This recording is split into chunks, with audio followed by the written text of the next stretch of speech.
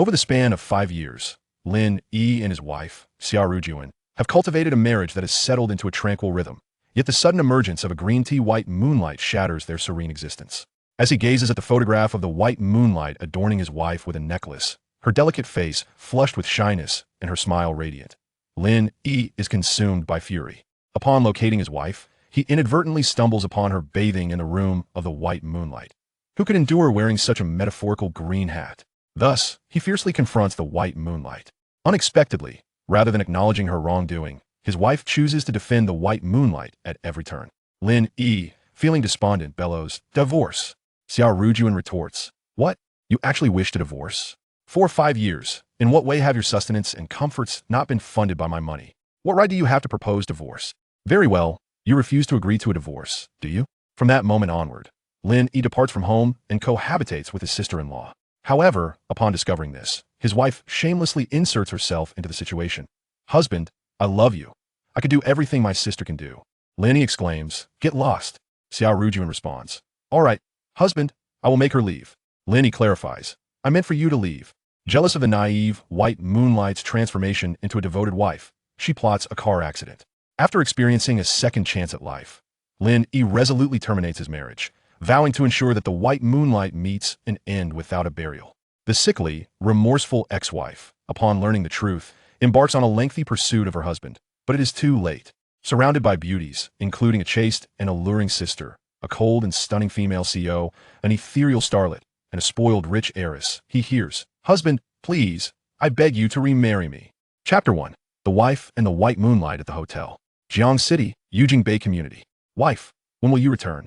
Lin Yi wipes his hands and reduces the heat on the stove, retrieving his phone to call Xia Rujun. Lin Yi, I will be home late.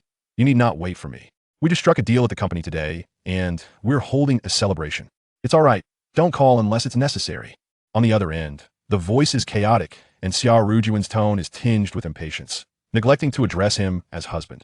"But today marks our 5-year anniversary, and I have prepared dinner." Lin Yi protests, a hint of reluctance in his voice. "Oh, it's just an anniversary. What's the big deal? I'm busy. I'll return once I'm finished."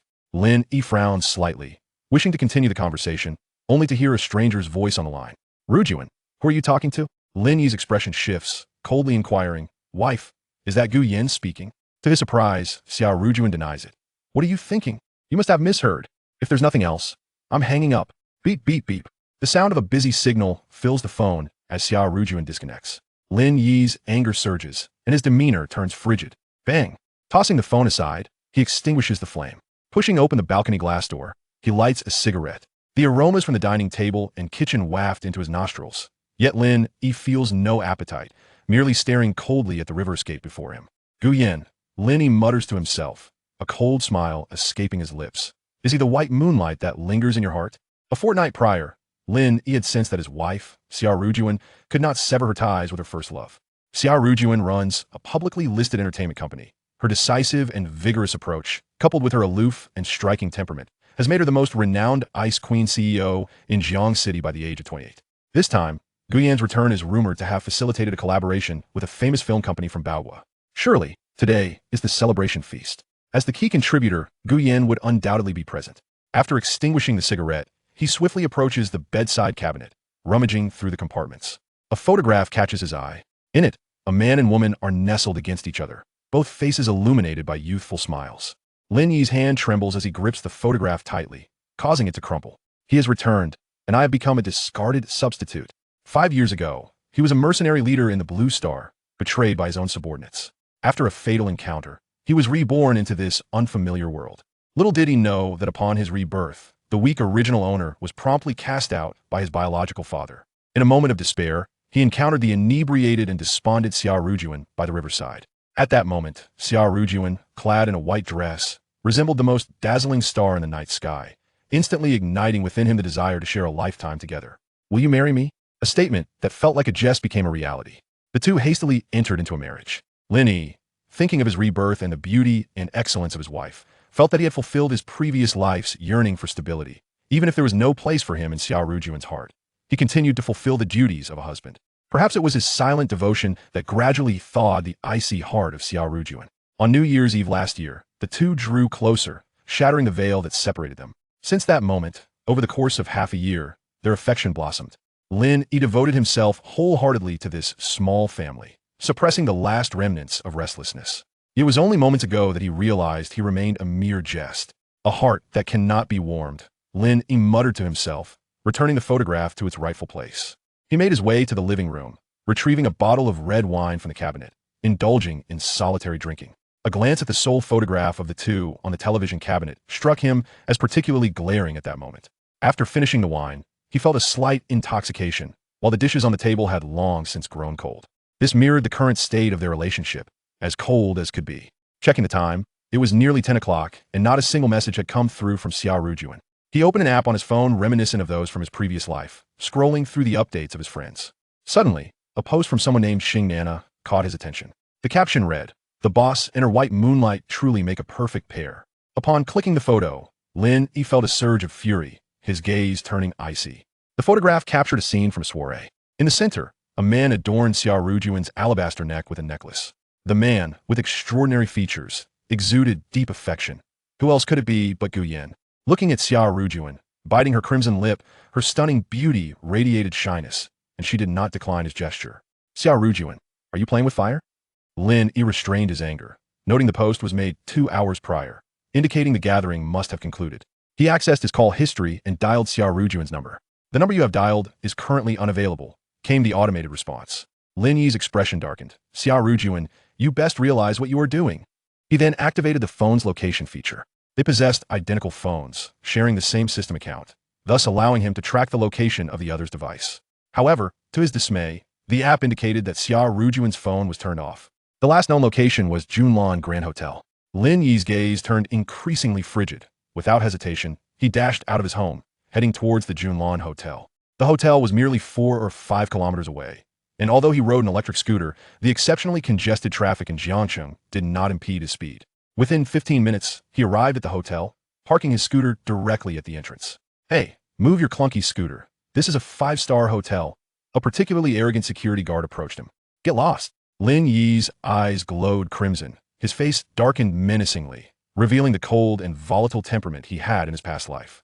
This demeanor effectively subdued the guard, who stammered, "It can only be parked for 5 minutes." Ignoring the guard, Lin Yi stormed into the hotel lobby and approached the front desk.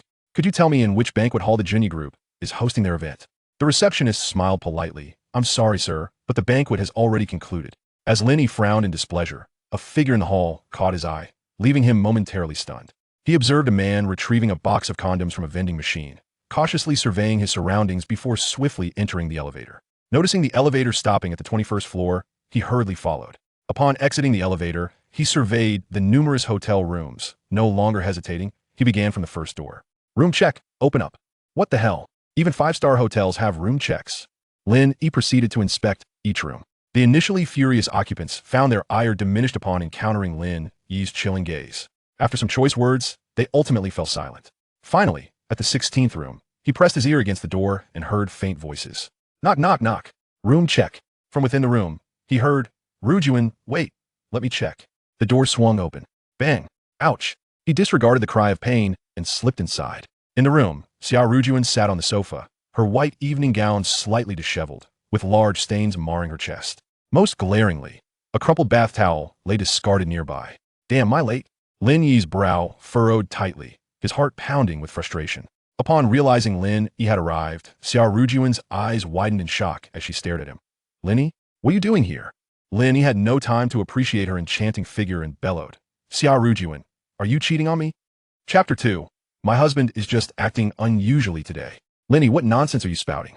Xia Rujun was jolted awake by a furious shout, and she immediately shot him an indignant glare.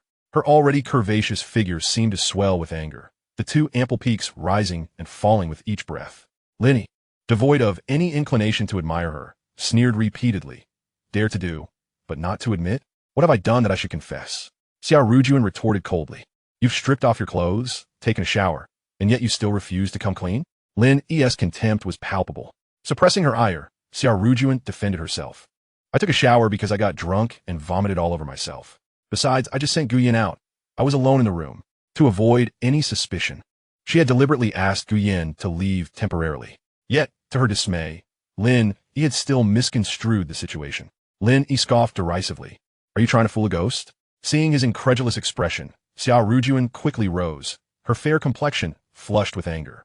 Stop fabricating stories. Shouldn't you explain why you are here? How audacious of you to turn the tables and question me. Lin Yi was not only blinded by rage, but also felt a sharp stab of pain in his heart. His gaze inadvertently fell upon the exquisite necklace adorning her neck. It was infuriatingly conspicuous. With a look of astonishment and panic on Xia Rujun's face, he yanked the necklace off. Is this a gift from Guyan? Xia Rujun was momentarily speechless, her eyes evasive. I bought this for myself, she stammered, her tone lacking conviction, clearly betraying her guilt. At that moment, Guyan approached with a distorted expression, shoving Lin Yi. Who the hell are you? Lin Yi's lips twitched, and his fury erupted. I am her husband. With a resounding thud, he punched the so-called white moonlight in the face. Ouch! Ugh! Guyan staggered back, stars flashing before his eyes, as he cried out in pain. Blood streaming from his nose. Lin Yi! Xia Rujun furrowed her brows, rushing to stand in front of him. How could you strike someone? Are you out of your mind? Yes, I'm out of my mind. Lin Yi's voice overshadowed hers. Who taught you to betray me behind my back? At this moment, Xia Rujun's anger flared. You are beyond redemption. In an instant, her concern shifted as she crouched down to assess Guyan's injury. Worry flooding her gaze. Guyan, are you all right? She hurriedly grabbed a tissue to carefully wipe away the blood. This scene shattered Lin Yi's heart completely. His wife had betrayed him, adorned him with a cuckold's crown. Instead of offering an explanation, she directed her reproachful gaze at him, and now showed concern for the white moonlight. It was clear she did not regard him at all. How utterly absurd. Ugh, Rujun, I'm fine. Guyan grimaced, his features contorted in pain, attempting to rise but collapsing back down, his face bruised and swollen. Xia Rujun quickly replied, I'll call the hotel for some ice. Otherwise, you'll end up disfigured.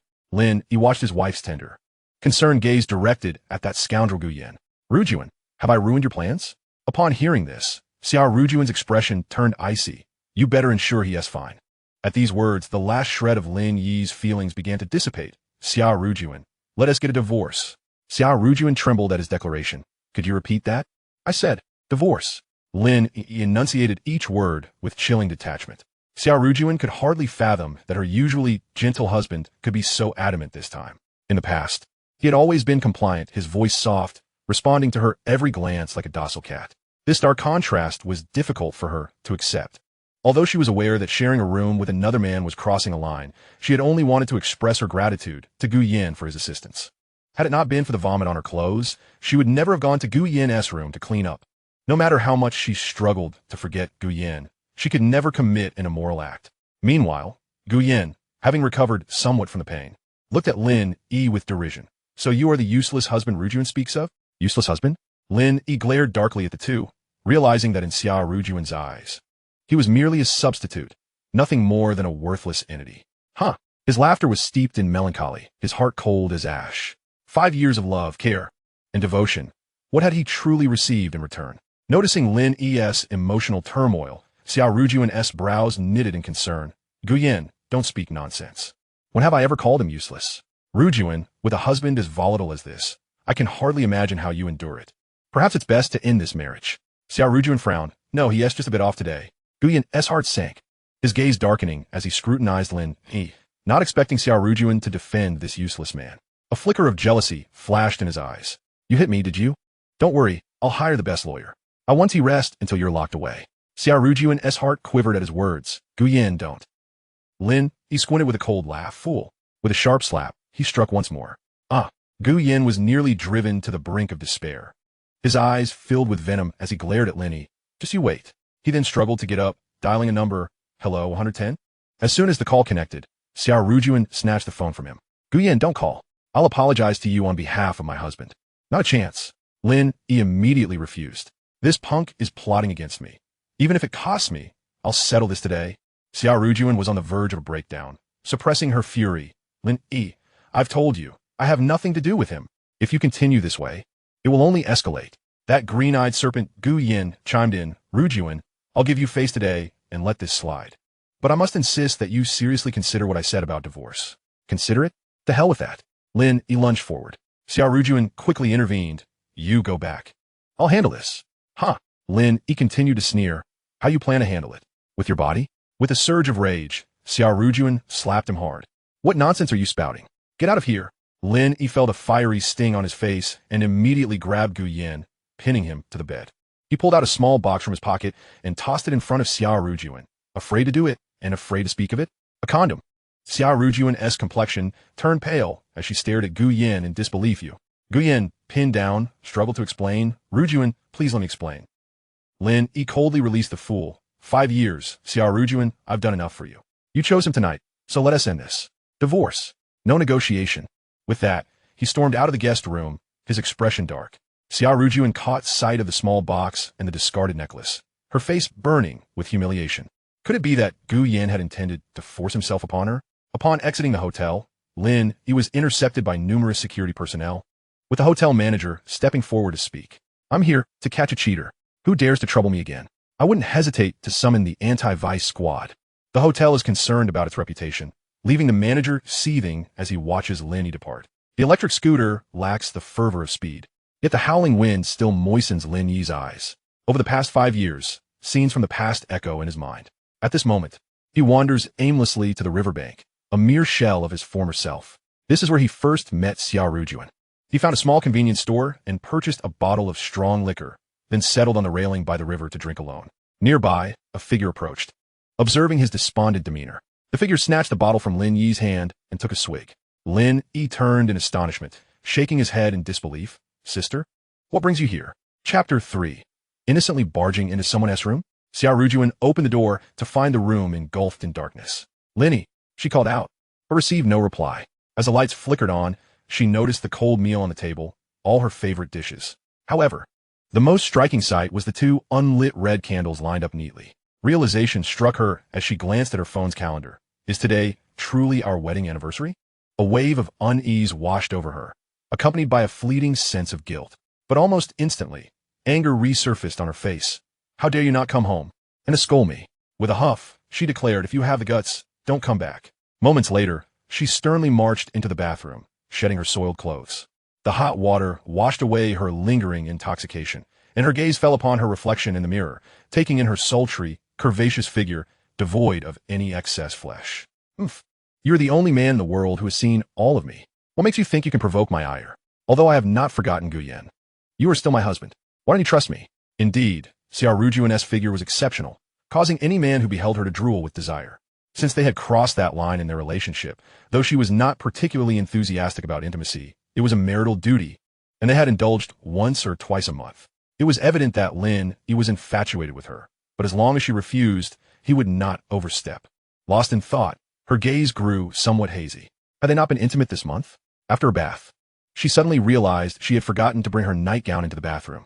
Husband, please bring me my nightgown, Xia Rujun called out instinctively. After several shouts with no response, she huffed, just wait until you return. I'll show you how to deal with this. Barefoot, she dashed out of the bathroom and into the upstairs bedroom, where she found the purple lace nightgown that Lin Yi adored. Every time they fulfilled their marital duties, that stubborn man would quote a song. Sister says purple is quite evocative. She loathed that little quirk of his, but did not resist too much. Wearing it today was merely an attempt to compensate for the small twinge of guilt in her heart. Pouting, Xia Rujun entered the living room. The sight of the wine bottle on the table caught her eye, and she frowned in reproach. No wonder you've been so abrasive. It turns out you were jealous. A playful smile emerged on her delicate face as she rose to open another bottle of wine. Just as she was pouring, the front door creaked open. Stubborn fool. You know how to come back. Xia Rujun feigned anger. Why don't you lend a hand? A familiar voice rang out. Huh, sister? Xia Rujun rushed to the door, completely taken aback to find her sister had come. Xia Rujun observed as Xia Rujun furrowed her brows, struggling to support Lin Yi into the house. Lin Yi was reeking of alcohol, appearing every bit the drunken fool, murmuring, Sister, don't leave, let us have another drink. Ugh. Drink your head off. Xia Rujun scolded furiously. Having just taken hold of Lin Yi, she suddenly released him, fearing he might vomit on her. Her eyes narrowed in disgust as she glared at Lin Yi. You might as well drink yourself to death.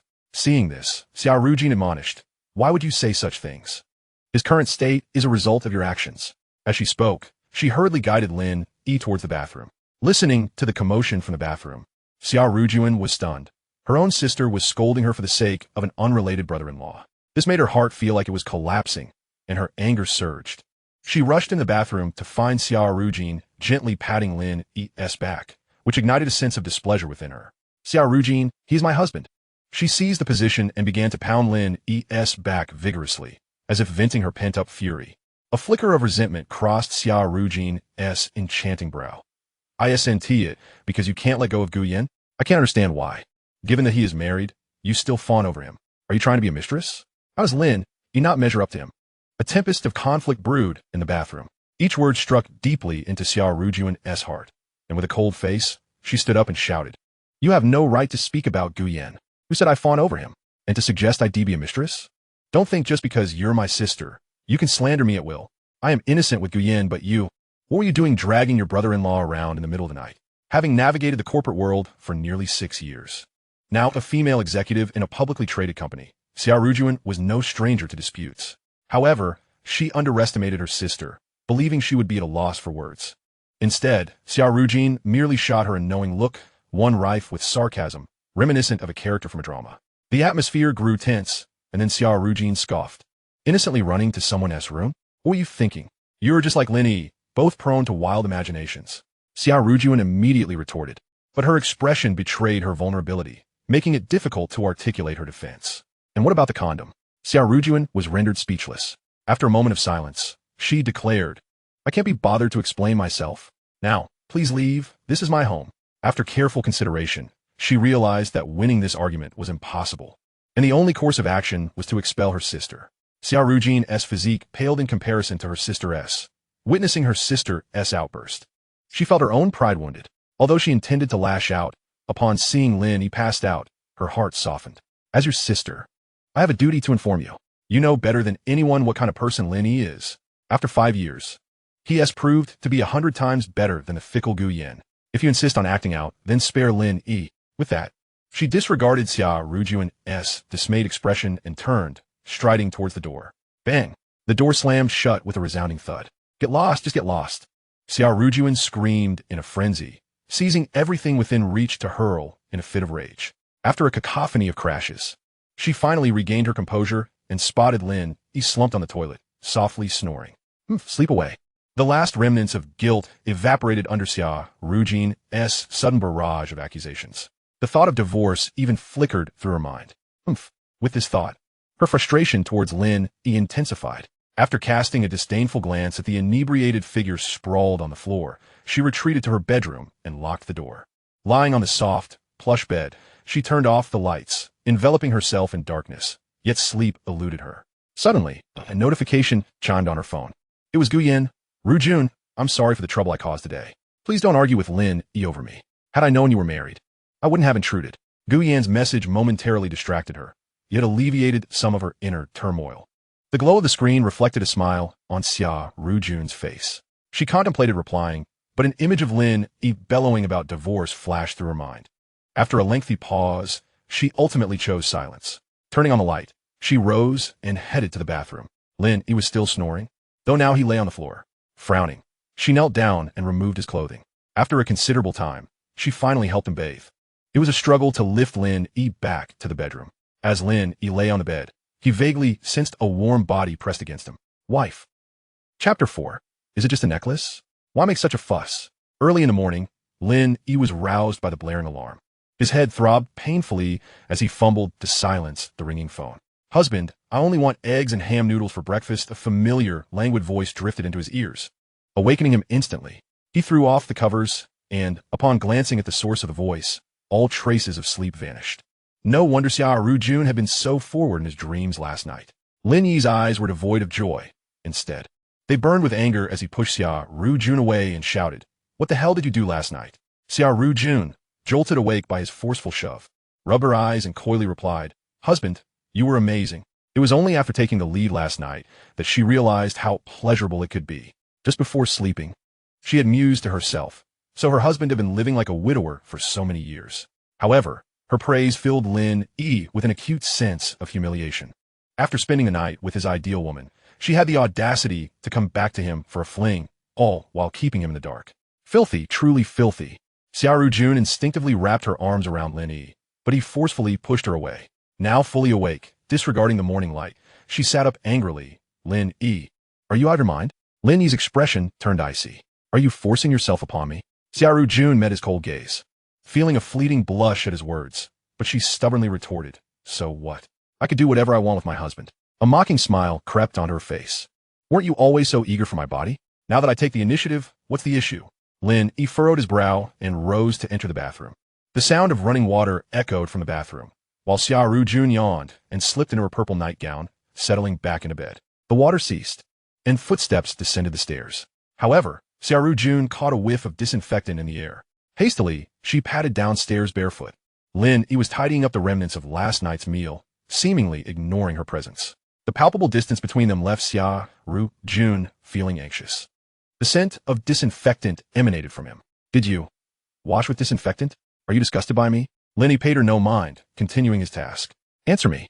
Xia Rujun approached him, raising her voice. Lin Yi glanced at her beautiful, furious face and replied coldly, "I find you filthy." With a sharp slap, Xia Rujun struck him. "You." Lin Yi touched his stinging cheek, raising his hand in response, but seeing the tears welling in her eyes, his hand faltered in midair. How could he just walk away from 5 years of affection? Since Xia Rujun no longer held him dear, he couldn't warm her cold heart. Perhaps it was best to end it here. "Let's talk." Lin Yi sighed. Xia Rujun wiped away her tears and turned to sit on the sofa. "Let's get a divorce." When Lin Yi spoke those words calmly, Xia Rujun's heart trembled, and the tears she had fought to hold back cascaded down her cheeks. "You bastard." Lin Yi frowned, the calmness in his heart igniting into fury. "Am I the bastard? You met Gu Yan behind my back. Did you ever consider me your husband?" "Yes, I know he is your irreplaceable ideal. To you, I'm merely a substitute." He erupted in a fit of despair, shouting, "Not even a worthy substitute. 5 years. Xia Rujun, even a stone would have warmed up by now." His words struck Xia Rujun's heart like cannonballs, rendering her speechless. Reflecting on a month prior, a familiar voice had emerged from an unknown number. "Hi, Rujun, it's Gu Yan. How have you been?" A simple greeting sent her heart racing. During university, she had harbored a crush on Gu Yan for 4 years, yet never dared to confess. It wasn't until 5 years ago, at a party, that they unexpectedly reunited. No longer the naive girl she once was, she finally mustered the courage to declare her feelings. But the next day, Gu Yan's family abruptly emigrated overseas. At the airport, he had promised that once he settled in abroad, he would return to be with her. She waited with eager anticipation for his return, only to find that all contact had been severed. It was then that Xia Rujun realized her dreams had shattered. Gu Yan had deceived her. That night, by the riverside, she drank more than she ever had before, and in a drunken haze, she found herself proposing to a man she had never met. "Will you marry me?" That lonely man became her husband, Xia Rujun. As memories and reality began to intertwine, Xia Rujun grasped Lin Yi's hand, shaking her head vigorously. "Husband, it's not like that. I haven't done anything to betray you. There's nothing between Gu Yan and me." Lin Yi pulled away from her grasp, retrieving his phone and opening a photo. "Am I blind? Look at how happy you were when that bastard put a necklace on you." Xia Rujun was taken aback, recalling how she had deceived Lin Yi yesterday by claiming the necklace was her own purchase. It seemed her husband was already aware. In an instant, unbridled anger surged within her. "Xing Nana, this is my assistant. How dare she post that? Doesn't she know it would lead my husband to misunderstand?" "Husband, it's truly not what you think. He gifted me the necklace, but I didn't want to wear it. However, excuses. Just keep making excuses." Seeing this, Xia Rujun felt an urgent need to convince him. "Husband, you must believe me. There's genuinely nothing between us." His return to the country was merely for business. With so many people at the party, I found it difficult to refuse. And besides, it's just a necklace. Why make such a fuss? "What? Just a necklace?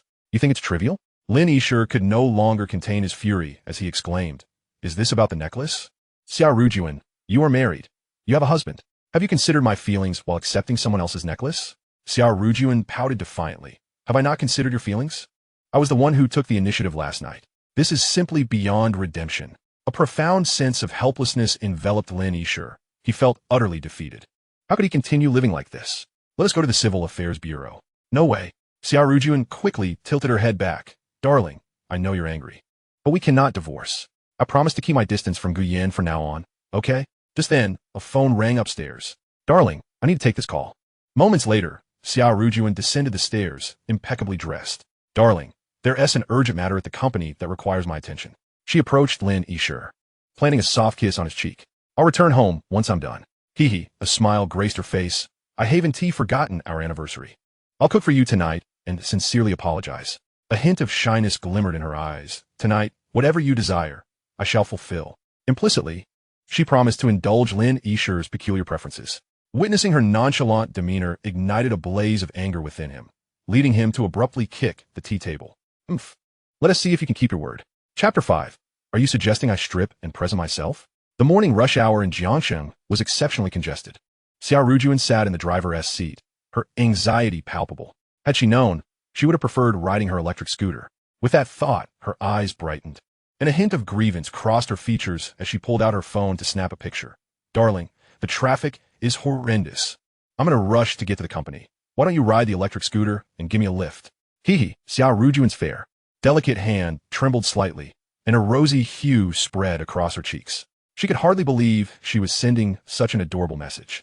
3 minutes passed, yet there was no reply from Lin Yi. Oomph. Xia Rujun pouted, drumming her fingers on the steering wheel in feigned annoyance. What a miser. Usually, Lin Yi replied instantly. He was probably still sulking. The traffic remained stagnant, and in her frustration, Xia Rujun began to scroll through their chat history. As she read, guilt began to seep into her heart. Every day, Lin Yi would inquire about her meals and share photos of the dishes he prepared.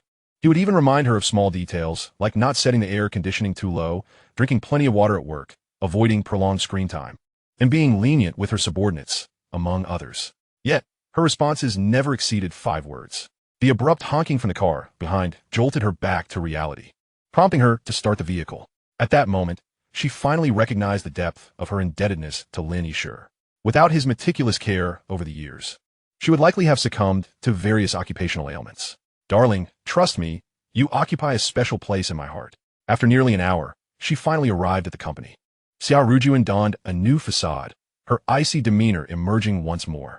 Upon entering, a short-haired woman in a black suit approached her. She was Xia Rujun's assistant, Xing Nana. However, upon encountering Xia Rujun's frosty expression, Xing Nana instinctively took a step back. Xia, President Xia, where's Nanine? Xia Rujun inquired, her brow furrowing. In your office.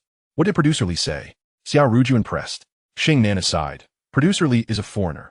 If this matter escalates, they will handle it with caution.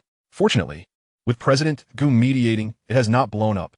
The implication was clear. A foreign individual might escape repercussions for wrongdoing in the country, enjoying certain privileges instead. After all, Producer Li was entrenched in the entertainment industry in the Bai country with a substantial background. Which President Gu? Xia Rujun's expression shifted slightly. Your boyfriend, President Gu. Xing Nana replied, her eyes shining with admiration. As for Nanine, she merely touched a leg. Why would it escalate to violence? President Gu not only looks handsome, but is also exceptionally capable. With just a few words, he resolved the issue. Xia, you truly have an eye for talent. The infatuated Xing Nana remained lost in her reverence for Gu Yan, completely oblivious to the darkening expression on Xia Rujun's face. Oomph. Xing Nana, how did I not realize you were such a fool? Do you truly believe that molesting a woman is a trivial matter? Upon hearing this, Xing Nana shuddered. Xia. President Xia, this is how things are in the industry. My immediate concern is that if this matter escalates, it could negatively impact both Nanine and the company. Oh, you're worried? Xia Rujun retorted angrily. Are you suggesting we let Nanine strip and present herself? Xing Nana blushed, lowering her head and repeatedly apologizing. As Xia Rujun observed her pitiful demeanor, she felt no sympathy. It was precisely Xing Nana's social media post that had nearly led to her divorce from Lin Yi. I believe you're no longer suited for the assistant position. Please proceed to the HR department to process your resignation. Xing Nana stood frozen, as if struck by lightning, tears glistening in her eyes. But Xia Rujun was already gone. Woo-woo.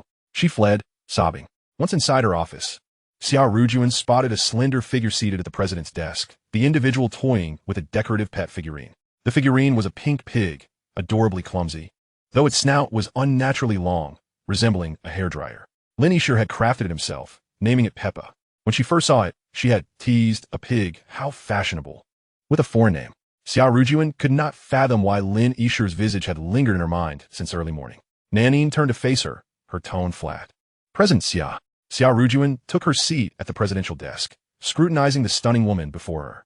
Though Nanine's expression was indifferent, it concealed an ocean of grievances and anger. Her eyes, in particular, clearly bore the traces of tears. Xia Rujun sighed softly. Nanine, I understand the events of today. However, considering we have just finalized the collaboration, if we were to fall out now, we would incur significant losses on our initial investment. 50 million is no small sum. Clearly, Xia Rujun's words indicated the necessity of continuing the collaboration, Otherwise, the company would suffer greatly. A flicker of disappointment crossed Nanin's exquisite eyes as she responded, President Xia, I have been with this company for 5 years. I am sincerely grateful for the cultivation and trust one have received. However, today this incident cannot simply be brushed aside. Why must we women in this industry be treated as mere commodities? For the sake of fame, must we forsake our humanity? Nanin's voice grew increasingly impassioned, her eyes brimming with tears. Xia Rujun frowned. Rest assured, I will provide you with an explanation. Coincidentally, your contract is up for renewal. I can communicate with the buy country to inform them that you do not wish to renew, and I will find someone else. Nanin gazed at Xia Rujun, her eyes filled with disappointment. After a considerable pause, she exhaled deeply, President Xia, I do not intend to renew. What? Xia Rujun was taken aback. Is it truly for this matter? I did not plan this for you, did I? You must not act impulsively. In Xia Rujun's eyes, Nanin merely harbored some resentment. At worst, they could replace the leading actress and allow her respite. Yet Nan Yin's gaze radiated determination. President Xia, I have made my decision. I hope you can understand. Xia Rujun was taken aback by the sudden announcement of termination, sitting dazed in her presidential chair, lost in thought. After a while, she relaxed her furrowed brow and hastily said to Nan Yin, I do not consent to your actions. But Nan Yin had already departed. With a sharp sound, she slammed the documents down on the table, her expressive eyes ablaze with fury. This is betrayal, a blatant act of treachery. She then shouted towards the door, Xing Nana, come in at once. With a creak, the door swung open, but it was not Xing Nana. It was Xia Rujun. What brings you here today? Xia Rujun, still simmering with anger, offered her sister little in terms of a warm welcome. Xia Rujun, accustomed to the sense of estrangement between them, did not engage in petty squabbles. She stepped forward to the desk and tossed the documents down. On behalf of the Genie law firm, I hereby formally notify you, President Xia, that our legal collaboration is terminated as of today. This is a notification, not a negotiation. Chapter 6. Did you get all last night? Was it satisfying? Xia Rujun, have you gone mad? The contract has not yet expired. If you terminate it, you will have to pay a penalty of 10 million. The troubles were piling up, and all Xia Rujun could feel was anger. Her own sister was now stabbing her in the back at such a critical moment. How could she? How dare she? Xia Rujun had provided tremendous support during Xia Rujun's early entrepreneurial days. After all, they were sisters. After 4 years of trials and tribulations, the Genie law firm had become a rising star in Jiangqing's legal arena. Yet, this was the reward she received. Betrayal. She felt a profound sense of betrayal akin to what Nan Yin experienced. Is it merely 10 million in penalties? Xia Rujun crossed her arms, her exquisite features reflecting disdain.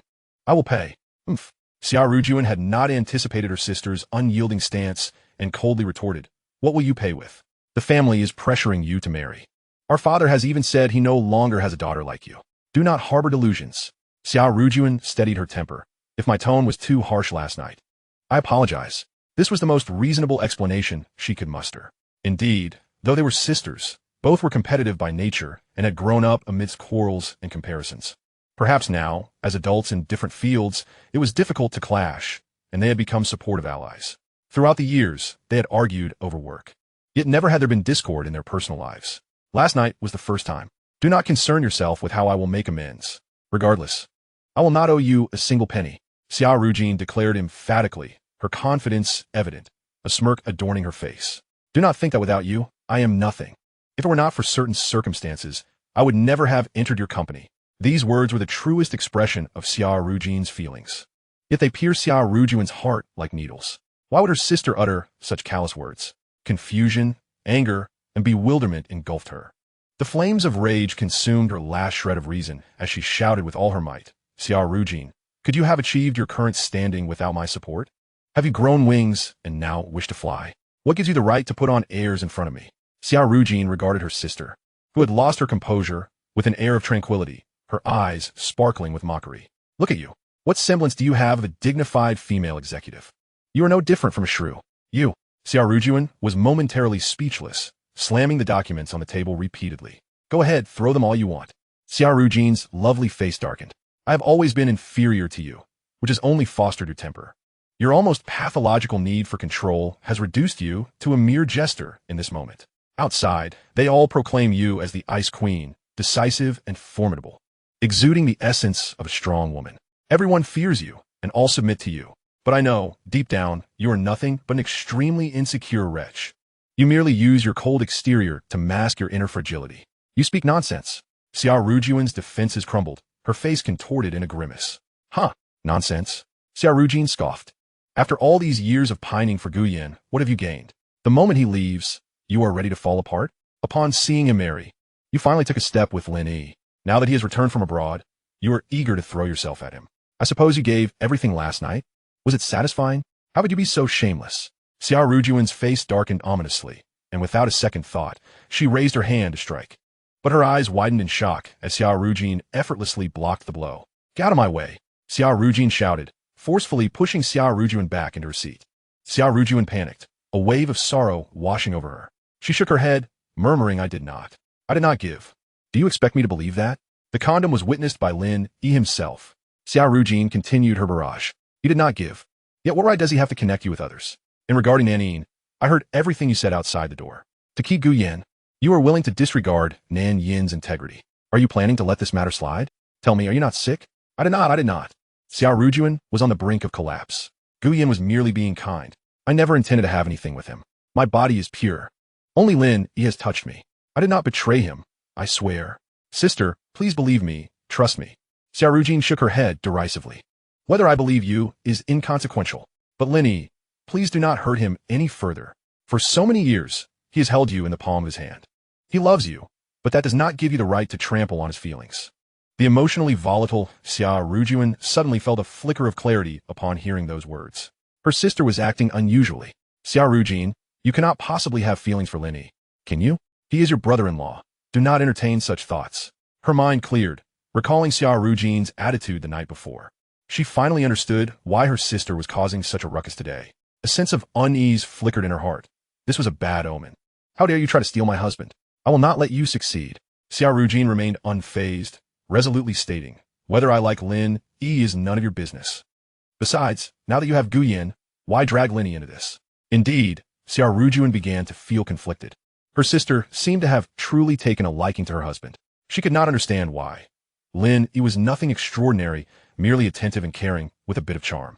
Well, his physique was commendable, but that hardly warranted her sister's potential betrayal over him.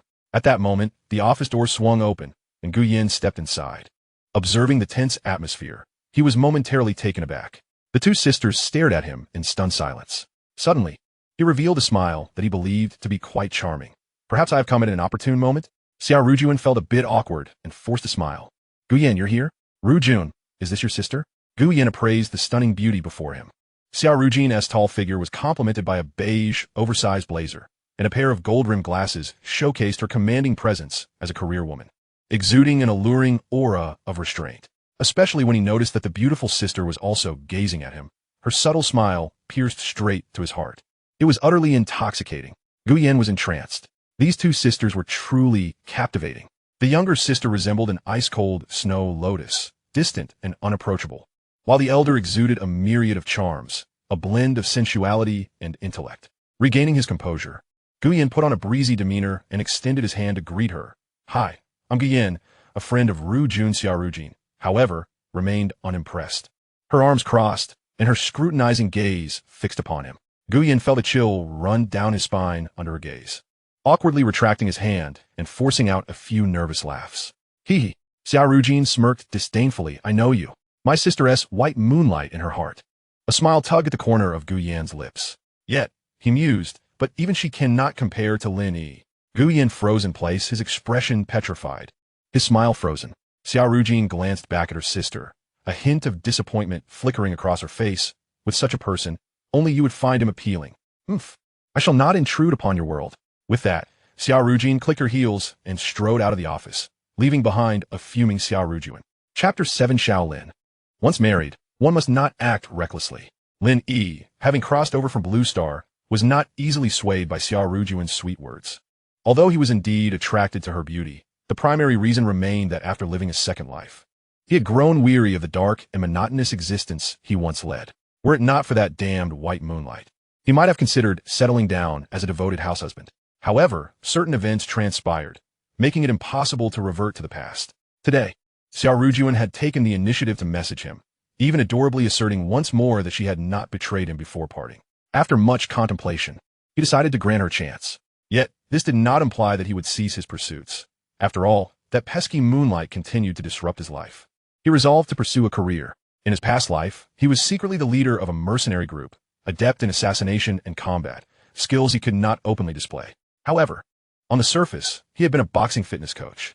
With this thought in mind, he recalled that just outside the community, there was a lavishly decorated fitness club. Boxing may not be directly related to fitness, but the principles remain the same. One must seize opportunities when they arise. Every day, as he passed the fitness club while grocery shopping, he witnessed countless beautiful women flocking inside. In any world, women's money was easy to earn. He simply could not believe that, with his physique, he could not impress the men around him. Surely, these lovely ladies would be within his grasp. The allure of a strong punch was still a punch. Without further ado, he sauntered to the entrance of the community, spotting the elderly security guard polishing a bottle of red flower oil. He grinned and approached, pulling out a cigarette. "Hey, Uncle Jean, what are you doing twisting your waist? Did you go to Pink Alley to visit the ladies again yesterday?" The guard, old Zhang, hurriedly concealed the oil. "Shaolin, don't speak nonsense. At my age, how could I still manage that?" Noticing old Zhang puffing away, Lin Yi pretended not to see the protruding bulge in his pocket. He chuckled softly. "I know your health is just fine. You run past the fitness club every day. Aren't you eager to stay fit?" Hearing such flattery, old Zhang felt a bit bashful. Yes, exercising is essential for health. In truth, the old man was not merely exercising. He was likely sneaking glances at the voluptuous yoga instructors. The massive glass facade allowed a clear view of the perspiring women in yoga pants from a distance. Who wouldn't he be tempted by such a breathtaking sight? Were it not for his enchanting wife at home, Lin Yi suspected he might have become a spectator. Once he finished a cigarette, Lin Yi leaned closer and inquired, "Uncle Zhang, I'd like to ask you something." Old Zhang's murky old eyes sparkled with curiosity. "Shaolin, don't be formal. Ask away." Lin Yi offered another cigarette. "Those shops outside, they should be managed by our property management, right?" Hehe, Lin Yi suinted. "I wonder if Uncle Zhang knows the owner of that fitness club?" Old Zhang immediately blinked, his expression intriguing. "Shaolin, once married, one must not act recklessly. The owner of that place is a woman. She is not only well endowed, but also strikingly beautiful." Lin Yi's eyes lit up. "A wealthy woman?" After a few casual exchanges, old Zhang suddenly tugged at his shirt. Quick, look, that's the female owner." Just then, a striking red sports car zoomed past the entrance of the community. Lin Yi hopped on his electric scooter and chased after it. The sports car came to a halt in front of the fitness club, and soon, a woman in a red dress, wearing sunglasses, emerged from the vehicle. Goodness, she truly is a wealthy woman. Lin Yi was captivated, not to mention her true beauty. Her height alone surpassed that of most women. The lady in red not only had a curvaceous figure, but also possessed legs that seemed to go on forever.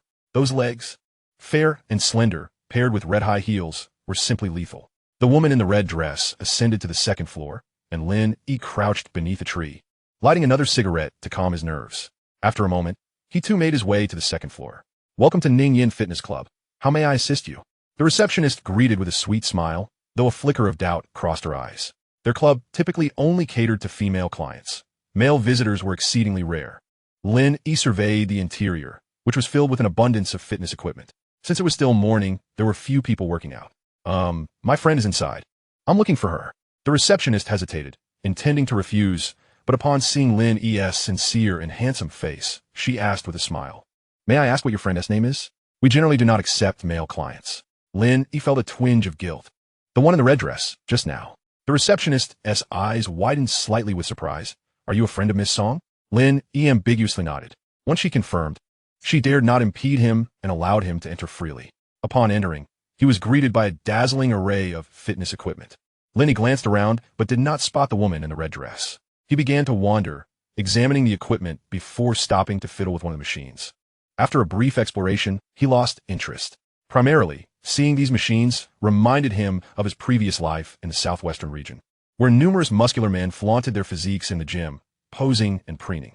Fortunately, this place did not have that type of overly macho atmosphere. This club only catered to female clients. Just the thought of potentially mingling with the yoga instructors in the future made him unable to suppress his smile. As he continued to roam, he finally caught sight of the boxing room inside. In that moment, he was transported back to his previous life. In strict terms, his martial arts are not true techniques of boxing in the conventional sense, but rather an enigmatic form of ancient combat. His master, Lao Da, is a reclusive expert whose extraordinary skills are scarcely known to the outside world. They crossed paths during a covert assassination mission. In 1974, Lao clinched the championship at the inaugural Southeast Asian Free Fighting Tournament. Subsequently, in 1980, he triumphed over the formidable artilleryman, Lei Long, and for 3 consecutive years. He defeated all karate practitioners in the region, earning the title of champion in free fighting, famously dubbed the Devil Muscles. However, his penchant for women led him to entangle with the wrong one, resulting in the crippling of his right leg, which led him to a life of wandering. Regrettably, a year before his rebirth, Lao met his demise at the hands of Streetwalker. With a sigh of melancholy, his gaze fell upon the heavy punching bag suspended before him, igniting a fervor within his heart. He promptly shed his shirt, revealing a well-toned physique. Thud, thud, thud. The sounds of his punches reverberated throughout the vacant training room. Before long, his body was drenched in sweat, yet Lin Yi did not relent, continuing to unleash his fists. The resounding impact against the bag echoed in the empty space. His hands, unprotected, cut through the air with a fierce wind, delivering blows of remarkable strength. With each shout, he became entranced, feeling as though he had rediscovered his lost soul. It was evident that this body could hardly endure such relentless punishment. Before long, his fist began to ooze blood. A sense of unwillingness overwhelmed him.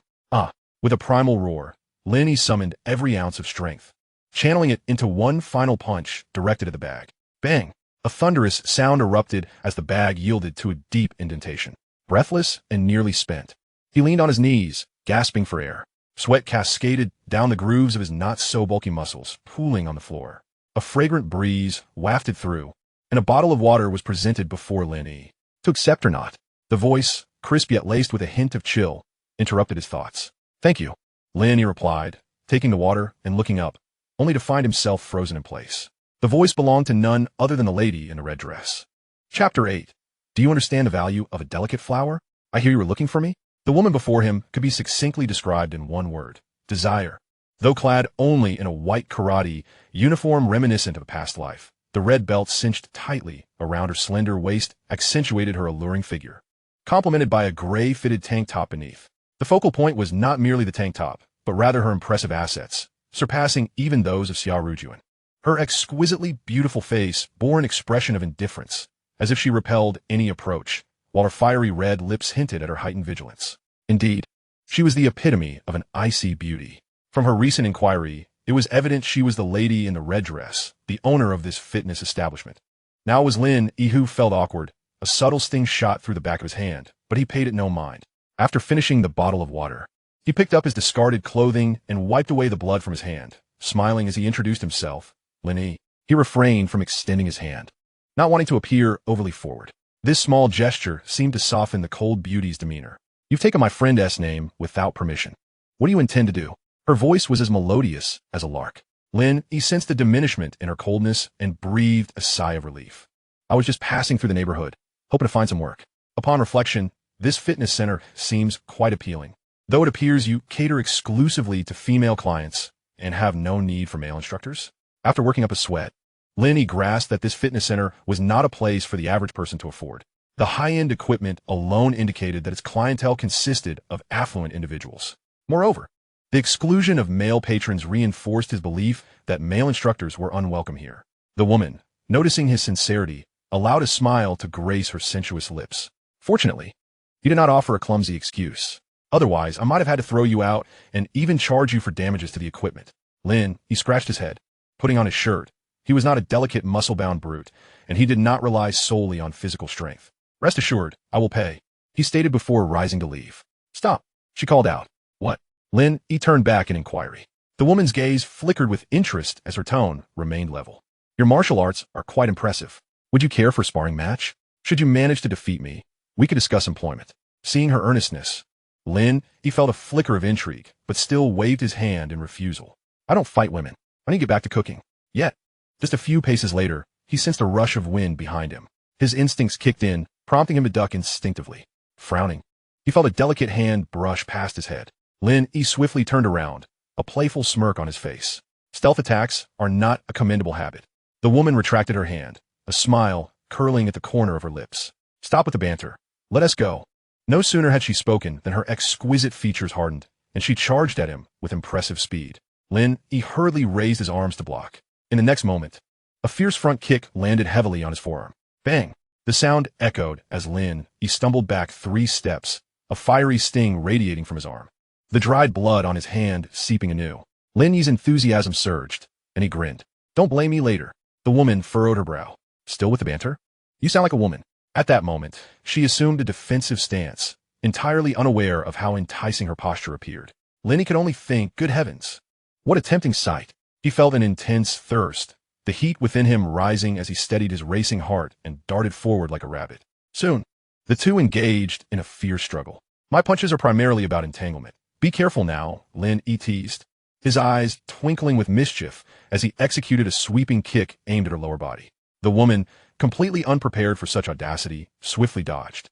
However, Lin Yi quickly circled behind her, locking her delicate neck with both hands and lifting his leg to deliver a blow. Ah! She cried out in indignation. How shameless! You're not playing fair, am I? Lin Yi replied with a grin, his arms flexing as he effortlessly lifted her off the ground and tossed her. This move caught her completely off guard. Her face, once filled with indignation, now displayed fear. Let me go. Bang! You scoundrel! After the shock subsided, her lips, lush and crimson, emitted a fragrant aroma. Instead of crashing to the ground, Lin Yi had securely cradled her in his arms, her top back pressed against his solid thigh. In that moment, their posture resembled that of a couple in love executing a complex maneuver. Lin Yi's deep breaths brushed against her startled face, rendering her momentarily speechless. Her eyes filled with his profound expression. A rosy hue crept on her cheeks. Lin Yi felt a stirring within, his breath quickening. Yet, the image of Xia Rujun flashed through his mind, bringing his heated thoughts back into clarity. Bang! He released the woman, allowing her to tumble to the floor. Ouch! She grimaced in pain, quickly rising to her feet, her voice laced with fury. Do you understand the value of a delicate flower? You've hurt me, my dear. Lin Yi found himself momentarily entranced as he beheld the woman vigorously massaging her ample, rounded derriere. You have quite the flesh. One would assume you wouldn't feel a fall. He remarked. Are you a pig? The woman retorted, continuing her tirade. Oomph, I thought you were a formidable opponent, but it turns out you're nothing but a scoundrel. Lin Yi inhaled deeply, shaking his head with a light chuckle. You've lost. That doesn't count. She shot back, her brows furrowing in indignation. Who told you to hurt me?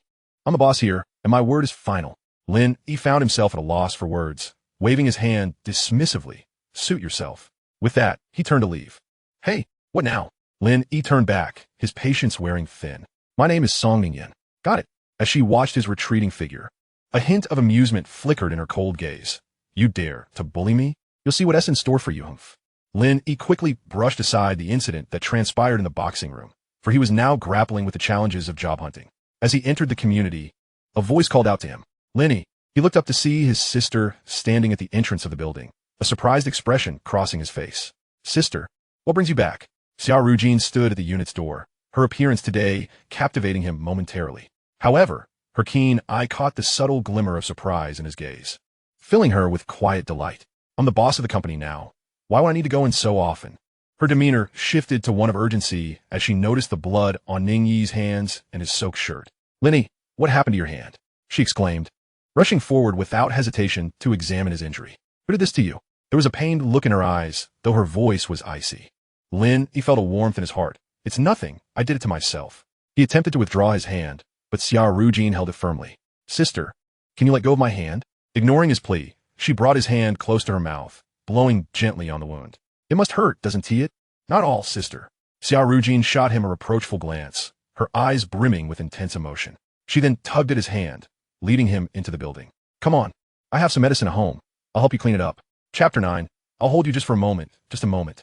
Xia Rujun's residence was just above Lin Yi's. However, due to their mutual disdain, the sisters rarely visited each other. Yet, Lin Yi had been there many times, as she was, after all, one of the few relatives he had in this city. Entering the apartment with a code, he was greeted by a room awash in pink hues. Lin Yi instinctively found his slippers on the shoe rack. This was the only masculine item in Xia Rujun's home, and it belonged to him. Xia Rujun excused herself to change clothes. Lin Yi settled onto the sofa, his attention caught by several plush pink toys that were quite eye-catching. These were inspired by the strawberry bear from his past life, which he had commissioned a factory to create, as Xia Rujun had a penchant for pink, and he wished to indulge her whims. The room was fragrant. the scent of the strawberry bear mirroring that of Xia Rujun. Soon, she emerged in a pink loungewear set, her unique aura now tinged with a hint of languor. Enhancing her allure, Lin Yi stole a glance before averting his gaze, pointing at the strawberry bear. Sister, you don't cuddle with it every night, do you? Get lost. Xia Rujun retorted playfully as she searched for some medicinal oil, though the blush on her cheeks betrayed her. I get so irritated just looking at it. I have to hit it a few times before I can sleep. Xia Rujun turned, crouching down before Lin Yi with the medicinal oil and band-aids in hand. Her gaze focused intently on the wound on his hand. It might sting a bit, bear with it. Seeing her so careful made Lin Yi's heart ache. Why was his sister-in-law so concerned for him? Did she not realize he was her brother-in-law? Or did she see him in a different light? Xia Rujun, if only you could care for me this way. At that moment, Lin Yi felt as though Xia Rujun was akin to a wife tending to her husband with concern. Ouch, did that hurt? Xia Rujun looked up, her expression filled with remorse. I'm so sorry. Lin Yi shook his head with a smile. Sister, it doesn't hurt. You.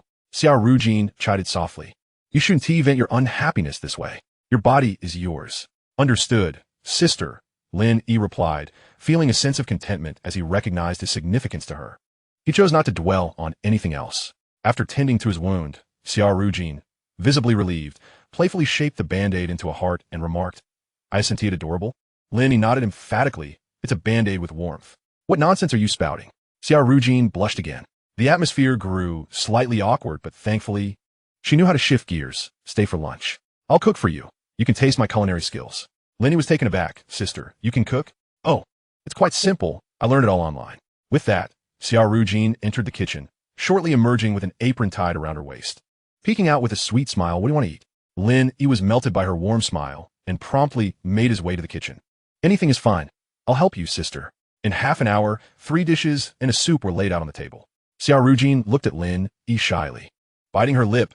In the end, I still had to rely on you to take charge. Lin Yi handed her a bowl of soup, smiling, it's all the same. Really? He then fished out a heart-shaped carrot from the soup. Look, sister, even the soup has hearts in it. This just shows you put in your heart, too. Having witnessed her flustered demeanor in the kitchen, Lin Yi was aware that his sister-in-law was no master chef, but her intentions touched him deeply. Yet, a comment from him made Xia Rujun stick out her tongue in playful annoyance, her face flushing once more. She felt there was a deeper meaning behind his words, and she enjoyed it. Lin Yi's culinary skills were undeniable. For 5 years, the kitchen had been his domain. Xia Rujun even went to the extent of serving herself more rice. Watching Lin Yi clean up in the kitchen, Xia Rujun became entranced. She savored this feeling. For reasons unbeknownst to her, a desire to embrace him began to bloom within her. Just gazing at him brought her solace. The scene from 3 years prior haunted her thoughts every night. On that rainy night, she had been toiling away at work until the late hours, only to find her tire slashed when she was ready to leave. She had to take a taxi home, but upon entering, she sensed the driver's predatory gaze. Cautiously, she messaged her sister Xia Rujun with the taxi details. As the driver's eyes grew more brazen, she prepared to call the police. Suddenly, he lunged for her phone, slapping her viciously. Overcome with fear, she panicked and began to scream, which only fueled the driver's wrath. The car came to a halt, and he leaped into the back seat, baring his menacing teeth. After a struggle, she realized she was no match for him, gradually succumbing to exhaustion, tears streaming down her face as she pleaded for mercy. Yet the driver showed no signs of relenting. Just as he was about to tear her shirt, Lin Yi appeared. In a matter of moments, he subdued the driver, ultimately calling the police and sending him to the detention center. The rain continued to pour. In the dead of night, Lin Yi rode his electric scooter, taking her home. Watching his drenched figure brought her chills, but her heart was warm. Perhaps Lin Yi had long forgotten that night. But in the back seat, Xia Rujun cautiously wrapped her arms around him, resting her small head on his shoulder. A fragment of memory intertwined with the bustling atmosphere of the kitchen. Xia Rujun could no longer contain herself, tightly embracing Lin Yi. Lin Yi felt a delicate, soft sensation against his back, causing his body to shudder momentarily. Sister, Xia Rujun choked out, just a moment. Moments later, the awkward tension extended into the living room. Xia Rujun's cheeks retained a faint blush as she peeled an orange and offered it to him. What are you and your sister planning? Lin Yi asked helplessly. She claims she has done nothing to wrong me, although I am uncertain of the truth. I told her this morning that I wished a divorce, but she disagreed. Lin Yi remained oblivious to the flicker of disappointment in Xia Rujun's eyes. Let's take it one step at a time. I do not wish to continue pressing my warmth against her coldness. I plan to find a job. After all, In case of unforeseen circumstances, I would not want to starve. Upon hearing this, Xia Rujun's eyes brightened. You want to find a job? Lin Yi nodded. What are you looking for? My company is in need of staff. Sister, don't tease me, Lin Yi laughed. You work at a law firm. I'm just a street rat. We are a world apart. To his surprise, Xia Rujun responded earnestly, I am not joking. I have established a new company. I intend to venture into the entertainment industry. What? Lin Yi exclaimed, astonished. Sister, are you feverish? Don't mess around. Xia Rujun playfully pouted, then proceeded to share the details of her company, including her contract termination. Lin Yi's expression gradually chilled. She has always been accustomed to controlling others. Having sat atop her high perch for so long, how could she ever consider matters from another's perspective?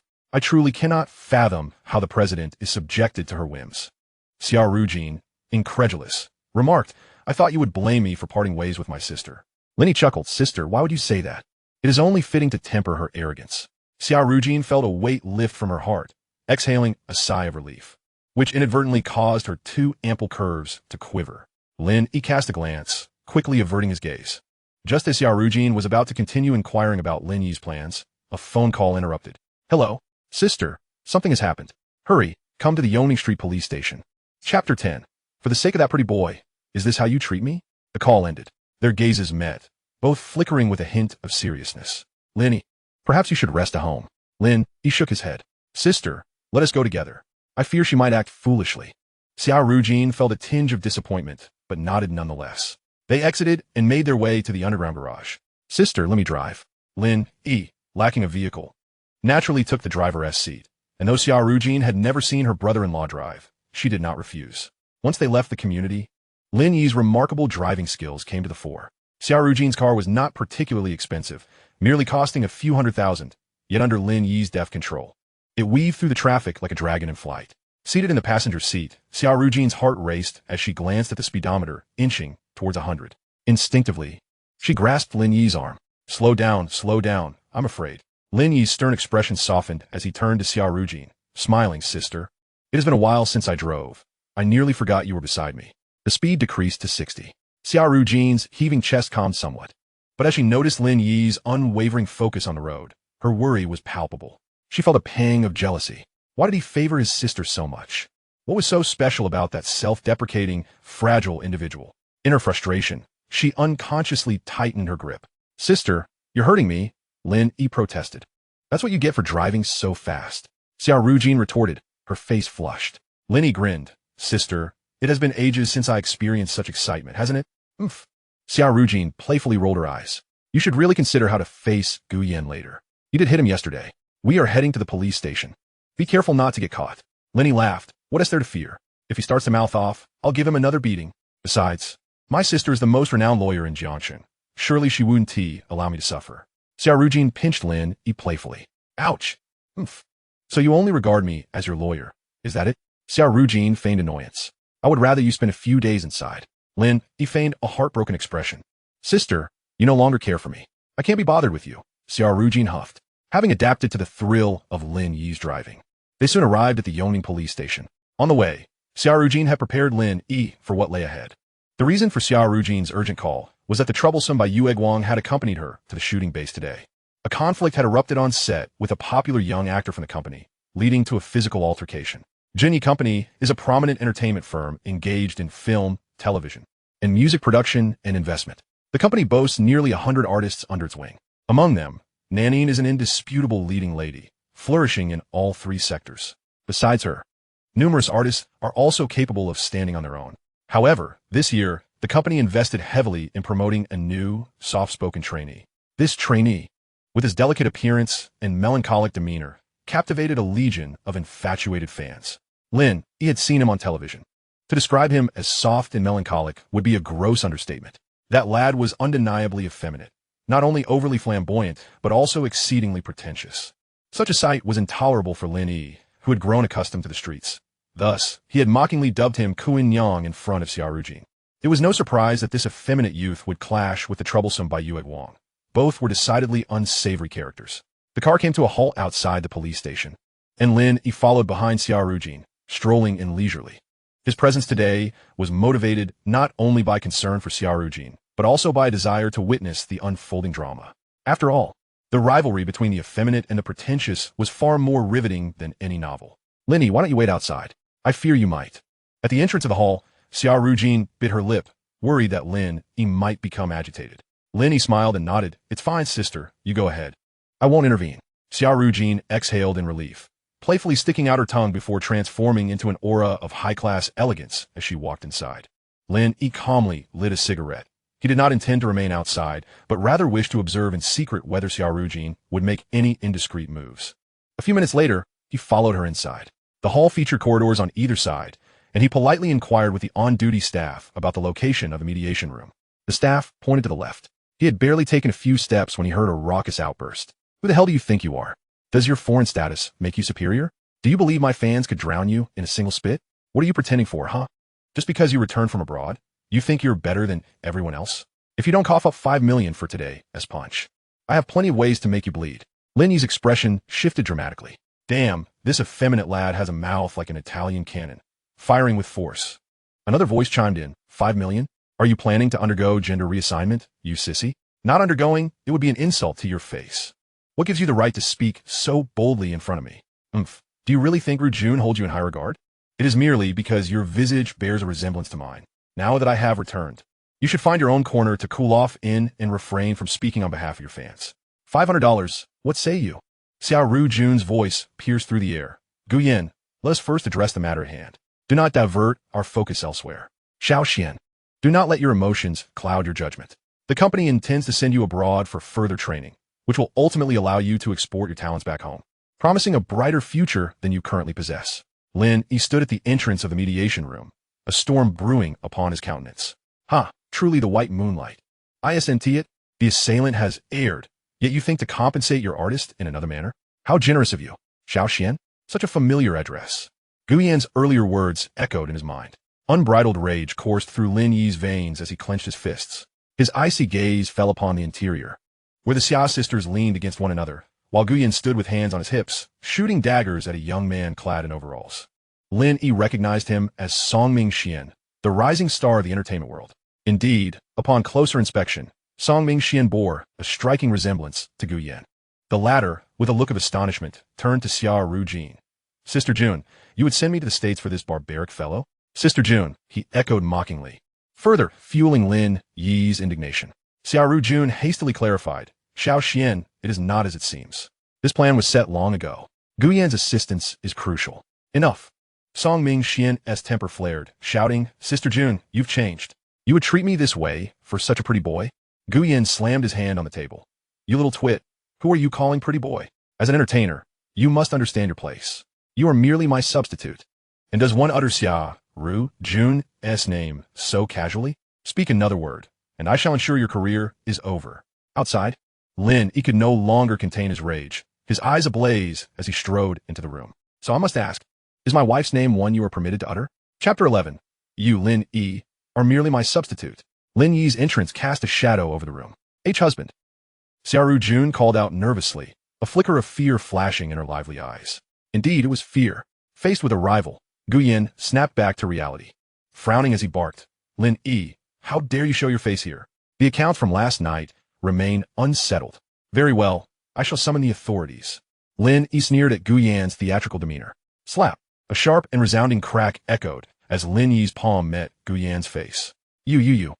Guyan stumbled back, clutching his cheek, terror flickering in his eyes. Husband, stop. Xia Rujun rushed forward, trying to separate them. Isn't yesterday's fight enough? We are in a police station. When will you learn to temper your temper? Lin Yi shook her off, fuming, stay out of this. Xia Rujun froze, startled by the sudden outburst. For 5 years, when had Lin Yi ever raised his voice at her? Indignation surged within her as she pressed forward. Lin Yi, on what grounds do you yell at me? This does not concern you. Go home. Lin Yi turned to glare at her, his eyes cold as ice. You would do well to speak less. Seeing this, Xia Rujun quickly pulled her aside. At the entrance, a uniformed officer frowned as he approached. If we are to mediate, let's do so calmly. What is all this ruckus? Yes, we apologize, officer. Xia Rujun, ever the composed one, quickly smiled and shut the door. Guyan regained his wits, exclaiming, Officer, someone is being assaulted. Lin Yi materialized before him, exuding an aura of terrifying menace, causing Guyan to avert his gaze and clamp his mouth shut. Yet, The venomous glare he cast was not lost on Lin Yi. Huh. Lin Yi looked down at him. You claim he is your substitute? Meanwhile, Song Ming Xian, intimidated by Lin Yi's fierce demeanor, huddled back, acutely aware of the implications of the term husband ringing in his ears. Gu Yan, emboldened by the situation, glanced at Xia Rujun, noticing her eyes ablaze with indignation, and felt a surge of satisfaction. It seemed Rujun could not easily cast him aside. Indeed, this pretty boy is merely my substitute. I had been enjoying a lively conversation with Rujun when this pretty boy barged in. A slap was just to remind him of his place. A substitute is a substitute, and nothing more. Gu Yan felt increasingly emboldened, oblivious to Lin Yi's impending fury. However, Song Ming Xian, ever observant, devised a plan upon hearing Gu Yan's words. Hey, you liar! He mustered the courage to shout. You are the lecher. You are the one who embraced Sister June and sought to hold her hand. Xia Rujun's heart raced, realizing the precariousness of the situation. Sure enough, Lin Yi's cold gaze shifted to her, a sinister smile gracing his lips. He embraced you? He sought your hand? Xia Rujun frowned, desperately trying to explain. No. I didn't know he. Answer me. Did he or did he not? Song Ming Xian stood tall, declaring, yes, absolutely. I saw it with my own eyes. Xia Rujun shot him a glare, but continued to plead. Husband, believe me, it truly did not happen. Not this again. Gu Yan interjected boldly. Indeed, I did embrace her. Rujun harbors feelings for me. For years ago, she left me a message stating she did not like you. Marrying you was merely to provoke me. She wishes for my return. With pride swelling within him, Gu Yan added, Rujun mentioned you were a dullard, merely revolving around the kitchen. Were it not for my family troubles and the forced marriage a year ago, you would have long since divorced. Lin Yi, at the end of the day, you are nothing more than my substitute. Lin Yi's expression darkened as he finally grasped why Xia Rujun had taken that step with him so suddenly. It was clear now, she had given up hope, allowing herself to fall into despair. Xia Rujun, in a state of utter disarray, grasped Lin Yi's shoulders. Husband, it is not like that. I did not mean it. So, I'm a substitute too? Xia Rujun shook her head violently. No, it is not true. Lin Yi chuckled bitterly. I understand. He then broke free from her grasp, glaring at Gu Yan. He embraced you with that hand? The left hand. Song Ming Xian, reveling in the chaos, felt exhilarated. Having once performed for others, he now delighted in the spectacle unfolding before him. Song Ming Xian, do not complicate matters, Xia Rujun shouted, then turned back to Lin Yi. Husband, please do not act recklessly. Let's discuss this at home, shall we? Lin Yi shook his head, his cold laughter echoing. And you now deem me your husband? Surely, you feel pity for him? As he spoke, Lin Yi's presence exploded with an unprecedented dominance. With a sudden, forceful motion, Gu Yan's left hand was seized, and amidst his frantic cries of alarm, a chair was lifted. Bang! The chair struck Gu Yan's left hand with a resounding thud. The excruciating pain pierced through him, causing him to wail incessantly, nearly losing consciousness. Xia Rujun also screamed, though her voice was drowned out by Gu Yan's anguished cries. Trembling in fear, he raised his left hand, his 5 fingers quivering uncontrollably, swollen and red. It felt as if his bones had shattered. Lin Yi, I shall not let this go unpunished. Someone come quickly. Bang! The door swung open. A middle-aged man in uniform entered, the insignia on his shoulder indicating his considerable rank. He furrowed his brow as he surveyed the chaotic scene, his lips twitching slightly. Oh dear, a hat, and violence ensues, he remarked. Gu Yan seemed to grasp at a lifeline, groaning in pain. Meanwhile, Xia Rujun approached with a feigned casualness. Oh, isn't this Director Gu? She queried. What brings you here personally? Gu Wei's gaze flitted nervously over Xia Rujun, his expression easing somewhat. Xia lawyer, what is happening here? I heard quite the commotion from upstairs. Xia Rujun had already gained considerable renown in Jiangsheng, frequently interacting with governmental bodies as a lawyer. Gu Wei, the chief of Yoning Police Station, had rushed down upon hearing the noise. After inquiring with the duty officer, he learned that a foreign national was involved and concerned about escalating the situation. He felt compelled to intervene personally. Xia Rujun waved her hand, her every gesture exuding charm. Gu Wei couldn't help but steal a few more glances. Director, it's not him. Xia Rujun pointed at Gu Yan and declared, he is implicated in the assault of a woman, the nature of which is particularly heinous. My brother-in-law confronted him, and a heated argument ensued. Nonsense. Gu Yan interrupted, I did not assault anyone. Sister, silence. Xia Rujun shot a glare at Xia Rujun, leaning in to whisper, do you want Lin Yi to end up in a detention center? Xia Rujun shook her head. Finally, a flicker of satisfaction crossed Xia Rujun's face as she coldly asserted, whether or not it was an assault is not for you to decide. We have witnesses. I'm a witness. Song Mingxian rose, thumping his chest. Director, I can testify he assaulted her. I saw it with my own eyes. Gu Wei feigned confusion. Xia lawyer. Is this true? Yes. Xia Rujun nodded. Oomph. Gu Wei retorted angrily. I despise morally corrupt individuals. Glancing at Gu Yin, he continued. Now you all engage in proper mediation. And remember, keep the noise down. What? You're just going to walk away? Gu Yin exclaimed, growing agitated. Collusion. This is blatant bullying of honest folk. Hearing this, Gu Wei halted, brow furrowed, and barked, young man. You had better mind your tone. This is a police station, not your home. Chapter 12. He hit you. And you want to report it? Gu Yin felt a pang of regret. In his haste, he completely forgot he was at a disadvantage. The middle-aged man clearly had ulterior motives, his eyes lingering on the two sisters with a predatory gleam. Just as despair began to settle in, a flicker of joy sparked within Gu Yin. He still had a trump card. I hold authentic nationality from the United States. My father-in-law is the chairman of the top conglomerate, the SNG Group. Gu Yin regained his bravado, lifting his injured left hand. If the assailant is not severely punished today, I shall head straight to the consulate. If anything happens, I shall not bear the consequences. Gu Wei, eyeing him suspiciously, turned to Xia Rujun. Xia lawyer. Is he really a foreign national? Xia Rujun frowned, shaking her head. I'm not sure, but Director Gu, don't take his word for it. Nowadays, there are plenty who engage in deception. Gu Wei nodded, walking to the door and calling for a police officer, whispering a few directives. To everyone's eyes, it was evident he was intimidated by Gu Yan's claims. Just as Lin Yi was about to speak, Song Mingxian interjected. What about his American nationality? I'm an American citizen too. Gu Yan glared. You best keep your mouth clean. Ha! Song Mingxian spat. You're married. So why are you still pursuing Sister Rujun? Planning to be a third wheel? Nonsense. Gu Yan feigned anger. Divorced last month, and I'm single now. Who says I can't pursue Rujun? Lin Yi scoffed, approaching Xia Rujun. Are you certain you wish to rekindle that old flame with him? Those words struck a nerve, causing Xia Rujun's complexion to pale slightly. Lin Yi coldly stated, with him, you can only choose one. Husband. Do you wish to live together as three? Xia Rujun's face drained of color. No. Husband, I didn't tea. To Gu Yin, this scene was utterly delightful.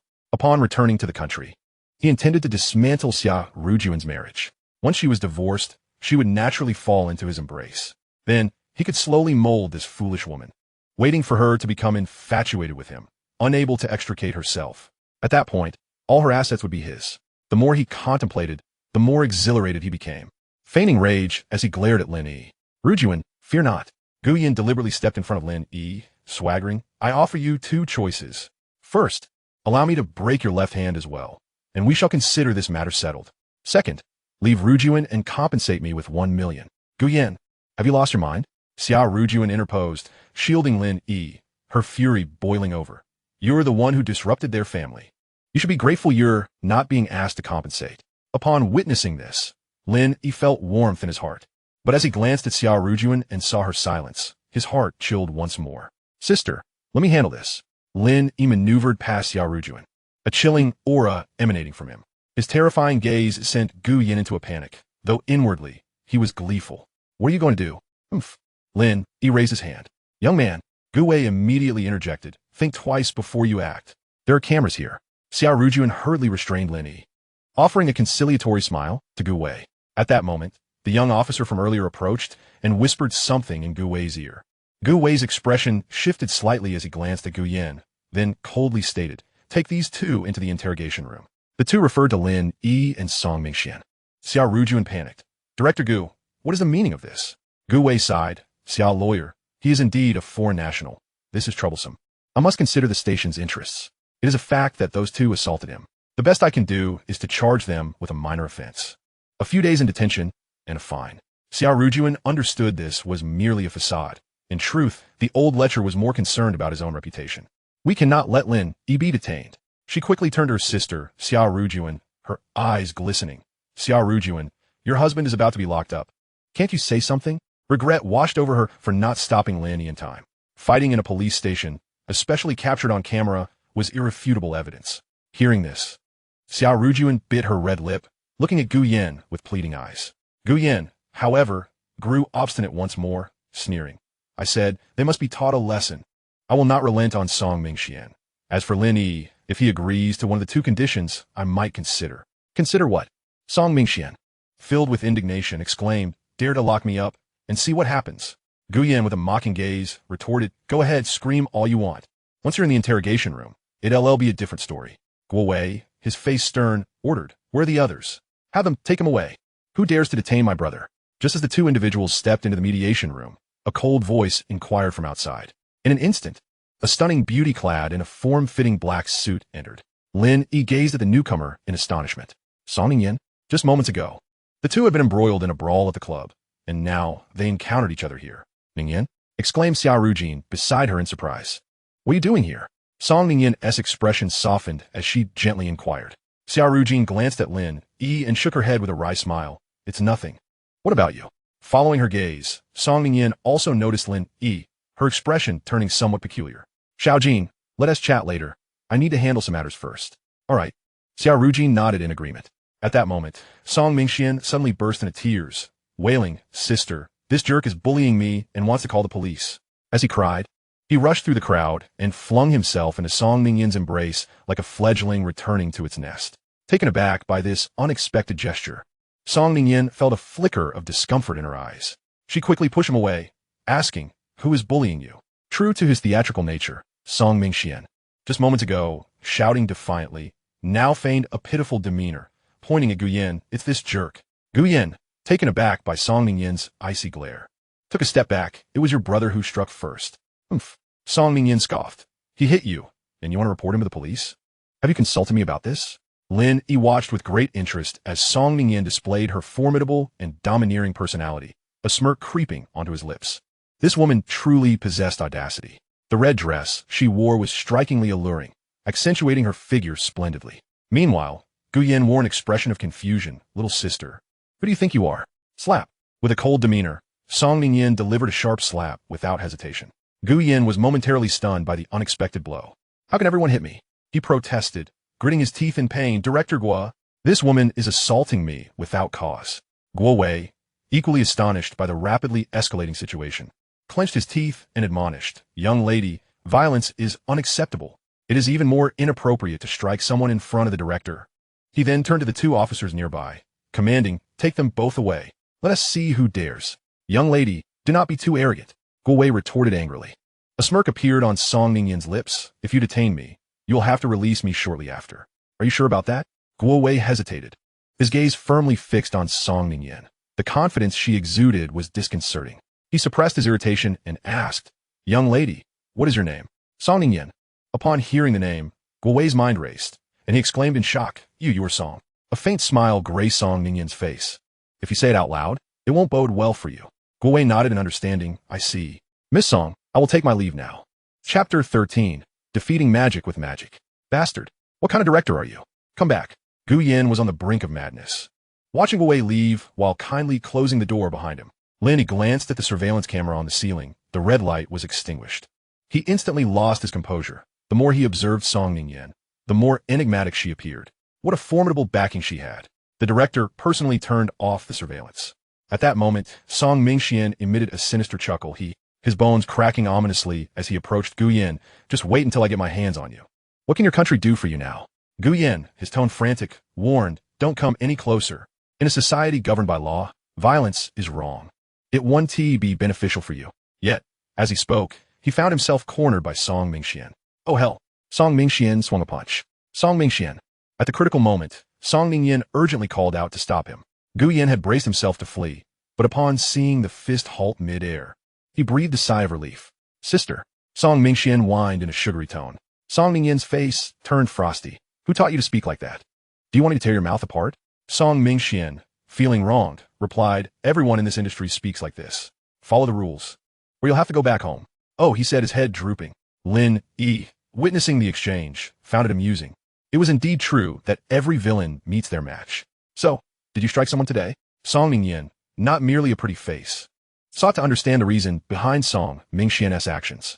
He obediently recounted the entire incident. 5 minutes later, "So, you were acting heroically? I did not sit idly by."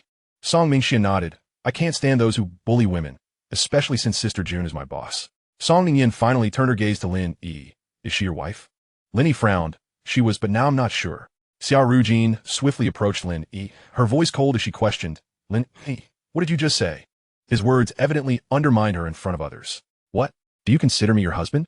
Xia Rujun was momentarily taken aback. Of course. You hesitated. Lin Yi replied coldly. No, I didn't. Xia Rujun hurriedly retorted. Her hesitation stemmed from realizing that Lin Yi and this unfamiliar woman seemed to share a connection.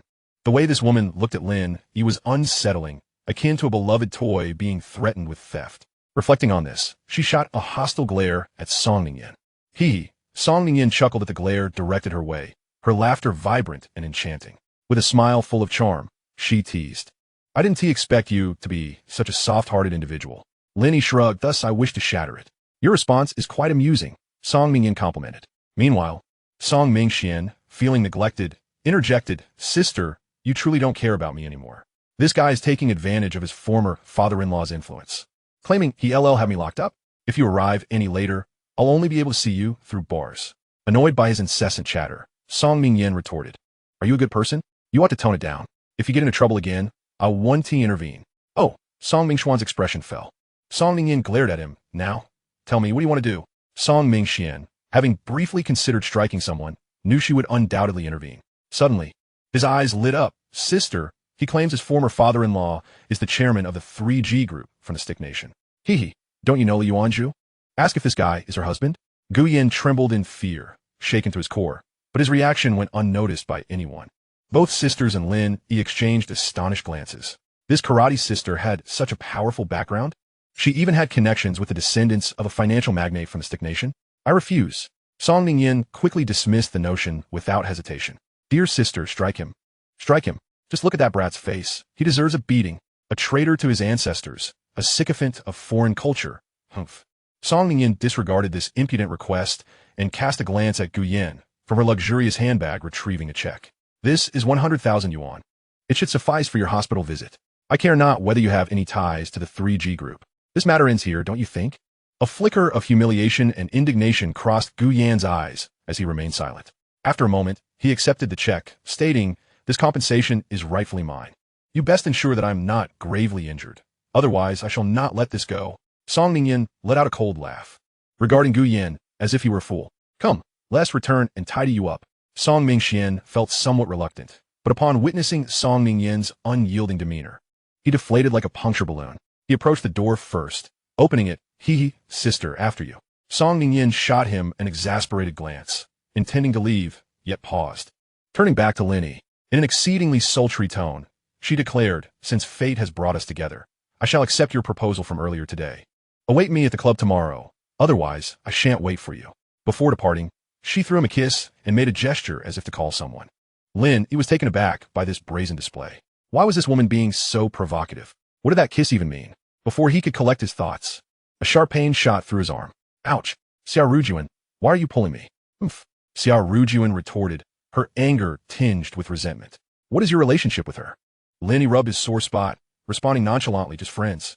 She mentioned you should wait for her tomorrow. It's nothing serious. I have a favor to ask. But she kissed you.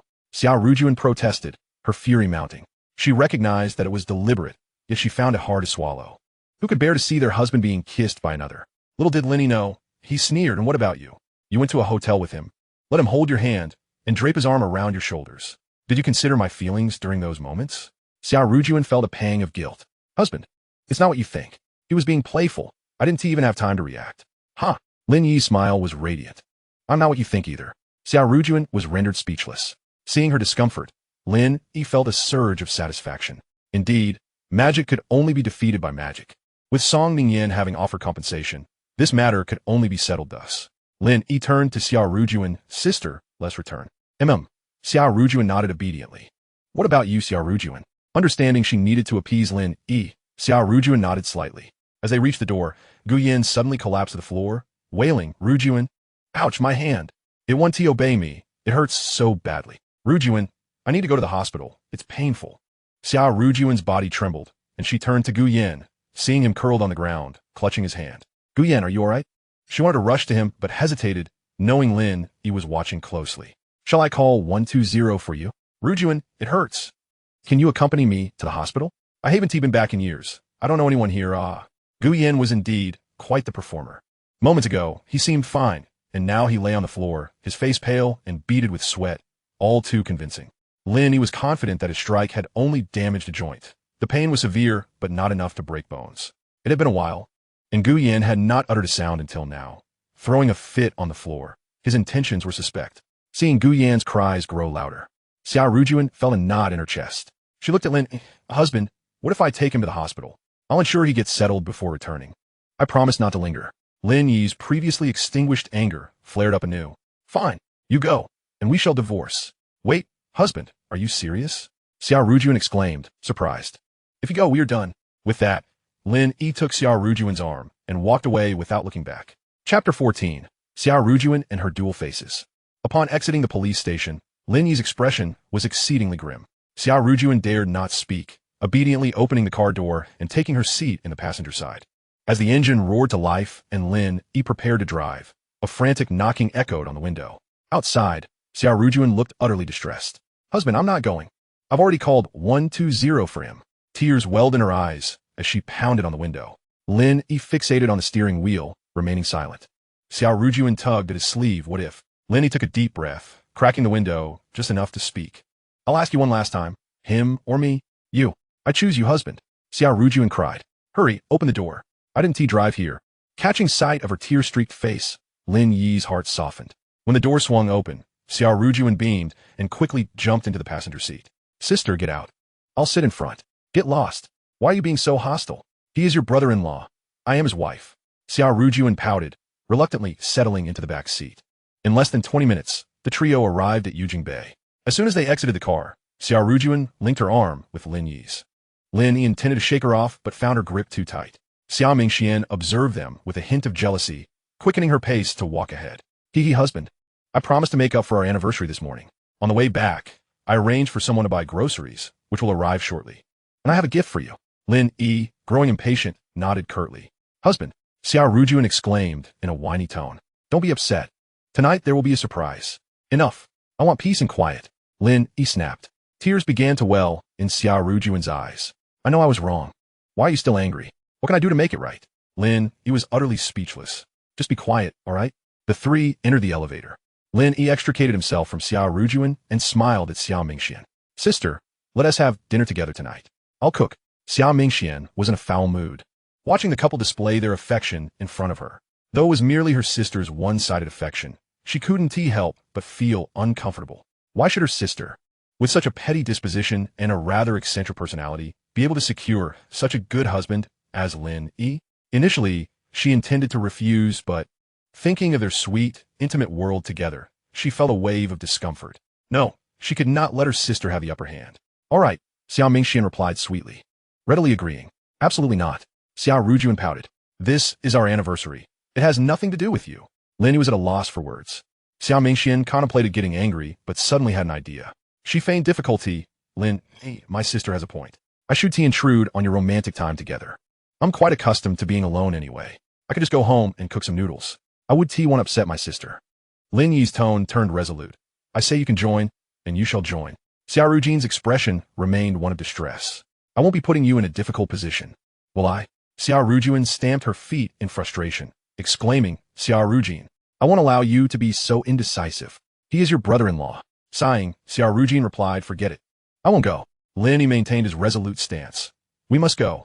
Otherwise, this anniversary will pass us by. Lin Yi, Xia Rujun shouted. Yet, a mere glance from Lin Yi deflated her resolve. All right, husband, she conceded, her defeated demeanor resembling that of a hen that had lost a fight. Outside the door, a young girl awaited, carrying a large bag of vegetables. President Xia, I wasn't sure what you would like, so I just bought some random items. The girl lowered her head, somewhat intimidated. Lin Yi cheerfully took the vegetables. It's fine. Everything is okay. She is not picky. However, Xia Rujun snatched the bag, rummaging through its contents, and coldly remarked, Li Wanwan, what on earth were you thinking? Didn't I message you to buy oysters? Li Wanwan nearly burst into tears, fervently apologizing. I'm sorry, President Xia. I looked everywhere. Lin Yi's expression darkened at her apparent negligence. What do we need oysters for? Sensing the situation was turning awry, Xia Rujun pitifully replied, Husband, I just thought to make it up to you. Husband? Li Wanwan momentarily forgot her grievances, feeling as though the sky had fallen. When did President Xia acquire a husband? Yet, she dared not glance at Lin Yi, especially with her superior present, and her failure still looming over her. Lin Yi, visibly displeased, stated, If you don't provoke my anger, then there's no need for any makeup. Xia Rujun stuck out her tongue, then shifted her expression to a cold gaze directed at Li Wanwan. Be more thoughtful in your work in the future. Yes, understood, President Xia. Li Wanwan dared not utter a word of dissent. As Lin Yi opened the door, Xia Rujun followed him inside. Xia Rujun retrieved 1,000 yuan from her wallet, declaring, Xing Nana has been dismissed. From today onward, you'll be my assistant. You must learn more and observe carefully. You cannot be reckless. Li Wanwan's bright eyes sparkled with delight, as if she had stumbled upon a rare treasure, nodding vigorously. Yes, yes, understood, President Xia. Thank you for your guidance. Storming into the house, Xia Rujun found her sister lounging on the sofa like a pampered heiress. Xia Rujun teased, the esteemed president of a corporation. Yet you possess two faces? Hee. I wonder if tomorrow there will be whispers in the company that the icy President Xia is, in fact, a delicate flower behind scenes. You talk too much. Xia Rujun shot her a fierce glare. Xia Rujun shrugged nonchalantly. Dear sister, please give my shoulders a massage. I'm exhausted from the daily grind. As if, Lin Yi emerged from the kitchen, tying on an apron. As a younger sister, it's no trouble to give you a shoulder rub. Xia Rujun rolled her eyes at Xia Rujun, huffing. Why should I? Because I helped your husband out at the police station. Xia Rujun emphasized. Otherwise, with your indecisiveness, your husband might have been sent in. Xia Rujun anxiously glanced at Lin Yi, noticing his displeasure, and quickly settled on the edge of the sofa. I can massage, is that all right? Lin Yi's lips curled into a slight smile as he turned back to the kitchen. Xia Rujun's expression shifted rapidly. Xia Rujun, if you continue to speak ill of me, be careful that you won't even be able to step through my door. As if I want to stay? Xia Rujun retorted, immediately standing up. Upon seeing this, Xia Rujun felt her defenses crumble. Wait. I'll stop talking. She would rather have Xia Rujun leave, but feared Lin Yi's wrath. Even she found herself disliking her own behavior, yet she could not help it. Her heart told her that she wanted Lin Yi by her side. She did not wish for a divorce. As dinner approached, the sky grew dark. During the meal, Lin Yi continually served Xia Rujun with food. The two shared laughter, engaging in pleasant conversation, while Xia Rujun found herself unable to interject. It wasn't that she couldn't speak. Whenever she opened her mouth, the other two would fall silent, quietly continuing their meal. After several exchanges, she was left with no choice but to swallow her pride. Fortunately, Lin Yi occasionally served her as well, somewhat soothing her wounded heart. After the meal, Xia Rujun awaited Xia Rujun's departure, yet her sister remained oblivious. Just as she was about to slam the table in frustration, her phone rang. The three pairs of eyes turned to the device. Upon seeing the caller ID, Xia Rujun was startled and hurriedly hung up. Lin Yi's expression shifted slightly, and he asked coolly, why didn't you answer? In Chapter 15, Xia Rujun clung to Lin Yi's arm. Husband, no one can disturb us today. She spoke while casting a pointed glance at Xia Rujun. However, Xia Rujun completely ignored the warning glare. TSK, Lin Yi, your cooking is simply delightful. You've spoiled my appetite. I suppose I must rely on you from now on? Sister, if you want something, just tell me. I'll cook it for you, Lin Yi responded, unaware of the underlying tension. Yet as a woman, Xia Rujun understood the implications of that statement all too well. No way. Xia Rujun, my husband's cooking is for me alone. Others have no share. Oomph. You're not Lin Yi. Why would I care what you say? Xia Rujun erupted in frustration upon hearing this. Aren't you leaving? My husband and I wish to enjoy some intimate time together. Do you want to watch? Such words were unprecedented, and Lin Yi had never witnessed this wildly unrestrained side of Xia Rujun before. Xia Rujun blushed, initially intending to retort, but yet another phone rang. Seeing the contact name, Gu Yan, Xia Rujun hurriedly hung up. Xia Rujun scoffed. Your white moonlight is called again? Now you must be in quite the dilemma. Nonsense. I hung up. Didn't I? Xia Rujun continued to mock her. Who knows if there are any unspeakable secrets? Xia Rujun glared in indignation at her sister. Yet the phone rang again. This time from Gu Yan. 3 consecutive calls sent Xia Rujun's heart racing. He is calling again, she thought. Hesitating, she still hung up. But within 3 seconds, Gu Yan called once more. Husband, if he is calling so many times, it must be urgent, Xia Rujun cautiously suggested. Lin Yi frowned. Do you want to answer? Xia Rujun bit her lip. Husband, he is merely a friend and colleague now. It's nothing serious. He must have something urgent from the hospital, as he has no family or friends here. I just want to hear what he has to say, if it is truly urgent. Lin Yi's lips twitched slightly as he raised his hand. Enough. If he calls again, put on speaker. Understood. Xia Rujun nodded eagerly. Just as she finished her response, Gu Yan's call came in again. Xia Rujun glanced at Lin Yi, who nodded in affirmation, and she finally pressed the answer button. Guyen, if you don't provide a valid reason, then we can no longer be friends. Xia Rujun's tone was frigid. Rujun. The voice on the other end was chaotic, and Guyen sounded extremely urgent. Quick, help me. Song Mingxian has brought a group to cause me trouble. Oh, Yun. Save me. Summer Rujun exclaimed in a state of distress. Guyen, where are you? Lin Yi's expression shifted as he furrowed his brows. I ran out of the hospital. They're chasing me. Rujun. I am scared. Guyen, hold on. I will call the police, she responded urgently. Stealing a glance at Lin Yi, she noticed the eerie smile spreading across his face, causing her heart to race uncontrollably. The anguish scream from the other end of the line pierced through her heart. She hesitated, tongue-tied, yet dared not voice her thoughts. Rujun, they've caught up with me. Help! Beep beep. The call abruptly ended, leaving Summer Rujun in turmoil, her mind a chaotic mess. Darling, if you dare to go, I will leave at once. Lin Yi's voice was cold and devoid of emotion. Summer Rujun bit her lip, glancing at her sister, Summer Rujin. What does it have to do with me? Summer Rujin's words dripped with sarcasm. Should I call Xiao Xian to inquire? Summer Rujun, speaking to herself, dialed Song Ming Xian's number, noting Lin Yi's silence as she did so. Beep, beep, beep. Unfortunately, she found herself unable to reach him after several attempts. A forced smile flickered across her face. Darling, I can't get through to Xiao Xian. Surely, he wouldn't be so ruthless, right? Lin Yi, along with Summer Rujin, silently observed her performance. Darling, my concern isn't with Guyen. After all, he facilitated our collaboration with the Bangwa Film Company. The industry has been on a downward spiral in recent years. As the owner, I must explore new business avenues. If something were to happen to Guyen, I fear this collaboration would fall apart. We've already invested 50 million. Lin Yi merely chuckled coldly, narrowing his eyes, his gaze fixed sternly upon Summer Rujun, as if silently challenging her to continue her charade. Feeling the weight of his stare, she finally broke down. All right, I won't go. She promptly turned to sit on the sofa, retrieving her phone. Hello, Li Banban. I give you 15 minutes to get to Jiangxing People's Hospital. Check if Song Ming Xian has sent someone to deal with Guyen. Hurry, if you're late. You need not come to work tomorrow. After hanging up, she approached the dining table and forced a smile. Darling, I said I won't go. Remember? She then turned to Summer Rujin. Aren't you leaving? Are you planning to be a third wheel? Don't. Lin Yi interrupted. Sister is not an outsider. I happen to have an idea that might benefit the company. Upon hearing this, Summer Rujun's eyes lit up. Lin Yi had never before involved himself in company matters, nor had she ever invited him to do so. Yet today, his words ignited a surge of excitement within her, stirring a newfound appreciation. In the past, she would have disregarded his opinions, perhaps even mocked him, but recently, she felt a change in Lin Yi. Previously, he had been obedient and compliant, never causing a fuss, truly a picture of a doting husband. After these past few days of emotional turmoil, she realized that Lin Yi was not the indecisive man of her memories. Rather, he exhibited a fierce determination and a fiery temperament that showcased his masculinity to the fullest.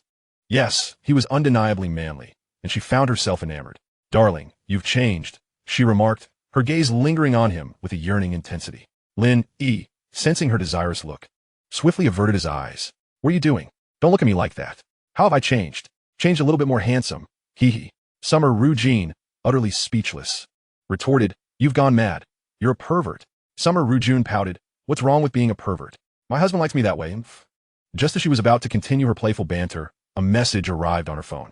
Upon checking, she found a photo sent by Guyen, and her expression instantly sobered. Darling, I'm just checking a message. Hee. Lin Yi made no objection. Opening the chat with Guyen, Summer Rujun was struck with terror. The photo depicted Guyen lying on a pristine bed, his body swathed in bandages, his once handsome face marred by blood. It was utterly horrifying. Darling, Summer Rujun exclaimed anxiously, Guyen has been gravely injured. Lin Yi surveyed the photo, his brows knitting together, observing Summer Rujun's panicked demeanor.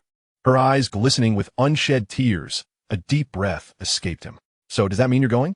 Summer Rujun, as if compelled, nodded, then shook her head, gripping Lin Yi's arm tightly. Darling, he's in such a state. Whether as a friend or a business partner, I cannot ignore this. Lin Yi's expression turned cold as he pried his arm away and strode to the balcony, lighting a cigarette. His silent demeanor made Summer Rujun feel as though she had been granted a reprieve, mistakenly believing he had acquiesced. She swiftly dashed upstairs to her bedroom. In less than 5 minutes, she emerged, meticulously dressed, her bag in hand, and stood before Lin Yi. She had not anticipated his consent, her face now adorned with a smile. Spotting Lin Yi and Summer Rujun on the sofa, silent and still, she exclaimed, "Thank you, darling. I'll be back within an hour."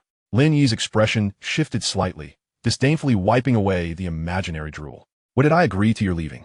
Chapter 16. Xia Rujun felt that Lin Yi's attitude was problematic. Her previously joyful expression froze. The stark contrast in Lin Yi's demeanor sending her heart plummeting into an abyss of ice. The atmosphere turned frigid. A surge of unnameable anger welled within her throat. She felt deceived, especially in front of Xia Rujun.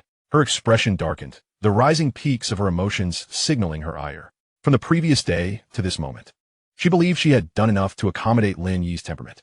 To commemorate their anniversary, she had taken the time earlier that day to select an exquisite watch as a gift, which now lay nestled in her purse. Just moments ago, she had gone to great lengths to appease him. Yet with that one remark, she realized Lin Yi was being unreasonable. Over the last few days, she had explained countless times that there was nothing amiss with Gu Yan. She merely intended to visit him as a friend. Why did Lin Yi persist in his stubbornness?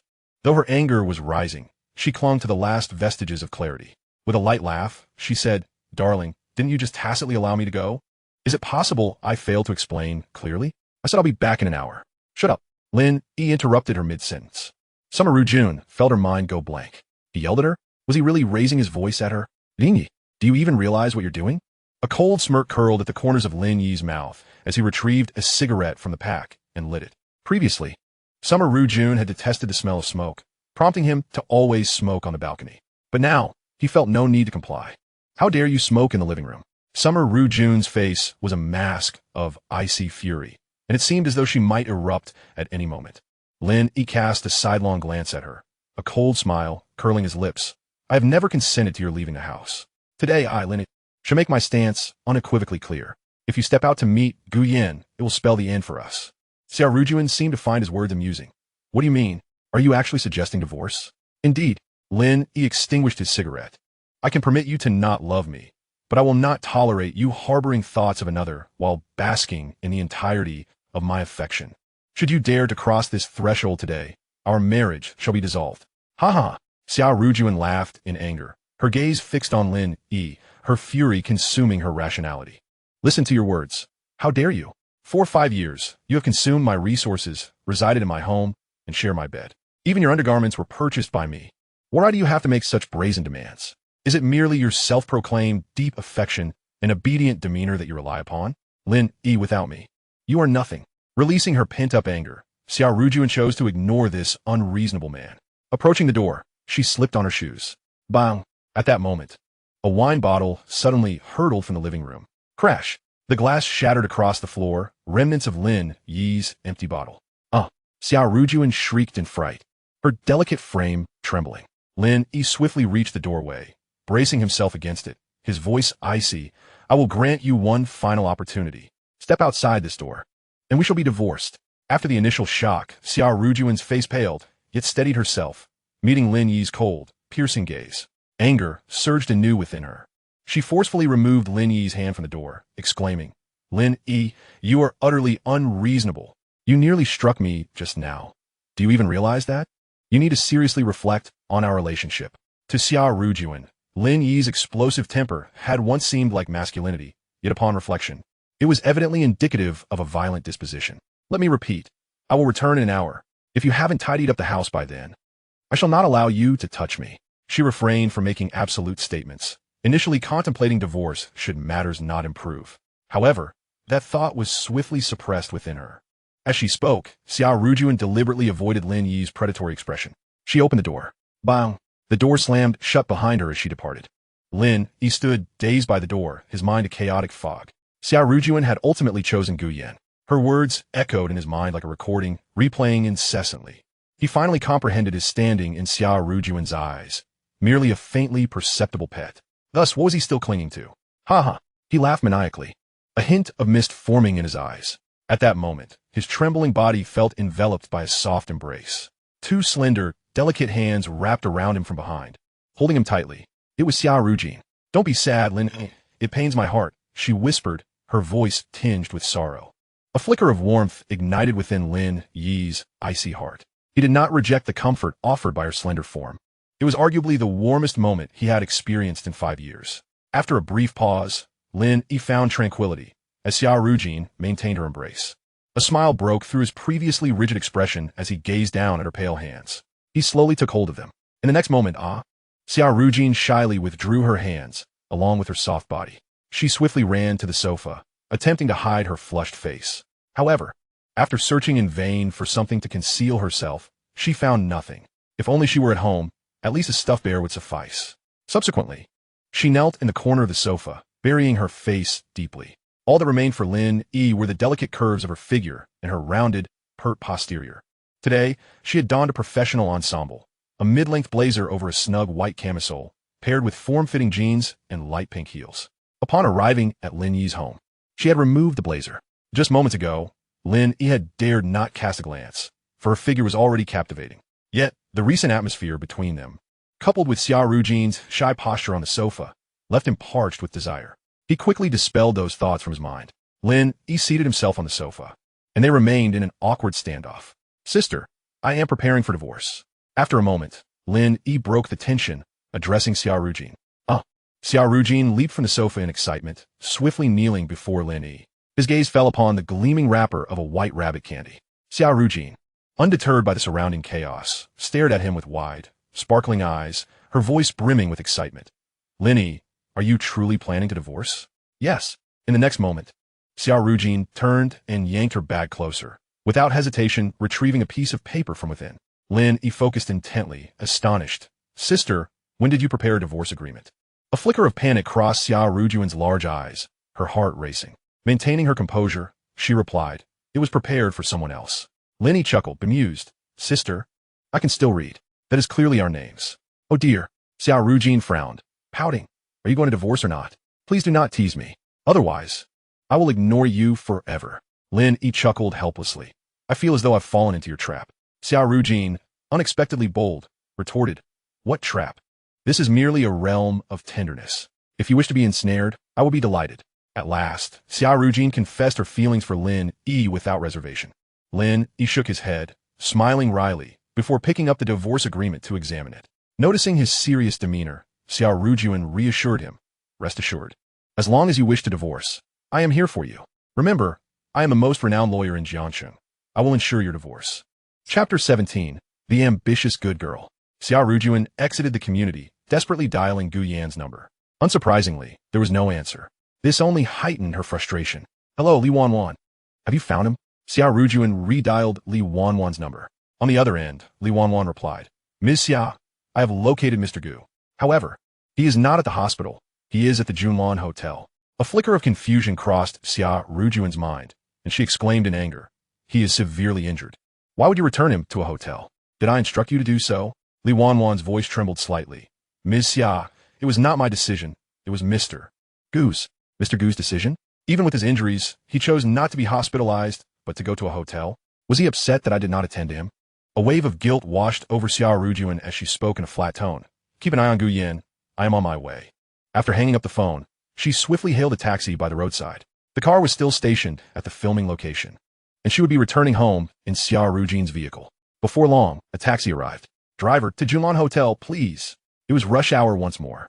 What should have been a 10-minute journey extended to a frustrating 30 minutes. Xia Rujun recalled her promise to Lin Yi to return within an hour, a thought that caused her head to throb. However, she quickly found solace in the memory of Lin Yi's menacing visage lingering in her mind. She resolved not to return home on time. She would take an hour and a half to arrive. After all, Lin Yi had provoked her. Did he dare mention divorce? How audacious! Upon entering the hotel, the lobby manager immediately approached her. "Ms. Xia, it's wonderful to see you again today." Junlan Hotel was a long-term partner of her company, with annual expenditures exceeding 10 million. To the lobby manager, she was akin to a deity, a benefactor. Acknowledging the manager's greeting with a polite nod, Xia Rujun was followed closely by the manager, who kindly pressed the elevator button for her, directing her to the 21st floor. Furrowing her brow, she wondered how the manager knew her destination. The incident involving Gu Yan's injury flashed through her mind, and she dismissed her concerns. Inside the elevator, she queried, "Manager Wang, I recall the hotel has medical staff, correct?" The lobby manager nodded vigorously. "Yes, Miss Xia. Are you feeling unwell? I can summon the medical personnel right away." Xia Rujun shook her head. "No, it's for a friend." The lobby manager appeared puzzled. "Are you referring to President Gu?" When Xia Rujun affirmed with a nod, the manager's bewilderment deepened, But President Gu seems perfectly fine. He was just ordering a considerable amount of food in the restaurant. A sense of foreboding crept into Xia Rujun's heart, causing her expression to darken. The lobby manager hastily fell silent, lowering his head in awkwardness. Upon reaching her floor, Xia Rujun hurried to Gu Yan's room. Taking a deep breath, she knocked on the door. To her alarm, it was unlocked. A sense of urgency washed over her as she pushed the door open. The room was shrouded in darkness, and flipping the switch yielded no response. Gu Yan, she called out immediately. Gu Yan resided in a presidential suite, with the guest room separated. Suddenly, a flicker of candlelight illuminated the inner room, and to Xia Rujun's astonishment, the light gradually moved into the living area, revealing Gu Yan's smiling face. He stood beside a cart adorned with a beautifully crafted heart-shaped cake, surrounded by rose petals and dim candlelight, creating an atmosphere of romance. However, the stark contrast lay in Gu Yan's injured left hand, bandaged awkwardly, resembling a rice dumpling. Rujun, I sincerely apologize for luring you here in this manner. After 6 years of twists and turns, I have realized that you remain an irreplaceable presence in my life. Now that I have returned, my desire is to share the rest of my life with you. Rujun, I love you. Xia Rujun was utterly taken aback by the scene before her. Her gaze toward Gu Yan was complex, devoid of any trace of joy. Indeed, there was no hint of elation. Deep within her heart, a flicker of aversion stirred, leaving her puzzled as to why she felt this way. She recalled that she had once harbored affection for Gu Yan, but why at this moment did her thoughts drift toward Lin Yi? Even the cold gaze of Lin Yi before her departure resurfaced in her mind. A pang of pain struck her heart, prompting her to unconsciously furrow her brow and bite her lip. To Gu Yan, however, her expression appeared woefully distressed. Haha, Rujun loves me. Indeed, I knew all along that you have feelings for me. Hey, Lin Yi, aren't you something? Tonight, I shall claim your wife, and I'll make sure to capture it on video for you. This is the price you pay for striking me. Rujun, leave Lin Yi behind, and let us return to the days of 6 years ago, shall we? My only hope in this life is to be by your side. Gu Yan continued to spout his sentiments. Suddenly, the room was illuminated, and with a loud bang, fireworks erupted, showering the two of them in a cascade of colorful confetti. Haha, Miss Xia, your answer is still pending, isn't it, little Gu? In that moment, more than 10 individuals, both male and female, burst forth from the inner room. Leading the group was a rotund man with a poor command of Chinese, dressed in a tightly fitted suit that accentuated his bulging belly in an unappealing manner. Directori, Xia Rujun exclaimed in surprise. This plump man was none other than the renowned South Korean producer and co-director, Lee Diren, whom Gu Yan had invited. Accompanying him were his assistant and 2 or 3 screenwriters, as well as several familiar faces from her own company, all part of this collaborative project. Yet, her gaze caught sight of Xing Nana lurking in the crowd. What was this foolish girl doing here? Hadn't she been dismissed? Where was Li Wanwan? Gu Yan, noticing Xia Rujun's focus on Xing Nana, refrained from pressuring her to respond to his earlier request. Instead, he smiled and waved at Xing Nana, who awkwardly stepped out from the crowd, her head bowed. Rujun, please don't be upset. Miss Nana is someone I invited. I understand you dismissed her due to the nannying incident, but she considered the matter from the company's perspective. She has been deeply involved in this project, and both producer Lee and I believe she is a diligent and ambitious girl. Right, producer Lee? Lee Diren flashed a lewd smile. Indeed, Miss Xia.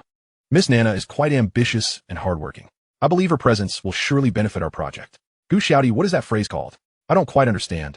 Gu Yan chimed in with a smile. Prosperous and flourishing. Lee Diren laughed heartily.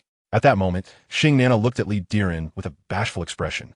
Her eyes filled with affection. Xia Rujun felt a surge of anger and disappointment. Damn it, this shameless girl has actually charmed that South Korean pig. Taking a deep breath, she composed herself. She had invested too much in this project to let it crumble over this wretched girl. Directori, y understand. Since Miss Xing is so diligent and hardworking, let her keep in touch with you regularly. Xia Rujun emphasized the words diligent and hardworking, which only made Xing Nana blush even more. Thank you for your mentorship, Miss Xia, Xing Nana stammered. Xia Rujun waved her hand dismissively, ignoring her. With matters settled for the moment, Gu Yan continued to wield his romantic overtures. Rujun, have you given any thought to what I said earlier? Chapter 18. Gu Yan wants Xia Rujun to pretend to be his girlfriend. Lee Diren's beady eyes darted around mischievously, his laughter dripping with ulterior motives. Miss Xia, you and little Gu are a match made in heaven. Gu Yan enthusiastically gave him a thumbs up. At the same time, the crowd began to cheer, get together. Get together. Miss Xia, please agree to President Gu's request. Indeed, you two are a perfect pair, a match of talent and beauty. Wow. President Gu is so infatuated that I find myself wanting to marry him. Ugh, with your looks, you should stick to feeding pigs. A chorus of absurd remarks erupted from the crowd. Yet, Gu Yan was thoroughly pleased, for this was precisely the reaction he desired. He fancied that his striking appearance and overwhelming affection would surely captivate Xia Rujun. In his eyes, she remained the same fragile girl from 6 years ago, plagued by insecurities. After all, how else could one explain her desperate actions? Hey, tonight, I shall claim you. Or else how could I justify the $30 spent on a condom? He had already envisioned a position in which he would welcome Xia Rujun. However, to his surprise, she shook her head and spoke in a calm tone. Gu Yan, it is true that I once had feelings for you, but now I am married and I have a husband. It would be best for us to remain friends. Upon hearing these words, the smile on Gu Yan's face instantly froze. The room fell silent, with everyone staring at the two in shock. Xia, the formidable, stunning, and icy CEO, is actually married? Such a well-kept secret. In that moment, Gu Yan felt like a fool. A wave of humiliation and anger surged within him. But he resolved to endure in silence, concocting a more cunning plan. If Xia Rujun had embarrassed him, then he would ensure she felt equally distressed. Putting on a facade of sorrow, he said, well, Producer Li, Xia Rujun and I have some private matters to discuss. Everyone, please step aside. The others, understanding the gravity of the moment, quickly vacated the premises. Before long, only the two of them remained in the room. Gu Yan intended to close the door, but Xia Rujun shook her head in refusal. Not wanting to make her uncomfortable, he reluctantly complied. They sat in silence, the atmosphere thick with awkwardness. After some time, Xia Rujun glanced at the clock. An hour and a half had passed since she left. With no messages from Lin Yi, a wave of anxiety washed over her. Perhaps I should leave. No. Gu Yan reached out, but his hand fell back. Rujun, I am truly sorry for the troubles I have caused you since my return. Xia Rujun's expression shifted slightly as she forced a smile. It's all right. Without your assistance, the company wouldn't have been able to collaborate with director Li so swiftly. For that, I am grateful. Gu Yan waved his hand dismissively. No need for thanks. Consider it a way to make amends for the debts I owe you over the years. Xia Rujun was momentarily confused by his words and replied, just speak your mind. Gu Yan felt a twinge of discontent, but sighed. I came back without my parents knowing. I can't keep the truth about my divorce a secret any longer. The day before yesterday, my father called and berated me soundly. His voice trembled slightly as he spoke. Xia Rujun frowned at this revelation. Earlier today, my father called again. My mother, she fell ill and was hospitalized over my divorce. What? Xia Rujun exclaimed in surprise. Your mother is hospitalized? Gu Yan nodded, forcefully suppressing his sadness. Not only hospitalized, but she has also been diagnosed with cancer. It's all my fault. He slapped his own face repeatedly in frustration. If I hadn't been so reckless, my mother wouldn't be sick, let alone in the hospital with cancer. I am nothing but a beast. Seeing Gu Yan's emotional collapse, a pang of guilt struck Xia Rujun. No, Gu Yan, it's not your fault. Really? He asked, his eyes glistening with tears as he looked at her. Yes.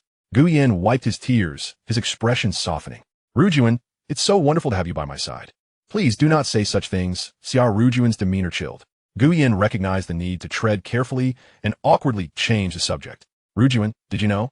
5 years ago, my parents emigrated without even informing me. I only found out at the very end. His expression turned somber. Before leaving the country, I made a promise to you that was entirely sincere. But my parents vehemently opposed our relationship, leading to a fierce argument between us. As he spoke, he noticed Xia Rujun looking at him intently, and his heart swelled with hope. But I had no idea they were secretly arranging a marriage for me. To force me into marriage, they took my phone and cleared all my contacts. You were my only connection, Xia Rujun sighed, yet you still ended up getting married. I do not love her. I love you, Gu Yan stated emphatically. Xia Rujun's expression darkened. Do not say such things. All right. Gu Yan nodded fervently. Just this afternoon, my father pressured me to return home, but I do not want to go back. I lied to my mother, telling her I was with you. What? Xia Rujun glared at him indignantly. How can you lie? Gu Yan hurriedly explained. No, it's not like that. My mother was overjoyed to hear that I was back with you. The one who opposed our relationship was my father. My mother has always said she thought you would make a wonderful daughter-in-law. But you cannot deceive Andy. As Xia Rujun began to relax her guard, Gu Yan felt a surge of elation. Rujun, I have a request. Would you consider it? I will not betray Lin Yi. Xia Rujun's demeanor returned to its former seriousness. Gu Yan forced a pained smile. No, it's not that. My mother wishes to meet you, to invite you to dinner. She does not want to depart this world with regrets. Xia Rujun looked both sad and surprised. Is Annie? Yes, Gu Yan nodded. The doctor said she has less than 6 months left. Therefore, I wish for you to comfort her before she leaves this world. Would you pretend to be my girlfriend? How could that be possible? Xia Rujun immediately rejected the idea. Gu Yin fell to his knees, pleading earnestly, Rujun, please have pity on my mother. I only wish for her to leave this world with a smile. As he spoke, he choked back tears once more. Xia Rujun bit her lip, torn by inner conflict. After a long moment, she asked, is it just to deceive Auntie? Yes. Gu Yin nodded vigorously. I will think it over. Unbeknownst to her, Gu Yin was on the verge of bursting with joy. Yet, he concealed his excitement, feigning relief. Thank you, Rujun. I know my presence these past few days has caused Lin Yi considerable distress. Tomorrow, I will personally apologize. I hope my explanation can help mend your relationship. In that instant, Xia Rujun's spirit soared. Really? Gu Yin nodded solemnly. Please tell me your address. Chapter 19. Xia Rujun's whimsical antics. Xia Rujun exited the hotel and glanced at the time. Over 2 hours had elapsed since she left. After quickly hailing a taxi, she urged the driver to speed up. The 10-minute journey felt torturous. Upon arriving at her apartment building, she looked up to see her home shrouded in darkness, a sense of foreboding creeping over her. Alas, it seems my husband is undoubtedly upset. She did not linger any longer, opening the door to her home, where she found Lin Yi seated alone upon the couch. Her heart sinking. Darling, I'm back, she announced. I apologize for having wasted some time.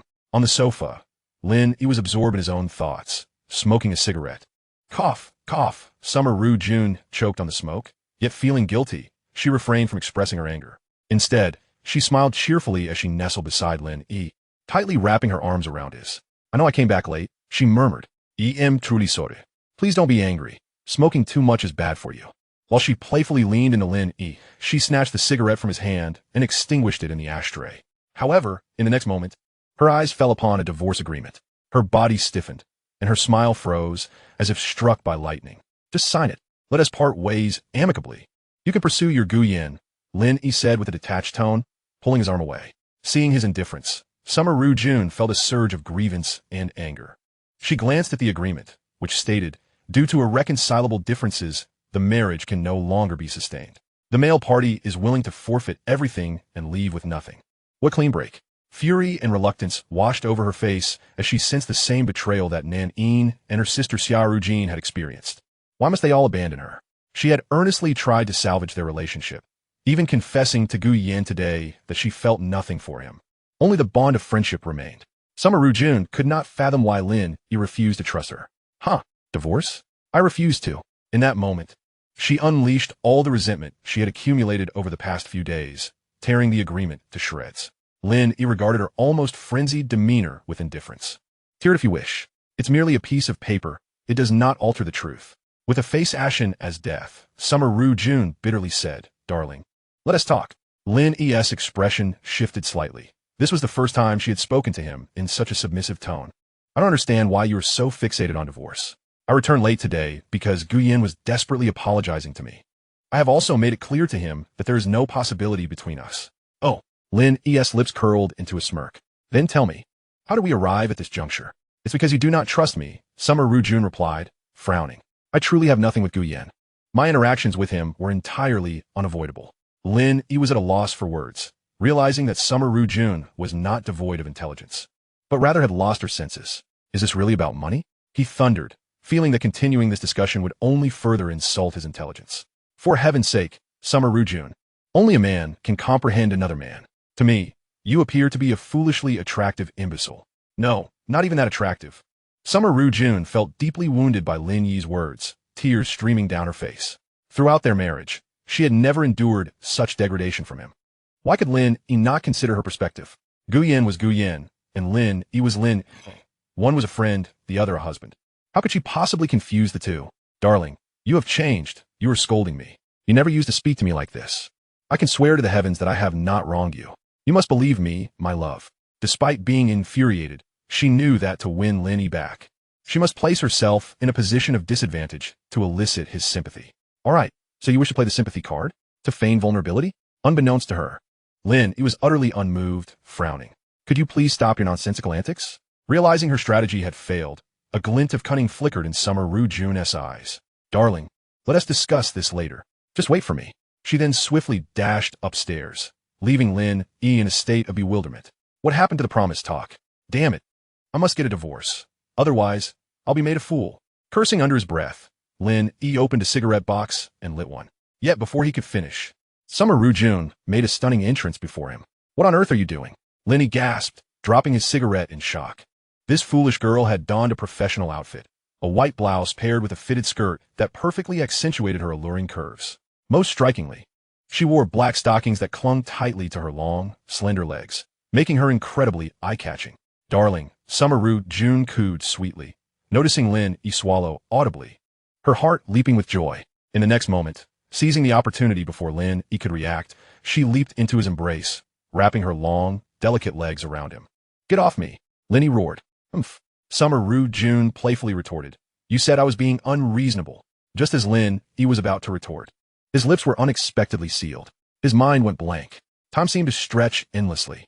Summer Rujun, her cheeks flushed and her eyes shimmering, finally released him. "I'm clinging to you, darling. You can't just decide to cling." Lin Yi snapped, realizing that she was not adhering to any conventional methods of persuasion. Reflecting on her words, he thought, if she could swear her fidelity, then perhaps she truly had not betrayed him. "You will cease all contact with Guyen. Can you accomplish that?" Summer Rujun, unable to contain her excitement, vigorously nodded. "Darling, I've already explained. I've confronted him. Starting tomorrow, I will withdraw from the project and let the company handle it. Is that acceptable?" Lin Yi scoffed. "Even if you do that, we'll still get divorced tomorrow." Summer Rujun fought back a laugh, realizing that her husband was left with nothing but bluster. Chapter 20. You have a wife. Why yearn for another? In the morning, Summer Rujun descended the stairs in an unusual manner. Noticing Lin Yi was absent from the living room, she felt a twinge of panic. "Darling?" Lin Yi's head peeked out from the kitchen. "Just a moment. Breakfast will be ready shortly." The look of urgency on Summer Rujun's face vanished, replaced by a sweet smile. In that instant, the familiar warmth returned. She languidly reclined on the sofa, inhaling the delightful aromas wafting from the kitchen, utterly enchanted. How wonderful it is! No quarrels, how splendid! This was the most genuine thought that occupied Summer Rujun's mind at that moment. Had I known, I should never have gotten so close to Guyen, for it nearly cost me my gentle and considerate husband. It is entirely my fault for lacking a sense of boundaries. If a divorce were to occur, how would I manage? With this thought in mind, Xia Rujun hurriedly rose and made her way to the kitchen. Observing Lin Yi's busy silhouette, she approached him from behind and embraced him tightly. "Why aren't you sleeping a little longer? There's still plenty of time," she murmured, resting her head on his shoulder while playfully chiding. "You've already slept enough yesterday." Lin Yi turned his head, smiling as he replied, "This is just the beginning. Your stubbornness won't last long, you know. I believe you are simply a little too indulgent." Xia Rujun felt a flush of indignation at his teasing, playfully striking his back with her small fists, pouting, "And what do you mean by that? How can I possibly show my face at work today?" As Lin Yi turned off the stove, Xia Rujun retrieved a bowl from the cupboard. Soon, a delectable aroma of egg noodles filled the air. She relished the atmosphere at this moment, recalling that in the past, it was always Lin Yi who prepared and presented meals to her. "Let me handle it," she declared. "Ouch, that's hot," she exclaimed, wincing as her fingers brushed against the bowl's rim. Lin Yi chuckled at her comical expression, saying, "All right, let me take care of it. You wait outside." "Okay." Xia Rujun responded with a carefree smile, her bare face radiating charm. Noticing that she still wore the purple nightgown from earlier, complete with the third pair of stockings on her legs, he admired the way the garment accentuated her perfect figure. From behind, her slender waist and curvaceous hips presented a breathtaking silhouette. Yet, he recalled that those stockings had clearly been damaged during their earlier escapade. Perhaps sensing Lin Yi's intense gaze, Xia Rujun turned her head, her cheeks flushing with embarrassment as she playfully scolded, "Don't look." The noodles, though familiar, tasted 100 times better than usual. "Hee, darling. I'm not going to work today. Let's go on a date instead. It's been forever since we've had our time alone." Lin Yi shook his head. "That's not possible. I have plans with someone today." Xia Rujun's curiosity piqued. "Who is it?" Suddenly recalling the aloof beauty from the police station, her expression darkened. "Are you going to see that vixen?" Lin Yi set down the utensils. "Yes, she promised me a job." Xia Rujun's heart trembled, grasping Lin Yi's hand. "Darling, what do you need a job for? We have enough money at home, and besides, your wife is making money too. Surely, I'm not going to contribute nothing." Lin Yi's expression grew serious. "It's not about the money. I simply don't want to stay at home." "Absolutely not." Xia Rujun's mood soured, for reasons she couldn't understand. She felt particularly resistant to Lin Yi seeking employment. "You're starting to cause a scene again," Lin Yi replied helplessly. "What?" Xia Rujun's temper flared, her face clouded with frost. "Lin Yi, how am I causing a scene? You didn't even discuss this with me. Do you even consider me your wife? Let me make this clear. No means no." Lin Yi furrowed his brows deeply, slamming his chopsticks down on the table. And what about your meeting with Gu Yan? Did you consult me about that? You. Xia Rujun's anger surged, standing up and pointing at him coldly. Isn't that a thing of the past? Why bring him up again? Lin Yi's gaze hardened. Did you not mention him first? When did I?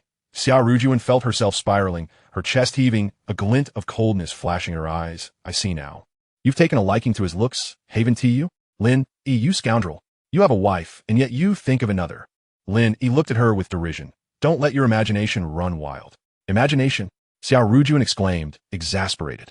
When have I? She faltered, abruptly closing her mouth. Lin Yi smirked. Do you find those words familiar? Xia Rujun fell silent. You said the same to me before. You're twisting my words. Xia Rujun was taken aback, recalling how she had previously used the same argument. Lin Yi reveled in her discomposure, relishing the moment. Xia Rujun, defeated, sat down with a huff. Regardless, you are not allowed to seek employment, nor are you to associate with any dubious women. Lin Yi's lips curled into a smirk. That's fine.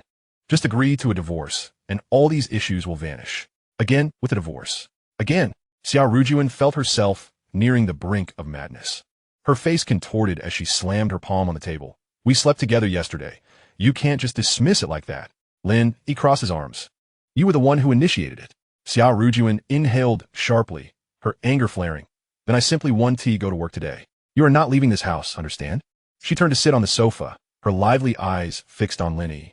He remained unfazed, whistling as he cleaned up the table, his demeanor exuding an air of triumph. Suddenly, an untimely knock echoed through the air. Lin Yi, open the door. If I open the door, I'll be going out. He replied with a grin. I'll open it.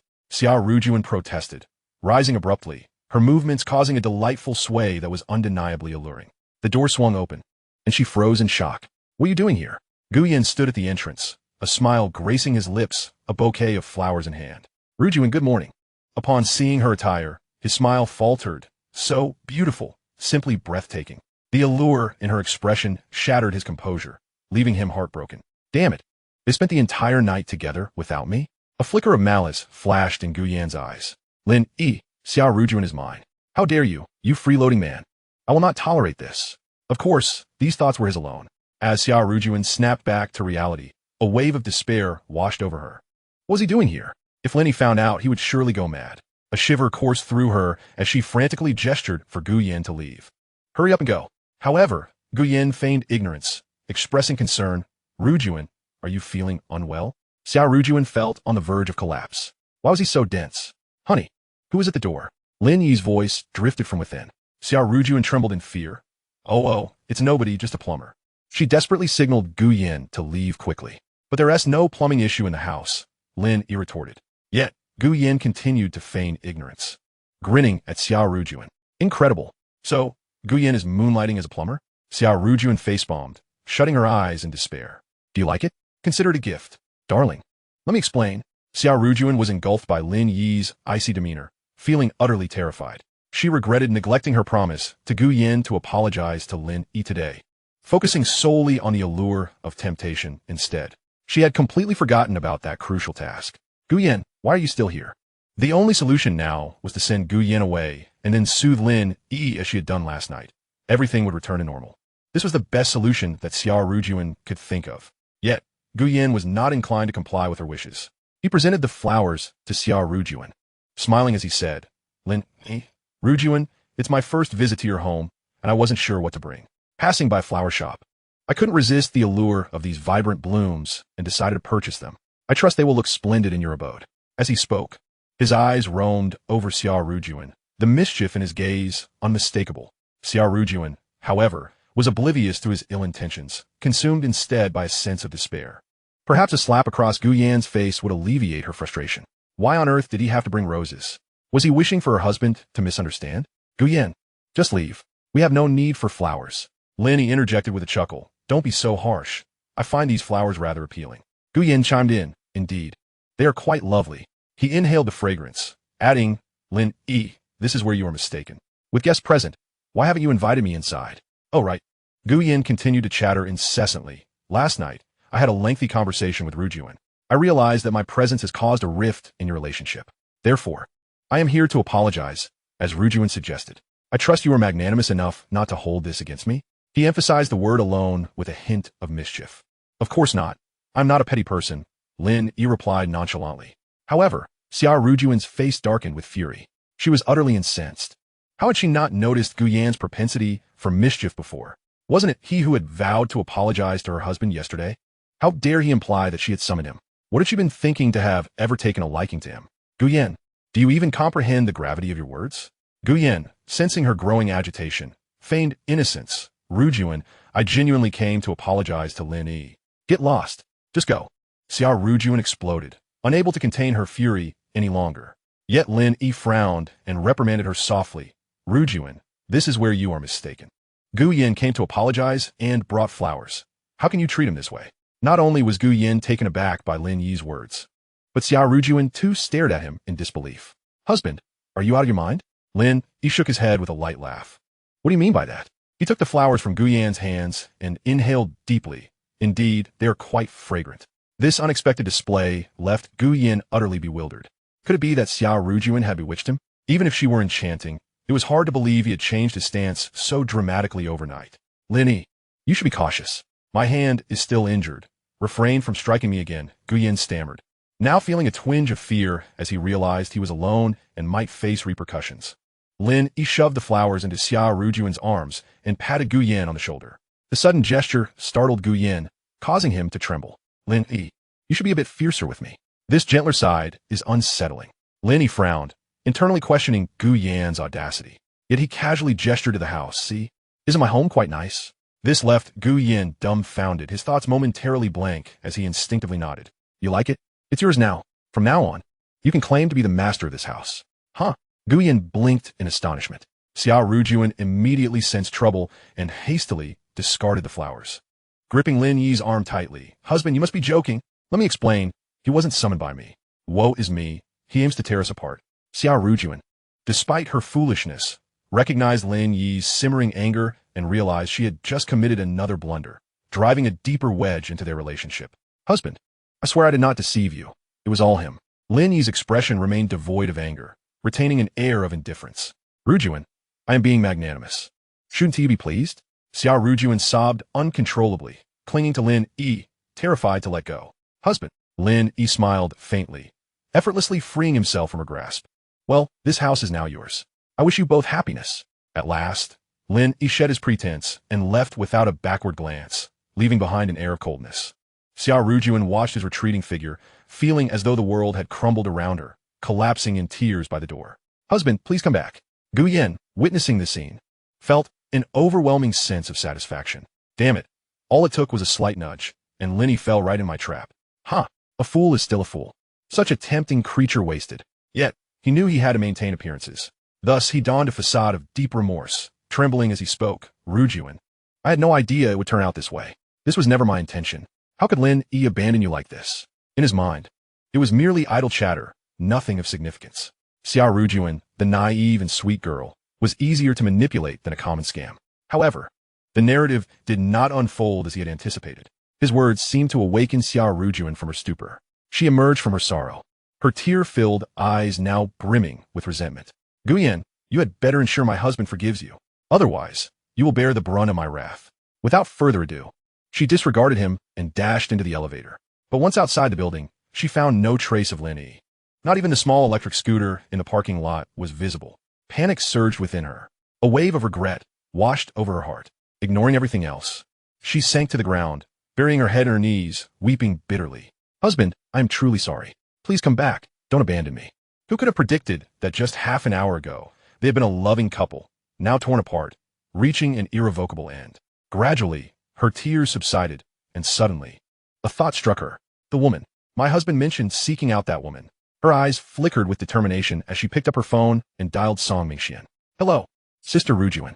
Xia Rujun pretended not to hear the woman's flirtatious tone on the other end and coldly inquired, what is your sister's name? Do you know where she is? What? You've blocked her number? How can you be such a useless brother? The voice on the other end sighed. Sister Rujun, I was indeed picked up. Get lost. After hanging up, she felt an overwhelming sense of helplessness. Staring at her phone's contact list, she pondered for a long time before finally dialing another number. The familiar voice on the other end softened her expression. Uncle Ming, please help me investigate a woman named Song Mingyan from Jiangxing. Yes, and I need the detailed addresses of her properties. Chapter 22. Who would fight you in a proper manner? Ningyan Club. Are you Mr. Lin Yi? The receptionist fixed her gaze on Lin Yi, her eyes glinting with a hint of malice. It was indeed him, the impostor who had claimed to be a friend of the owner, causing her to lose 500 yuan. Yes, miss. May I inquire if President Song has arrived? The receptionist shot Lin Yi a glare, retrieving a pen and paper to scrawl an address. Qingwan Villa? With a tone of impatience, she responded, that's right. The boss instructed that you meet here. Lin Yi, perplexed by the receptionist's hostility, took the note with suspicion. After expressing his gratitude, he turned and descended the stairs. Just then his phone vibrated, drawing his attention. In merely half an hour since his departure, he had received an incessant barrage of calls from Xia Rujun. Noticing his silence, she had resorted to bombarding him with messages. Darling, please answer the phone. I beg you. You must listen to my explanation.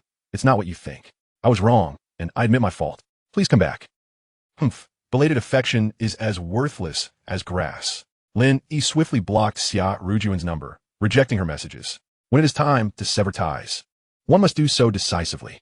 He soon hailed a taxi by the roadside. After living in Jiangsheng for so many years, he was well aware of the location of Qingwan Villa. Standing before the enormous floor-to-ceiling windows of his home, he could gaze across the river towards the Qingwan Villa area. Jiangsheng is divided into two parts, old and new, separated by the river. His residence, Yujing Bay, is situated in the new district where property prices soar. The old district is where Qingwan Villa is located. Crossing the river, the taxi arrived swiftly, observing the tranquil, antiquated villa area nestled amidst the bustling city. Lin Yi couldn't help but marvel at the privileges of the wealthy. The value of this land far exceeded the imagination of the average person. The gates of the villa community exuded an ancient charm, brimming with elegance. Such an upscale residence even boasted a security guard towering at nearly 6 feet. Clad in a tailored uniform and sporting dark sunglasses, an imposing figure that would make anyone hesitate to approach. Excuse me, sir, I need to report my entry. I am here to see someone at Villa 29. The owner's surname is Song, and mine is Lin. The security guard glanced at Lin Yi, and out of professional duty, communicated over the radio. Lin Yi was oblivious to the disdain hidden behind the guard's sunglasses, absorbed in lighting a cigarette. I'm sorry, sir, but smoking is not permitted here. Lin Yi was taken aback, offering a faint smile as he tossed the cigarette aside. Shortly after, a golf cart arrived, and a man in a suit stepped out, his expression somewhat anxious. Where is he? The man inquired of the security guard. The guard, exhibiting utmost respect, replied with a smile, Manager, who are you looking for? Fool, it's obviously Mr. Song's friend. The guard, momentarily taken aback, peered at the unremarkable Lin Yi in surprise. Manager, it seems to be him. The suited man regarded Lin Yi with astonishment and hastened to him, offering a smile. You must be Mr. Lin? Miss Song sent me to pick you up. The security guard's eyes widened in disbelief. He had anticipated Lin Yi to be a mere nuisance to the wealthy owner. Yet to his surprise, the property manager had come personally to escort him. Immediately, his demeanor shifted to one of respect. Lin Yi was equally baffled, pondering why Song Ningyan was making such a grand display. Cautiously, he climbed into the golf cart. During the brief ride, the property manager chatted animatedly, but Lin Yi merely responded with half-hearted remarks. In no time, the cart halted before a villa, and the property manager cheerfully invited him to disembark. Observing the number 29 on the doorplate, he confirmed he was at the right place. The gate stood ajar, and Lin Yi entered slowly. At that moment, 2 burly men in suits emerged from within, their expressions steely and humorless. One of the muscular men spoke coldly. You are Lin Yi? Lin Yi frowned slightly and nodded. Come in. Following the muscular man into the villa, Lin Yi barely had time to take in his surroundings when a fist swung towards him. Reacting swiftly, Lin Yi dodged just in time. In an instant, 7 or 8 muscular men surrounded him. What does this mean, gentlemen? Lin Yi asked, recognizing their identities as Song Ningyan's bodyguards. His mind raced with thoughts. What on earth did Song Ningyan intend to do? His gaze hardened as he called out, Song Ningyan, what do you think you're doing? Come out. No one answered. Damn it. She wouldn't be seeking revenge, would she? Lin Yi was certain that given that woman's temperament and status, she would never let go of the humiliation he had inflicted upon her at the gym. Hey, are you trying to test my skills with him? Just wait until you regret this. A cold smirk flickered across Lin Yi's face, though he maintained a calm facade. The bodyguards, too, wore disdainful expressions. To them, Lin Yi's slight frame was merely that of a helpless lamb awaiting slaughter. As the hulking men relaxed their guard, Lin Yi's lips curled into a subtle smile. Now, he moved. In the next moment, he darted towards the nearest bodyguard. Caught off guard, Lin Yi landed a punch squarely on the man's face. The bodyguard, no novice himself, raised his hand to block the blow. Yet, Lin Yi denied him any respite. Nimbly maneuvering behind him, wrapping his arms around the bodyguard's neck in a chokehold, he exerted pressure. The bodyguard instantly felt a wave of suffocation, his throat constricted by Lin Yi's grip. With a smile, Lin Yi summoned his strength, lifting the bodyguard effortlessly off the ground. Bang! A resounding crash echoed as the bodyguard was slammed onto the floor, eliciting a scream of pain. Seizing the moment while the other bodyguards were momentarily stunned, Lin Yi charged forward with agility. He focused on their feet, driving his leg down with force. Smack! The dull sounds of impact mingled with cries of agony. Indeed, these were moves typically employed by children in a brawl. The strikes needed to be swift and steady, delivering excruciating pain to the adversary in an instant. As he reveled in the cacophony of their cries, Lin Yi felt an exhilarating satisfaction. In a proper fight, who would engage you? Without employing some devious tactics. How could one possibly prevail? Damn it, you scoundrels, resorting to such unscrupulous tactics. Brothers, let us go. Finish him. One bodyguard with stubble shouted furiously. Don't rush. I have more tricks on my sleeve. Lin Yi replied, wearing a playful grin as he raised 2 fingers, aiming directly at the shouting man.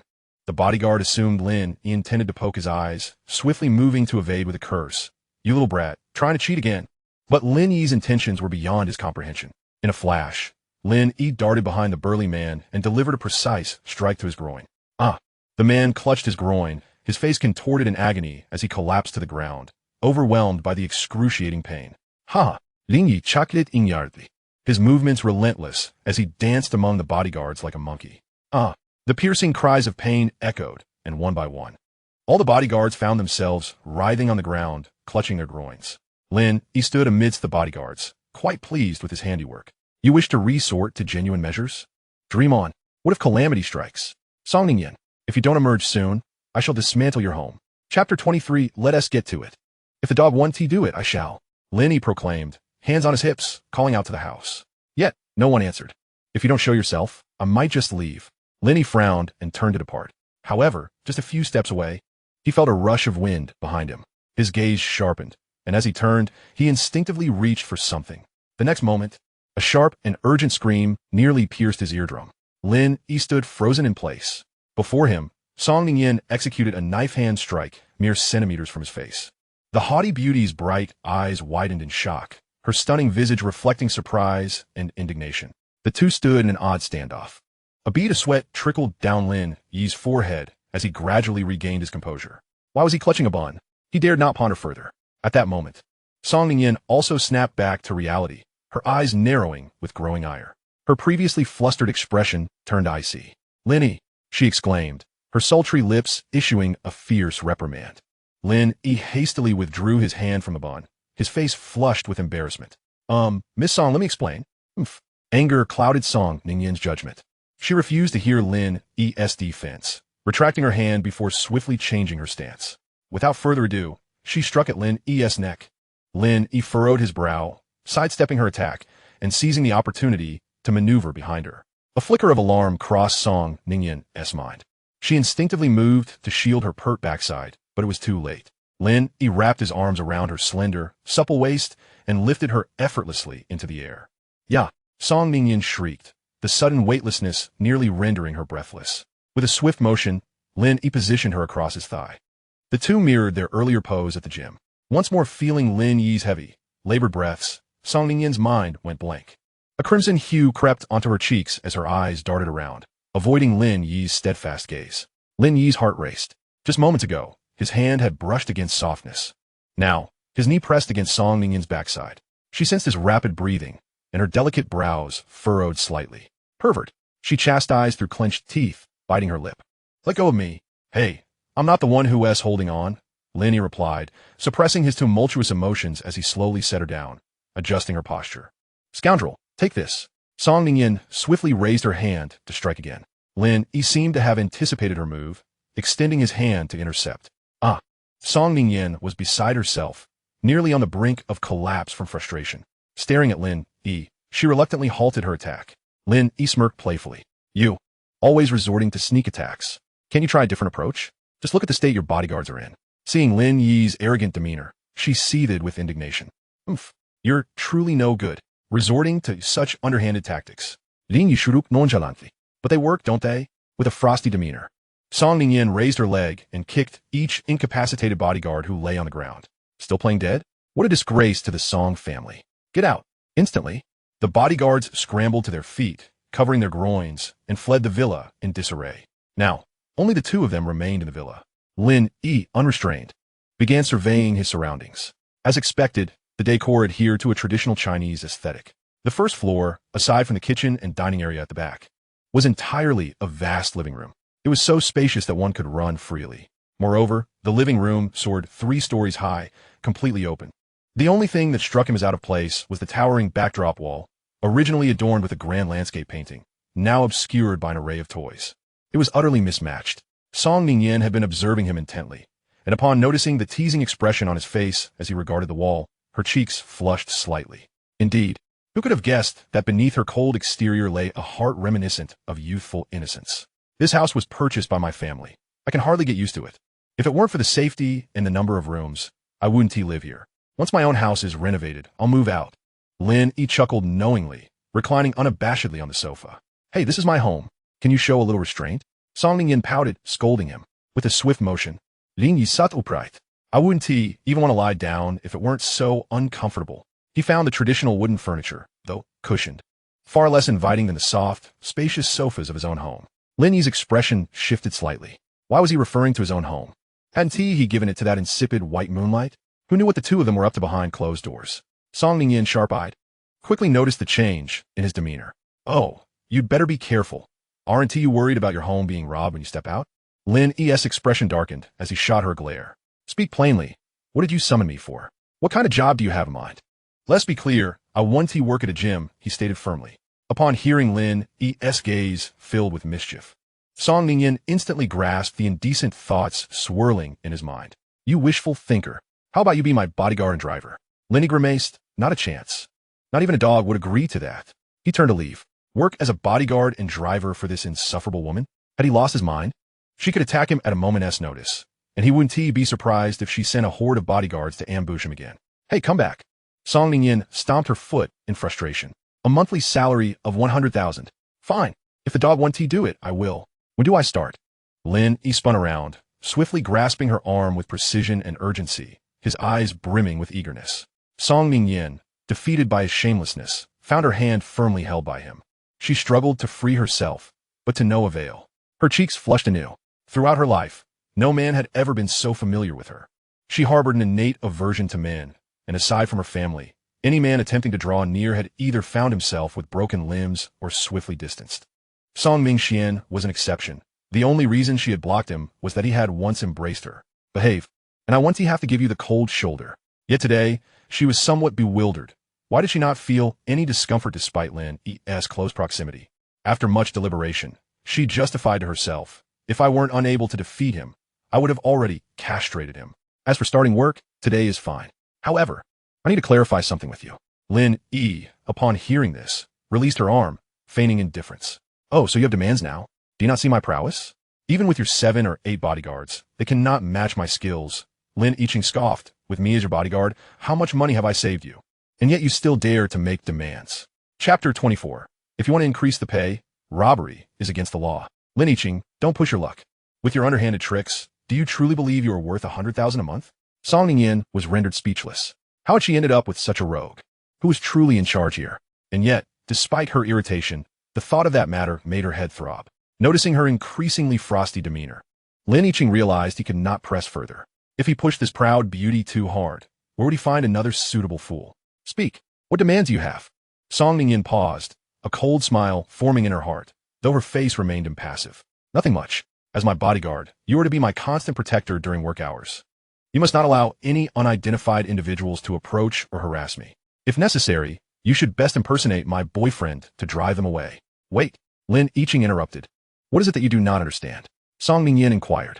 Lin Yi snorted. You are clearly treating me like your personal servant. To drive away your suitors and impersonate your boyfriend?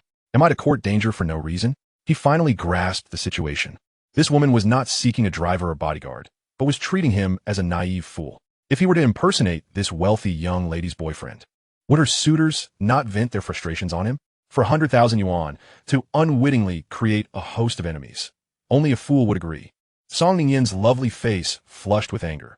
She had known this scoundrel would not be easily managed. Just as she pondered how to persuade Lin Yi, her phone rang. Her expression shifted slightly. Taking a deep breath, she answered, "Hello."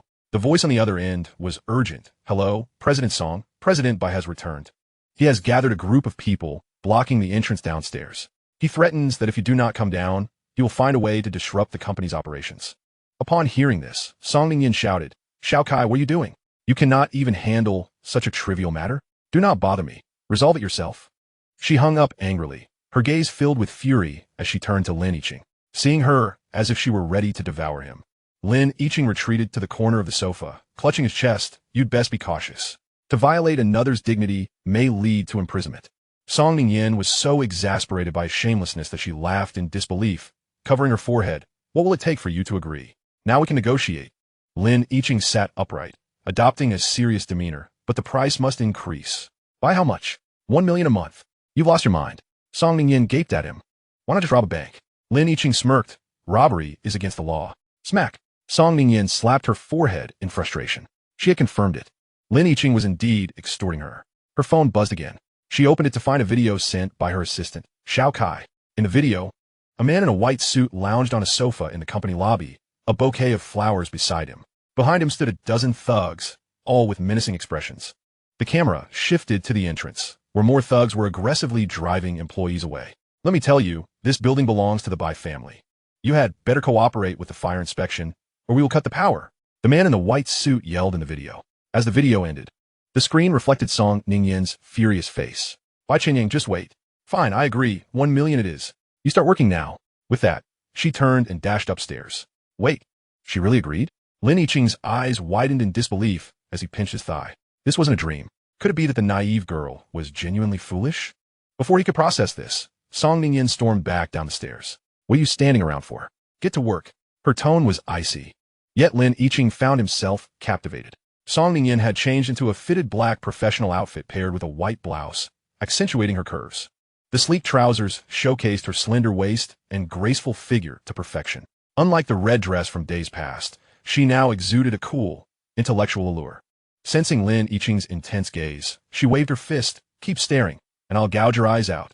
With a huff, her high heels clicked sharply against the floor as she left the villa, leaving Lin Yi to swallow hard before following her. Upon exiting the villa, he found no trace of Song Ningyin's figure. Just then, the roar of an engine caught his attention. Moments later, Song Ningyin drove up in her red sports car.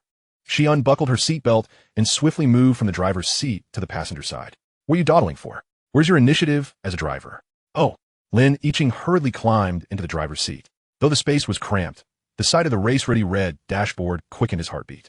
Noticing his excitement, Song Ningyin asked, "Can you even drive?" "You'll find out shortly," Lin Yi replied with a knowing smile. With a roar, just as Song Ningyin remained skeptical, Lin Yi slammed the accelerator. "You're insane. This is a residential area. Slow down." Song Ningyin exclaimed, clutching the armrest in panic as he sped up.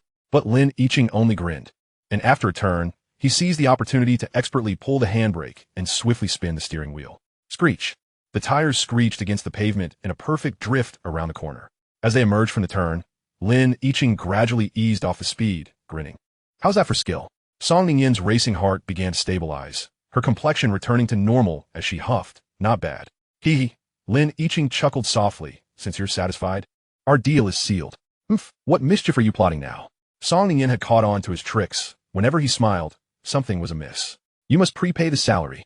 Hey. Lin Yi interrupted as she opened her mouth to speak. "You want me to drive away your suitors and even intervene, if necessary. That carries a significant risk. I'm challenging the entire elite class of Jiangcheng single-handedly. What if something happens? That 1 million could very well be my lifeline." Song Ningyin considered his words seriously. After a moment, she replied, "All right, let's go to the bank first. I'll transfer your salary for this month." "Good, President Song. You're quite generous." Lin Yi's lips curled into a smile as he pressed down on the accelerator. In the astonished gaze of the security at the entrance of the villa area, the red sports car glided gracefully into the flow of traffic. Nearly an hour later, Lin Yi grinned from ear to ear as he gazed at the balance on his bank card, 10,000,000. A total of 1,927 yuan and 3 jiao. Finally liberated from poverty, Song Ningyin observed his mercenary demeanor and coldly snorted. One might think it was an astronomical sum. "Look at you. as if you've never seen the world. At least your wife's assets have surpassed 1 billion. Haven't they? Lin Yi waved his hand dismissively. Her money has nothing to do with me. I'm preparing for a divorce. This is my retirement fund. A flicker of surprise crossed Song Ningyin's face, but quickly dissipated as she rolled her eyes. Shouldn't we focus on serious matters now? Chapter 25. The relationship of a couple must be properly established. With a considerable distance still to the company, Song Ningyin instructed Lin Yi to pull over. Noticing Lin Yi's nonchalant demeanor, she couldn't help but feel a twinge of concern. Did you remember everything I just mentioned on the road? Lin Yi opened the visor and started to tousle his hair. Oh, it's just by Qinyang, right? I've heard of him, and he has 2 sisters. Song Ningyin was left speechless. I asked you to remember his information, not to concern yourself with his sisters. Lin Yi smacked his lips in response. The Bai family is one of the leading real estate tycoons in Jiangxing. Bai Qinyang is the heir and also your suitor, not to mention your family's designated match. I've got it all figured out. Don't worry, this wealthy lady can only have me by her side. No one else can lay claim. Song Ningyin let out a cold snort, unwilling to waste her breath. Seeing the cold beauty frown in anger, Lin Yi felt a stir within him. How could this woman look so beautiful even when she was angry? His gaze grew bolder, wandering over her alluring figure. She was stunningly perfect. Indeed, she surpassed Xia Rujun.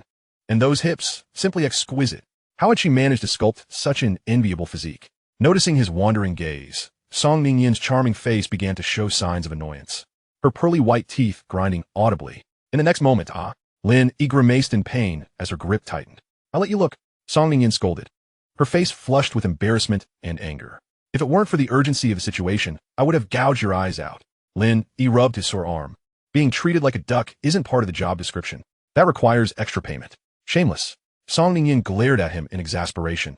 What was I thinking choosing you? She now questioned Lin Yi's capabilities. Memories flooded back of the recent phone call from her family, issuing an ultimatum.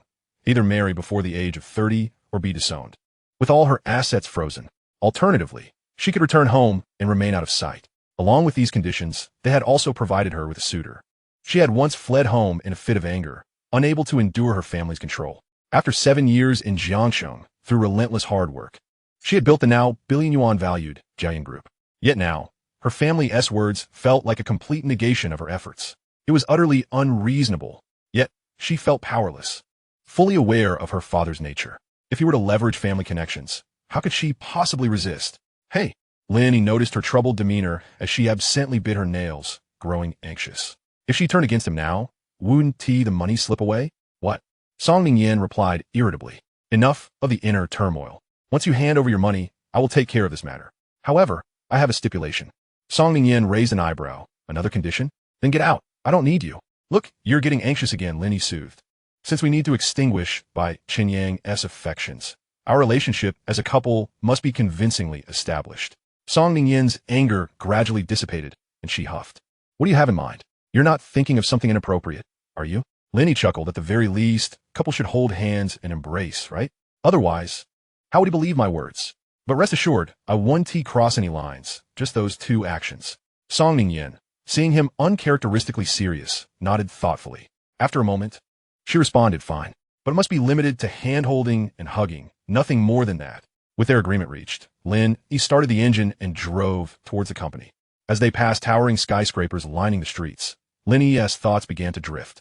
Sensing his emotional fluctuation, Song Ningyin's face softened, and with a hint of sarcasm, she remarked, I remember your wife's company is also around here, right? Mind your words. Lin Yi replied flatly, soon to be my ex-wife. Oof. Song Ningyin rolled her eyes. And here I thought you were so devoted to her. Lin Yi shot her a glance. How can one love when they haven't even experienced enough with someone? That rascal was at it again. Song Ningyin initially wanted to slap him, but a spark of realization struck her, and she burst into laughter. Indeed, he had spent 5 years with his wife, yet she was merely a dispensable substitute. At the very least, he had enjoyed some of it. So it wasn't a total waste of 5 years. He ought to be content. Lin Yi raised an eyebrow. You've been investigating me? Song Ningyin was momentarily taken aback by his piercing gaze. What of it? If you're going to be my driver, I need to understand your background. You, after all, are the eldest son of a Lin family.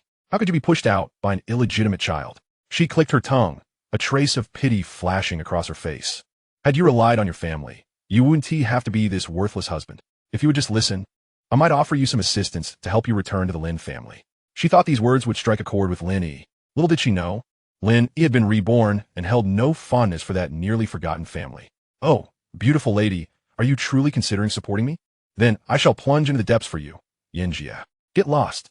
Song Ningyin shot him an exasperated glare. Yet, observing Lin Yi's carefree expression, a flicker of sadness crossed her eyes. What a heartless fellow he was.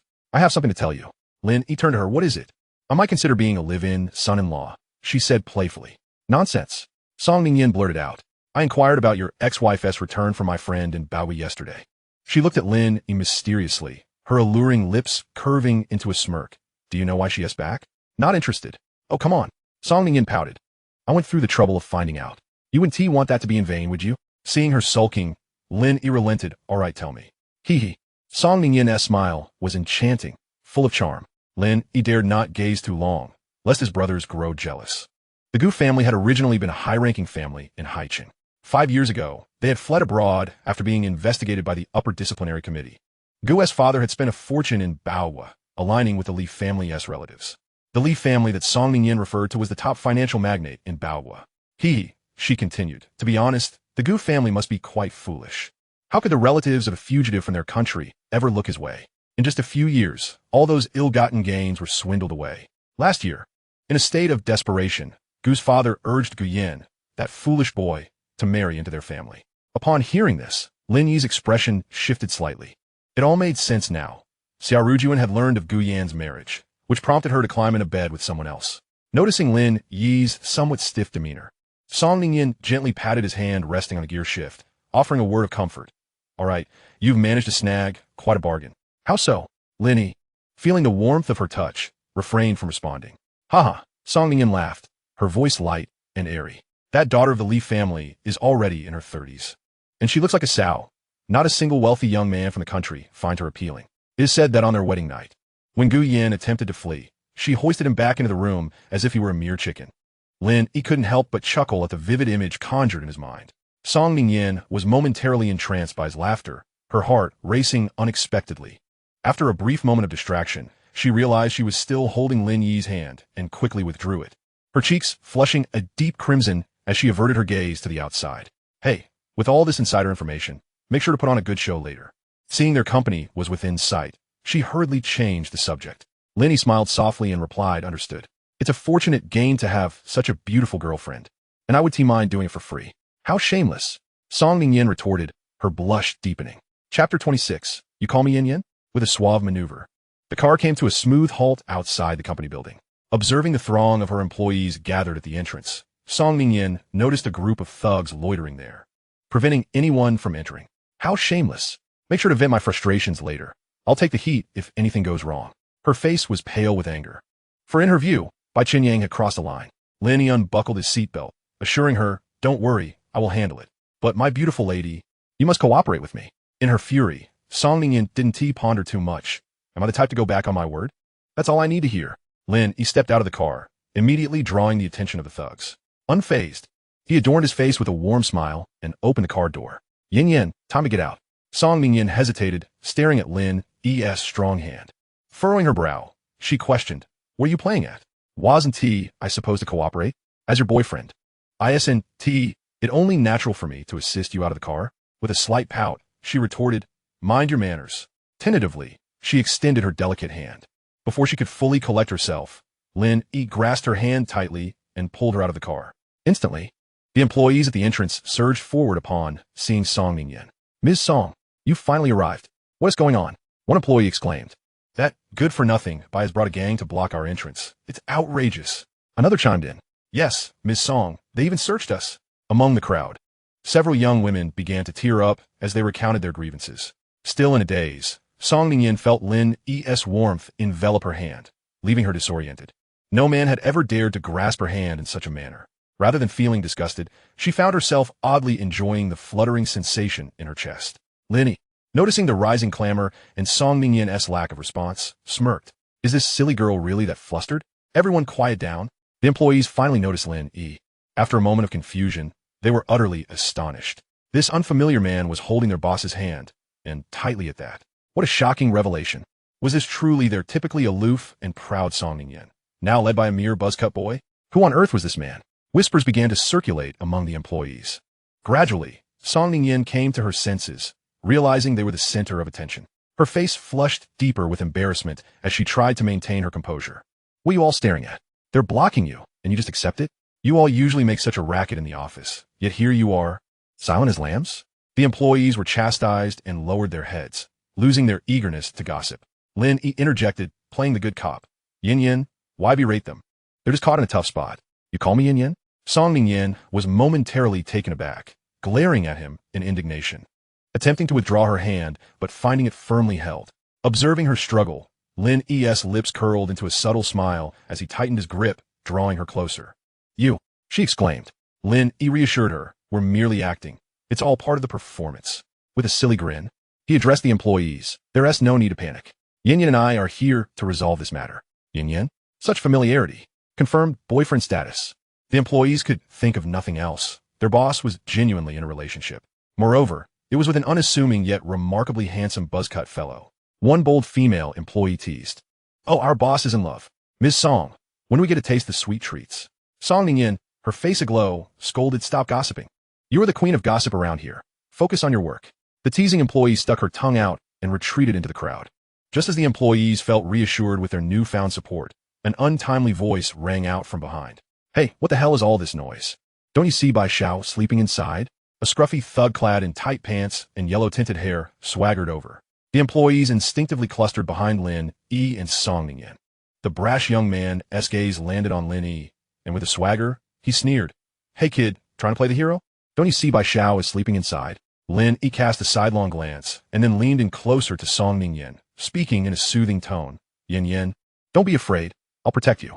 The warmth of his words resonated deeply within her, rendering her weak in the knees. You shouldn't speak like that. She stammered. Lin Yi flashed a mischievous smile and turned to face the yellow-haired thug, who squirmed under his gaze. The thug waved his hands, rallying his crew. Hey guys, he got a clueless kid here. Within moments, a motley crew of thugs gathered around. Where are you from, buddy? The yellow-haired leader puffed on a cigarette, exuding confidence. We're from the Defei gang in Jiangshan. Scared yet? Oh, Lin Yi nodded. So, you're part of a gang? Of course. The thug tossed his bangs. The Defei gang is well known in Jiangshan. If you're looking to stir trouble, you better think twice. TSK, Lin Yi smacked his lips. You all are gathered here to create a ruckus, disturb public order, and even harass others. Most importantly, the organization has rallied numerous individuals to form a gang of a nefarious nature. This is a matter that could lead to imprisonment. Upon hearing these words, the group of over a dozen men ceased their arrogant demeanor and burst into laughter. Haha, this kid must be a fool, right? Indeed, a fool uttering foolish words? Xiaohu, he claims he will end up in jail, ha ha ha. Lin Yi observed this group of spirited young men, clicking his tongue and shaking his head. Why must they force my hand? Just as he sighed, his gaze sharpened, and his figure swiftly darted forward. In an instant, he threw a punch at the yellow-haired youth. This time, he refrained from employing underhanded tactics. Bang, bang, bang. Each strike landed with precision, devoid of any finesse, just sheer force. The spirited youths, still basking in their mirth, were left bewildered by Lin Yi's sudden assault. Xiaohu, this kid is launching a sneak attack. Cries of agony echoed.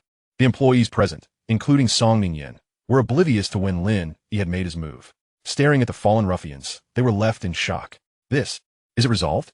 Not even 10 seconds, and they're all down? Lin Yi reappeared beside Song Ningyin, smiling. Ningyin, how was that? I didn't resort to any underhanded tricks this time, did I? Make sure to reward me later. Song Ningyin flushed again, retorting. Did you just speak nonsense? Where are we going? Lin Yi feigned an infatuated expression. If I am to eat, it shall be your nonsense. Lin Yi, you creep. How disgusting. Chapter 27. Remove your filthy hands. The female employees instantly adored Lin Yi, gazing at him like infatuated fans. Song Ningyin also noticed their fervent stares, and, for reasons unbeknownst to her, felt a twinge of anger. What are you staring at? Is it acceptable for Lin Yi to take the brunt of it for you? The female employees blushed, while the male employees lowered their heads in embarrassment. Regretting her words, Song Ningyin quickly turned to Lin Yi and stammered. You, don't think too much of it. This is not concern for you. Lin Yi waved his hand dismissively. Not at all. I know my Ningyin cares for me. You're infuriating. Song Ningyin glared playfully at him. There are still 10 left, and we shall subdue them all, as if her words had summoned them. The remaining spirited ruffians erupted from the company's lobby. Leading the charge was a middle-aged man with a buzz cut, surveying the fallen with anger, Who's he? Who the hell did this? The remaining ruffians began to assist their fallen comrades. The situation quickly reversed, with the opposing force now numbering close to 30. The yellow-haired youth, rubbing his chest, pointed at Lin Yi, seething, "Brother G, it's this kid. Damn it. No honor in a sneak attack on my brothers." Brother G's expression darkened. This brother, for no reason, why strike at others?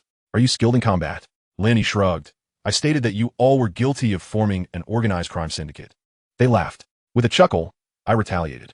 Being young, spirited lads, I, being older, assumed the role of a guardian, imparting lessons on behalf of their parents.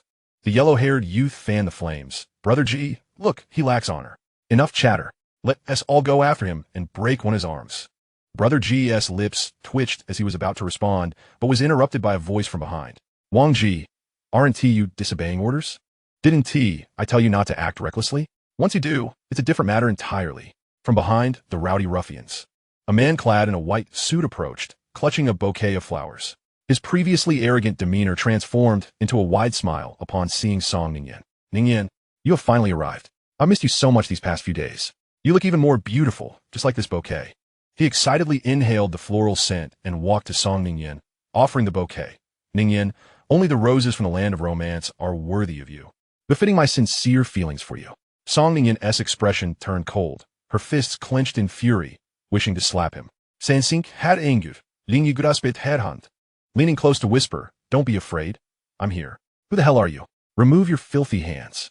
Bai Qianyang finally noticed Lin. Seeing this fool who had suddenly appeared and dared to hold the goddess's hand before him ignited a fiery rage within him. Lin Yi's gaze locked onto Bai Qianyang, a smile creeping onto his lips as he provocatively regarded him. He released the hand he held, instead wrapping his arm firmly around Song Ningyan's waist, pulling her close. You, Song Ningyan exclaimed shyly. Yet, her body showed no resistance, allowing Lin Yi to embrace her tightly. The vibrant energy emanating from Lin Yi filled her senses, almost overwhelming her. Her body, as if compelled, leaned closer, her blushing cheek brushing against Lin Yi's neck. Lin Yi, too, felt a stirring within, cursing internally. This woman's waist is indeed slender and soft, comparable to Xia Rujun, but this scene shattered Bai Qianyang's composure. His face turned ashen, and he bellowed, "Remove your filthy hands. Who gave you the right to touch Ningyan?" As he spoke, Bai Qianyang hurled the flowers to the ground and lunged at Lin Yi with a punch. However, Lin Yi smirked, seizing the moment, and kicked out. Bang! Bai Qianyang had never encountered such a situation. As his fist was about to connect with Lin Yi, he failed to notice Lin Yi's retaliatory kick, forgetting to evade in the heat of the moment. Ouch! A cry of pain escaped him as he staggered back, just as he was about to fall. Brother G quickly caught him. Damn, you dare kick me? Bai Qianyang failed to express gratitude to Brother G, steadied himself, and unleashed a torrent of curses at Lin Yi. Huh, Ningyan is not someone you can call by name. You don't even bother to look in the mirror, wearing a white suit. Thinking you're some sort of celebrity? Speak again, and I'll shove that mouth of yours. Bai Qianyang had no idea who the celebrity was. But Lin Yi's words infuriated him. He had always been the one to bully others, never experiencing humiliation himself. The audacity of this arrogant young man, not only insulting him but also embracing his woman, filled him with profound indignation. Wang Ji, destroy him. Break one of his arms. Upon hearing their leader's command, Brother G wasted no time, rallying the remaining ruffians to charge at Lin Yi. Brothers, don't kill him. Just maim him. Lin Yi, holding on to Song Ningyan's slender waist, displayed no fear. Rather, he remained calm, tightening his grip. That's too tight. Song Ningyan murmured shyly. Her bashful demeanor drove Bai Qianyang to the brink of madness. His eyes seething with resentment, he screamed, damn it, kill him. I'll take responsibility if anything goes wrong. Bang, bang, bang. Lin Yi delivered 3 swift kicks to the attackers, sending them crashing to the ground. No longer holding back, he furrowed his brow, his expression hardening as he charged into the throng of ruffians. Lin Yi aimed to keep his abilities concealed. Thus he employed only the simplest yet sufficient martial techniques. In an instant, his figure moved like a wolf in the wild, swift and decisive. Thud, thud, thud. The street thugs were utterly bewildered by the ferocity of the brawl. Chaos reigned supreme. Within mere minutes, nearly 30 individuals had been struck in the abdomen by Lin Yi's formidable fist, leaving them howling in pain. The sight sent shivers down Bai Qianyang's spine. This man was terrifying. Was he even human? A sense of panic began to wash over him. Meanwhile, the bald-headed gang leader, witnessing the plight of his subordinates, retrieved a metal rod from seemingly nowhere. He lunged toward Lin Yi, his malevolent intentions palpable. You little brat, it's your time to die. He bellowed, raising the iron rod to strike. Lin Yi, watch out. Song Ningyin cried out in alarm. Without a moment's hesitation, she discarded her bag and leapt into action, delivering a flying kick aimed at the bald thug. Lin Yi, possessing an acute sense of danger honed from years of experience, had already sensed the impending threat. However, he had not foreseen Song Ningyin's intervention. If he dodged, he feared she might collide with the iron rod. His mind barely had time to process the situation before he instinctively shouted, "Foolish woman, get out of the way." In a split second, he lunged towards Song Ningyin, grasping her slender leg tightly before executing a swift maneuver. Thud! His back absorbed the full impact of the blow. Gasping in pain, he inhaled sharply. "Are you insane? I was trying to save you," Song Ningyin exclaimed in a flurry of concern. "You foolish woman," Lin Yi retorted, releasing her and pivoting sharply towards the bald thug. The chilling glare in his eyes rendered the thug paralyzed with fear. With little hesitation, Lin Yi unleashed a powerful kick, sending the thug crashing into the nearby shrubbery with a pain scream. The battle was swiftly concluded. The sheer ferocity of that kick sent the remaining thugs scurrying away, clutching their heads in terror. Realizing the situation had turned dire, Bai Qinyang lost all semblance of anger and hastily retreated to his vehicle, pressing the accelerator in a frantic escape. Lin Yi, still feeling the pain, glanced at the astonished onlookers. "Everyone, record the video, but refrain from posting it online," he instructed. Song Ningyin rushed forward, her worry evident. "Are you all right?" Lin Yi almost instinctively, playfully smacked her rear. "What do you think?" "Lin Yi, you jerk. Is that appropriate?" Chapter 28. Rich lady, please support me. The headquarters of the Jian Group towered 20 stories high, modest among the skyscrapers of Jiangxing CBD. One could hardly fathom the immense effort Song Ningyin had invested to reach this pinnacle. As the owner, her office was situated on the topmost floor. Lin Yi reclined on the plush sofa, reveling in the fragrant ambience of the office. Damn, the affluent truly know how to indulge. This office spans at least 500 square meters, he mused. Perhaps in an effort to maintain her image as the ruthless CEO, the office lacked any semblance of feminine decor. The contrast with her villa, adorned with a wall of dolls, was quite humorous. It was as if she possessed two distinct personas, much like his sister-in-law, Xia Rujun. The sound of high heels echoed from outside, snapping him back to reality, only for a sudden pang of pain to erupt. "Ouch, this is bad, I'm going to die." The door swung open, seeing him in apparent agony. Song Ningyin couldn't help but chuckle. "Screaming won't help you. You refuse to go to the hospital." Lin Yi sighed, noticing the bottle of medicinal oil in her hand. "Heartless. I knew agreeing to help you would lead to trouble. I'm leaving. If no one cares for me, I'll tend to my own wounds." He feigned an attempt to rise, his face contorted in mock distress. "Humph." Song Ningyin huffed, giving his back a light pat. "Ouch, am I dying?" Lin Yi exclaimed, cursing under his breath. Song Ningyin remained unfazed. "You're still causing trouble, even after being injured." As she spoke, she lifted his shirt, revealing a deep, alarming wound that left her momentarily stunned. "Slow down, ouch." Lin Yi lay on the sofa, muttering to himself. After a pause without any action from her, he glanced up to find Song Ningyin furrowed in thought. Her eyes misty. "What are you waiting for? Apply it." Snapping out of her reverie, she pouted and waved away the mist from her eyes.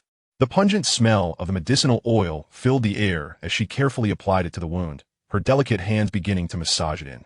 For the oil to work effectively, friction was necessary to increase its temperature. As Lin Yi felt a fiery yet soothing sensation on his back, he involuntarily shuddered. "Did I hurt you?" Song Ningyin panicked, misinterpreting his reaction. Lin Yi chuckled and shook his head. Soon, the wound was tended to, but he remained prone.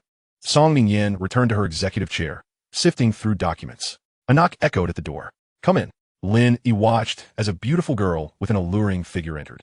"President Song," she called out, though her gaze frequently drifted towards Lin Yi, her cheeks tinged with a subtle blush. "Lin, bro," she finally managed to stammer, having struggled with the greeting. "Hello, beautiful," Lin Yi replied politely. Upon seeing the girl's bashful glances at Lin Yi, Song Ningyin's expression soured.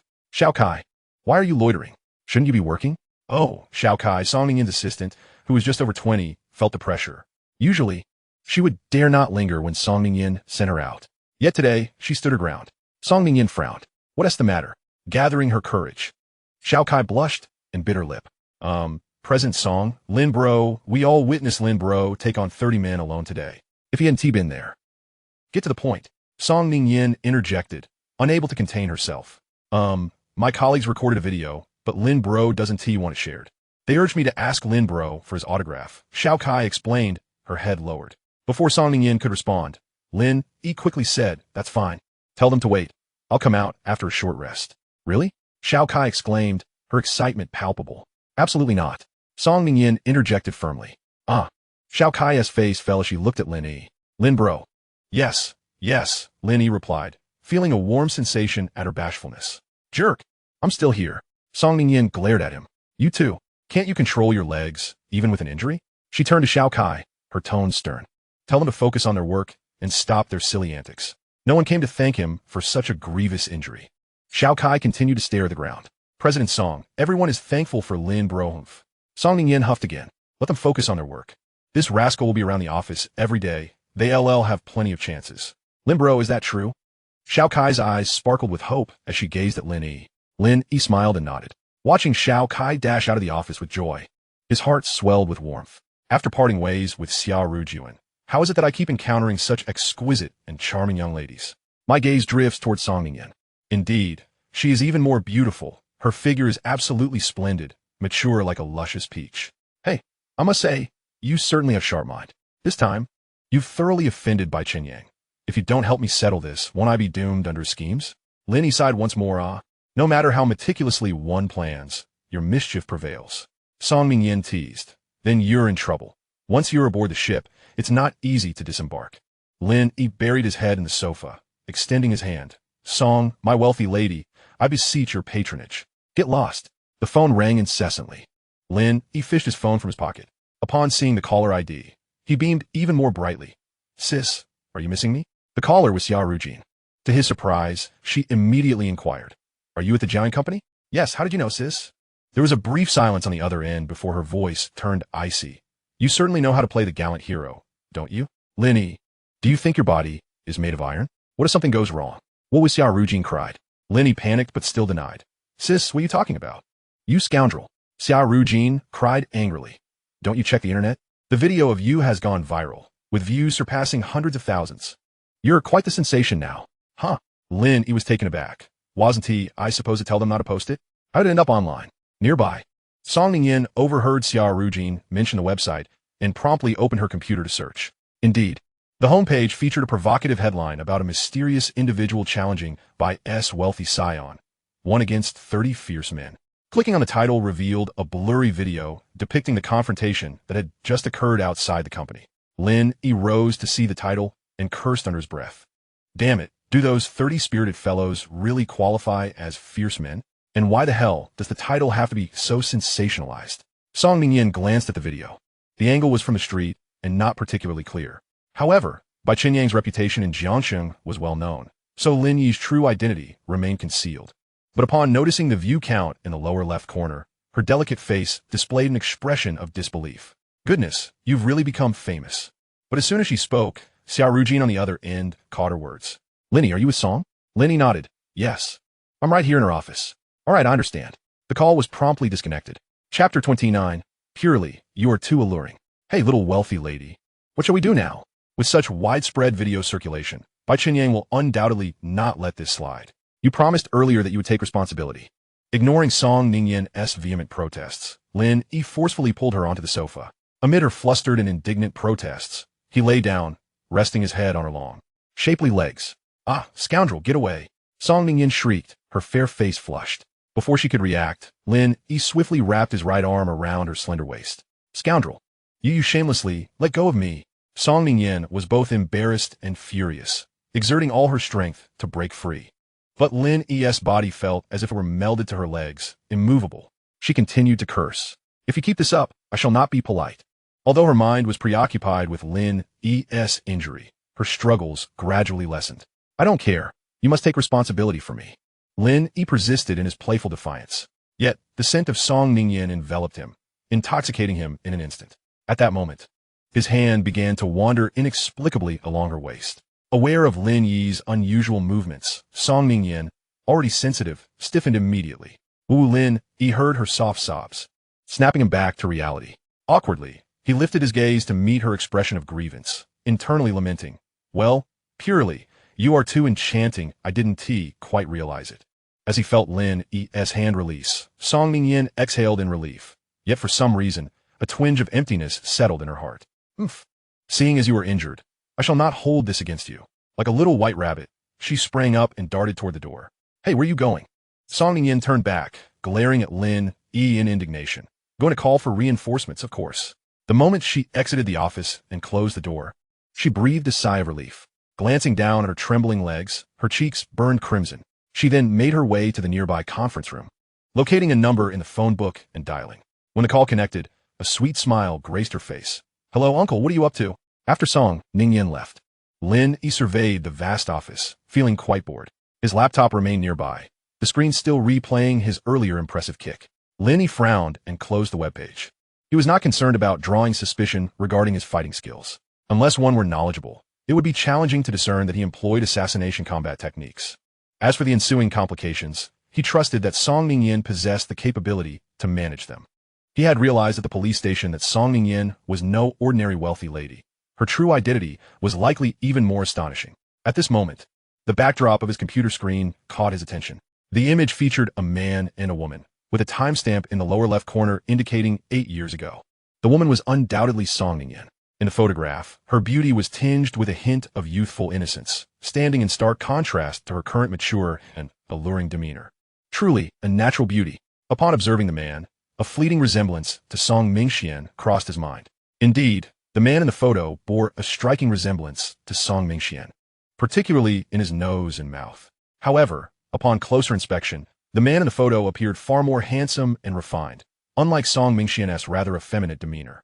This led him to a sudden realization. Could this man also be the white moonlight in Song Ning's heart? With this thought, his expression darkened, causing any fondness he had for Song Ning to evaporate. Damn it, have I intruded upon the realm of her white moonlight? Suddenly, clarity washed over him. In that fleeting moment, he resolved that once he completed his month as a bodyguard, he would distance himself from Song Ning. Why not leave now? Unfortunately, he needed money. Once that million arrived, he must fulfill his promise. With a decisive thud, he shut his laptop and sat upright.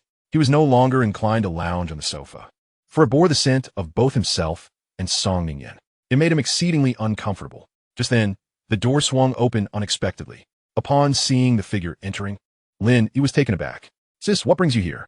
Xia Rujun first scanned the room, noticing Song Ning's absence before turning her gaze to Lin Yi. However, the look of yearning tinged with anger in her eyes made Lin Yi feel inexplicably guilty. Sissy cast a guilty glance at Xia Rujun, who was seated upon the very sofa he had once reclined. Since her entrance, her gaze had been unwaveringly fixed upon him, yet she uttered not a single word. Lin Yi, feeling the weight of her stare, lowered his head.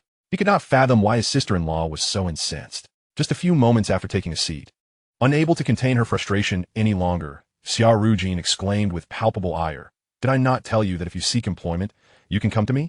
Look at you. Are you fit to engage in combat? What if you sustain an injury? What about those who worry for you?" Flushing crimson, she quickly amended her words, her mind racing back to the video where Lin Yi had been struck.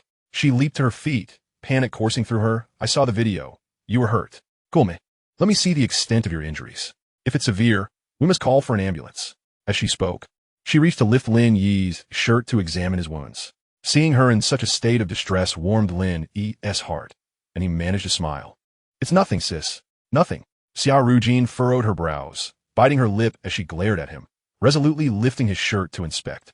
When her eyes fell upon the angry bruise marring his back, she could no longer hold back her tears, covering her mouth as she sobbed. "You said it was nothing. Are you foolish? Can't you avoid danger?" Her heart felt as though it had been pierced by 1,000 arrows. That bruise was akin to a whip lashing against her very being. "Does it hurt?"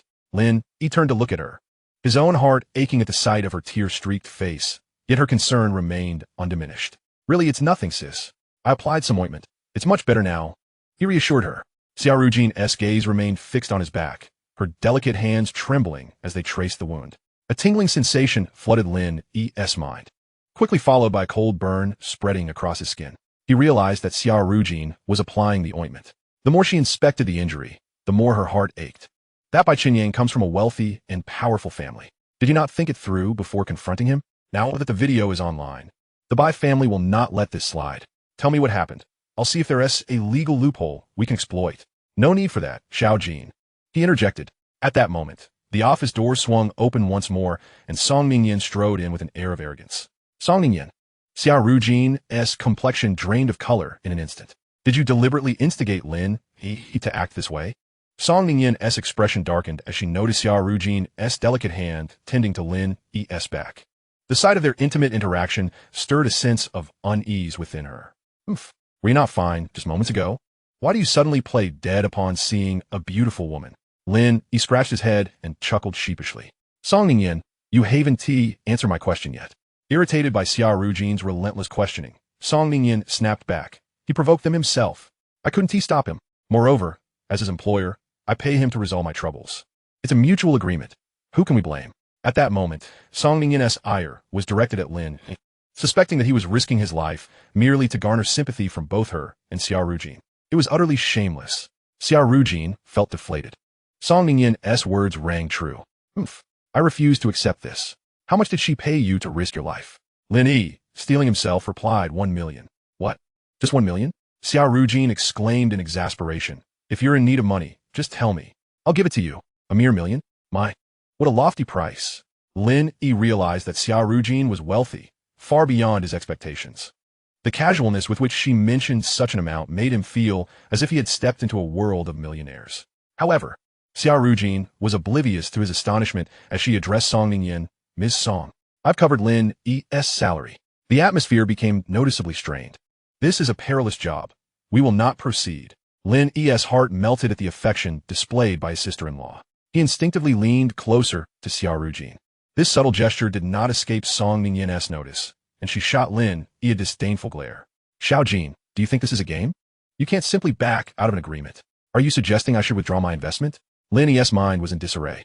Yet he sensed a veiled threat in Song Ningyin's words, igniting a surge of unnamable anger within him. If you wish to withdraw, then do so. He quickly grasped Xia Rujun's hand. Sis, don't speak recklessly. Our focus should be on our careers. My well-being is secondary. Ningyin has a point.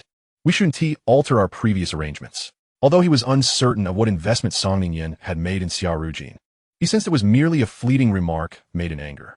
As Xia Rujun listened to Lin Yi's counsel, warmth blossomed in her heart, touched by how much he cared for her. Her cheeks flushed as she gazed at him with adoration. It's fine. Your well-being is more important to me than work. Lin Yi was rendered breathless by her heartfelt words. Watching the two of them exchange such tender sentiments stirred a pang of jealousy in Song Ningyin, who snapped, Lin Yi, it's all your fault. I once considered you and Xiao Jin to be like sisters. Lin Yi bristled at her words. Song Ningyin, have you forgotten for whom I am working? I once thought you to be magnanimous, yet here you are, turning the tables. As he spoke, he cast a sidelong glance at Song Ningyin's impressive figure. Realizing his impertinent gaze, she was incensed. You wretch, I'll have your eyes if you keep staring. As their argument escalated, Xia Rujun interjected, this is not the time for quarrels. We should focus on how to deal with Bai Qinyang. Song Ningyin was momentarily speechless, dismayed at how the usually astute and composed Xia Minglu had become utterly enchanted by a man, acting like a lovesick fool. She had grown weary of the display of affection before her, and feared that if it continued, she might lose her sanity. You needn't concern yourself. I've handled the Bai family matter, and the video has been taken down. Lin Yi was taken aback, finally grasping the vast network of connections Song Ningyin possessed. Indeed, this was a woman with whom one should engage sparingly.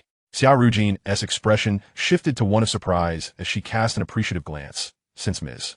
Song has resolved it, I can rest easy. She then turned to Lin Yi. Ms. Song, can we consider Lin Yi's injury as a workplace incident? Song Ningyin frowned. What are you implying? Xia Rujun smiled. Don't overthink it, Ms. Song. Since Lin Yi intends to fulfill your agreement, I can't compel him otherwise. His happiness is paramount. However, he did sustain an injury at work, so it's reasonable for me to take him to the hospital. Wouldn't you agree? Lin Yi gazed at Xia Rujun, overwhelmed with gratitude, at a loss for words. He thought to himself, a sister-in-law is akin to half a wife. Song Ningyin regarded Lin Yi with a scrutinizing glance. This demand is not excessive. She has no grounds for refusal. It seems that after today's commotion, Bai Qinyang will no longer disturb her. It would be prudent to acquiesce to Xia Rujun's request. Very well. I shall cover the expenses.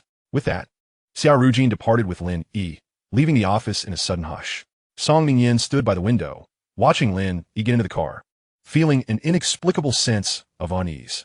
It was only after Xia Rujun's vehicle disappeared into the throng that she returned to her desk to attend to her documents. Yet, as she gazed at the cold, lifeless text, her mind remained restless, replaying the scene of Lin Yi shielding her. Meanwhile, an urgent voice from outside interrupted her thoughts. Ma'am, You cannot enter.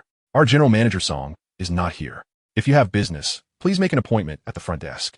Song Ningyin's expression shifted slightly as the door was forcefully pushed open. Song Ningyin, where has my husband gone? Xia Rujun surveyed the office. Her beautiful face gradually shrouded in frost as she pointed an accusatory finger at Song Ningyin. Xiao Kai, flustered and panicked, exclaimed, "I'm sorry, General Manager Song. This lady insisted on barging in, and we couldn't stop her." Song Ningyin met Xia Rujun's gaze, remarkably refraining from losing her temper, and instead raised her hand to signal Xiao Kai to leave. At that moment, Xia Rujun was also observing her. With a cold smile, Song Ningyin retorted, "I do not know you, yet here you are, seeking your husband in my company. How laughable." Xia Rujun rebuked, "Stop feigning ignorance. If I could find my way here, I must have traced his whereabouts. Now, tell me, where have you hidden my husband? Don't think that just because you are from the Song family in the capital, I want to do anything to retrieve him." Observing the deranged demeanor of Xia Rujun, Song Ningyin clicked her tongue in disdain. "Of course, you would do anything. How many hats have you placed on him? What is the matter? Are you bored of being the moonlight and now seeking your husband? Nonsense." Xia Rujun's tone was chilling. "What do you know to speak so recklessly? Just hand over my husband." "Oh, how amusing," Song Ningyin mocked. "You still call him your husband? I distinctly remember Lin Yi saying that you were on the verge of divorce." With just a few words, Xia Rujun was provoked to the point of losing her composure, slamming her hands on Song Ningyin's desk. "Huh, the truth is out. Isn't it? You claim not to know my husband. If it weren't for your appearance, how could my husband abandon me? Foolish, utterly foolish." This was Song Ningyin's first impression of the imbecilic woman before her. She could not fathom how this madwoman could be so brazen. Does she not feel a shred of remorse for how her husband has forsaken her? With a resounding slap, Song Ningyin, filled with fury, hurled the documents on her desk at Xia Rujun. Rising to scold her, "I have never encountered such a shameless and foolish woman. Lin Yi leaving you is none of my concern. If you possess any capabilities, then lay them out. I shall play along." Xia Rujun was momentarily speechless, her mind a chaotic mess. From morning until now, she had scoured every place associated with Song Ningyin. Yet, Lin Yi had not only blocked her number, but also refused to receive any messages. Finally learning that Song Ningyin had returned to the office, she rushed over without delay, only to find herself empty-handed again. She recognized that she resembled a shrew, yet the absence of any news from Lin Yi left her in a state of panic. Once she regained her composure, Xia Rujun glanced at Song Ningyin with an apologetic expression. "Much of this is not as you imagine. I have not betrayed my husband. I apologize for what I said earlier." Truly a lunatic, she had just been cursing moments ago, and now she was offering apologies. Song Ningyin had no faith in Xia Rujun's sincerity. This woman was only after information regarding Lin Yi. Yet, it also confirmed that she harbored a profound dependency on him, a near-obsessive desire for control. For reasons unknown, Song Ningyin felt a tinge of jealousy towards this woman with a tendency for madness. If she wished to discover Lin Yi's whereabouts, she should seek him herself. "Do not expect to extract anything from me." Taking a deep breath, Xia Rujun, disheartened, exited the office. At the doorway, she paused, her voice icy. "Song Ningyin, my husband is mine. You best not entertain any improper thoughts. Otherwise, I shall not hesitate to confront you." Chapter 31. Lin Yi moves out. Xia Rujun breaks down. "Lin Yi, perhaps a visit to the hospital would be prudent. I am genuinely concerned." Xia Rujun parked the car in the basement of Yujing Bay. Lin Yi contemplated exiting the vehicle, but a burning sensation suddenly flared up from behind. "Ouch! Sister, I am aware of my own body. Why are you forcing yourself?" Seeing him grimacing in pain, Xia Rujun quickly exited the car and assisted Lin Yi out. Lin Yi felt a warmth in his heart and smiled. "I would be immensely grateful if you could help me find a place to stay." Xia Rujun looked at him with a mixture of helplessness and a hint of sorrow. You could just move in with me. The apartment at Xiojing Community has been vacant, completely unfurnished. It's all right, sister. I prefer living alone and do not need much. I can gradually acquire things later." As they reached the elevator, Lin Yi insisted that Xia Rujun remain behind. "Sister, just wait here. If Xia Rujun finds out, she will likely argue with you." "All right. I will wait for you in the car," Xia Rujun replied, her heart swelling with joy at Lin Yi calling her by her name. She was calculating her moves carefully now. If she could just align herself with Lin Yi and slowly win his heart, she would eventually get what she desired. Lin Yi wanted a stable, obedient wife.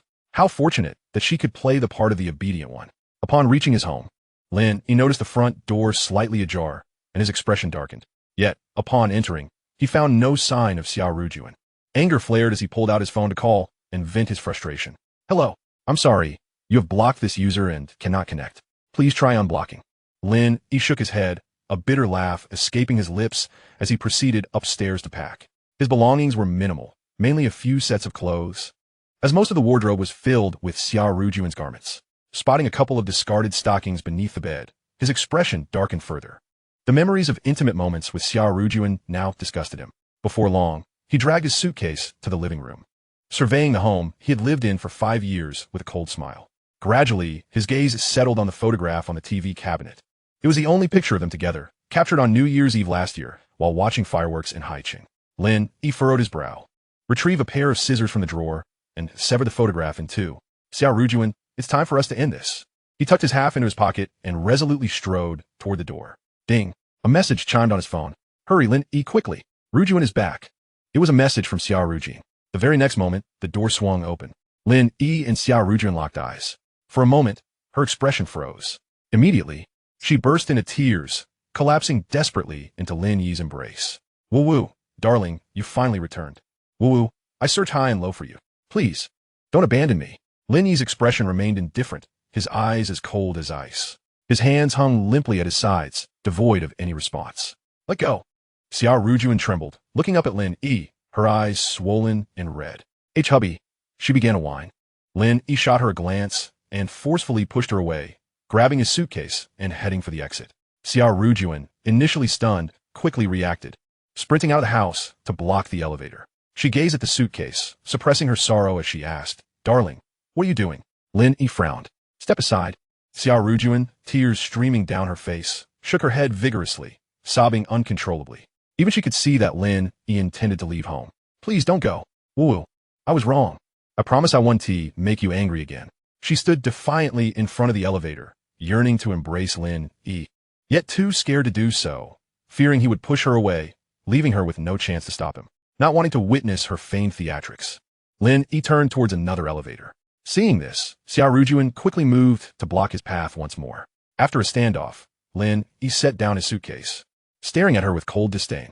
After a moment, a chilling laugh escaped his lips. Ha! Xia Rujun trembled. Darling, please don't do this, I'm scared. This is our home. Don't you want it anymore? Lin Yi closed his eyes and took a deep breath. Is this not of your own making? Xia Rujun, I solemnly inform you, it's over between us. Go accompany your white moonlight. Each word struck her heart like a sharp blade. Her sobs ceased. Her tears froze and her body stiffened. Seizing the moment, Lin Yi swiftly entered another elevator. As the doors closed, Xia Rujun finally regained her senses and turned to chase after him. Once downstairs, she frantically ran towards the community entrance, but still saw no sign of Lin Yi. Just as regretful tears began to spill, she spotted a car speeding out of the garage, rushing past her. Indeed, it was Xia Rujun's vehicle. Anger flashed across her sorrowful face as she muttered, So it's my sister. Humph. Can't you stand to see me with Lin Yi? Ugh. Trying to steal my man. How shameless can you be? After a torrent of curses, she swiftly hailed a taxi to follow. Inside the car, Lin Yi remained silent the entire time, while Xia Rujun dared not disturb him. Soon, in less than half an hour, the vehicle entered a residential area. Xiaojing community, located in the old city, had a history nearing 20 years, yet the surrounding transport and amenities were quite convenient. This was Xia Rujun's initial refuge upon arriving in Jiangxing. Until 2 years ago, when she purchased a place in Yujing Bay, residing above Lin Yi, perhaps as a way to commemorate her arduous journey. Xia Rujun had continued to rent her previous residence.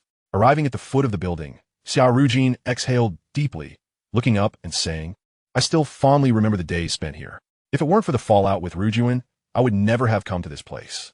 Thankfully, I had a reason worth staying for, so I persevered. Lin Yi observed her serene smile, feeling a wave of relaxation wash over him. Hey sis, do you think I can bask in your glory while living here and carve out my own path in Jiangxing? Xia Rujun unabashedly revealed her affection, playfully scolding you. I said you don't have to struggle alone, it's exhausting. To which Lin Yi teasingly replied, Then I must strive to be exceptional, otherwise, how could I ever be worthy of you? So annoying. Xia Rujun's heart raced like a startled deer, and she shot him a playful glare. All right, let's go upstairs. Lin Yi chuckled a few times and followed her up the stairs. Unbeknownst to them, Xia Rujun was lurking in a nearby taxi, watching their intimate interactions with seething resentment. Hey, beautiful, we've arrived, payment please. The driver urged. What is the rush? Do I look like someone short on cash? After a few retorts, the driver wanted to explode but held back. A glance in the rearview mirror revealed a disdainful snort. What are you staring at? Never seen a beautiful woman? Xia Rujun spat back angrily. The driver, fed up, retorted, "Get out. Your temper is so foul. No wonder your husband has a mistress." Chapter 32. Xia Rujun, do you love me, or just yourself? The apartment was on the 4th floor, and Xia Rujun felt a sense of relief as she looked at the tidy entrance. She took out her keys and opened the door. Upon entering, Lin Yi was taken aback. He had expected the place to be dusty from disuse, yet it was spotless. He instantly understood that Xia Rujun had arranged for someone to clean it. "Sis, why bother having someone clean? I'm living alone. It doesn't need to be this pristine." Xia Rujun's expression turned serious at Lin Yi's politeness. "Are you being formal with me? It's more comfortable to live in a clean space. Besides, what if someone else comes to stay?" Xia Rujun quickly silenced herself, her cheeks flushing. Lin Yi chose not to expose her, walking into the house with a smile.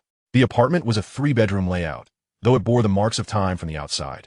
It was well preserved inside thanks to Xia Rujun. Many decorative pieces were remnants from her previous stay, giving it a warm, cozy feel, a true reflection of her femininity. After surveying the rooms, he felt a swell of gratitude.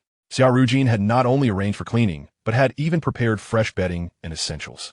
He didn't even need to buy slippers. It was practically ready for move-in, so meticulously thoughtful. He made his way to the living room. "Sis, your kindness overwhelms me. I don't know how to repay you." Xia Rujun was on the balcony, tending to some new potted plants when she instinctively laughed. "How about you pledge yourself to me, sis?" Xia Rujun quickly stammered, blushing and turning away, too embarrassed to meet Lin Yi's gaze. "How mortifying. Xia Rujun, have you taken crazy pills today, spouting nonsense?" Now she wished to find a hole to hide in. Lin Yi, I was just joking. Please don't take it seriously." But the next moment, Lin Yi's face was right in front of her. "Ah." Xia Rujun jumped, flustered. "Why did you scare me?" Lin Yi smiled, his gaze locking onto Xia Rujun's bright, expressive eyes. Her heart raced, her body trembling involuntarily. Gathering his courage, Lin Yi took her hand in his. "I appreciate everything you've done for me, and I just want to work hard to reach your level. That way, I can be worthy of you." "What are you talking about?" Xia Rujun averted her face, unable to meet Lin Yi's eyes, but her crimson cheeks betrayed her. Feeling the warmth of his hand, her heart became a tumultuous storm. Suddenly, the image of Xia Rujun flashed in her mind, snapping her back to reality. Withdrawing his hand, she stammered, "Lin, we cannot proceed like this. Wait until you and Rujun." As she uttered these words, it felt as though a heavy stone had settled upon her heart, rendering her breathless. Instantly, regret washed over her. Lin Yi scratched his head. "Sister, I understand." The two stood awkwardly on the balcony, and Xia Rujun could not endure another moment. The embarrassment was unbearable. She longed to slap herself twice for having rejected Lin Yi. Lin Yi, I have matters to attend to at the company. I'll see you later." Lin Yi recognized her excuse for leaving, wishing to spare them both from discomfort. "It's all right, sister. You go ahead and take care of your business. I'll have dinner ready for you tonight, and I hope you will grace me with your presence." "Yes, understood." Not daring to linger for a second longer, Xia Rujun hurriedly exited the house. Once in her car, she struck the steering wheel in frustration. Gazing into the overhead mirror, she scolded herself. "Xia Rujun, what is wrong with you? Why do you squander every opportunity presented to you? If I cannot keep Lin Yi, it's entirely your fault." After a few more reprimands, she furrowed her brow and sighed deeply. Subsequently, she started the car and departed the neighborhood. At that moment, Lin Yi had packed his belongings and swiftly hailed a cab back to Yujing Bay. His electric scooter remained parked outside the gym. After hopping onto it, he made his way to the nearby market. En route, he dialed Xia Rujun's number. "Sister, what do you like to eat? I'll buy it to cook." Xia Rujun's voice on the other end was gentle. "Oh no, there's no need to cook. I'll pick you up when I return, and we can eat out." "No, nothing outside can compare to my cooking. I put my heart into it." Xia Rujun paused for a moment. "All right, I'll love whatever you prepare." After hanging up, Lin Yi purchased a variety of ingredients and returned to Xiujing community to begin his culinary endeavors. By the time he finished, the sky had darkened. Looking at the array of delectable dishes he had prepared, he snapped a photo and sent it to Xia Rujun. Xia Rujun replied, "Lin Yi, the company is quite busy. I'll be late. If you're hungry, go ahead and eat." Lin Yi responded, "No rush, sister. You take your time. I'll wait for you." Just as he was about to place the dishes into the kitchen, a knock echoed from the door. Lin Yi felt a flicker of doubt, but opened the door nonetheless. "Sister, you didn't say." He halted mid-sentence. Outside stood Xia Rujun, her eyes filled with sorrow, clearly having cried excessively. Lin Yi inhaled deeply. His tone icy. "How did you find me?" Without waiting for a reply, Xia Rujun threw herself into Lin Yi's arms. "Darling, it's so cold without you at home. I was wrong. Please come back home. Want tea? Her voice was soft and laced with desperation. Yet, Lin Yi felt only revulsion and discomfort. He angrily pushed Xia Rujun away. Have I not made myself clear enough? Xia Rujun, it is over between us. There is no future. Xia Rujun's face contorted as she wept uncontrollably. Darling, please, what can I do for you to forgive me? Lin Yi scoffed coldly. Forgive you? Do I dare? Sensing a glimmer of hope in Lin Yi's demeanor, Xia Rujun's heart lifted. Darling, please tell me what to do. Lin Yi narrowed his eyes. You must expunge Gu Yin from your life. Then shut down your company and stay at home. Your earnings can sustain us for a lifetime, and we can simply raise a daughter and live a steady life. Can you manage that? Xia Rujun's expression froze. Darling, the company has come this far. How can it just shut down? Hundreds of people rely on it for their livelihood. As for Gu Yin, so much money has been invested. It's not just my money, it's yours too. I promise he will never appear in front of us again. Lin Yi continued to sneer. See? You're reluctant to let go, aren't you? Then you should refrain from boasting about loving me. Do you truly love me? You love yourself. You revel in the admiration of others and enjoy having me act like a pet dog, catering to your whims. You take my contributions for granted. What you desire is not a home, but an elusive fame. You fear the public scrutiny that would accompany our divorce because it would bring you shame. You have never cared for my feelings. You do not love me. Your inherent pride forces you to bow your head. Xia Rujun, you are sick, deeply so, but regrettably, I am not your cure. Leave. Bang. The door slammed shut. Xia Rujun felt utterly desolate, as if struck by a thunderbolt. She longed to cry, yet the tears would not flow. Darling, have I hurt you so deeply? Yet, her mind flashed back to the 2 sets of dishes on the dining table, and she sighed bitterly. Chapter 33.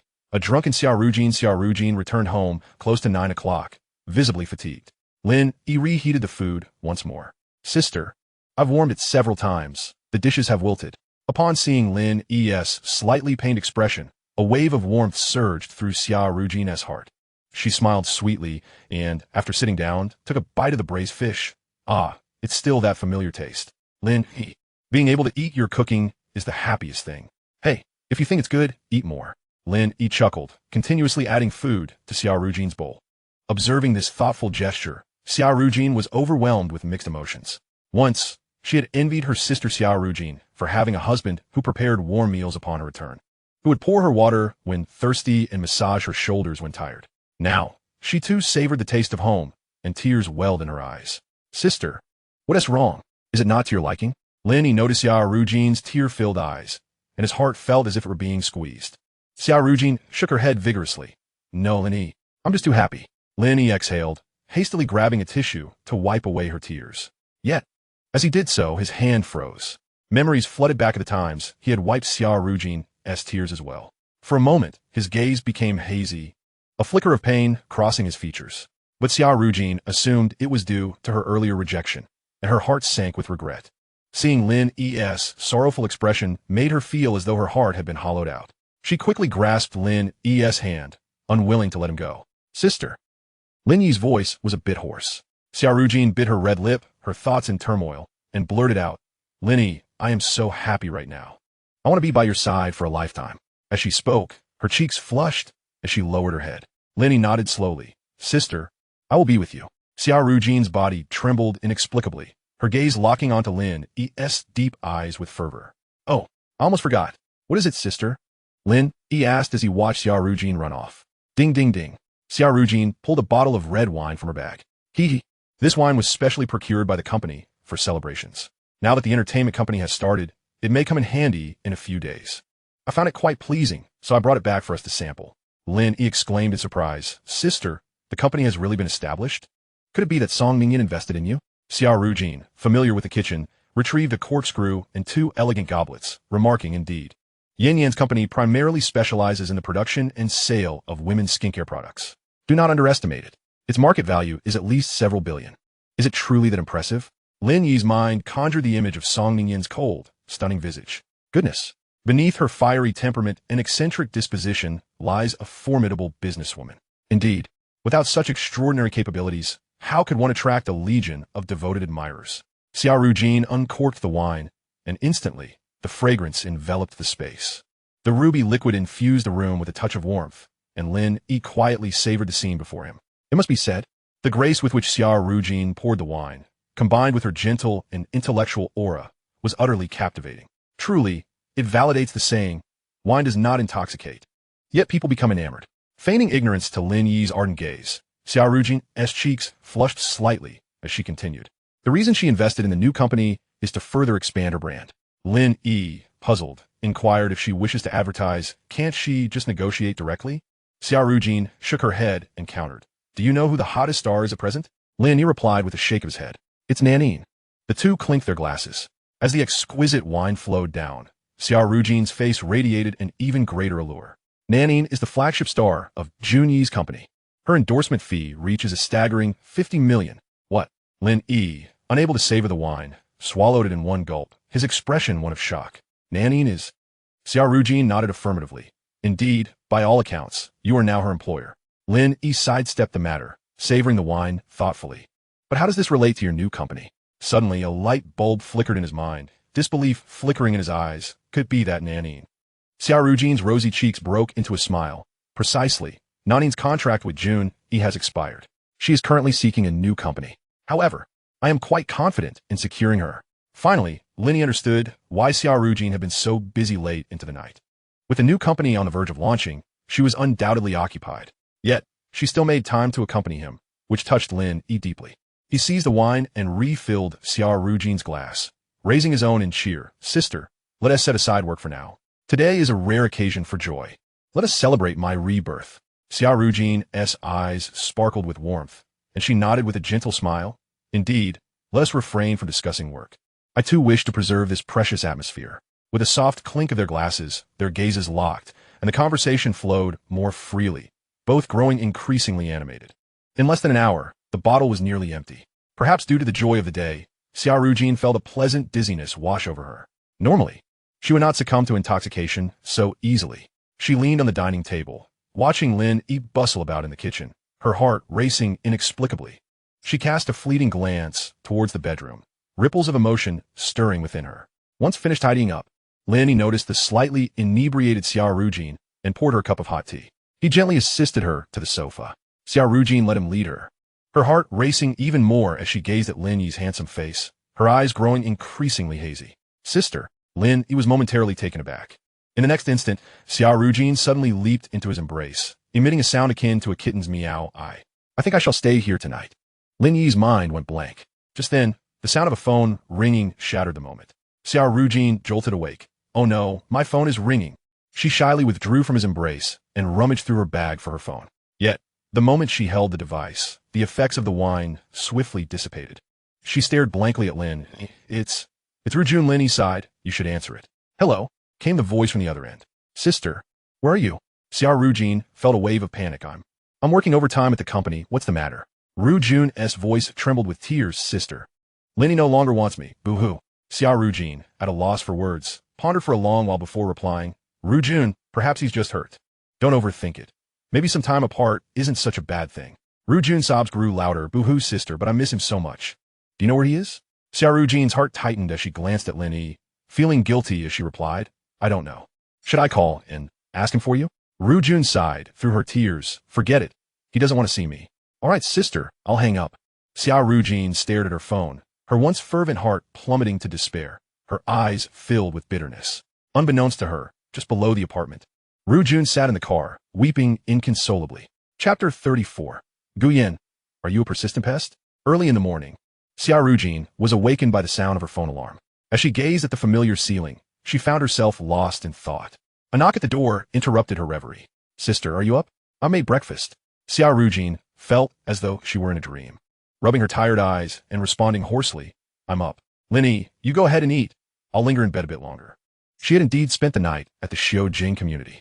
However, nothing had transpired between her and Lin Yi. She had slept in another room. Yet, her sister's phone call had left her restless, and she had only managed to fall asleep around 3 in the morning. She cherished the moments spent with Lin Yi. But then a thought struck her. Xia Rujun, he is your sister's husband. You cannot be together. At least not now. This very notion instilled a profound sense of guilt within her. Undoubtedly, she loved Lin Yi deeply, a love etched in her very bones. Yet the moral compass within her served as a constant reminder, an unending torment. Alone in bed, she lay there for half an hour before finally mustering the strength to rise. After preparing, another half hour slipped by. Lin Yi was tidying up in the living room when he spotted Xia Rujun emerging. He cheerfully dashed into the kitchen and brought out breakfast. Sister, I picked up a few things at the community entrance. There's nothing much at home. I'll cook for you properly when I have the time. However, as he chuckled, he noticed the pronounced dark circles under Xia Rujun's eyes and the pallor of her complexion. Sister, what's wrong? Xia Rujun took a bite of the steam bun and replied, puzzled, what do you mean, what's wrong? Is my makeup off? She quickly jumped up and ran to the bathroom for a glance, musing as she returned, I don't think so. Lin Yi sighed, sister, if you didn't sleep well, it's all my fault. If it doesn't bother you, I'll treat you like a national treasure. Xia Rujun was momentarily taken aback before responding with mock annoyance. You're insufferable. Are my dark circles really that severe? Lin Yi nodded earnestly. Indeed. They could be showcased at a zoo. Xia Rujun's lips curled into a smile. You only know how to tease me. After consuming 2 buns and finishing a glass of warm milk, Xia Rujun hurriedly put on her shoes and prepared to head out. Lin Yi interjected, sister, you shouldn't go today. You haven't slept well, and your concentration is likely to falter. Driving under such conditions could lead to mishaps. A warm sensation enveloped Xia Rujun's heart as she chuckled softly. That's not an option. I have an important meeting with Nanine to discuss the contract details. At such a crucial moment, I cannot afford to falter. My hot cake is in high demand, with a queue of eager signatories outside. Lin Yi recognized the truth in her words. Last night, he had taken the liberty of researching Nanine's background on his phone. Astonishingly, he discovered that this top-tier celebrity was not only an exceptional actress, but also a musical prodigy. Debuting at the tender age of 20, she had dominated the charts for an entire year with a heartfelt campus love song. Even today, that melody remains a timeless classic, often sung by couples parting ways at school. After 5 years in the entertainment industry, 25-year-old Nanine earned the prestigious title of Best Actress at the 100 Flowers Awards last year for her role in a campus romance film, Yin Yin Buwan. Lin Yi had watched the film and wanted to exclaim, well-deserved. The iconic 16 seconds of her performance had profoundly moved him. She was indeed a remarkable and diligent young woman. At that moment, noticing Lin Yi's momentary distraction, Xia Rujun waved her hand in front of his eyes. What's wrong? Lin Yi smiled. Nothing much. I just suddenly feel that Nanine is somewhat underappreciated in your hands. With a melodious laugh, Xia Rujun replied, thus, I must seize this opportunity. All right, I must take my leave now, or I shall be late. Just as she was about to depart, a glint of mischief sparkled in her eyes. Hey, you just call me a national treasure. How about you play the role of my dedicated chauffeur today?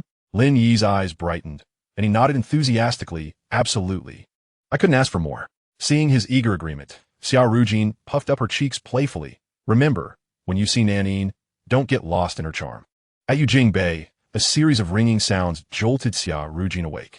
Struggling to retrieve her phone from the crevice of the sofa, she inadvertently toppled off the couch, creating a cacophony of noise.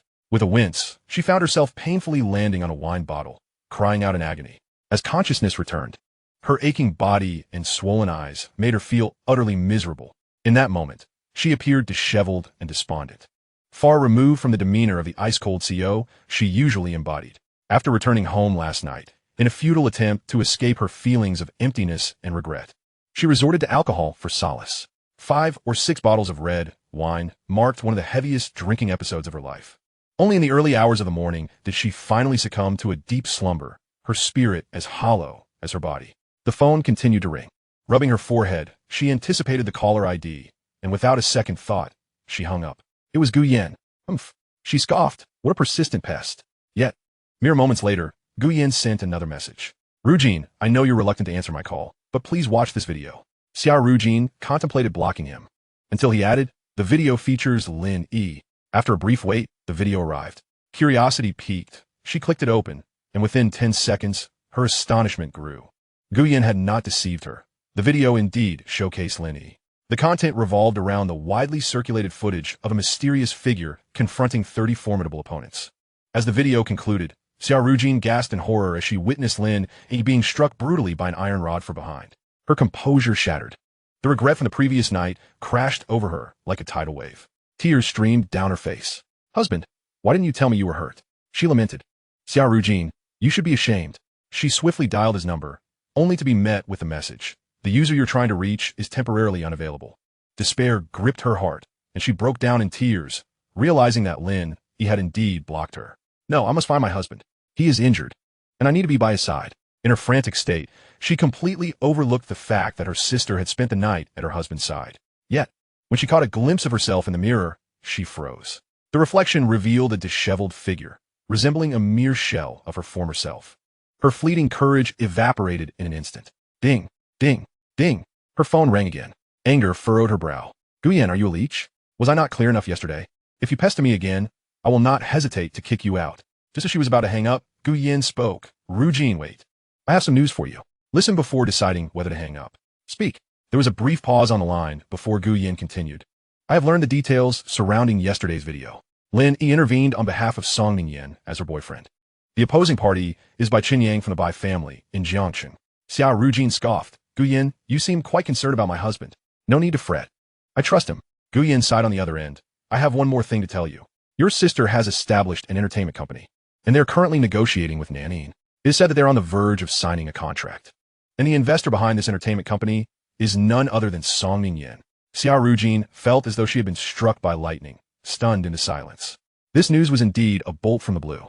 Guyan waited patiently on the line. Rujun, are you still there? What is it? She asked. It is said that Nanine resides in Qingwan Villa, in the same community as Song Ningyan. I believe that since Nanine is someone you have personally nurtured, you cannot allow her to be taken away by others. We should take some time today to find Nanine and explore ways to salvage the situation. Taking a deep breath, Xia Rujun replied, no need. I will handle it myself. Guyan's tone grew urgent. Rujun, I understand that the issue with producer Li has led Nanine to consider terminating her contract. I did indeed mishandle that situation. Upon reflection, if I could personally apologize to her, perhaps she might reconsider. Additionally, I have contacted Director Zhang's assistant, which could add significant value to her career. Xia Rujun pondered this for a long while. Fine, but you only have this one opportunity. Guyan's voice brimmed with excitement. Rujun, rest assured, I will not let you down. I am currently at your doorstep. May I come in? Xia Rujun shouted into the phone. Get as far away from me as possible. Chapter 35. Lin Yi and Nanine share profound connections. Sister, is this the place? Lin Yi gazed at the familiar Qingwan villa, his mind momentarily befuddled. Xia Rujun nodded. I have an appointment with Nanine. She is at home. Lin Yi greeted the security guard, and amidst the guard's surprised gaze, he drove into the villa. Xia Rujun looked at him in astonishment. He just let you in like that? Lin Yi chuckled. Of course, he was captivated by my sister's beauty. Flattery. Following Xia Rujun's guidance, they quickly located Nanine's residence. Xia Rujun touched up her makeup at the vanity, ensuring everything was in order before knocking on the door. Moments later, a figure emerged from the villa. As the door swung open, Lin Yi was instantly captivated. This was Nanine, dressed in a flowing white ancient-style gown. She appeared as if she had stepped out of a painting, rendering the villa's surroundings dim in comparison. In the realm of television and the internet, she is adorned with exquisite makeup, a veritable paragon of beauty. Yet, in this moment, Nanine stands before us, her face devoid of cosmetics, exuding an innate freshness and ethereal charm that evokes no hint of malice. If one were to draw a comparison, perhaps only the celestial Lu Jiejie from a past life could rival her allure. Lin Yi observes Nanine, and she, in turn, gazes back at him. For reasons unbeknownst to him, Lin Yi feels a strange familiarity.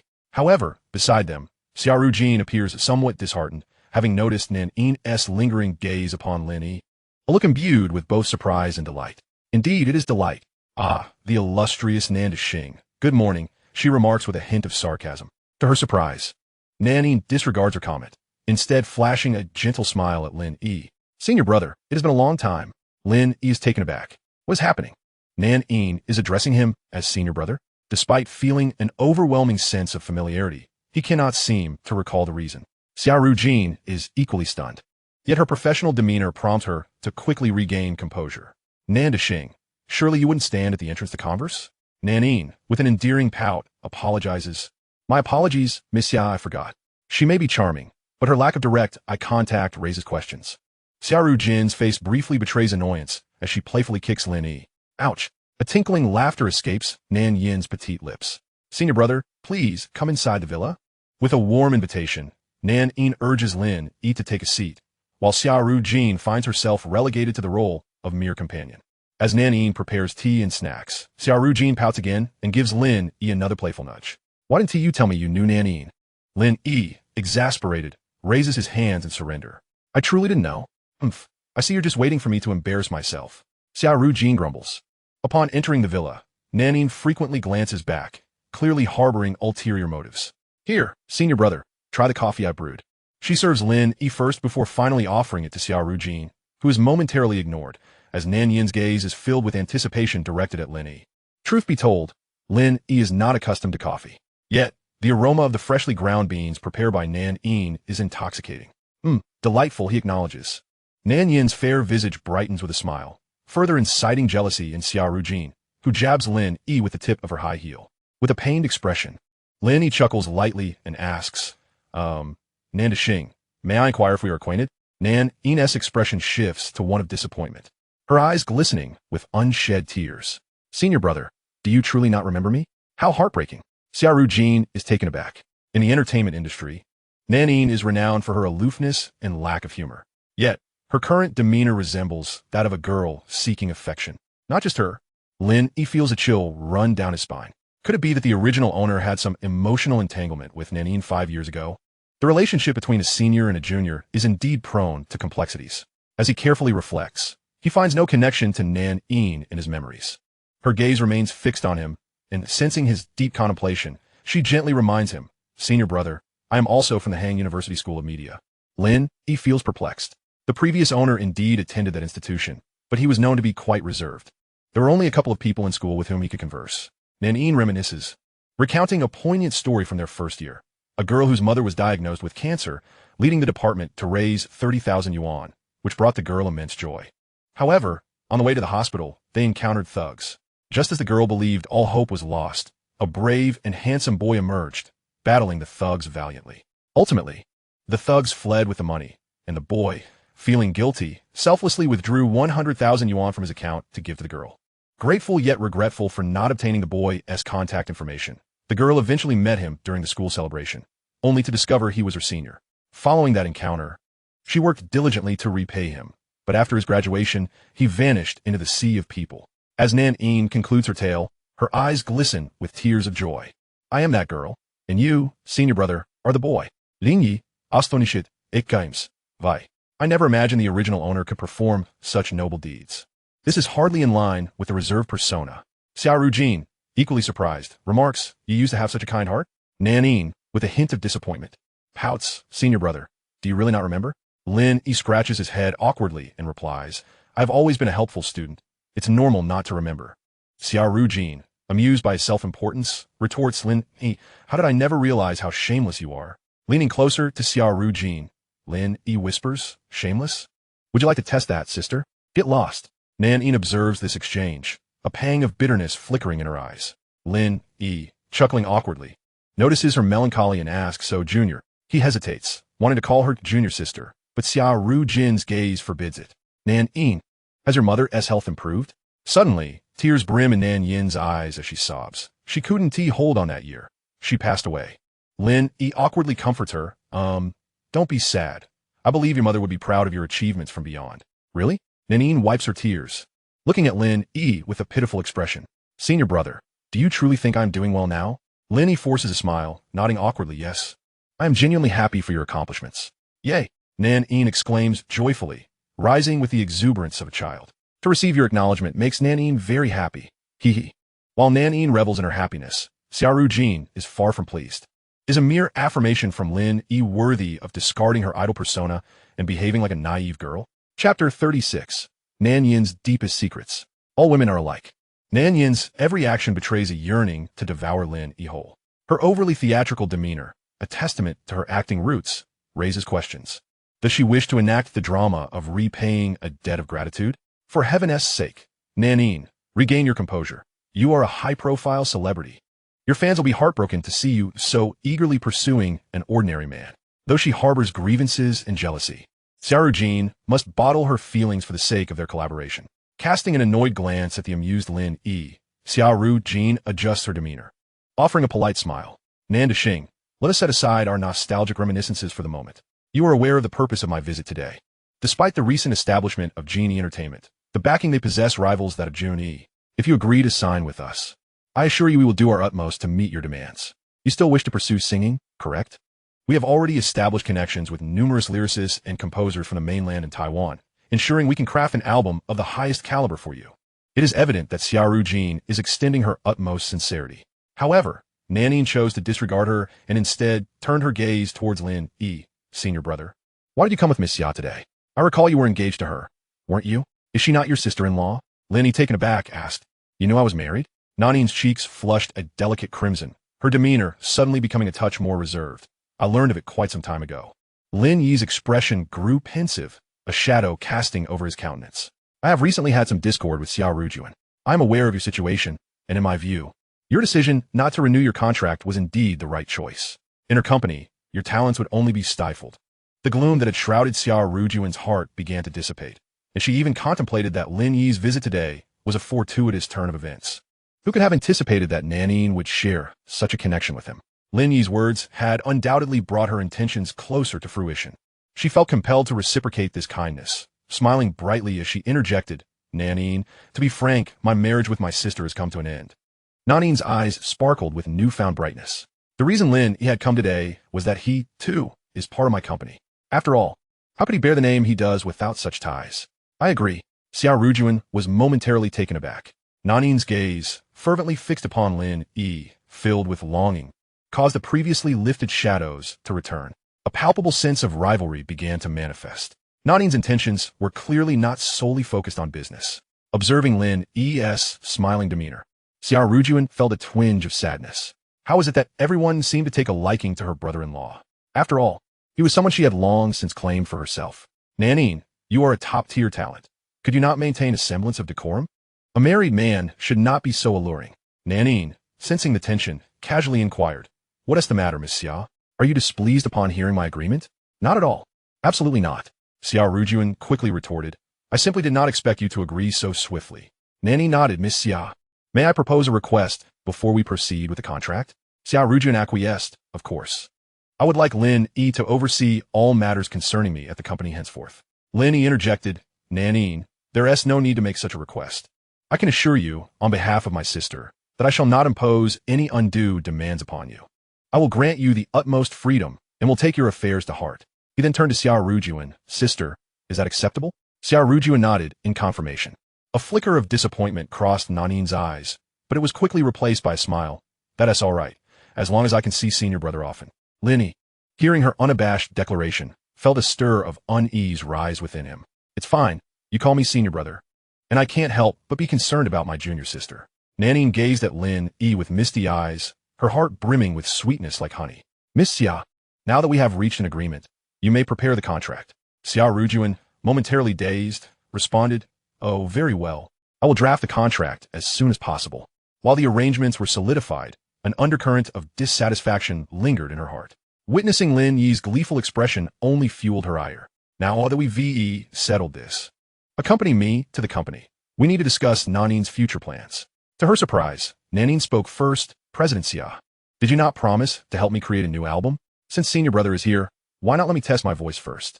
After all, it has been quite some time since I sang. Senior brother, could you lend your ear for feedback? Xia Rujun felt her composure fraying. Was she truly going to sing? It was clear she was reluctant to part with Lin Yi.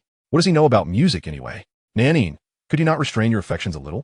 Yet, even in her vexation, Xia Rujun could not reveal her feelings and forced a smile. Then let us have Lin Yi offer his insights. Giggling, she said, Just wait a moment, senior brother.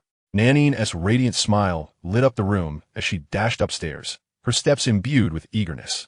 Soon, she reappeared, guitar in hand. After a brief tuning, she sweetly declared, Senior brother, the song I am about to sing reflects my innermost thoughts. Do pay close attention. With a playful wink directed at Lin Yi, Nanine exuded an aura of charm that left him momentarily stunned. Why are you just standing there? Xia Rujun chided Lin Yi. She is about to sing for you. In an instant, the guitar began to strum, and Nanine settled onto a nearby stool, her expression shifting to one of melancholy. In the sunlit corridor, you in a white shirt, the third button undone, I count my steps, inadvertently stepping into your shadow. Nanine's voice, sweet yet tinged with youthful innocence, transported listeners back to a blissfully naive era.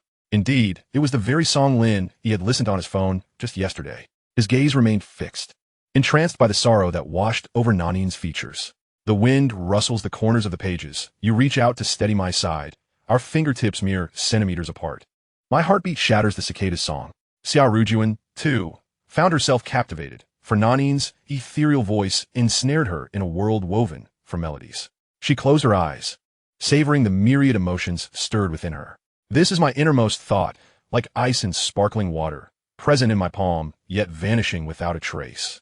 The evening glow at the end of the playground, your silhouette merging into dusk. I call your name, but the wind drowns my voice. Nanine sang with fervor, unaware of the tears cascading down her cheeks. This was her debut, a song penned in remembrance of an unforgettable youth, of enduring figures, and of persistent obsessions. Yet today, these memories, once burdensome, had transformed into the most cherished recollections of her heart. She gradually opened her eyes, filled with visions of Lin Yi. At last, she had found the audience worthy of her song. A sweet smile graced her lips, radiant and pure. My innermost thoughts are the unspoken words, gradually growing into secrets over time. Chapter 37. I have a premonition that Bai Qinyang will not let this matter rest. Upon exiting the villa, Xia Rujun angrily took her seat in the car. Speak. What is the situation between you and Nanine? What situation? Lin Yi replied, it. You've been by my side. I would like to know what situation there is to discuss. Lin Yi, you're misbehaving. Even a fool could discern the jealousy radiating from Xia Rujun. Clearly, she was envious. Lin Yi's mind raced. Sister, I genuinely forgot about the matter with Nanine. But she had not forgotten about you. Xia Rujun gazed at him with a look of longing, pouting. Did you see the expression on her face while singing? She looked as though she wanted to swallow you whole. Why had I never realized how much you enjoyed flirting with others? You are clearly her innermost thought. I see you are the one she holds dear. Lin Yi feigned innocence. Sister, you must speak with integrity. Although she is beautiful and sings beautifully. However, I merely regard her as a sister. One can have only one elder sister, yet countless younger sisters may exist. Thus, the position of my sister in my heart is irreplaceable. Observing Lin Yi's greasy demeanor, Xia Rujun frowned in disgust and remarked, your breath is truly foul. Please refrain from uttering such words in the future. I find them unpleasant. Yet, unbeknownst to her, she secretly relished the notion. If it were possible, she would wish for Lin Yi to converse with her daily. All right, Nanine, it would be wise for you to keep your distance from her. Provoking her is no less troublesome than dealing with Song Ningyan. As you command, Nanine replied. However, sister, Nanine possesses a remarkable voice. A song has come to mind that could be included in her album. Xia Rujun scrutinized her, dismissively shaking her head. You aspire to write songs? You ought to focus on how to evade Song Ningyan instead. I have a premonition that Bai Qinyang will not easily relent. Lin Yi raised an eyebrow disdainfully. Am I so easily bullied? Why flaunt your authority? Xia Rujun pretended to strike him, but Lin Yi nimbly dodged. Xia Rujun's expression was one of feigned anger. Yet concern flickered in her eyes. Song Ningyan has a formidable background and can offer you protection. But Nanine, you should temper your restless heart. Why, sister? Just as Lin Yi continued to inquire, the roar of an engine pierced the air. A striking red sports car came to a halt.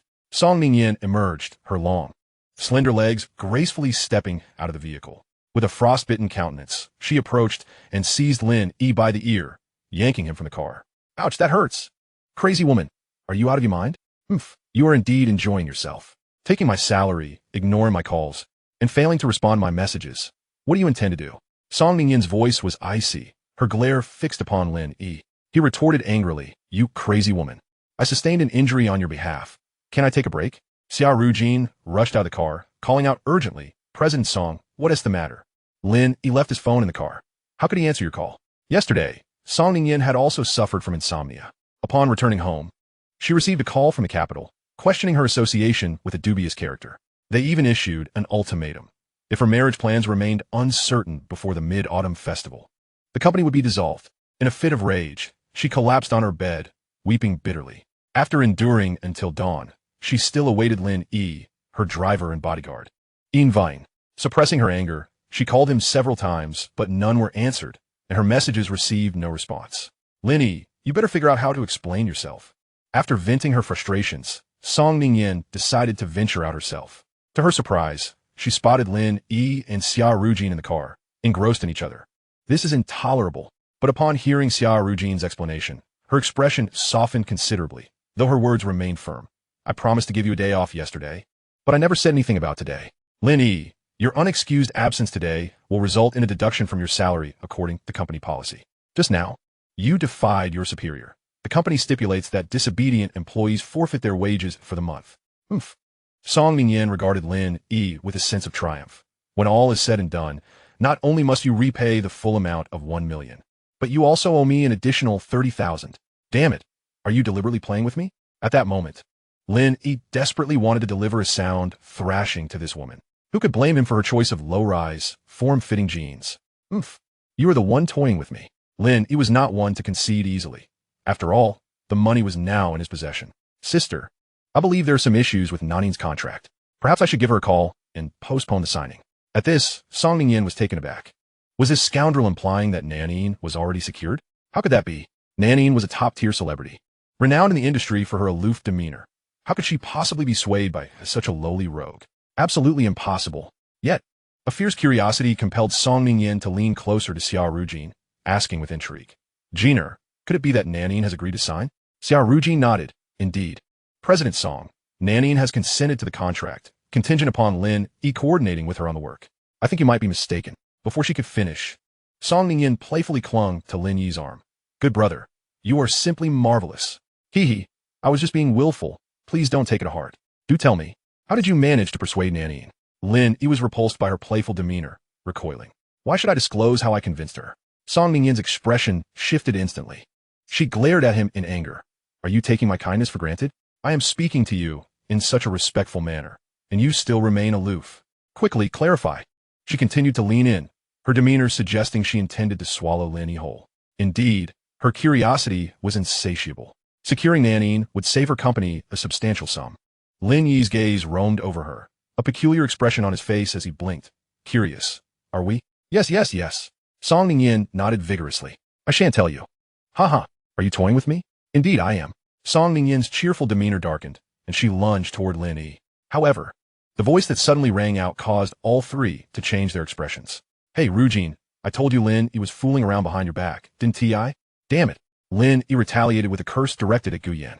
Indeed, Guyan emerged from the car, blocking Xia Rujun. His eyes filled with provocation as he looked at Lin Yi. Lin Yi, mind your language. Fooling around behind Rujun's back, and you still have the audacity to argue? Lin Yi's words deeply provoked Guyan, who, emboldened by Xia Rujun's presence, began to slander him. Yet, upon witnessing Lin Yi's grim expression, he could not help but retreat a few steps. Rujun, look, he*s resorting to violence now that he*s been exposed. Xia Rujun glared at Guyan, her countenance despondent as she scolded. Have you lost your mind? Who gave you the right to slander Lin Yi? I can see perfectly well. Lin Yi was momentarily taken aback, pondering what Xia Rujun intended. In a daze, she approached Lin Yi, tugging at his clothing, her voice dripping with melancholy. Darling, can we go home? I don't hold it against you for your flirtations outside. Chapter 38. Because of him, Lin Yi and you are getting divorced? This is absurd. Truly absurd. With a cold expression, Lin Yi shrugged off Xia Rujun's grip and declared haughtily, Xia Rujun, you are nothing short of insane and utterly unreasonable. Is this the end of your promise to sever ties with Guyan? Enough. I am done with your hypocritical theatrics. With that, Lin Yi stormed into the car and drove away swiftly. Xia Rujun stood frozen, her face pale and tears pooling in her eyes. Song Ningyin observed the scene with keen interest before striding over to Xia Rujun, adjusting her posture.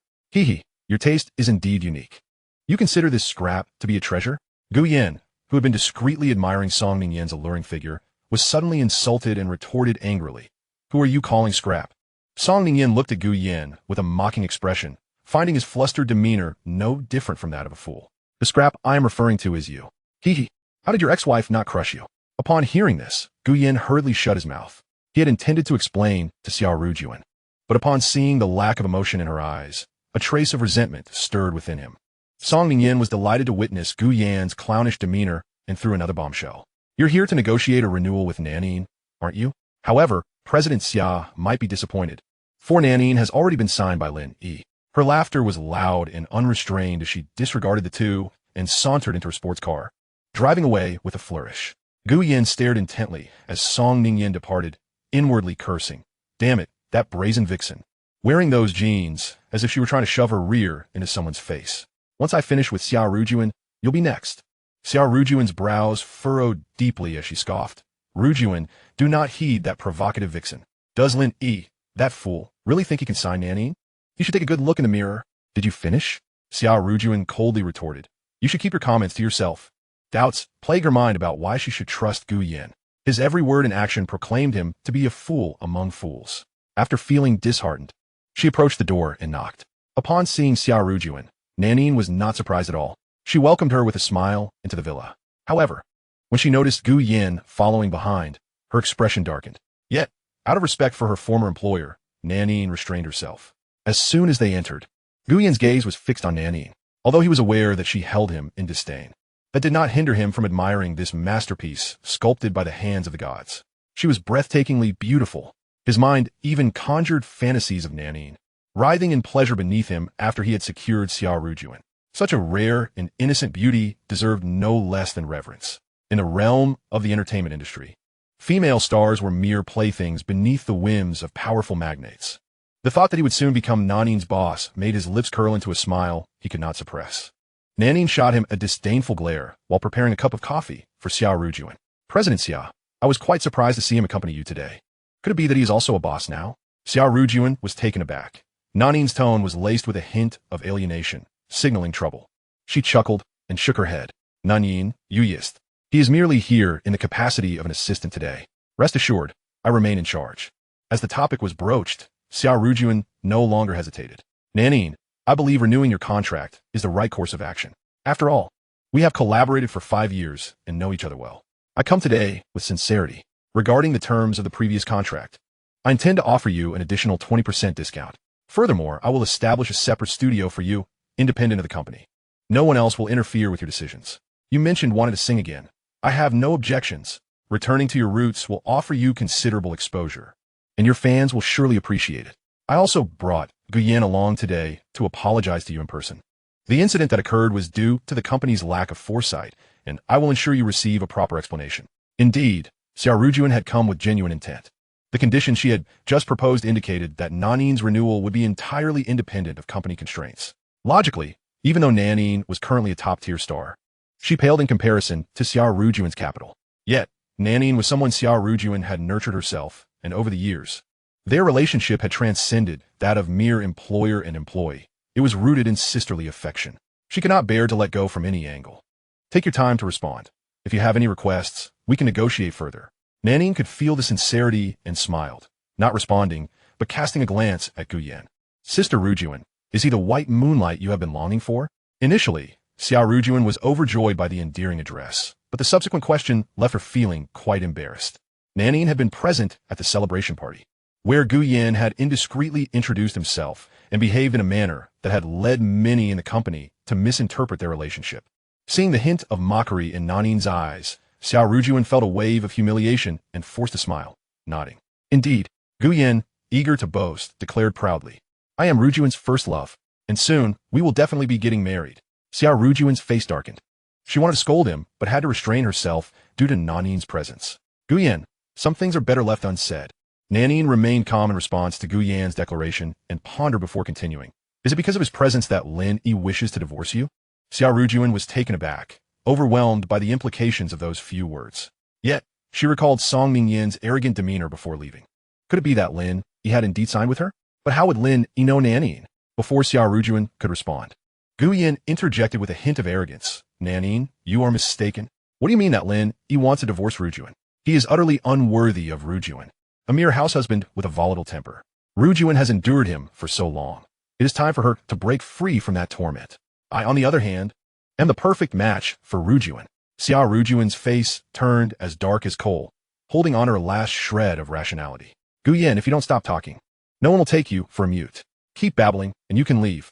Gu Yin felt disgruntled by the reprimand, but feared inciting Xia Rujun's ire. Nevertheless, he mentally noted this grievance. Xia Rujun adjusted her mindset and forced a smile. Nanine, there are many misunderstandings here. It cannot be explained in a single sentence.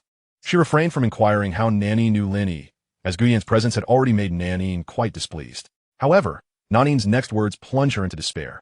Sister Rujun, if you do not love Lin Yi, then let him go. Chapter 39. Gu Yan, are you ill? What? Nanine was suggesting that Xia Rujun divorce Lin Yi to make room for her own affections? Gu Yan was both astonished and elated. For a fleeting moment, he resolved that once he became Lin Yi's boss, he would cherish her dearly. How delightful it was to be courted by an employee before even assuming the role of a boss. Yet, Xia Rujun's words soured his mood once more. Nanine, what gives you the right to make such a request? Xia Rujun's mind was a tumultuous mess. Nanine's words had shocked her. To ask her to let Lin Yi go? A sense of foreboding washed over her. She was certain that Nanine and Lin Yi shared an unusual bond. In this moment, she found herself harboring resentment toward Lin Yi, her gentle yet tempestuous husband. What had he concealed from her all these years? With Gu Yan's sudden appearance, he wanted a divorce. Her sister was vying for her ex-husband, and Nanine was poised to abandon her as well. And that flamboyant Song Ningyan, with her ulterior motives, was getting too close to Lin Yi. With these thoughts swirling in her mind, an inexplicable agitation surged within her. Nanine, maintaining her serene and elegant composure, took away Xia Rujun's coffee. Sister Rujun, I recall that year when the company reached out to me with a proposal for a contract. Without any demands, I readily agreed, and over the years, I have hardly ever requested an increase in my worth, have I? Xia Rujun came to her senses and nodded. Indeed, I remember. When I signed you, you had already skyrocketed to fame with your enchanting voice. I was quite surprised. Jinny had only just embarked on his journey, yet you agreed so readily. Nanine's expression softened. Would you like to know the reason, Sister Rujun? After a moment's pause, Xia Rujun nodded. It was because at that time, Senior had just married you. During an event, I saw Senior and you exiting the Civil Affairs Bureau. It was hard to believe that Senior would marry you. Xia Rujun's expression shifted slightly as she silently pondered. Am I really that inadequate? To repay Senior's kindness, I resolutely joined Jinny. Xia Rujun's mind was in turmoil. She never imagined that it was Lin Yi who had led her to sign Nanine, and her delicate face was filled with bitterness. So, your decision not to renew the contract is also due to Lin Yi? Nanine nodded. Sister Rujun established a new company and has been negotiating with me. But I have consistently declined. Until today, upon encountering Senior, I decided to join Jinny. Still out of gratitude? Xia Rujun's eyes glistened with unshed tears as she hoarsely inquired. Indeed. After a prolonged silence, Xia Rujun forced a bitter smile and asked, Can you share what Lin Yi did for you that warrants such dedication? Nanine's eyes sparkled with light. Senior and I both attended Hangzhou Media College. That year, when I had just entered university, I received the devastating news that my mother was afflicted with cancer, and the school and department organized a fundraiser for me. On my way to the hospital to pay the fees, a group of thugs appeared, and I nearly fell into their clutches. It was Senior who, at great personal risk, helped me fend them off. The thugs fled with the money, and I was heartbroken and wept. Upon learning of my plight, Senior gave me 100,000 yuan as life-saving money. He claimed it was compensation for the loss he caused me and insisted that I need not repay it. He urged me to take good care of my mother and face life with courage. After hearing this story, Xia Rujun felt an even deeper ache within her. Throughout their 5 years of marriage, she had always regarded Lin Yi as weak, lacking ambition, and devoid of dreams. He had never imposed any demands on her. Rather, he had always tolerated and pampered her. She had even come to believe that his kindness was a matter of course. Perhaps she had never truly taken the time to understand him, nor had she ever truly looked at him. Xia Rujun felt immense regret. She longed to rush to Lin Yi's side and plead for him to return to her. After Nanine finished recounting her story, Gu Yan became visibly agitated. At that moment, it was evident that Xia Rujun's demeanor was amiss. He sensed a wave of regret emanating from her. His expression darkened, and an inexplicable sense of crisis surged within him. This cannot continue. I must intervene. Otherwise, Xia Rujun might slip away from my grasp. If this continues, my losses will not merely be of a woman, but of countless assets. Humph. Gu Yan scoffed. What is so special about doing good deeds? Who hasn't he performed a good act? I regularly help elderly ladies cross the street and care for my neighbor's little girl. With that, Gu Yan turned a stern gaze towards Nanine. Miss Nanine, your story is riddled with inconsistencies. I have ample reason to suspect that you have been colluding with Lin Yi and Xia Rujun all along, aiming to force Rujun into submission to seize control of the company. Such a clumsy scheme. After his tirade, Xia Rujun could only feel an overwhelming sense of exasperation. Was Gu Yan truly a fool? Was his mind filled with nonsense? How blind had she been to have ever been attracted to him? Xia Rujun regretted not heeding Lin Yi's advice to stay far away from this imbecile. Gu Yan, what nonsense are you spouting? Leave, get away from me. Xia Rujun truly wished to be rid of his presence. Yet, his words struck a nerve within Gu Yan. He glared at her with fury. Rujun, you want me to leave? Can't you see? This is a trap set by Lin Yi, designed to take everything from you. He then disregarded Xia Rujun's piercing gaze and angrily yelled at Nanine. You are merely an actress. Rujun has nurtured you for so many years. Yet you do not understand the value of gratitude. I tell you, Nanine, you will sign this contract today, whether you like it or not. Otherwise, I will ensure your career is obliterated. Nanine watched Gu Yan bark like a mad dog, her eyes filled with derision. Slap. A resounding slap landed across Gu Yan's face. Gu Yan, are you out of your mind? If you're sick, go get treatment. Get out of here. The chilling coldness in Xia Rujun's eyes was enough to send shivers down one's spine. She had longed to deliver that slap. Gu Yan, dazed from the blow, turned his furious gaze towards Xia Rujun and Nanin, shouting desperately, Xia Rujun, I see that you are the truly deluded one. You cannot even see such a simple scheme? I truly do not know the extent of suffering I have endured to have followed you here. With that, he swiftly darted to the door. Rujun, if I leave today, you will have no one to help you. He thought that by uttering those words, Xia Rujun would shamelessly beg him to stay. He had miscalculated. Not only did Xia Rujun not see him off, but she didn't even glance back. Damn it, I'm in a bind. You will regret this. Once Gu Yan departed, Xia Rujun could no longer remain. She understood that renewing Nanin's contract was no longer feasible. Nanin, thank you for sharing such a story with me. It has allowed me to see a different side of Lin Yi. Nanin did not respond, merely gazing at her quietly. This was a dismissal. Xia Rujun forced a bitter smile, bade farewell, and left. Once the villa fell silent, Nanin's face broke into a captivating smile as she took out her phone and dialed. Hello, Sister Dan. I have finally waited for the person I have been longing for.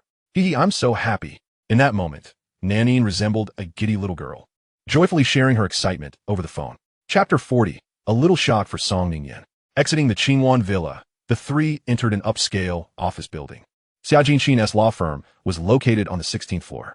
Upon entering the elevator, Lin Yi adeptly pressed the button for their floor. He had visited many times before and was quite familiar with the route.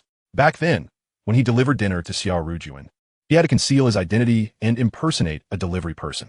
Occasionally, when there was too much food prepared, he would bring a portion to Xia Jinqin as well. Xia Jinqin smiled. Today we are going to the new company on the 17th floor. Song Ningyan cast a worried glance at Lin Yi.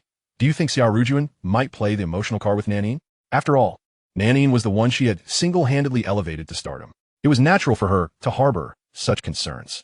However, Song Ningyan underestimated Nanin. Lin Yi smacked his lips. What? Do you doubt me? Saying this, he pulled out his phone. Hello, Nanin. Senior. Hee. Are you missing me? Upon hearing Nanin's playful voice on the other end, Song Ningyan was momentarily taken aback. Was this truly the same top-tier star who was usually serious, aloof, and averse to socializing? No worries. I just wanted to ask what conditions Xia Rujun offered you. Nanin's voice was sweet as honey. No matter how many conditions you offer, it won't alter my thoughts. Lin Yi teased. It seems that the junior sister is quite fond of her senior brother. What kind of relationship is this? Song Ningyan was both astonished and perplexed, casting a questioning glance at Xia Rujun. Say, will you drop by the company sometime? Of course, Nanin readily replied. But I need to wait for my manager to pick me up. No worries, I can wait. Lin Yi continued. I just happen to think of a few songs. You can come and choose which ones you like as a gift for our reunion. Really? Nanin sounded somewhat excited over the phone, her voice bubbling with enthusiasm. Senior brother, send me your location, and I'll be there right away. After hanging up, Lin Yi sent her the directions. How's that? Lin Yi said, lifting his chin with a smug expression. You can write songs? Song Ningyan was genuinely surprised. To her, he seemed like a lowly character, far removed from anything artistic. Lin Yi refrained from explaining, as it would only seem feeble. Upon seeing the new company's sign, Genie Entertainment, Lin Yi felt a wave of sentiment wash over him. Xia Rujun's choice of Genie combined both their names, and it rolled off the tongue rather nicely. As for Genie, its meaning was self-evident. As soon as Xia Rujun entered, many greeted her warmly. After a few steps, a young assistant approached, her beauty sweet but not on par with Xia Rujun or Song Ningyan. Inside the office, the decor was rather simple. President Xia, as per your previous instructions, we found quite a few emerging producers in the music industry. We selected 7 or 8 demos, but we are unsure which style Nanin prefers. If we could invite her for a personal listening session, it would facilitate the subsequent work. Xia Rujun nodded. Send me the demos first. I'll listen to them. Also, prepare the contract and check for any omissions. The assistant, Xiaoke, was immensely excited. President Xia, did Nanin agree? I'll prepare the contract right away. After Xiaoke left, Xia Rujun received the demo songs on her computer. Nearly an hour later, the three of them had listened to all the demos. Their expressions were unanimous, looking as if they had just tasted something revolting. Can this truly be called a song? What is this nonsense about an ex-wife leaving and no longer being a virtuous wife to abuse me? What about the pain in my stomach? I need to defecate. Were these lyrics conceived by someone with their brain lodged in their posterior? Had they not experienced a stroke in 30 years?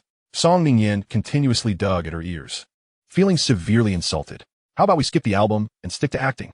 Xia Rujun closed her laptop and leaned back in her chair, massaging her temples.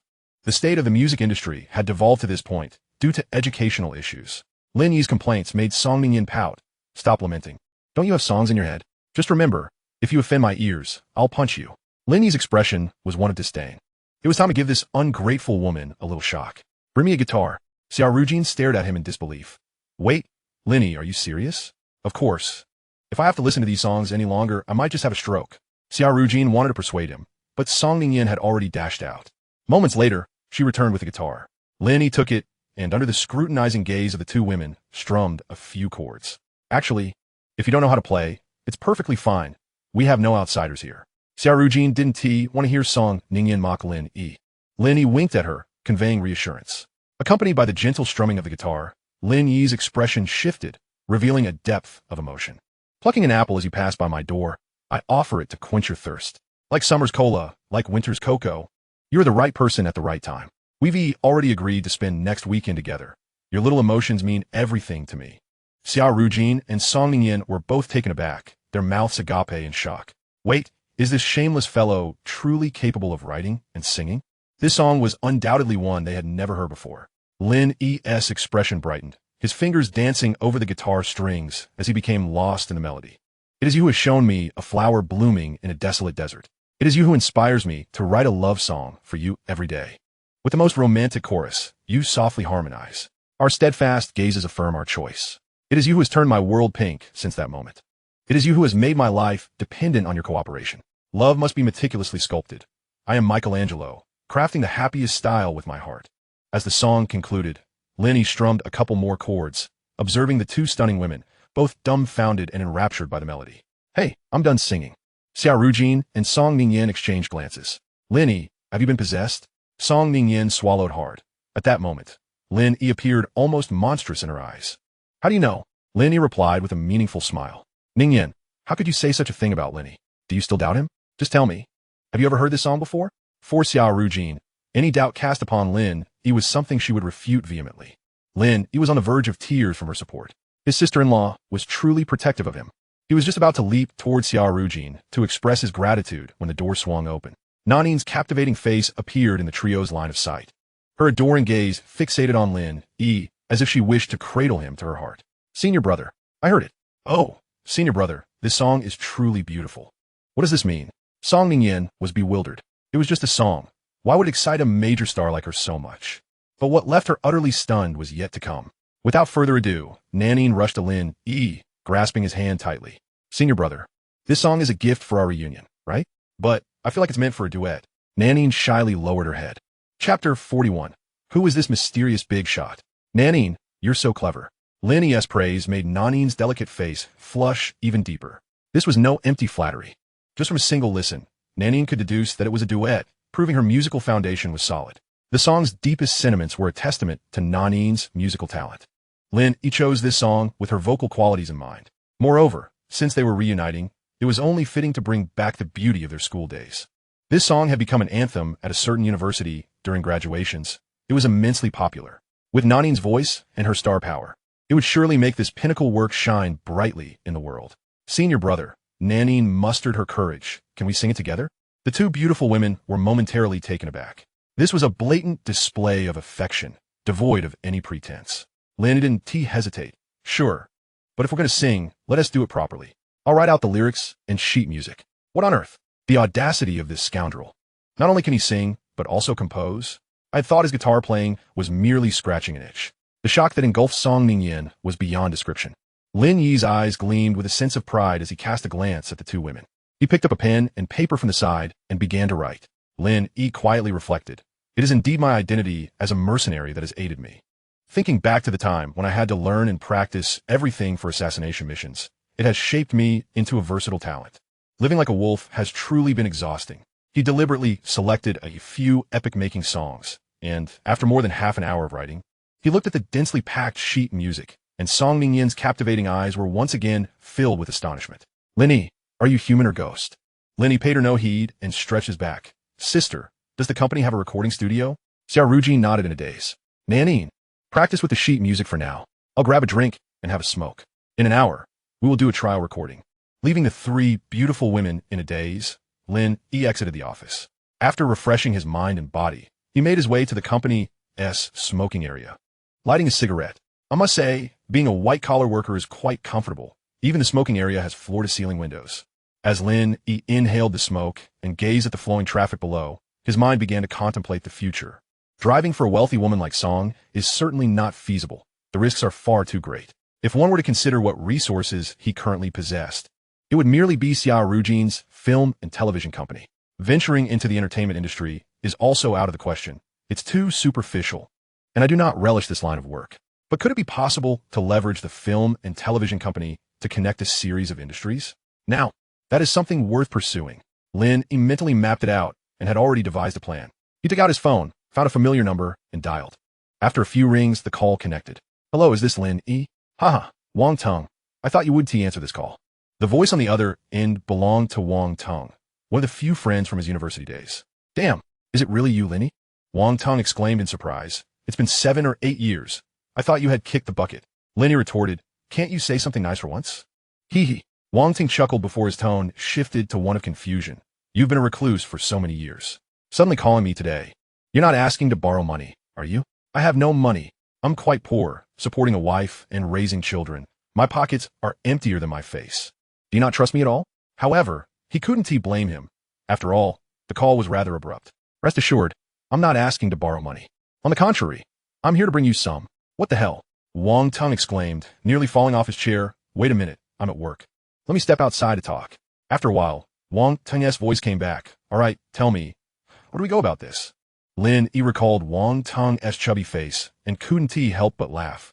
Looks like you've awakened to a higher consciousness. Enough with the nonsense, just tell me.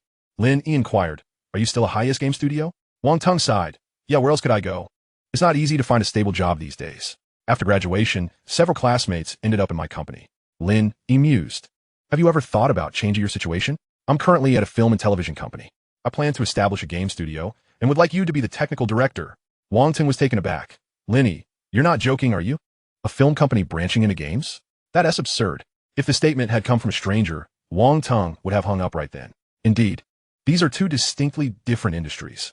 Who wouldn't be baffled hearing such a thing? Lin Yi chuckled. Don't worry, I'm not jesting. Just give me an answer. When the studio is established, will you join me? Wang Teng fell silent on the other end. Lin Yi knew that his idea might indeed be a bit far-fetched. Although his previous studies at Hangzhou University's Media School were in digital media technology, essentially game and animation development and software interaction, he hadn't touched on this since leaving campus. So Wang Teng's skepticism was justified. Ego. Wang Teng pondered for a moment. You mustn't deceive me. Lin Yi replied earnestly. Your word is enough for me. I'll notify you. We'll finalize it in the coming days. After hanging up, Lin Yi felt considerably lighter. This wasn't a spur-of-the-moment decision. Ever since he learned about Xia Rujun's new company, he had been planning something in his mind. Upon returning to the office, the three beauties had vanished. The sweet little assistant led him to the recording studio, where Nanine was practicing in front of the sheet music. The two stunning women were naturally the audience. Hey, scoundrel! Why do all these songs have different styles? If this gets released as an album, what if the fans don't accept it? Lin Yi chose not to explain in response to Song Ningyan's doubts. Nanine, are you ready? Nanine smiled sweetly and nodded vigorously. Sister, lead the way. Having collaborated with Jun Yi, Xia Rujun had become well-versed in film operations. She understood that in a remarkable piece of work, sound quality and tone are paramount. Therefore, after establishing the company, she invested heavily in creating a recording studio equipped with top-of-the-line facilities in the industry. Lin Yi meticulously explained everything to the sound engineer and recording technician once again, their professionalism astonishing. They silently wondered, where on earth did this boss find such a mysterious expert? The other two beauties listened in a daze, their eyes sparkling with wonder. Lin Yi was that beacon of light. Waiting for the two to enter the recording studio, Xia Rujun instructed the recording engineer. You've seen the sheet music. Do not make any mistakes. This is crucial for the future of the company. The two young technicians nodded seriously. Watching Lin Yi give an okay gesture, the sound engineer began operating the soundboard according to the sheet music. Instantly, a melodious accompaniment filled the entire studio. Lin Yi glanced at Nanine and offered an encouraging look. Pluck an apple as you pass by the door, delivering it to your hand to quench your thirst. Nanine echoed. Like summer as cola, like winter as cocoa, you're the right time and the right role. Just that brief introduction, paired with their exceptionally sweet voices. instantly captivated the ears of the four outside. Was this the sound of heaven? Chapter 42. The power of top stars, data explodes. Nanine repeatedly listened to the initial version of their duet, tears welling in her eyes, her delicate features making her all the more endearing. Senior, I really love this song. I don't want to release an album. Can I keep this song to myself? Hearing the deep affection in Nanine's tone, Xia Rujun felt as though her heart had been pricked by a sharp stick.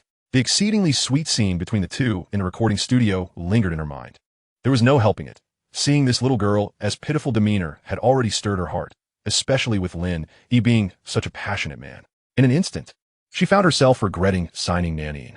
Nanine, that's not feasible. Lin Yi composed this song specifically for you to release an album.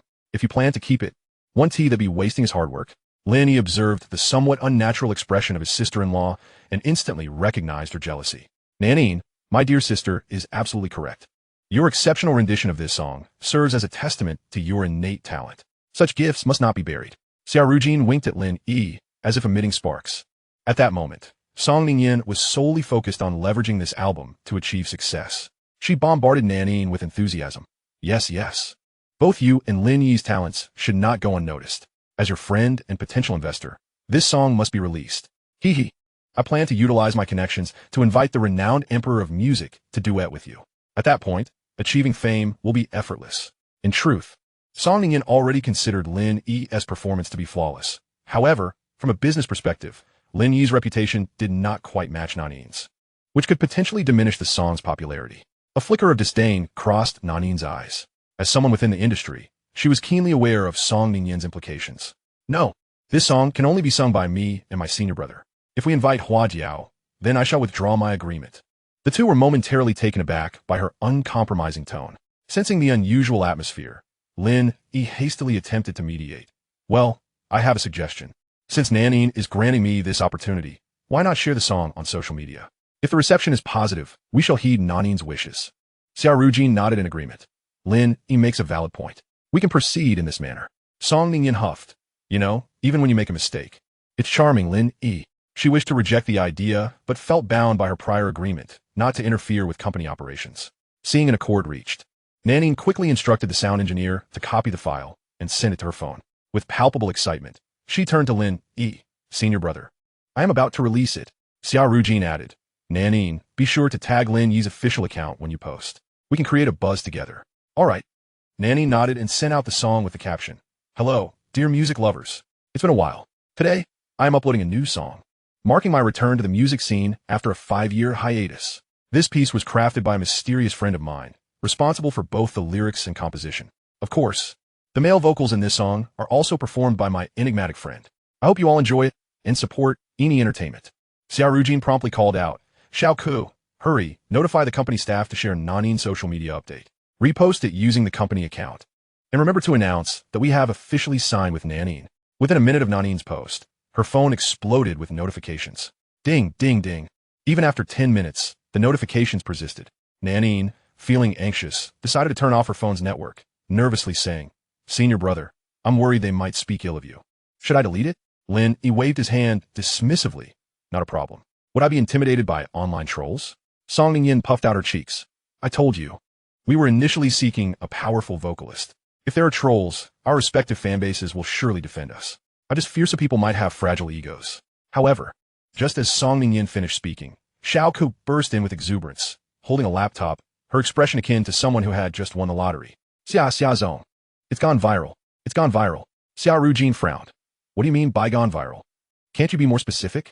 Xiao Ku turned the laptop towards everyone, pointing at Nanine's social media account.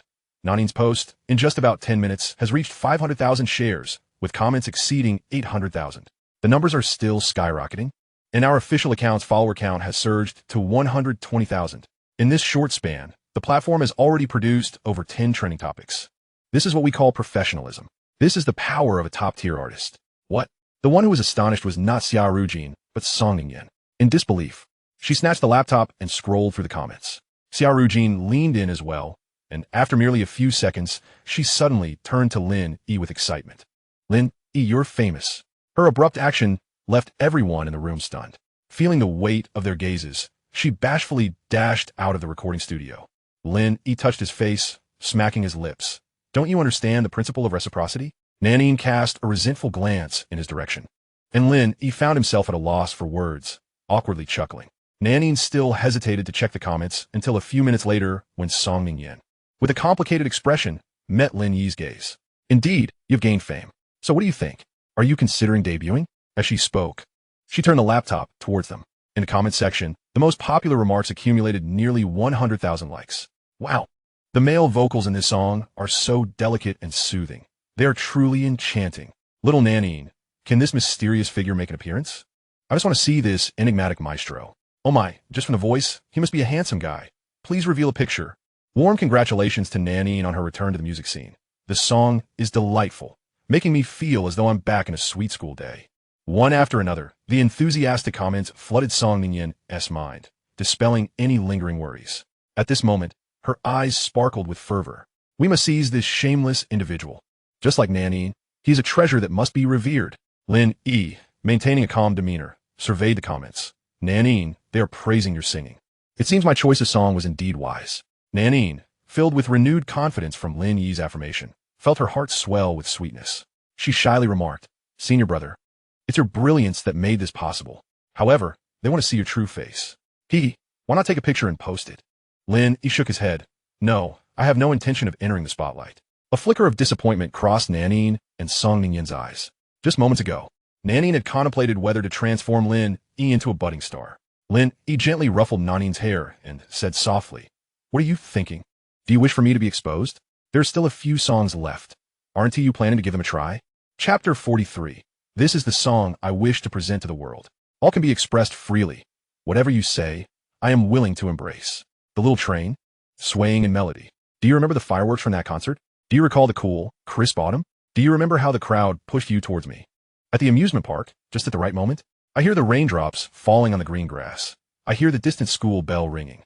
Yet, I did not hear your voice calling my name earnestly. Nanine's fresh and sweet voice encapsulated these warm and healing melodies, captivating everyone present. Only Lin Yi wore a somber expression, for these were memories he wished to forget, the songs that embodied the beauty and warmth of that world. As the final notes of Little Luck faded away and the audience remained entranced, Nanine stared blankly at the last sheet of music, lost in thought. Senior brother, this. Stepping out of the studio, Nanine's eyes glistened with unshed tears. Song Ningyan looked at the two with curiosity. Nanine, what's wrong? Did you finish singing? Nanine frowned, biting her red lip and shaking her head slightly. Lin Yi nodded with a smile. Go ahead and sing. Among these songs, it is the only one that I yearn to present to the world.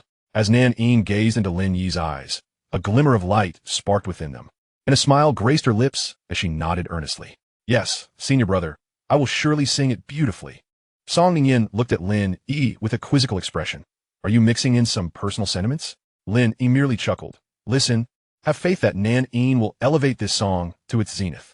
You're quite full of yourself. Song Ningyan shot him a sidelong glance, her small fists playfully waving in the air. In a recording studio, Nanine immersed herself in her emotions. Finally, she made the decision, disregarding others' opinions. As long as he shared the same conviction, love truly requires courage to face slander and gossip. Upon finishing, Song Ningyan was rendered speechless. What an extraordinary song.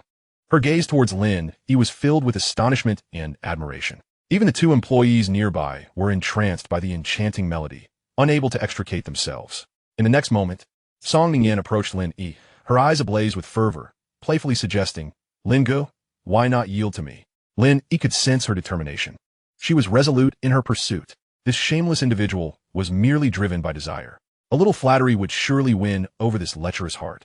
Nanine was utterly taken aback by this display in the studio.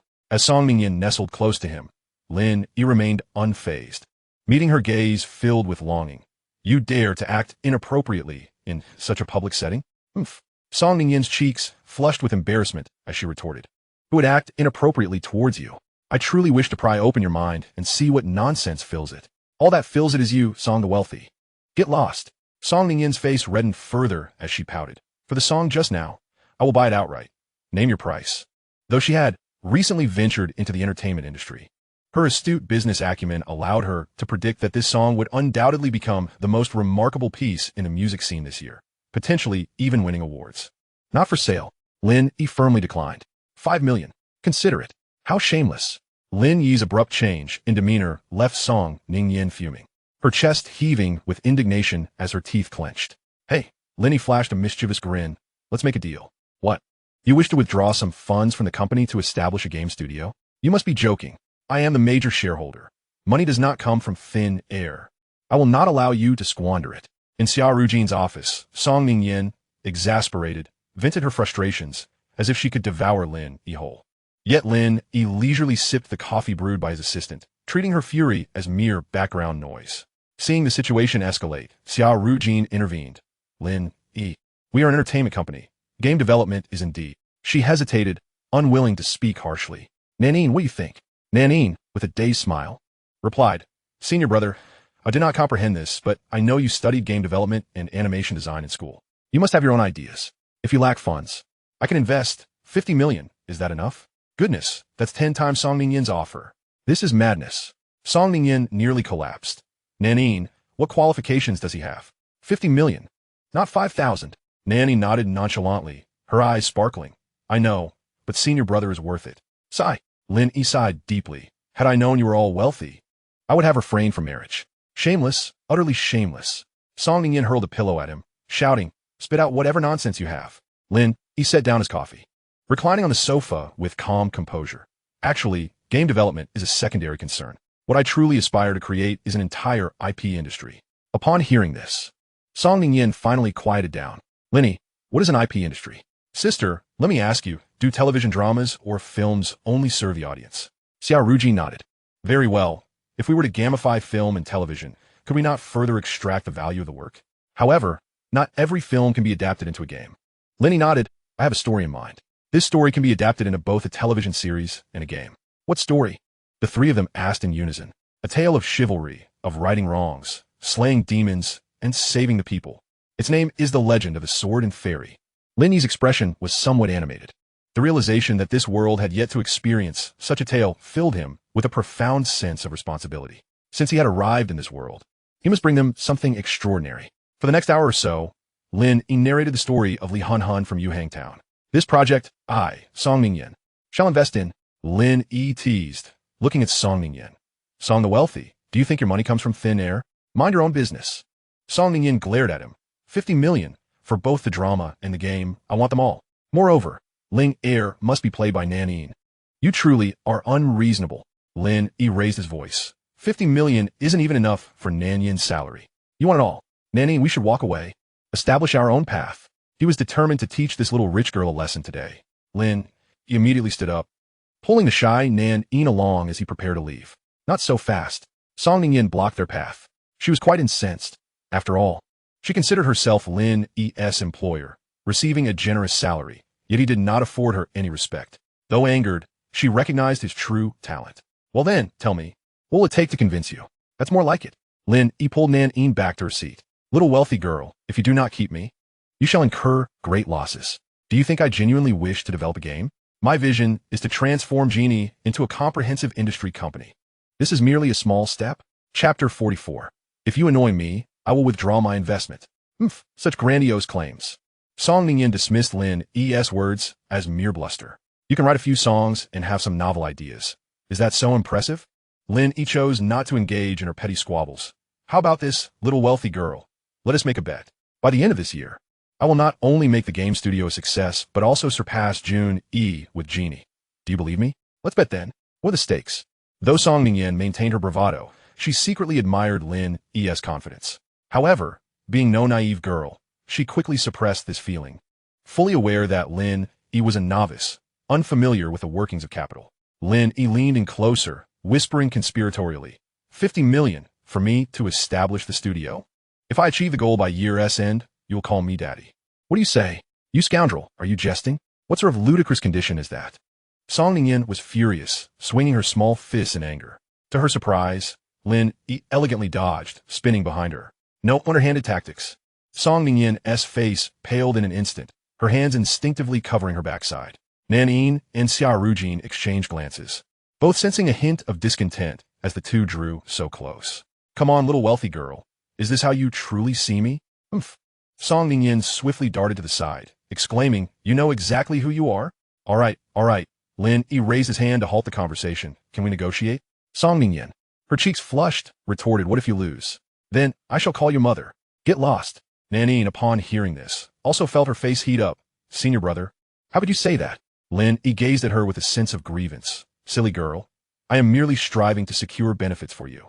This wicked capitalist, taking advantage and then feigning innocence.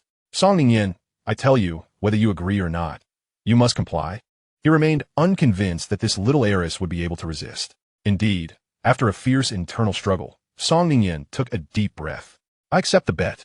Whether it's the upcoming album or Lin Yi's novel concept, it deserves a try. Besides, Nan Yi is also signed under Lin Yi. To retain this top-tier star, I must rely on this shameless rascal. However, if expectations are not met, I shall have Nan Yin's signing fee, on the basis of a 5-year contract. An additional 2 years must be signed. Lin Yi's expression darkened. Woman, your name is Greed. Turning to Nan Yi, he asked, Junior sister, do you trust me? Without hesitation, Nan Yi nodded. As long as senior brother decides, it's fine. Greedy woman, pay up. Lin Yi was profoundly moved by Nan Yin's unconditional support. Damn, that former self.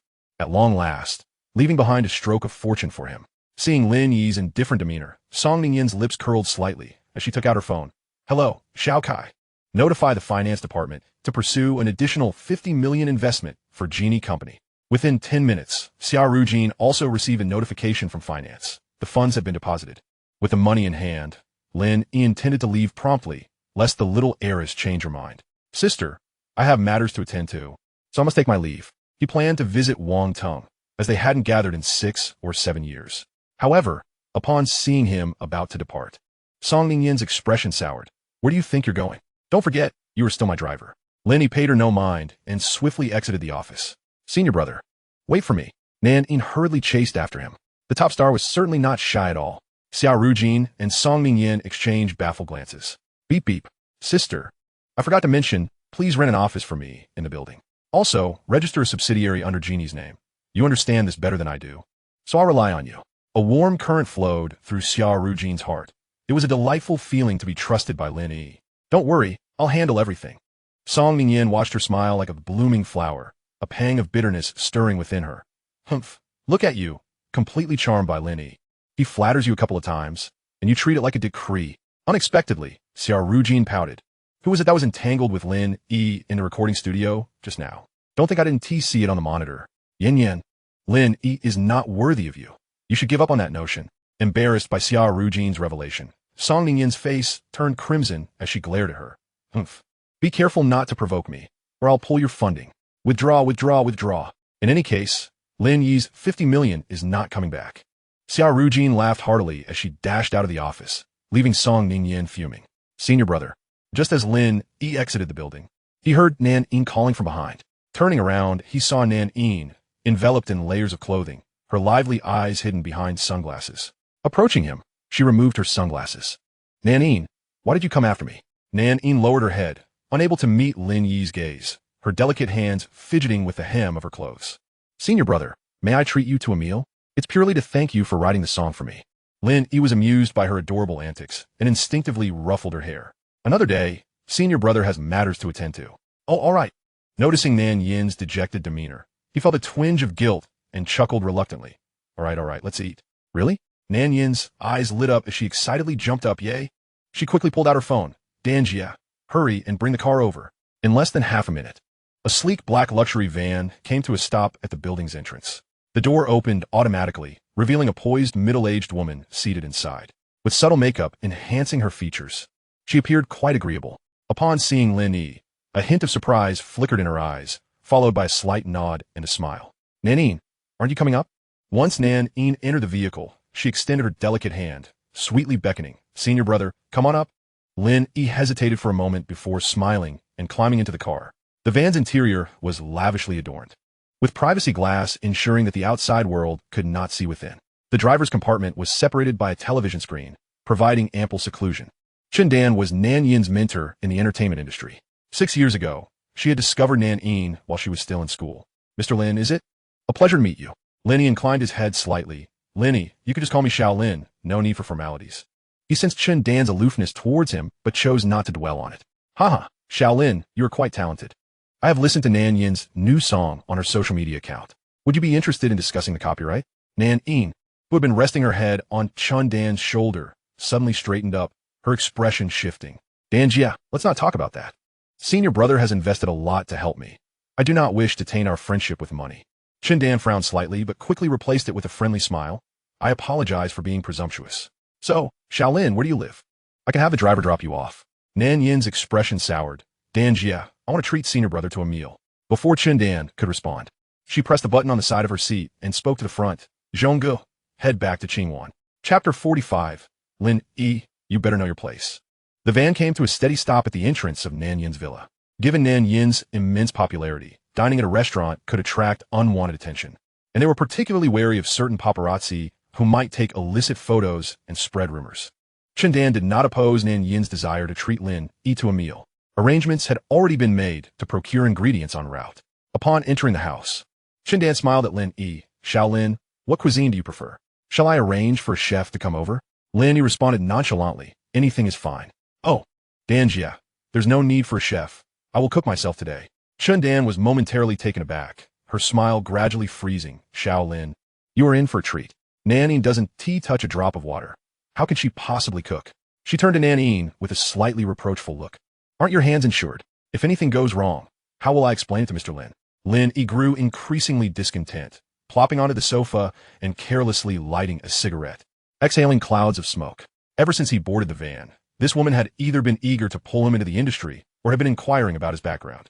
Her every gesture clearly indicated her disdain for him. With every word, she seemed to imply that he should keep his distance from Nanine. It was as though she derived a sense of superiority from her role as a manager. The preceding statement explicitly indicated that Nanine is being thought of by someone. And you, dear junior brother, ought to conduct yourself with decorum. Hey, Shaolin, smoking is prohibited here. If Nanine were to damage her throat or lungs this morning, would you take responsibility? Chindan finally lost her composure. In her eyes, although today's song had catapulted Nanine to even greater fame, placing her on multiple trending lists across social media, it was evident that it was merely a testament to Nan Yin's pre-existing celebrity status as a top-tier star.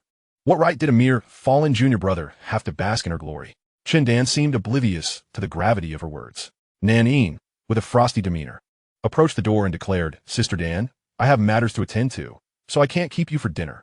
Today, my junior brother is a significant guest, and I do not wish to hear your words. Indeed, Nanine had expelled her.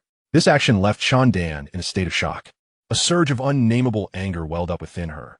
Nanine, do you even realize what you are doing? He is merely a student assisting you. Must you hold on to this for nearly a decade? She feigned ignorance of Nan Yin's chilling gaze, moving towards Lin Yi, snatching the cigarette from him and extinguishing it. Mr. Lin, I advise you to have some self-awareness. Nan Yin is the designated daughter-in-law of the Lin family in Hangzhou. The young master of the Lin family has admired her for years. If you wish to gain something from her, you had best consider your own worth. Sister Dan. Nan Yin stepped forward, her voice laced with anger. How many times must I tell you? I have no affection for that second-generation heir of the Lin family. Do not make decisions for me behind my back. Otherwise, you will not find it pleasant. Chindan was taken aback. In 6 years, when had Nanine ever spoken to her in such a manner? She glared at Lin Yi, her eyes twitching. It was all because of this impoverished boy. Ignoring the warning signs was a grave mistake, wasn't it? Lin Yi glanced at the flustered woman, wholly indifferent to her menacing glare. Rather, he gleaned information he wished he hadn't teased from her words. The Lin family of Hangzhou? Are you referring to Lin Jun, the young master? Lin Yi's expression darkened, a flicker of resentment sparking in his eyes. Indeed, Chindan replied with contempt. If you had any sense, you would quickly distance yourself from Nanine. Enough! Nanine shouted. Sister Dan, if you continue with this nonsense, do not blame me for being unkind. My relationship with my junior brother is none of your concern. Chindan could hardly stand, her gaze filled with disbelief. Nanine, do you know what you were saying? A glimmer of sorrow flickered in Nan Yin's eyes. But as she beheld Lin Yi's increasingly indifferent expression, a sense of panic washed over her. Approaching the door, she extended her hand and said, Sister Dan, you should return now. Rage threatened to consume Chindan as she approached the door with a nearly contorted expression. In parting, she pointed an accusatory finger at Lin Yi, declaring, I will remember this. If you provoke me, be prepared for the consequences. Sister Dan, is it? Lin Yi scoffed, standing up languidly. I truly wonder what kind of torment Nan Yin has endured with you as her manager. How dare you speak to me like that? Chindan erupted, charging at Lin Yi. Her frantic demeanor resembled that of a rabid dog. Yet, upon meeting Lin Yi's icy gaze, she abruptly halted. How dare you insult me? I consider Nan Yi as my sister, while you are merely an outsider. What right do you have to meddle? Huh? Lin Yi sneered. Let us dissect this further. You claim to regard Nan Yi as a sister, yet do you genuinely care for her? Your concern only lies in her fame and how you might exploit it for your own benefit. What nonsense about the young master of the Lin family. Nan Yi has made it abundantly clear that she does not fancy him, yet you disregard her feelings entirely and insist on dragging her into this. How much has Lin Jun provided you that you would treat Nan Yi as a mere commodity? Bah! Lin Yi's fury surged as he fixed his gaze on the woman. The entertainment industry is in disarray because of people like you.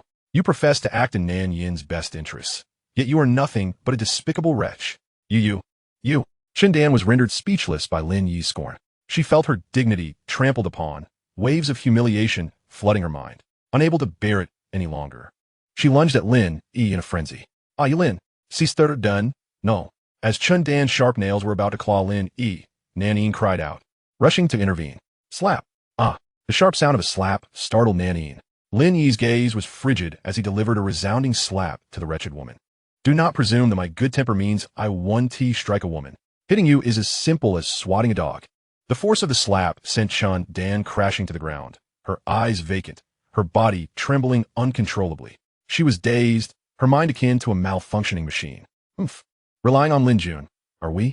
If you have the guts, let him come find me. It's time to settle the scores of all these years. With that, Lin Yi took out his phone. Hello, sister. What is wrong, Lin Yi? Nan Yi's manager, Chun-Dan, is to be blacklisted. From now on, you will handle all of Nan Yi's business dealings personally. Xia Rujun sensed something amiss in Lin Yi's tone and did not inquire further, responding succinctly, all right. I'll follow your lead. After hanging up, Lin Yi unblocked Xia Rujun from his blacklist. Hello, darling. Xia Rujun was ecstatic on the other end of the line. Xia Rujun, listen closely. After being married for so long, I seek nothing from you. But now I need you to do me a favor. What is it, dear? I want you to use the company's influence to blacklist Nan Yi's manager, Chun-Dan. Chapter 46. Junior sister. Are you serious? Chun-Dan could never have imagined that her mockery of the impoverished Lin Yi would lead to the obliteration of her career. Initially, she was in disbelief until she received a call from Xia Rujun. Hello, Chun-Dan, your management contract has expired, and the company does not intend to renew it. Following an investigation, it has come to light that you have secretly engaged in artistic collaborations without the company's consent, even concealing the signing of dual contracts for personal gain. I am formally suing you for damages on behalf of Jun Yi Company. A public notice will also be released on social media. Good luck to you. Defamation. Chun-Dan shouted into the phone, President Xia. This is an accusation against me. You are fully aware that you instructed me to do this. Now you are dumping all the blame on me. Xia Rujun chuckled coldly on the line. What evidence do you have? Defamation comes at a cost. Chun-Dan screamed in frenzy. I will see who pays the price. Xia Rujun was silent for a moment. You think you can use the Lin family to pressure me? Do you believe Lin Jun would confront me for your sake? How laughable. Hangzhou is not solely under the Lin family's control. My family is not to be trifled with. Beep, beep, beep. The call ended. Chun-Dan's frantic mind instinctively conjured a few words. Heavens, it's truly collapsing. She gazed at Lin Yi, who sat calmly on the sofa, a sense of inexplicable dread lingering in her heart. His true identity turned out to be the husband of President Xia. No wonder, many years ago, Nan Yi sought to sign a contract with Jun Yi. And what of Lin Jun? How does he know him? At that moment, the phone rang. Chun-Dan trembled as she pulled out her phone. Seeing an unfamiliar number, she initially intended to decline the call. Yet by some inexplicable force, she pressed the answer button. Hello, is this Sister Dan? Greetings. I am a reporter from Entertainment Daily. May I inquire about the rumors circulating online regarding your signing of an Inyan contract? A sudden click. Chun-Dan hung up instantly. However, for the next few minutes, the phone continued to ring incessantly. Chun-Dan's face was etched with bitterness and fear. She could never have anticipated that she would become such a sensational topic. Beep, beep, beep. Messages bombarded her phone. She dared not look. Sister Dan, you should just go back. Out of respect for our years of friendship, I will compensate you with 2 million. Nan Yi was equally tormented. After all, Chun-Dan had been her guiding light. For so many years, she had toiled for her, and she could not turn a blind eye. Yet Lin Yi was the most significant person in her life, and she could not allow him to suffer even the slightest grievance. Upon hearing Nan Yi's distant words, Chun-Dan's previously fearful expression was suddenly ignited with fury. Who would have thought that after 6 years of safeguarding Nan Yi, treating her as a sister, she would now be cast aside without a second thought, merely because of Lin Yi's appearance? What a grand joke. Ha ha. Chun-Dan laughed maniacally. her eyes fixed fiercely on Lin Yi. It's all your fault. It's all you're doing. With a wild scream, she lunged at Lin Yi. Today, she felt that tearing him apart was the only way to vent her frustration. Lin Yi's lips curled slightly. He found no desire to retaliate against this outrageous woman. With a mere shift of his body, Chun Dan brushed past him and crashed onto the sofa. Thud! A muffled sound echoed. Chun Dan clutched her head in pain as she collapsed to the ground. Ouch, that hurts! Lin Yi, utterly unwilling to witness this deranged woman any longer, dragged her out the door amidst her fierce resistance. Bang! The door slammed shut. All sorted. Listening to the unpleasant curses from outside, Nanine hung her head, her expression dimmed. Senior brother, did I make a mistake? She looked up with tear-filled eyes. Senior brother, I truly am a wicked woman. Lin Yi's heart softened instantly. Who could resist such a pitiful and obedient junior sister? That madwoman is no virtuous character. You needn't feel guilty, junior sister. Without a moment's hesitation, Nanine dove into Lin Yi's embrace. Senior brother, I'm so tired. Can I borrow your hug? Lin Yi was momentarily taken aback. Why did she look so adorable even while crying? How could this sweet girl be so direct? His hand lingered in midair, reluctant to drop. Nanine kept rubbing against him. Senior brother, hold me. No sooner had she spoken than she took his hand and placed it on her soft, firm back. Lin Yi's body tensed further. Was this soft girl so bold in this regard? Glancing furtively at Lin Yi, Nanine's tear-streaked face bore a hint of melancholy. Senior brother, you are so dense. I'm being this forward. Indeed, Nanine was feigning innocence. She had initially intended to leverage Chun Dan to advance a relationship with Lin Yi. Who would have thought Lin Yi would be so oblivious to a girl's feelings? After a while of snuggling in his arms, Nanine pouted, reluctantly breaking free. Senior brother, you are so unamusing. Before Lin Yi could respond, she swiftly dashed into the kitchen. Lin Yi let out a helpless chuckle. Senior brother, wait. I'm cooking. You must taste my culinary skills.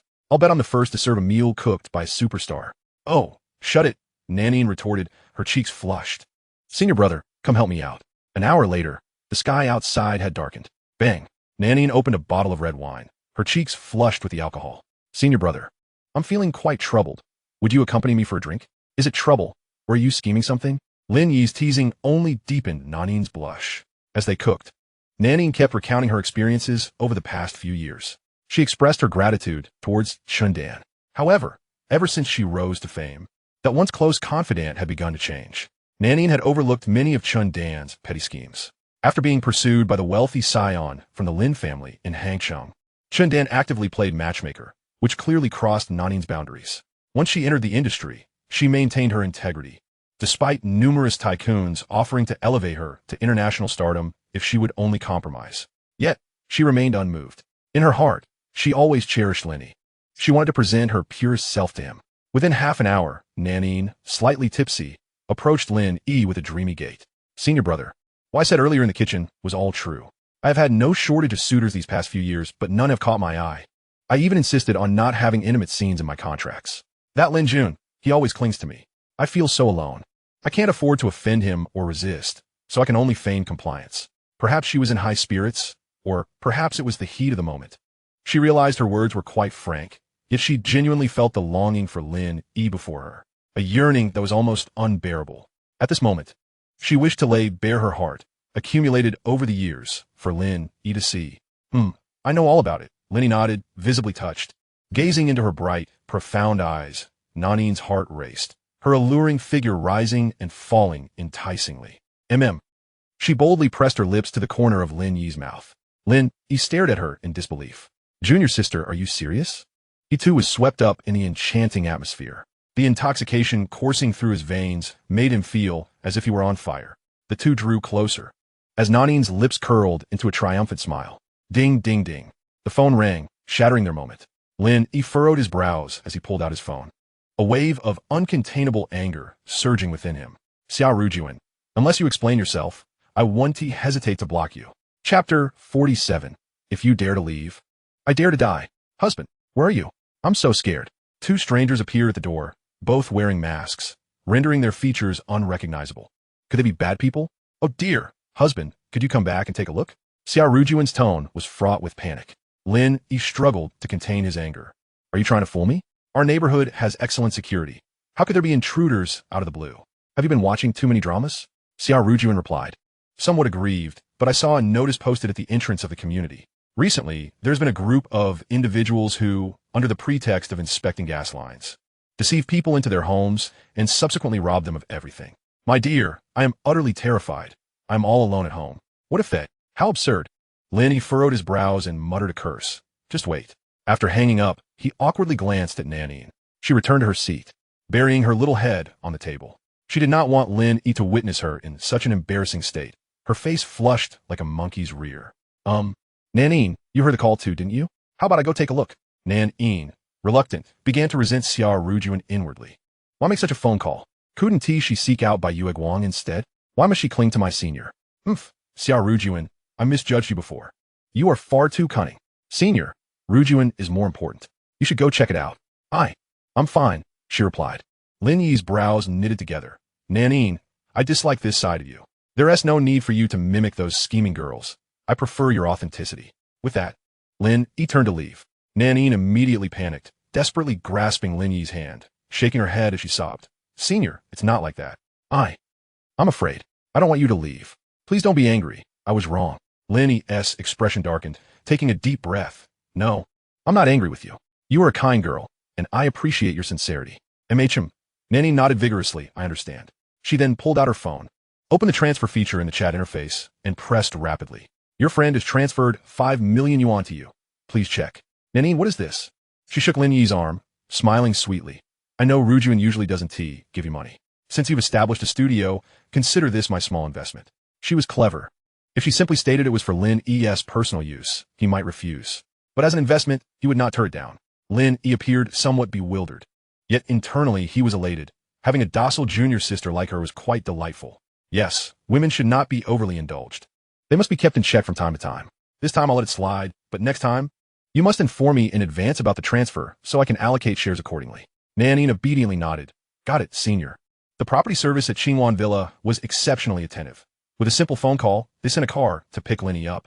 Amid the surprised expressions of the duty security guard, Lin Yi boarded the sightseeing vehicle. Nanine watched for quite some time before returning to the villa. The empty villa left her all alone. Suddenly, a thought struck her, and she hurriedly opened her phone, launching the browser and typing in, how to pursue one's crush. After searching for a while, she felt a bit vexed and added to the search, the crush is a boy. At the entrance of the villa district, Lin Yi greeted the security guard who had come to escort him and hailed a taxi. The bewildered guard spoke into the intercom. Manager, guess who I just picked up? Oh, I know you were surprised to see a big star. Just remain calm. No, it's not that. Manager, it turns out Mr. Song's boyfriend is involved with a famous actress. What the hell? Are you trying to get yourself killed? Forget what you just saw. Or you might as well wait for your demise. The guard, caught between shock and anxiety, reluctantly deleted the image from his mind. Lin Yi was oblivious to the fact that he had nearly jeopardized a security guard's career. On his way, he specifically instructed the driver to go slowly. Nearly 40 minutes later, he reluctantly entered the apartment building. Upon returning to his familiar doorstep, he lit a cigarette, inputting the familiar password with practiced ease. Click. As soon as he opened the door, dim yellow light flooded the entryway, and a fragrant breeze wafted toward him. Suddenly, a cool, soft body flung itself into his arms. Darling, Lin Yi pushed Xia Rujun away. Xia Rujun gazed at Lin Yi with a mournful expression, tears glistening in her eyes. Lin Yi glanced around the room, where candles and flower petals adorned the floor, leading into the living room. On the coffee table sat a bottle of red wine and 2 plates of steak. The decorations created a warm ambience, clearly reflecting considerable effort. Lin Yi remained indifferent. Is this what you meant by there being bad people? Have you deceived me again? Xia Rujun panicked, disregarding her melancholy, and quickly grabbed Lin Yi's arm to explain, No, darling. I just missed you so much. Tears streamed down her cheeks. Without you at home, it feels so desolate. I dislike such days. Please forgive me. I understand what you said. I just want you to be with me. Is that all right? Lin Yi broke free, his expression growing increasingly cold. He was on the verge of wavering. Who could deny it? 5 years of feelings are not so easily cast aside. Yet, I do not wish to return. It is late. I have my own home. With that, Lin Yi turned without hesitation, opening the door. Crash! The sound of shattering glass echoed. Lin Yi turned back, startled. What the hell, Xia Rujun? What are you doing? Put that bottle down. At some point, Xia Rujun had moved to the coffee table and smashed the wine bottle into countless pieces, now holding a shard against her delicate neck. Tears soaked her face as she screamed in a near-manic state. Lin Yi, if you dare leave, I will die. Damn it. Lin Yi's heart raced with urgency as he lunged forward. Are you out of your mind? Put it down. Don't come any closer. Xia Rujun shouted. her voice a mix of grief and fury. I can't live without you. If you don't promise me, I will show you. Damn it. How'd I end up with such a deranged woman? Why play with life like this? Okay, I want tea, come closer. Lin Yi restrained his anger. Just put down the broken bottle first. Promise me. Damn it, so stubborn and deranged. Fine, I promise you. Lin Yi gritted his teeth in agreement. In the next moment, her familiar form leaped back into Lin Yi's embrace. Darling, I never want you to leave me again. Watching you get into Nan Yin's car made my heart ache. Lin Yi stifled his tumultuous thoughts, feigning compliance. What the hell, Xia Rujun, are you insane? Xia Rujun ignored him, pulling him upstairs. Chapter 48. Who is the boss? You or me? Early in the morning, Lin Yi awoke to a familiar scent. Xia Rujun lay on him like a contented kitten, deep in slumber, and his eyes were filled with a complex mix of emotions. Last night had utterly reshaped his understanding. Xia Rujun had revealed her deepest side. Damn it, after 5 years, why did she possess such a facet? It was entirely unexpected. Fumbling for his phone, he noticed several missed calls displayed on the lock screen. They were from Xia Rujun. A twinge of guilt washed over him as he quickly dialed back. Hello. Is this Lin Yi? On the line, Xia Rujun's voice was soft, clearly awakened by the ringing. Hey sis. I was drinking with some old classmates yesterday and missed your calls. It's all right. Drinking too much is harmful. Lin Yi felt increasingly guilty. Sis, I'm sorry to have worried you. The business license for the new company is still in the process of being obtained. Yesterday, I inquired with the building management, and fortuitously, there's an office available. You are welcome to come and take a look whenever you have time. Lin Yi nodded in agreement. After hanging up, he was about to call Song Ningyan, but he felt a movement from Xia Rujun beside him. Xia Rujun pressed against his chest, listening to the steady rhythm of his heartbeat, a hint of melancholy gracing her face. Darling, why do you need to rent an office? There are plenty of vacant floors in the company. Why waste that money? She refrained from asking too many questions. After a series of events, she had come to realize that merely relying on her physical presence would not suffice to hold onto Lin Yi. Being too clingy was also not an option, considering her past mistakes. The best approach was to adapt to Lin Yi, showcasing her considerate and gentle side. If he wished to pursue his endeavors, then she would support him. After all, it was merely a matter of financial expenditure. However, her sudden change in demeanor caught Lin Yi off guard, as the wild antics from the previous night were still fresh in his memory. I haven't done much. I just opened a studio to rekindle my old profession. Coincidentally, my sister mentioned that there were vacancies in their office building, so I asked her to inquire. Xia Rujun felt a pang in her heart. She truly could not recall what Lin Yi's original profession was. Yet, she had seen the song he posted on social media yesterday. The soaring online statistics filled her with guilt and regret. After all these years, she had been oblivious to the fact that her husband possessed such musical talent. How could she have overlooked it? Darling, I will support you in whatever you choose to do. With that, she pulled out her phone, opened her banking app, and began inputting information. Ding! Lin Yi glanced at the message notification. Your account ending in 1183 has received a transfer of 1,000,000,000 yuan from Xia Rujun. Current balance, 1,600,952,700 yuan. Xia Rujun had changed? This was Lin Yi's instinctive thought. Suddenly transferring 1 billion? Previously, she had only allocated 10,000 for household expenses each month. How astonishing, an increase of 1,000-fold. He rubbed his nose, pondering whether such a large transfer indicated some form of guilt on her part. Xia Rujun, unfazed, continued, What is wrong with me transferring money to my husband? Half of Junyi belongs to you. Once we're less busy in a couple of years, we can travel the world and have a pair of twins. I'll stay at home to support you, and you can handle the cooking and laundry. Wouldn't that be wonderful? Lin Yi's expression brightened momentarily, but he quickly doused the enthusiasm with cold water. I've already said I want a divorce. Who is having twins with you? I'm not even 30 yet. This is my prime time to strive for success, and children would only hold me back. Xia Rujun angrily jabbed her fist. Oh, so you're mocking me with my own words now? No way. I've given you the money. I need to earn it back. With that, she leaned in towards Lin Yi. Hey, crazy woman. Earning is one thing, but what are you doing? Oof. Xia Rujun gazed at Lin Yi with a mix of adoration and determination. Is it so easy to acquire a billion? Lin Yi emerged from the kitchen with a plate of egg and ham noodles. Xia Rujun, perhaps fatigued, devoured it eagerly and quickly. Darling, I want more. The soup is all gone. I gave you my portion. Hee, I have a high metabolism. No more for you. Lin Yi finished tidying up the dishes. Are you going to the office? Xia Rujun glanced at her phone. Not today. I'm too tired. I'm taking a day off. You go ahead and work. I'll check out your office later when I have time. Lin Yi shook his head. Let us skip it. You and my sister will just end up arguing again. Xia Rujun's expression shifted slightly as she contemplated. All right, then I want tea go. And I want tea come over today. I have my own home. Her complexion paled a bit, yet she forced a smile. Okay, if I miss you, I'll come find you. No, I'm avoiding you. Lin Yi waved his hand urgently, his posture stiffening. You Haven tea resolved that matter completely. Lin Yi did not elaborate further.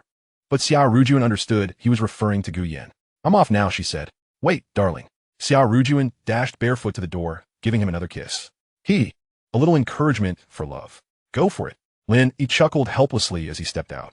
After he left, Xia Rujun quickly dialed a number. Hello, Li Wanwan. Is the method you mentioned for preparing for pregnancy reliable? Li Wanwan replied, somewhat bewildered. Xia Zong, I'm not really sure. I've never been in a relationship. But I asked a friend, and she said she followed that method and had tried it several times with results. Xia Rujun's tone brightened considerably. All right, I'll give you a little extra bonus this month. But this must remain confidential. Thank you, Xia Zong. After hanging up, Xia Rujun switched apps and gazed at the calendar on the page, murmuring, I hope the odds are in my favor. Lin Yi was unaware of Xia Rujun's intentions following her wild behavior. As he descended the stairs, he called Song Ningyan. Hello, have you arrived yet? While preparing breakfast, he specifically called Song Ningyan to have her pick him up from the community. Ugh, are you annoying or what? 10 minutes.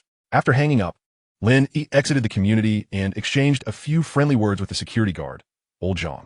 Suddenly, a roaring sound echoed as a red sports car sped towards him. Wow, Shaolin, the beautiful boss from the gym. Lin Yi chuckled. Uncle Zhang, Xia's here to pick me up. Uffed, do you really think you have that charm? If Xia's here to pick you up, I'll never set foot in a red light district again. His boast was cut short as Song Ningyan stepped out of the car with a frosty expression. Hey, are you the boss, or am I? I get paid, and I still have to serve you? Old Zhang stood by, dumbfounded. The thought of not being able to visit the red light district brought tears to his eyes. Lin Yi smirked. It's the same either way. In your company, you're the boss, and I'm the driver and secretary. In my company, I'm the boss, and you can begrudgingly be his secretary. Get lost. Lin Yi cheekily took the driver's seat, turning back to flash a smile at Old Zhang. As Old Zhang watched the sport car zoom away, he sighed, Shaolin, for my own happiness, I guess I'll have to report you to your wife. Haha. Chapter 49. After all, you are merely a man living off a woman's fortune. Lin Yi drove at a swift pace, and within 20 minutes, the grand letters of Jiaoyan Group came into view. He pressed the accelerator, executing a graceful drift before the car came to a steady stop, the tires leaving beautiful arcs on the pavement. Oh no, Song Ningyan, caught off guard, had an unexpected encounter with the dashboard. Lin Yi, are you insane? She glared at him, her movements captivating. Lin Yi unabashedly admired her alluring figure. Today, the little wealthy lady wore a tight-fitting blue knitted t-shirt and a white bodycon skirt. Her long, slender legs were tightly encased in black 10D stockings, revealing a striking contrast of black and snow white, exuding an irresistibly seductive charm.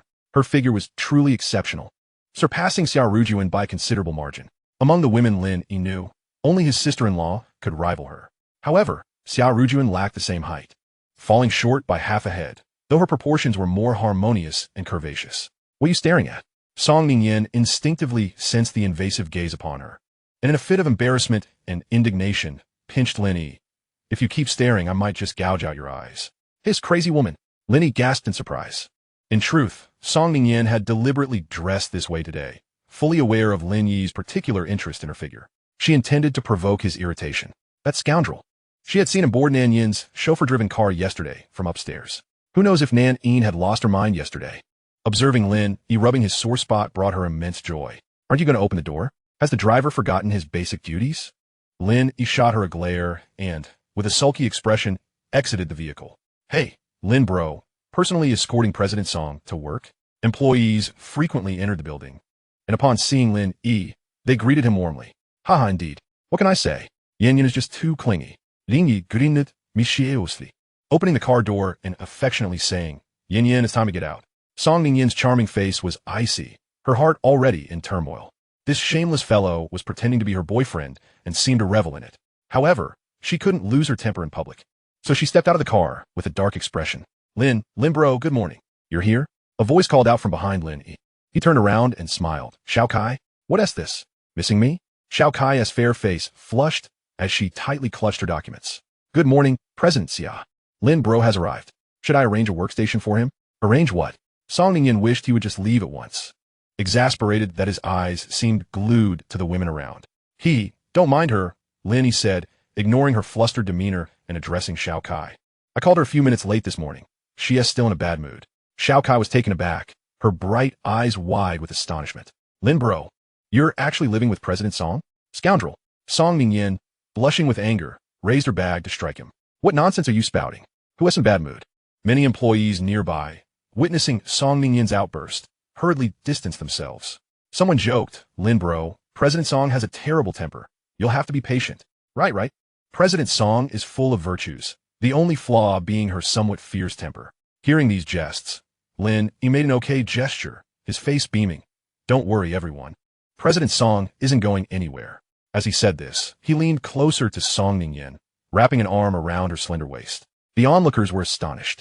Their faces filled with envy, and they began to cheer. The scene was enough to make Song Ningyin's teeth grind in fury. She stomped her foot. Aren't you all supposed to be working? Everyone who spoke just now will have their salaries deducted. As soon as those words left her lips, the employees watching shrank back, hastily closing their mouths and retreating. Slap. She swatted away the hand at her waist, glaring at him.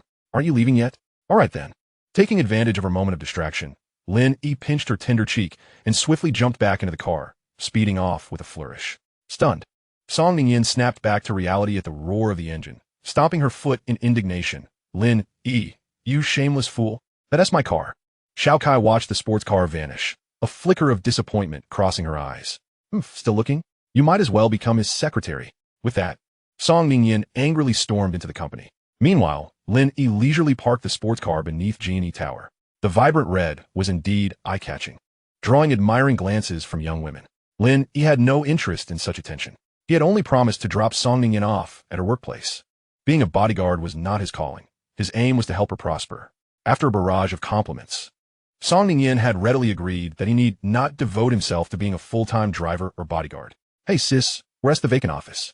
On the other end of the line, Xia Rujun replied, I'm still stuck in traffic. The office is right across from the law firm. I've given the keys to Zhou Tong. Just ask him for them. Lin Yi hung up and skillfully pressed the button for the 16th floor. Zhou Tong, mentioned by Xia Rujun, was a partner at the law firm. Both had graduated from the law school of Haicheng Finance University. After Xia Rujun transitioned into the film and entertainment industry, Zhou Tong had taken charge of managing the firm. Hello, is Zhou Tong in? President Xia sent me to find him.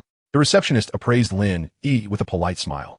Please wait a moment. After a brief 10 minutes, a well-dressed man with slick-back hair emerged. Upon seeing Lin Yi, Zhou Tong's expression darkened slightly as he adjusted his gold-rimmed glasses. What brings you here? Lin Yi had frequented the firm, often delivering meals to Xia Rujun, so Zhou Tong recognized him, though he had never shown him a friendly face. Lin Yi scoffed inwardly at his pretentious demeanor. My sister told me the keys to the office across the way were given to you. Zhou Tong questioned. That office is rented out to you? Lin Yi frowned, his face cold. Why are you asking so many questions, Lawyer Zhou? You. Zhou Tong was taken aback by the retort, but, mindful of Xia Rujun, suppressed his anger and pulled a key from his pocket, tossing it to Lin Yi. Thanks. Lin Yi caught the key and turned to head across. Upon opening the door, he was astonished. He had expected the office to be in disarray after the previous tenant vacated, yet the space, though empty, was impeccably clean, spanning 400 to 500 square feet. In just half a day, Xia Rujun had certainly been considerate and thorough. Just as he was about to call to express his gratitude, Zhou Tong's voice behind him shattered his pleasant mood. Had I known it was rented out to you, I wouldn't have bothered to help so much. I had all the staff stop their work yesterday to come clean. Lin bro, we're not volunteers. Shouldn't there be some overtime pay? Seeing Lin Yi's silence, Zhou Tong disdainfully stepped inside, standing shoulder to shoulder with him. Forget it. I'll consider it a kind gesture on my part. After all, you're just a freeloader living off a woman. Lin Yi finally understood why Zhou Tong was acting so condescendingly. It seemed he was looking for trouble. Did I ask you to clean? You did it on your own? Seeking credit? No money? Got a lot of hot air, want some? Chapter 50. Damn it, Lin Yi. Are you messing with me? What nonsense are you spouting? Zhou Tong's face was grim, his words laced with anger. If not for Xia Rujun, I wouldn't waste my time. TCH, Lin Yi scoffed, picking his nose. What's wrong? Jealous? Too bad you can't enjoy such a soft life. He was joking. Who could live off a woman to the tune of 16 million? This amount didn't even include the 50 million Song Ningyin had invested. Now, Lin Yi's worth had already reached a level comparable to the netizens in his previous life. Zhou Tong, stung by the remark, glared at Lin Yi and coldly retorted. Your relationship with Xia Rujun is merely that of a brother-in-law. I, on the other hand, am not only her significant partner, but also her senior. Can you compare? Zhou Tong adjusted his gold-rimmed glasses, a smug expression plastered on his face. This office was rented with my money. I had planned on taking it, but now you must pay. Otherwise, I have the right to throw you out. Also, the labor costs for yesterday's cleaning cannot be shortchanged.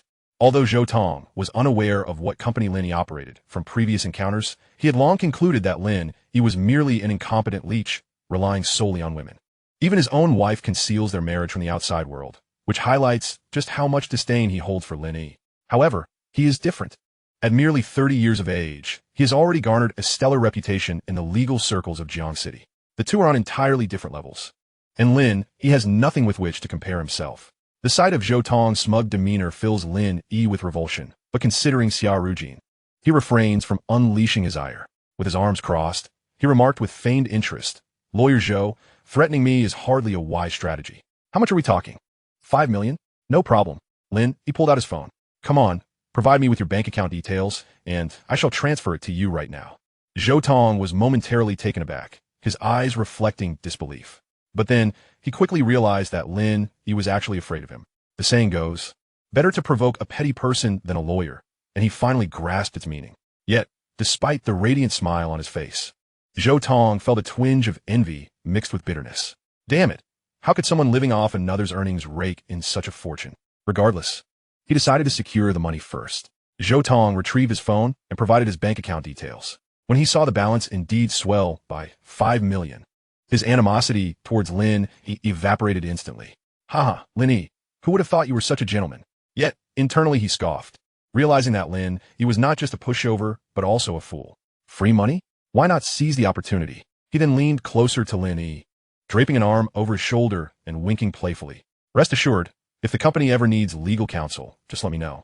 Given our relationship, I can certainly offer a discount. Oh, discounts are available? Lin Yi feigned astonishment. Now, that is quite the bargain. As Zhou Tong continued to beam with delight, Lin Yi cautiously inquired, "So, Lawyer Zhou, could you provide me with a rental contract?" "No problem." Zhou Tong clapped Lin Yi on the shoulder and pulled out his phone. "Just fetch the contract from the drawer on the left side of my office." Fool! Of course, it was the contract for the newly rented office across from him. Useless. None of them are dependable. Soon, a male assistant brought the contract over. Useless. Can't you see Lin Yi is standing here exhausted? Bring 2 chairs. Zhou Tong handed the contract to Lin Yi, grinning. "Don't worry, Shaolin, we're buddies from here on out." Indeed, with Lawyer Zhou handling matters, I can rest assured. Lin Yi turned his attention to the contract, and upon noticing the exorbitant rental price on the back, his expression morphed into one of fury as he hurled the contract at Zhou Tong. "What the hell? Zhou Tong, are you trying to swindle me?" Zhou Tong was left dumbfounded, his smile frozen in place, scratching his head as a shadow of darkness flickered in his eyes. "Shaolin, what are you saying?" Lin Yi's face turned icy, and he shouted, "Do you take me for a fool? A monthly rent of 20,000, and you're trying to charge me 5 million? That's extortion. I'm going to sue you." As he spoke, Lin Yi swiftly snatched the contract back, concealing it behind him while pointing an accusatory finger at Zhou Tong. "You better watch out. That amount could land you in prison for decades. Damn it." Zhou Tong's face darkened, rage surging within him. Even if he was dim-witted, he understood now that Lin Yi had just been toying with him all along. In the end, he was the one who looked like a clown. He glared at Lin Yi, bellowing, "Damn it. Lin Yi, are you messing with me? 5 million was your promise. Now you want to backtrack? Not a chance." Zhou Tong was not afraid of Lin Yi's retaliation. After all, the best lawyer in Jiang City was standing right there. He was well versed in legal statutes. Was Lin Yi truly foolish enough to try this with him? Little did he know, Lin Yi laughed mockingly. "Zhou Tong, do you think being a lawyer allows you to exploit loopholes? The money I transferred to you is clearly labeled as rent. Moreover, I recorded our conversation. Go ahead. Try to dispute it in the face of evidence." Zhou Tong's mind raced, replaying the earlier conversation with Lin Yi. Suddenly, the words "take away" and "threat" struck him like lightning. Damn, he had fallen into a trap again. That son of a gun, Lin Yi, you ungrateful wretch. He pulled out his phone, declaring, "I'll return the money."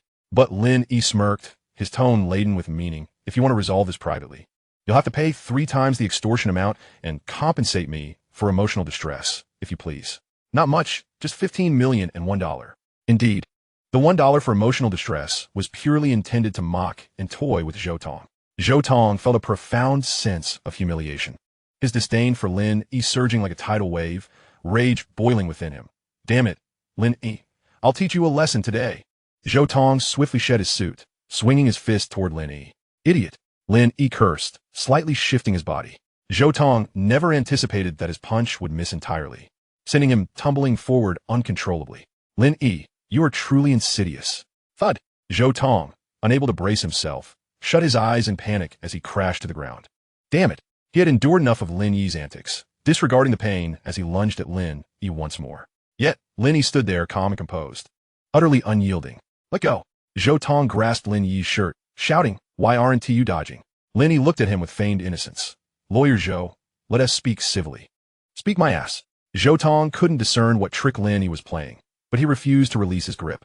He swung his fist again, aiming for Lin Yi's face. Just as his fist closed in mere inches from Lin Yi's face, Lin Yi swiftly broke free and fell to the ground. Ouch, that hurts. Ah, Zhou Tong. Stop hitting me, I concede. Zhou Tong was momentarily bewildered by this sudden act. What are you doing, Zhou Tong? Xia Rujun stormed in, her face a mask of fury. Who told you to hit Lin Yi? I. Zhou Tong was at a loss for words. Xiao Jin, it's not what you think. Let me explain. Enough. Xia Rujun's sharp rebuke cut through the air, and she quickly knelt beside Lin Yi, her concern palpable. Lin Yi, are you alright? Chapter 51. Sister. I cannot disrupt your relationship with him. Sister, I'm fine. Lin Yi forced a bitter smile. I was just playing around with Lawyer Zhou. Xia Rujun observed his strained smile, her anger flaring anew. Zhou Tong, what exactly happened? How did Lin Yi provoke you? I'm wronged. Zhou Tong felt utterly aggrieved, especially since Lin Yi had been provoking him with those taunting glances behind Xia Rujun's back. That son of a gun was doing it on purpose. Xiao Jin, you have to listen to me. Lin Yi is the one who set me up. Zhou Tong glared at Lin Yi with venom. You deceiver. You did this on purpose. Aren't you going to explain yourself to Xiao Jin? Xia Rujun turned to Lin Yi, but upon seeing his despondent expression, her heart felt as though it had been pierced by a needle. She hurriedly grasped Lin Yi's arm, speaking gently, whatever it is, I will resolve it for you. Lin Yi shook his head, his expression filled with bitterness. It's nothing, sister. I cannot jeopardize your relationship with Lawyer Zhou. Besides, he didn't actually lay a hand on me. Oh, what nonsense are you spouting? Xia Rujun panicked, fearing Lin Yi might misunderstand. Her face turned pale as she hurriedly explained, there's nothing between me and Zhou Tong. Then she shot Zhou Tong a cold glare. Senior brother, what did you say to Lin Yi? And why did you hit him? You know, I have an aversion to boorish individuals. Xia Rujun felt a tumult of emotions within her. She did not wish to treat Zhou Tong in such a manner. After all, they had collaborated for many years and hailed from the same institution. Nothing more. How could it possibly escalate to matters of the heart? If there was any sentiment, it was merely a platonic friendship. She pondered that should misunderstandings arise regarding Zhou Tong, she could always apologize afterward. Lin Yi had finally developed a favorable impression of her. If this were to be misconstrued, any hope she harbored would vanish entirely. Yet, at that moment, Zhou Tong, upon hearing these inquiries, stood frozen, his expression blank, as if in disbelief. Was this truly the decisive and capable little junior sister he remembered? Or had that gentle gaze and flustered demeanor ever been displayed before? Such vulnerability was reserved for those who were enamored. Realizing this, a wave of sorrow washed over him. Why was Xia Rujun treating him with such disdain? When they were both men, the more he ruminated, the more his despair deepened. It felt as though a blade were slicing through his heart, inflicting unbearable pain. Xia Rujun had been his carefully nurtured choice for a partner over many years, and now, unexpectedly, Lin Yi had usurped her affections. Ah, Zhou Tong, in his despondency, erupted in rage. You scoundrel! How dare you spread falsehoods? Little Jean, that insidious man has ensnared me and tarnished my name. You must believe me. I'm not a brutish person. Lin Yi, seizing the opportunity while Xia Rujun was oblivious to his presence, cast a scornful glance at Zhou Tong. You think you can compete with me? Zhou Tong exclaimed in frustration. Xia Rujun turned to him, but Lin Yi's face bore no trace of mockery. Rather, it was a mask of remorse. Sighing deeply, she regarded Zhou Tong with disappointment. Senior brother, please cease this commotion. Apologize to Lin Yi. I will ensure he does not hold a grudge. What? Apologize to Lin Yi? Was Xia Rujun out of her mind? How could she utter such words? Little Jean. Zhou Tong suppressed his fury, his voice chilling. How have you become so foolish? Lin Yi was merely a man of soft privilege. What right did he have to demand an apology from him? Enough of this genteel facade. I will not pretend any longer. You, Xia Rujun, are nothing but a foolish woman. I must have been blind to have chosen you. This was Zhou Tong's most genuine thought at that moment. Since he could not possess her, he would merely let everything fall apart. Xia Rujun was taken aback by his words, her eyes wide with disbelief. You dare to call me foolish? Indeed, Zhou Tong retorted, filled with indignation. You choose to trust me not. Yet place your faith in a man of soft privilege. Enough. Lin Yi interjected, his expression dark as he shielded Xia Rujun. Zhou Tong, do you believe you can act with impunity? You extorted 5 million from me, and now you think you have a right to complain? What? Xia Rujun gasped in shock. He extorted 5 million from you? Lin Yi nodded. Upon entering the company, he insulted me, claiming the office was his to rent, demanding I pay him 5 million. He threatened to have me thrown out if I did not comply. I initially overlooked it for the sake of your sister, considering it compensation for assisting him over the years. But now he insults you. This crosses a line. Xia Rujun was taken aback. Lin Yi truly cared for her. In an instant, her eyes glistened with tears, overwhelmed by emotion. Had Zhou Tong not been present, she might have thrown herself into Lin Yi's embrace. Lin Yi. Xia Rujun grasped his sleeve, tears brimming in her eyes. He has been my senior brother. He has helped me greatly over the years. Very well, sister. I shall heed your words. Enough. Zhou Tong's face turned a sickly green with rage as he witnessed their display of affection before him, completely disregarding his presence. Senior brother, do you not recognize your own errors? Xia Rujun's patience wore thin, disappointment etched across her features. What errors do I have? Zhou Tong replied coldly. The money was given willingly. Senior brother, you have utterly disappointed me. Xia Rujun's prior sense of guilt toward Zhou Tong evaporated. Humph, you need not feel disappointed. Zhou Tong glared at the pair as if they were enemies. How foolish I must have been to have chosen such a shameless wench. Engaging with your sister's husband. How despicable. Xia Rujun's face turned pale, her body trembling, tears streaming down her cheeks. This was her most vulnerable point, now brutally exposed by Zhou Tong. She found herself with no grounds to refute his words. Overwhelmed with emotion, she stepped back until she collided with Lin Yi's solid chest. Leaning against him, she gazed up at the man she adored. Finally, unable to contain herself, she broke down in tears. Woo-woo, Lin Yi, am I truly a shameless woman?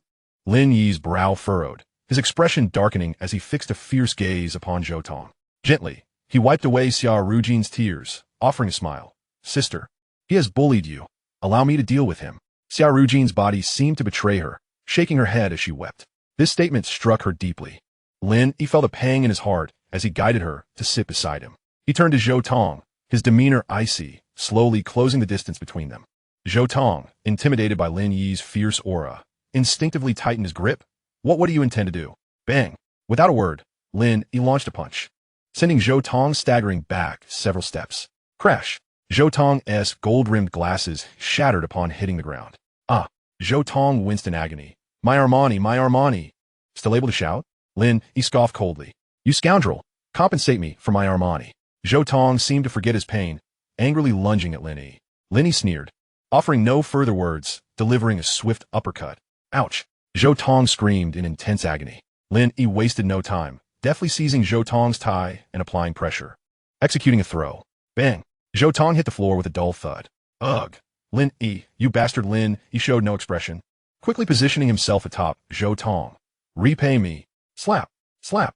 Lin Yi remained silent, delivering a flurry of slaps to Zhou Tong's face. Woo! I will repay you. Zhou Tong soon realized he was merely a helpless victim, unable to contend with Lin Yi, and quickly began to plead for mercy.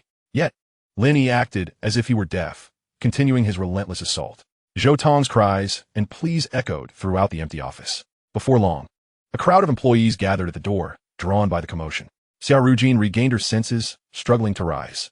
Lin Yi, stop. Do not strike him further. He will be ruined. Chapter 52. How could I not be aware of your kindness toward me? Xia Rujun rushed forward, grasping Lin Yi's hand. Lin Yi, cease this. If he continued, Zhou Tong would be left incapacitated. Lin Yi instantly came to his senses, his gaze softening as he wiped away the remaining tears from Xia Rujun's cheeks. She felt a warmth envelop her as she reciprocated his grip. Does it hurt? Lin Yi chuckled at her peculiar logic. Sister, are you not asking the wrong question? Xia Rujun gazed at him adoringly, her eyes filled with tenderness. In the next moment, she noticed the onlookers at the door and swiftly withdrew her hand. What are you all staring at? Get back to work. The boss's command sent the employees scattering in fear. Zhou Tong felt the stinging pain on his face, groaning incessantly. When Lin Yi had struck him, it felt as if he had danced on the precipice of death. Ouch, it hurts so much. Xia Rujun looked at Zhou Tong, curled up on the floor, his face resembling that of a swollen pig, with his features contorted in agony. A flicker of compassion crossed her mind. Senior brother, I apologize on behalf of Lin Yi. Zhou Tong glared at her in resentment. torn between wanting to curse her and being unable to articulate his thoughts due to the overwhelming pain. Simultaneously, he cursed Xia Rujun inwardly. How can you be so hypocritical? I want to confront Lin Yi, and you criticize me for disliking brutish behavior. Lin Yi has beaten me to this extent, and you dare to ask him if it hurts? Who do you think is truly suffering? Sister, there's no need for an apology. Lin Yi, with a chilling gaze, loomed over Zhou Tong. Are you going to return the money or not? Zhou Tong trembled under that predatory stare, casting a resentful glance at Xia Rujun. Shaking, he pulled out his phone, only for Lin Yi to snatch it away. Lin Yi entered his card number, and soon, 5 million returned to the account. For your sister's sake, I shall overlook the rest. You certainly cannot produce 1,500,000. All right, enough of this. Worried that Zhou Tong's animosity towards Lin Yi would deepen, Xia Rujun helped him to his feet. Senior brother, shall I call an ambulance for you? No need for your feigned benevolence. Zhou Tong gritted his teeth, speaking not out of humor, but from the unbearable pain that rendered him almost speechless. Enduring the agony, he limped toward the door. Xia Rujun, from this moment forth, I shall no longer assist you. After Zhou Tong left, Xia Rujun made no effort to stop him, merely gazing at his forlorn figure, lost in thought. After a while, she sighed and turned her melancholic gaze towards Lin. Well, there you have it. The only capable person in the company has departed. What am I to do now? Lin Yi, being astute, quickly discerned the implication behind Xia Rujun's words. Suspecting it was his doing, she harbored no resentment, nor did she expose him. Lin Yi scratched his head. What can I say? He called me a freeloading prince. Had he not been so greedy, I would not have taken it this far. Xia Rujun chuckled helplessly. You're so different from before, when you would remain passive and indifferent in such matters. Lin Yi's expression shifted slightly. Brow furrowed. I was perhaps too restrained with my emotions in the past. Otherwise, I wouldn't have ended up in this predicament. Xia Rujun lowered her head. That is not what I meant. I'm just concerned that sometimes you might not know your limits, and with me around, I could mediate. Lin Yi smiled. Sister, I bear no ill will towards you. How could I be unaware of your kindness towards me? Humph. You only know how to say sweet words to placate me. Xia Rujun felt a flicker of annoyance. To be honest, did you spend the night with Nanning yesterday? Lin Yi felt overwhelmed, realizing his sister was here to settle the score. Sister, I assure you nothing happened with Nanning. Go to hell. Xia Rujun laughed, shooting him a playful glare. Nothing happened, yet you wouldn't answer your phone? You made my return to Xiujing community a nightmare yesterday. Lin Yi knew he could not respond carelessly at this moment, lest Xia Rujun discover he had returned to Yujing Bay, which would surely infuriate her. He changed the subject. Sister, don't worry about the firm. Since it's our company, how could I bear to see you toil so hard? I'll be here with you through everything. What do you mean our company? Xia Rujun pouted. It's clearly my company. Oh, it's all the same. It doesn't matter. Puffed. Xia Rujun spat, yet her heart was as sweet as honey. The two did not let Zhou Tong's incident create a rift between them. They exchanged playful banter and began to explore the office. The previous tenants had left nothing behind, and the office was filled with nothing but worthless furniture. These items are far too unsightly. I'll contact the junk collector right away. This is your first venture in life. I would want you to settle for someone else as cast-offs. I've already ordered everything necessary, and it should be arriving shortly. It must be said that Xia Rujun was quite attentive to Lin Yi's matters. As soon as she finished speaking, she stepped aside to make a phone call. Watching her busy demeanor warmed Lin Yi's heart. For a brief moment, he pondered how different things might have been had he encountered Xia Rujun instead of Xia Rujun 5 years ago. After much contemplation, he found no answer. But having Xia Rujun by his side, now, was already the most ideal outcome. By the way, does the studio need any equipment? I'm not well versed in that. Xia Rujun hung up and ran over with a playful smile. Seeing Lin Yi gazing at her with an infatuated expression and a hint of a smile playing on his lips, her cheeks flushed, and she playfully scolded, Why are you staring at me? Is it not permissible to admire someone who is beautiful? Lin Yi teased. Humph. Xia Rujun huffed. Then tell me, between me and Nanning, who is prettier? Of course, you are the more beautiful one, sister. Lin Yi had long since developed immunity to such questions, naturally choosing to say what Xia Rujun wanted to hear. Leaning closer to her ear, he whispered, Hee, I prefer those who are tender-hearted. Nanning is too adorable, too naive, too clingy, and quite cunning as well. Xia Rujun's face flushed deeper. She bit her lip, furrowing her brow as she twisted his ear, exclaiming indignantly, So you do know how clingy she is? Otherwise, how would you know? Ouch, that hurts. Lin Yi winced. Sister, I truly did not fool around. Oof. Do you think I would believe you? Lin Yi, in pain from her grip, lamented internally. Indeed, all women are the same, with peculiar reasoning that always finds flaws in one's words. Humph. Xia Rujun was not genuinely harsh with Lin Yi, but her words showed no mercy as she continued to interrogate. Then between me and Song Ningyan, whom do you prefer? Damn it, what a timeless conundrum. Lin Yi felt a surge of frustration. How could he possibly speak the truth? I prefer you, sister. Regardless of who it is, I favor you above all. Only you are truly sincere towards me. They cannot compare. I do not believe your sweet talk. Though Xia Rujun claimed disbelief, inwardly, she was overjoyed, inching closer to him. Just as Lin Yi was preparing to launch a full-fledged assault, his phone rang at an inopportune moment. Upon seeing the number on the screen, Lin Yi's expression instantly turned cold. Xia Rujun glanced at the unfamiliar call, curiously asking, "Aren't you going to answer it?" Lin Yi snapped back to reality, smiling, just a fool. Chapter 53. The Lin family bastard threatens Lin Yi. Oh, my dear brother, you finally deigned to answer the phone? After all these years, I wonder if you miss home? Hearing that familiar yet loathsome voice on the line, Lin Yi cursed. Fool. Xia Rujun was taken aback. The person on the line was actually Lin Yi's brother? Over the years, she had never heard him mention his family. You. The voice on the phone grew agitated, then suddenly erupted in laughter. My dear brother, I understand that you're angry. After being cast out for so many years, you probably blame me for everything. What do you think you are? Worthy of my anger? Lin Yi found amusement in this, retorting sharply. Stop pretending. The man's voice carried a hint of mockery. I admit, you are indeed more accomplished than I am. But what does that matter? Father still chose me, didn't he? Ugh. The man sighed in frustration. This is so annoying. Brother, did you know? Just last week, Father finally allowed me to take the position of general manager. However, this role is exceedingly exhausting. Brother, why not return, and I shall relinquish the position to you? Lin Yi lit a cigarette, his tone indifferent. What does it have to do with me? Suddenly, the man burst into uncontrollable laughter. Keep pretending, but mark my words, I will tell Father about this. I am certain he will be even more disappointed upon hearing it. Whatever, Lin Yi retorted, abruptly hanging up the phone. Xia Rujun gazed at his sullen visage. Her heart twisted with concern. She gently placed her left hand in his palm, softly smiling. Lin Yi, I'm here. Sister, it's nothing. I want he stooped to the level of fools. No sooner had he spoken than the phone rang again, and Lin Yi promptly ended the call. Ding. The person sent another text. Lin Yi, don't be ungrateful. Recently, Yi has laid off staff. I've let go of a few of your classmates. Just seeing them makes me furious. Upon reading the message, a chill ran through Lin Yi, and his expression darkened further. Ding ding ding.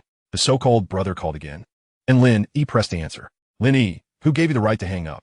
The man on the other end bellowed. Lin Jun, did I show you any courtesy?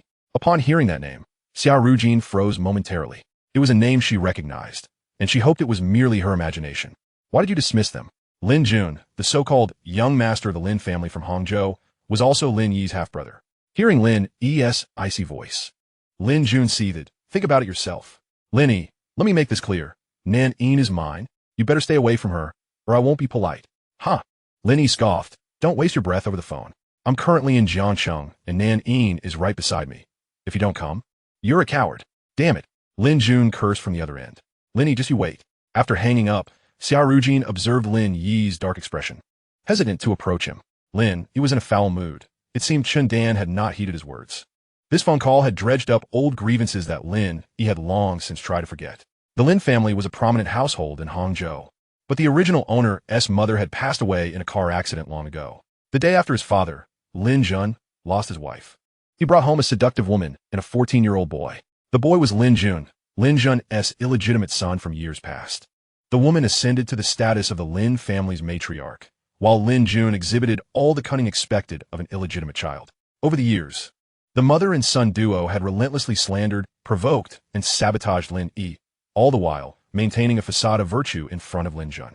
It was as if Lin Jun were utterly oblivious, having been ensnared by their sweet words. The original owner's timid nature left him no choice but to endure under the oppression of this mother-son pair. Upon graduating from university, it remained uncertain whether it was the misguided awakening of his father or the underhanded schemes of the mother and son that led Lin Jun to grant the original owner $5 million. The original owner used this sum to establish an internet company focused on software development and game design. Just as the company was flourishing, the illegitimate son secretly bribed employees, stole core secrets, and sold them to rival companies, resulting in a lawsuit for alleged plagiarism. Ultimately, under the manipulation of the mother and son, Lin Jun, ashamed of his lost face, expelled the original owner from the family, who sought refuge in Jiangcheng. The company he had labored to build fell into the hands of the illegitimate son. Initially, upon his rebirth, Lin Yi harbored thoughts of avenging the original owner. However, upon encountering Xia Rujun, he set aside the original owner's animosity and obediently took on the role of a house husband. With the resurgence of old memories, Lin Yi self-deprecatingly mused, "Since you've given me a chance to live anew, I must do something in return." "Lin Yi, are you okay?" Xia Rujun inquired with concern, observing his unusual demeanor. Lin Yi snapped back to reality, chuckling lightly. "Sister, do you not have anything you wish to ask?" Xia Rujun shook her head. "Do whatever you wish, if trouble arises. I'll shoulder it for you." Lin Yi's heart trembled. With such a supportive sister-in-law, what more could he desire? Xia Rujun sensed Lin Yi grasping her hand. Her body jolted, her cheeks flushed, and her heartbeat quickened. This was the first time Lin Yi had taken the initiative to hold her hand. "Sister, there are things I have not deliberately concealed. In time, I will share them with you. But I must act now." Xia Rujun felt an unprecedented determination radiating from Lin Yi. His resolute gaze captivated her. She nodded gently. "With me in the company, you can rest assured."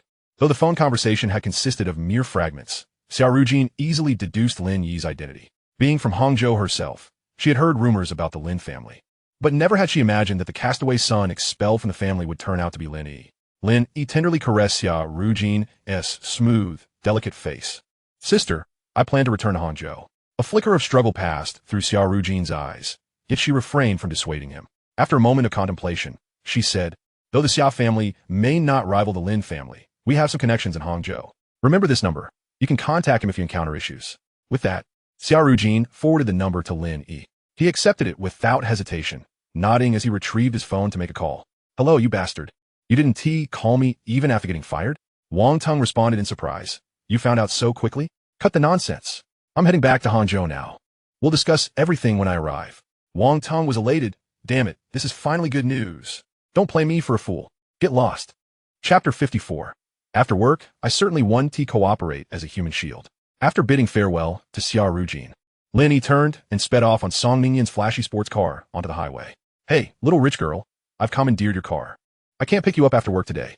You'll have to figure out yourself." "Scoundrel," Song Ningyan scolded. "Why are you driving my car on the highway?" Lin Yi hadn't anticipated that she had installed GPS in the car. "What's the fuss? I'm heading to Hangzhou." Song Ningyan fell silent on the other end. Just as Lin Yi was about to hang up, she asked tentatively, "What? Has news of Nan Yin reached Hangzhou?" Lin Yi found this question unsurprising. She had been meticulously tracking his every move. "What does it have to do with Nan Yin? The studio has opened. I need a capable team to work for me, right?" Giggling, Song Ningyan enjoyed his words, her laughter sultry and alluring, making Lin Yi feel a stir of excitement. "It seems Mr. Lin is quite responsible. If only you had this awareness while driving, I would like you even more." "Stop painting pretty pictures," Lin Yi replied discontentedly. "You were furious this morning. How can this act continue?" "Get lost? What a character!" Song Ningyan retorted, her composure cracking. Suddenly, she quieted down, tentatively asking, "You're not afraid that Lin Jun will come after you now that you're returning to Hangzhou?" Lin Yi replied nonchalantly, "That is precisely what I'm looking for." Another silence ensued. "After a while I have acquaintances over there, and in case of any misfortune, I will have them take care of things." Lin Yi scoffed lightly, her tone laced with displeasure. "Why does it seem like you all are just waiting for me to get into trouble?" "You?" Song Ningyan's expression darkened. "Who else is there?" "Oh, enough with your petty grievances. I'm hanging up." With that, she ended the call, her words lingering unspoken, and placed the pen she had been holding down. Rising, she approached the window. After a prolonged silence, a flicker of worry crossed her eyes. "Shaokai, cancel all today's appointments. I need to make a trip to Hangzhou." Having given her instructions, she left the office in a flurry. Jiangxing is several hundred kilometers from Hangzhou, and the drive takes approximately 4 hours. However, Lin Yi found himself at a disadvantage. Fixated on the steering wheel, he felt an urge to curse. Who could truly understand the torment of driving a sports car on the highway? The rigid seats were merciless on his back. What was supposed to be a 4-hour journey stretched agonizingly to nearly 5. By the time he exited the highway, it was already afternoon. After passing through the toll booth, he parked the car and stepped into the adjacent woods. "Damn it, I need to relieve myself." As he returned to the vehicle, he was taken aback. "What the hell? Song Ningyan, how did you appear here?" There she sat in the passenger seat, touching up her makeup in the mirror. "What's wrong? Not up to the task." Song Ningyan admired her own flawless reflection, exclaiming, "How can one be so beautiful?" Conceited, Lin Yi shot her a glare as he approached the passenger side. Roughly pulling her out and swiftly taking her place. Damn it, your car is less comfortable than a rice sack. Song Ning was rendered speechless. How could this shameless man have the audacity, allowing such a pampered CEO to drive? Clearly, he was the one who should be behind the wheel. Reluctantly, she took the driver's seat. You're using my salary and now expect me to drive? Since you followed me here, you'll follow my lead. Frustrated and regretful, Song Ning bit her lip and threatened him with a fist. I don't know the way. As a native of Hangzhou, Lin Yi was not about to let her get lost. Yet, he forgot a crucial detail. He had been reborn. Although he retained many memories of his previous life, he still found himself lost. Their destination was the university town, a mere 20 kilometers from the highway exit. However, due to detours and traffic, it took them nearly an hour and a half to arrive at the entrance of Hangzhou University's School of Communication. By sheer coincidence, it was a Saturday, and the campus was bustling with students.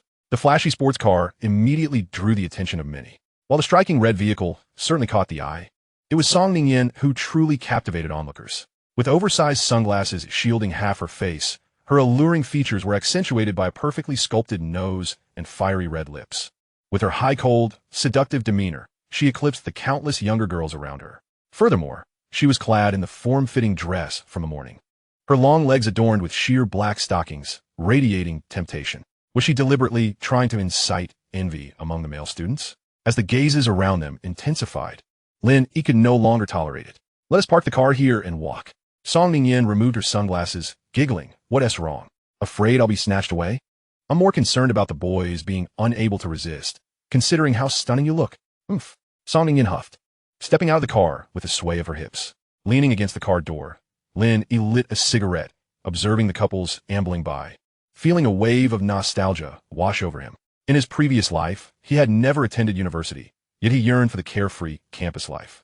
Song Ning, too, felt an uncharacteristic envy as she watched the affectionate couples. Though she had never lacked suitors, she had always believed men to be inferior beings. Even in university, admirers had circled her like moths to a flame, yet she found none worthy of her attention. For those who were overly persistent, she would swiftly dispatch them with a simple chokehold. Thus, she earned the reputation of being the queen of Tsinghua and Peking University. Yet, witnessing the clusters of students in love stirred a longing within her. Glancing at the roguish Lin Yi, she pouted and casually looped her arm through his. Hey, it's off-duty hours now. I can't be your shield. Besides, they're just a bunch of young boys. Who would even care? With a stomp of her high-heeled shoe, she glared at him. Ouch, crazy woman. Are you trying to murder me? Lin Yi grimaced, rubbing his sore foot. This woman was truly not to be trifled with. She was downright brutal. I Haven T complained about you, and yet you're still picky. Shall we? Fine. Lin Yi's expression contorted, but his body seemed to operate on its own, instinctively wrapping around Song Ning's slender waist. Oomph. You were just supposed to hold my waist, not anything else. Though she was angry, Song Ning did not protest. Instead, a slight smile crept on her lips, betraying a hint of shyness. She could not fathom why she was so intimately engaged with Lin Yi in public. Furthermore, her mind offered no resistance to his bold actions. Rather, she found herself relishing the closeness. Was this shameless rogue trying to drug her? Chapter 55. What have you been eating to be this heavy? Lin Yi, armed with his silver tongue and a few cigarettes, managed to charm the security guard into permitting them entry into the campus.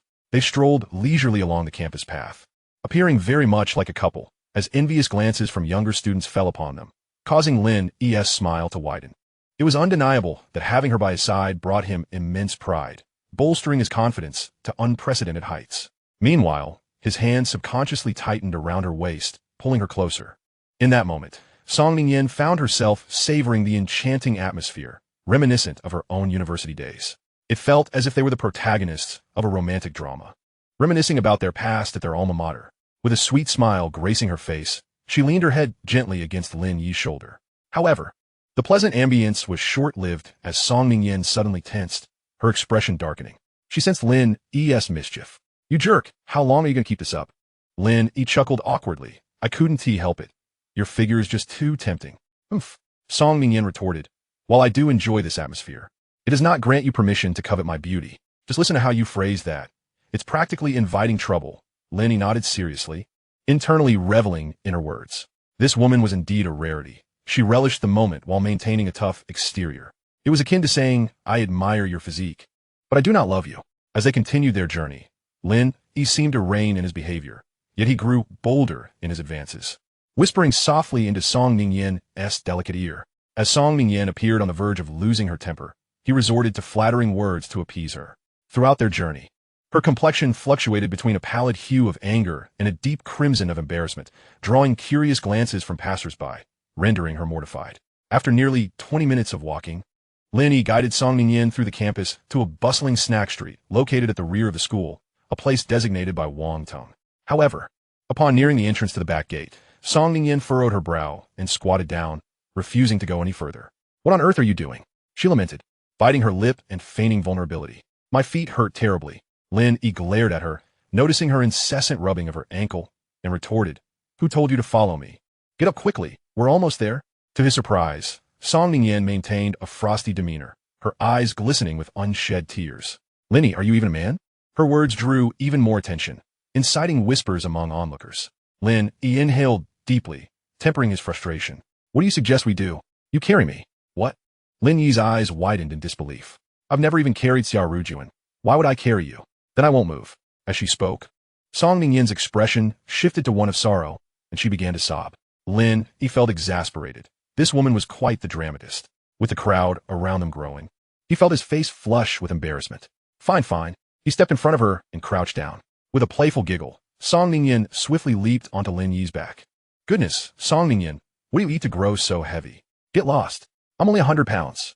Seriously? 100 pounds is light?" And so they ambled through the campus, Lin Yi's presence providing her with a sense of security that made her reluctant to part ways. "Hey, I say, little rich girl, what do you eat to grow up? Do you have a dairy farm at home?" Song Ningyin instantly grasped his meaning and pinched Lin Yi's ear, indignant. "Say another word, and I'll seal your mouth shut. I'm strong. Other women can only envy me." Indeed, Xia Rujun must be quite envious. Upon reaching the snack street, their increasingly intimate interactions became the talk of the town. Feeling the weight of curious stares, Song Ningyin buried her face in Lin Yi's shoulder. "Now I know what it feels like to be socially dead, right? Shut it and hurry up." Lin Yi, with a forced smile, carried Song Ningyin until a voice called out, prompting him to halt. "Lin Yi, over here." Just as the words left the speaker's lips, a gaunt middle-aged man with thinning hair emerged from a nearby food stall. Wang Tong. Lin Yi hesitated to recognize the man before him, remembering Wang Tong as a hefty figure weighing nearly 200 pounds. Wang Tong scrutinized Lin Yi, and upon noticing Song Ningyin on his back, his eyes widened in disbelief. "This woman is extraordinarily beautiful, almost like a celebrity. Wang Tong, is that really you?" Wang Tong snapped back to reality, chuckling as he teased, "I thought I was seeing things. Look at you. You've done well for yourself, looking quite presentable." Wang Tong had always been known for his sharp tongue during their school days, yet his intentions were never malicious. Otherwise, Lin Yi would not have associated with him. Wang Tong's expression turned peculiar as he blinked, his gaze revealing a hint of lewdness. "Oh, is this your wife?" Song Ningyin blushed at the term, shooting Lin Yi a reproachful glance.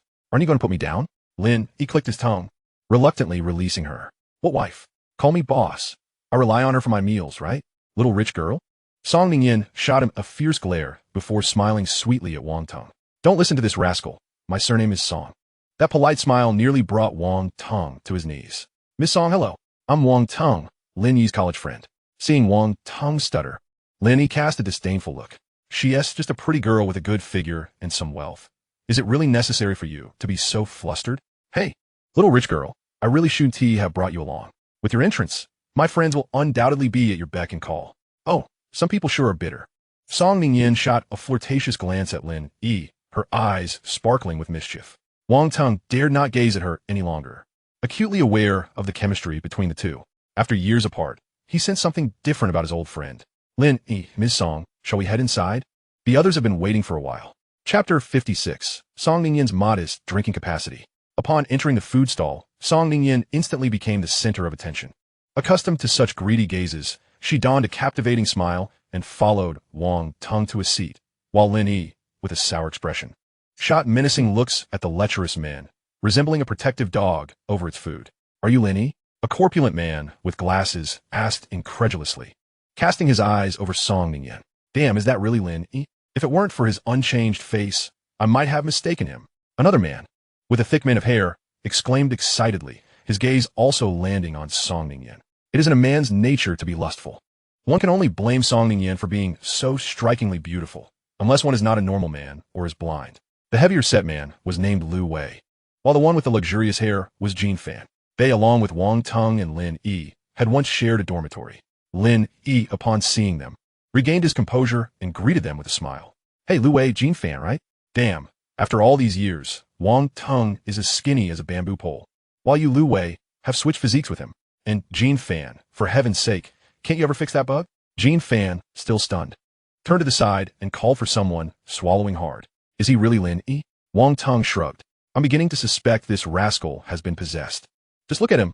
He has lost that brooding charm. Exactly, Lu Wei interjected. The old Lin, he couldn't go a day without being a recluse. Only ever searching for torrents on his computer. He'd secretly indulge himself in bed at midnight and would deny it if caught. It was all the doing of that brooding guy. What a torrent? Song Ningyin inquired, intrigued by the conversation. Her campus life had been rather dull, and coming from a wealthy family, she was unfamiliar with such matters. Upon her question, the group fell silent. It was an excellent inquiry, but how could they respond? Lin Yi, who is this beautiful lady? Wang Teng interjected. Of course, you should call her sister-in-law. Realization dawned upon them, and they straightened up, grabbing a bottle of liquor. Haha, so she has sister-in-law. My apologies, sister-in-law. Let us give you a toast. Song Ningyin, with an inexplicable inclination, did not refute this title. With a radiant smile, she replied, I can drink, but you still haven't answer my question. Lin Yi shot her a sidelong glance. One no. Song Ningyin, a bit guarded, nodded slowly. With a pop, Lin Yi opened a bottle of alcohol. I'll tell you secretly after a drink. If you don't say it, then don't. Hey, Jin Fan interjected, jealousy lacing his words. You two are being too lovey-dovey. When the chubby one organized the gathering, he declared it a reminiscence session, without mentioning that we would also be indulging in dog food. Haha, Lu Wei remarked with a teasing grin. You, my friend, 27. Haven't even held a girl's hand yet. What else would you eat if not dog food? What? Lin Yao interjected, little Jean. You can't still be a virgin, can you? That's outrageous. Jin Fan's face darkened. Sister-in-law. If Lin Yao want to clarify, I shall. It's about seeds. You see. Silence. Wang Teng immediately interrupted him, casting furtive glances. Jin Fan, still oblivious, retorted defiantly, what is wrong? Sister-in-law has been through this too. What can't be said? Suddenly, Jin Fan smirked. I still remember, Lin Yao had quite a few girls pining after him back in the day. He would scour the internet for seeds, and the girls would call his dorm looking for him. His line of studying the spring and autumn annals was simply outrageous. Lin Yao's face darkened instantly. Could it be? The former him had engaged in such antics? Was someone else ahead of him in taking over his life? On the side, Song Ningyin, hearing of Lin Yao's past embarrassments, erupted into peals of laughter, playfully punching Lin Yao's shoulder. Giggling. It seems your shamelessness has a paper trail. That's too much. Song Ningyin. Lin Yao shot her a glance and raised his bottle in a toast to the trio. Come, let us drink to us. It's been years since we last met. Let us have one. Feeling disregarded, Song Ningyin huffed. Lin Yao, are you even human? What's wrong? Are you afraid to drink? With a furrowed brow and a pout, she grabbed a nearby beer and downed in one go. This bold demeanor left Wang Teng and the others speechless. There, it's finished. Lin Yao maintained a serious expression. You really don't mind making me work extra hard, do you? If you drink too much, I'll have to carry you. Song Ningyin's cheeks flushed, and she retorted, I want to give you that satisfaction. All right then. With that declaration, I shall drink you under the table today. As the drinks flowed, the atmosphere lightened considerably. Song Ningyin unveiled the authentic side of Northern girls. Within half the gathering, she had already downed several bottles. Aside from Wang Teng, it seemed Lu Wei and Jin Fan had conspired, urging her to drink more. And at last, they exchanged knowing glances with Lin Yao. Song Ningyin's radiant face grew increasingly flushed, making one want to take a bite. She incessantly shook Lin Yao's arm, her playful gaze sparkling, leaving him parched. Lin Yao, how come you can still be so composed? Song Ningyin was likely tipsy. I'm telling you, you ought to be grateful to me, or else, if I hadn't come along, what would you do if you got into trouble? Lin Jun, you still can't handle him, can you? Upon hearing this, Wang Teng's expression shifted slightly. Lin Yao chuckled helplessly. With such a light drinking capacity, can you still keep up? Of course. Why wouldn't I? Song Ningyin, her eyes glazed with inebriation, exclaimed. Come on, chubby brother, little Jean, let us down another bottle. It was evident that this girl had been repressed for too long. Lin Yao chose not to dissuade her. After all, he was there to catch her fall. After a long silence, Wang Teng finally spoke up. Lin Yao, didn't T-Song mention Lin Jun just now? Do you happen to know him? Lin Yao raised his glass for a toast, nodding slightly. Since we've left high E, let us not dwell on other matters. The studio has been registered. You'll be the director, and your salary will double. Wang Tung's eyes glistened with tears as he downed his drink. Lin Yi, you are my savior. He was genuinely excited. For an ordinary worker, Lin Yi's gesture was akin to a lifeline. Lin Yi sighed softly. This is what I owe you both. They nodded in agreement, for they had nowhere else to go. Lin Yi continued, I want to indulge in empty promises. Spend more time with your wife and kids in the coming days. Work hard to bring your siblings and their children to Jiangxing. Lin Yi did not wish to embellish excessively. In this world, he had but a handful of friends. His sincerity evidently moved Wang Tung, whose eyes reflected admiration. Lin Yi, from now on, we'll stick with you no matter what. He picked up his bottle and drained it. That is quite a commitment. We are all brothers. Wang Tung wiped his mouth and chuckled softly, ready to speak up, but his previously jovial expression suddenly darkened. Chapter 57. I am Lin Jun, beautiful lady. Shall we be friends? A group of spirited young men with dyed yellow hair escorted a rather ordinary-looking man with pale skin into a bustling eatery. Upon entering, the striking appearance of these young men drew the attention of many patrons. The leading man wore an air of arrogance, with a flamboyantly dressed young woman nestled in his embrace. The girl was indeed beautiful, though heavily made up, exuding a rather worldly vibe, clad head to toe in designer brands. The man disdainfully surveyed the eatery, his gaze landing on Wang Tung and his companions. In the next moment, a glimmer of interest sparked in his eyes as he spotted Song Ningyan, who was engaged in a drinking contest with Lu Wei and Jin Fan. Although Song Ningyan only revealed her back to him, her graceful figure was enough to captivate. He shifted his gaze, halting in his tracks, a smirk curling his lips as he tightened the dazzling gold belt around his waist. One of the youthful companions, clad in sharp leather shoes, arrogantly puffed on a cigarette. Boss, are you blind? Can't you see there are guests here? Arrange a private room for us. The manager, a hint of worry crossing his face, approached with a forced smile. Gentlemen, we don't have any private rooms available. Would a quiet spot suffice? What kind of shabby establishment is this, with no private rooms? The young man cursed, turning to the leading man with feigned deference. Hey, Lin Xiao, let us just change venues. However, the girl, overhearing this, pouted in discontent. Swaying her hips, no, I come here often. The food is delicious. Just eat with me. She playfully wrapped her arms around the man, rubbing against him. The delicate sensation made the man beam with delight as he mischievously pinched her cheek. Little S, you really know how to charm. Hey, Lin Xiao, how can you say that? The girl feigned shyness, stomping her foot as she quivered. I only do this because I like you. The young man, still holding a cigarette, smirked. Lin Xiao, why not just head to a bar? Today, my little brother has lined up over a dozen girls, each one a real knockout, ready for some fun. Leaning closer to the man's ear, he added, today, we can fulfill Lin Xiao's desire to take the wheel. The man's eyes sparkled with interest. Huang Chong, you've really got the hang of things. The girl, listening intently, pouted with a hint of melancholy. Jungo, I isn't teed enough that I'm here with you? Ha. The man laughed heartily, giving the girl a playful smack. Ouch. She feigned indignation, her eyes sparkling mischievously. Little S, you'll have your turn later. But for now, I have some business to attend to. The man's gaze swiftly locked onto Wang Tung and his companions as he approached with a chilling smile. Noticing the man's approach, Wang Tung lowered his head gloomily. Oh, isn't this team leader Wang? Instead of seeking new employment after being dismissed, you still have the leisure to indulge in drinking? As these words escaped his lips, Lu Wei and Jin Fan caught sight of the man. Their faces instantly suffused with fury. You're not welcome here. We kindly request Mr. Lin to leave. Jin Fan, emboldened by alcohol, issued an eviction order. Song Ningyan, slightly inebriated, turned her head and drowsily glanced at the man. Little Jean, who is this? Yet this fleeting glance rendered the man momentarily speechless. He turned to observe the delicate girl, instantly losing interest. Hello, beautiful. The man feigned politeness, extending his hand. Lin Yun, might I have the pleasure of becoming your friend? Lin Jun believed that his excessively humble demeanor would undoubtedly win the favor of the enchanting woman before him. Indeed, he often employed this tactic with beautiful women, and Song Ningyan was a paragon among them, rivaling even Nanyin. In all of Hangzhou, no woman had ever spurned him, especially since he was the sole heir of the Lin family. However, Lin Jun seemed to have gravely miscalculated his allure. Song Ningyan's previously rosy cheeks suddenly adopted a frigid demeanor, and a flicker of disdain flashed in her lively eyes. She coldly chuckled, turning to Wang Tung. Is this your boss? The second young master of the Lin family? Wang Tung, both perplexed and embarrassed, nodded and glanced at Lin Yi, who was casually munching on peanuts. Lin Yi's position was conveniently obscured by Song Ningyin's flowing hair, preventing Lin Jun from noticing him. At that moment, Lin Jun felt a mix of confusion and excitement, pondering whether he had encountered Song Ningyin before. After all, how could she know him and be aware of his status as a young master of the Lin family? The only plausible explanation was that this stunning beauty had a vivid memory of him, perhaps even harboring affection.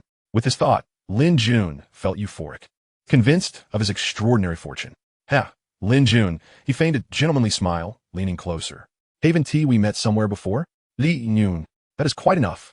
Jin Fan could no longer contain his fury, slamming his hand on the table and angrily rebuking. She is our friend. Who gave you permission to flirt with her? Don't think that being the young master of the Lin family grants you free rein. I, Jin Fan, have tolerated you for far too long. Now be gone. Lin Jun regarded Jin Fan with a look of derision, his expression dismissive, indicating that he was not at all perturbed. Oh, Jin Fan, your tongue remains as foul as ever. Today, in my good spirits, I shall overlook your insolence. Do not forget, you still have salary at high. Bang! Jin Fan could no longer restrain himself, seizing a bottle and raising it high. Damn it, today I will show you what it means to be stubborn. With that, he lunged toward Lin Jun simultaneously. Several ruffians behind Lin Jun rushed forward, positioning themselves protectively in front of him. How dare you lay a hand on young Master Lin? Are you tired of living? Seeing this unfold, Song Ningyin could no longer stand idly by and elbowed Lin Yi. Lin Yi leisurely tossed a peanut into his mouth. Speaking indifferently, little Jean, stand down. Lin Yi, you must not interfere. My brother is determined to make him bleed. Jin Fan's words caused Lin Jun to visibly tremble.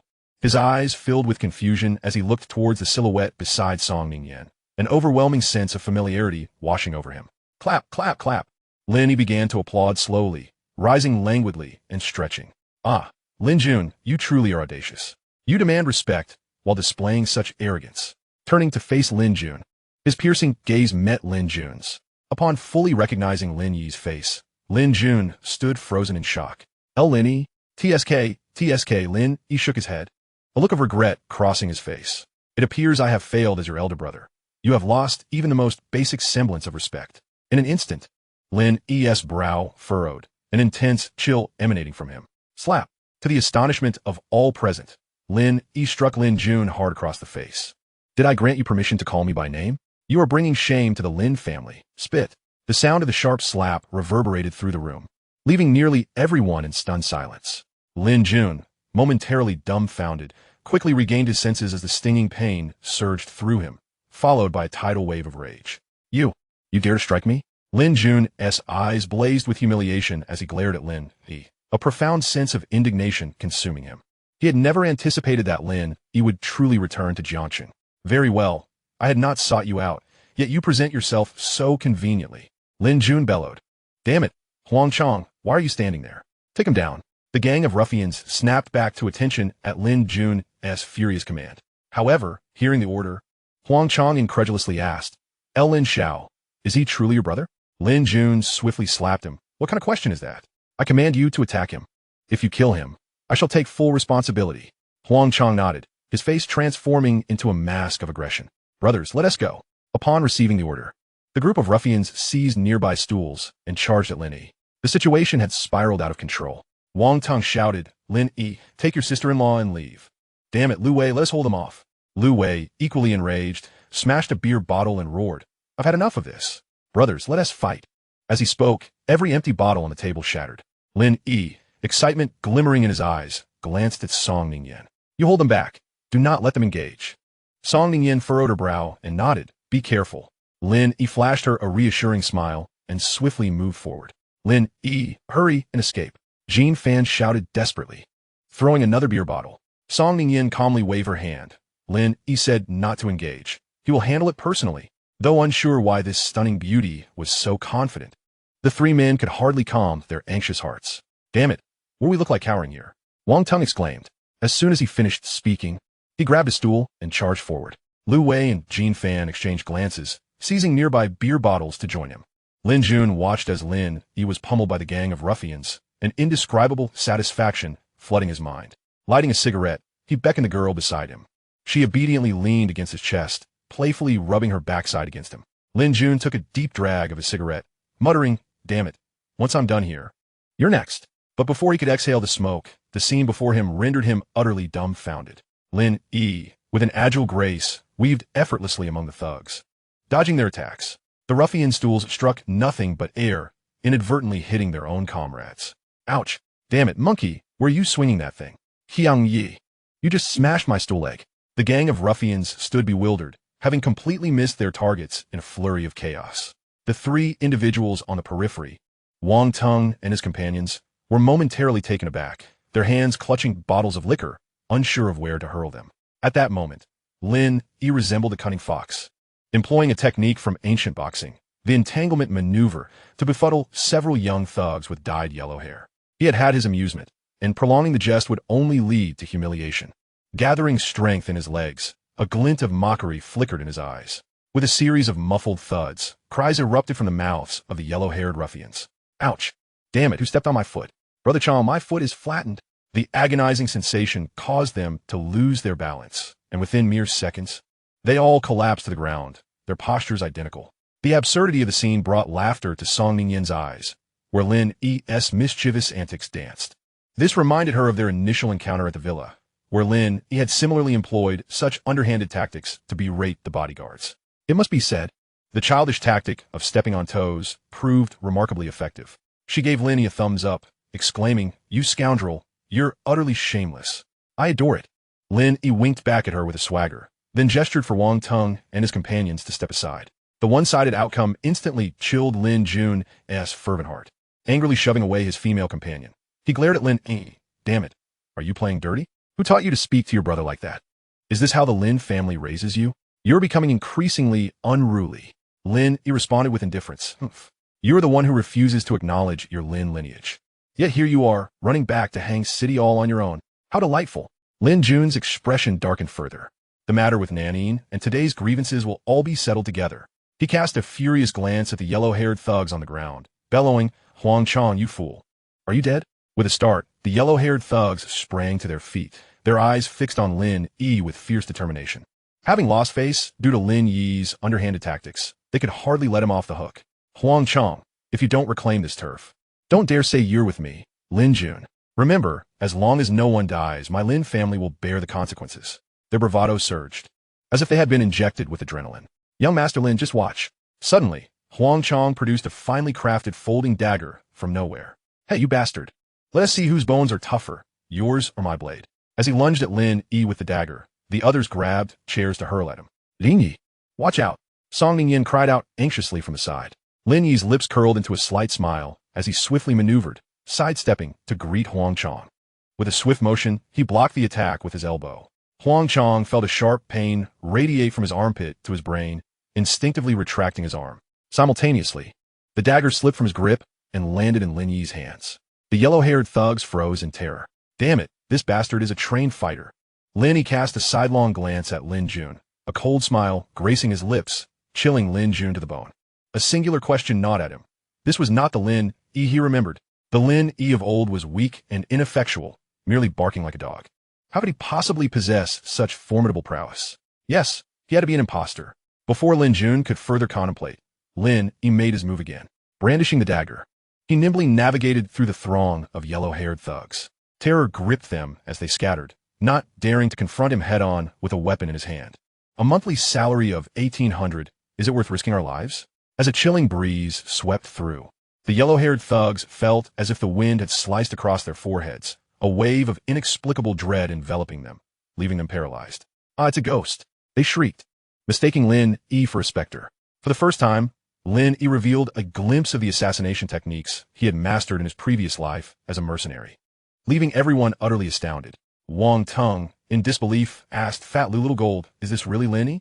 The shattered bottles fell from their hands, the sound jolting Song Ningyan from her reverie, her fervent gaze solely fixated on Lin Yi. In the next instant, she lunged at him, planting a kiss on his cheek. "You scoundrel, you're so handsome." Lin Yi wiped his mouth and retorted, "Damn it, a kiss costs $1,000,000. Dream on." Song Ningyan shot him a shy glare, then caught sight of the yellow-haired thugs, bursting into laughter. "You bastard without a mother, you're a lowly wretch." Their laughter echoed, and Lin Yi couldn't help but chuckle at her infectious joy. He playfully smacked her back. "Can you not laugh so obnoxiously?" Song Ningyan, having been struck in broad daylight, blushed fiercely. Scoundrel, don't hit me in front of so many people. Their playful banter only infuriated the yellow-haired thugs further. Damn it, the moment Lin Yi struck, he wiped our entire crew clean. Huang Chong growled, this bastard is too wicked. We can't fight back. You were terrified to death. The yellow-haired thugs huddled close to their leader, Huang Chong, tears of frustration brimming in their eyes. Young Master Lin, what do we do? We've all been humiliated. Huang Chong, suppressing his anger, leaned closer to Lin Jun, the implication clear. You're the boss, don't let us down. Lin Jun, too, was shaken to his core. After years of not seeing Lin Yi, who could have predicted this unexpected reunion would open his eyes to such a transformation?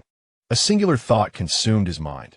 Could this return signify Lin Yi's intent to target him? His thoughts drifted to Nanine, in the entertainment circle of the South. Who didn't he know of his infatuation with her? After 5 years of silence, for Lin Yi to suddenly emerge and focus on Nanine was impossible not to overthink. If he didn't T-curb Lin Yi's rising influence, who knew what might follow? With that, his resentment intensified. Lin Yi was playfully embracing the young heiress. When Lin Jun's interruption shattered the perfect atmosphere. What? Trying to be the early bird? Song Ningyin, nestled against Lin Yi, laughed. Scoundrel, have you noticed? Your illegitimate brother is quite the eyesore. Is your father equally unfortunate in appearance? Lin Jun's face darkened instantly. Lin Yi, taken aback, asked, what do you mean, little heiress? Fool. Song Ningyin rolled her eyes. Hasn't your father ever questioned whether this clown is truly his flesh and blood? Her words, laden with innuendo, subtly praised Lin Yi's looks while disparaging Lin Jun in passing. Lin Yi caught her drift, pinching her delicate cheek. Seems you have quite the wit. Song Ningyin, puffing out her chest indignantly, retorted, what? Is Xia Rujun smarter than me? She can't compare. Unfazed by Lin Jun's presence, they continued to exchange banter, feeding him a mouthful of dog food. What further fueled his fury was the audacity of these two to critique his looks. Damn it, I make a living off my face. Enough. Lin Jun's face contorted in rage as he shouted, Lin Yi, you should never have returned. Nanine belongs to me, and the Lin family's heirship is also mine. Moreover, upon my return, I will have my father erase your name from the family register. You, a wretched bastard without a mother, dare to stay in Hang City for just 2 days, and I shall demonstrate how I will deal with you.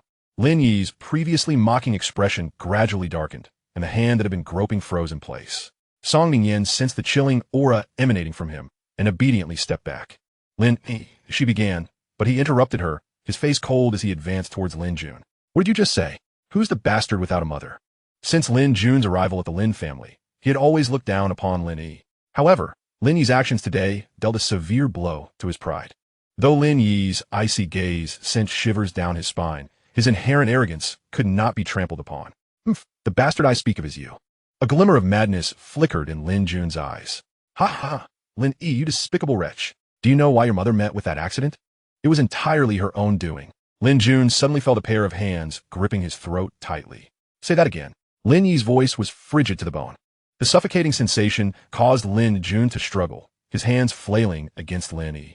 Let go of me. Your mother was promiscuous and unfaithful, hence giving birth to a bastard like you. Cough, cough, if you have the guts, kill me. Cough, cough, otherwise I will dig up your mother's grave. Bang! A fist landed brutally on Lin Jun's mouth. Blood spurted from his lips, and the intense pain made his whole body tremble. Lin Xiao! Several henchmen shouted nervously. Huang Chong angrily pointed at Lin Yi. Damn it, how dare you hit Lin Xiao? Get lost! Lin Yi roared at the group, his murderous glare freezing them in their tracks. Huang Chong, are you an idiot? We can't beat him. Damn it. The unending fury and humiliation caused Lin Jun to gradually lose his grip on reason, attributing all his grievances to Lin Yi. Hiss, Lin Yi, your mother's a whore. And you are a bastard. Ha ha, the heir of the Lin family can only be me. Cough, cough, if you have guts, beat me to death. Bang.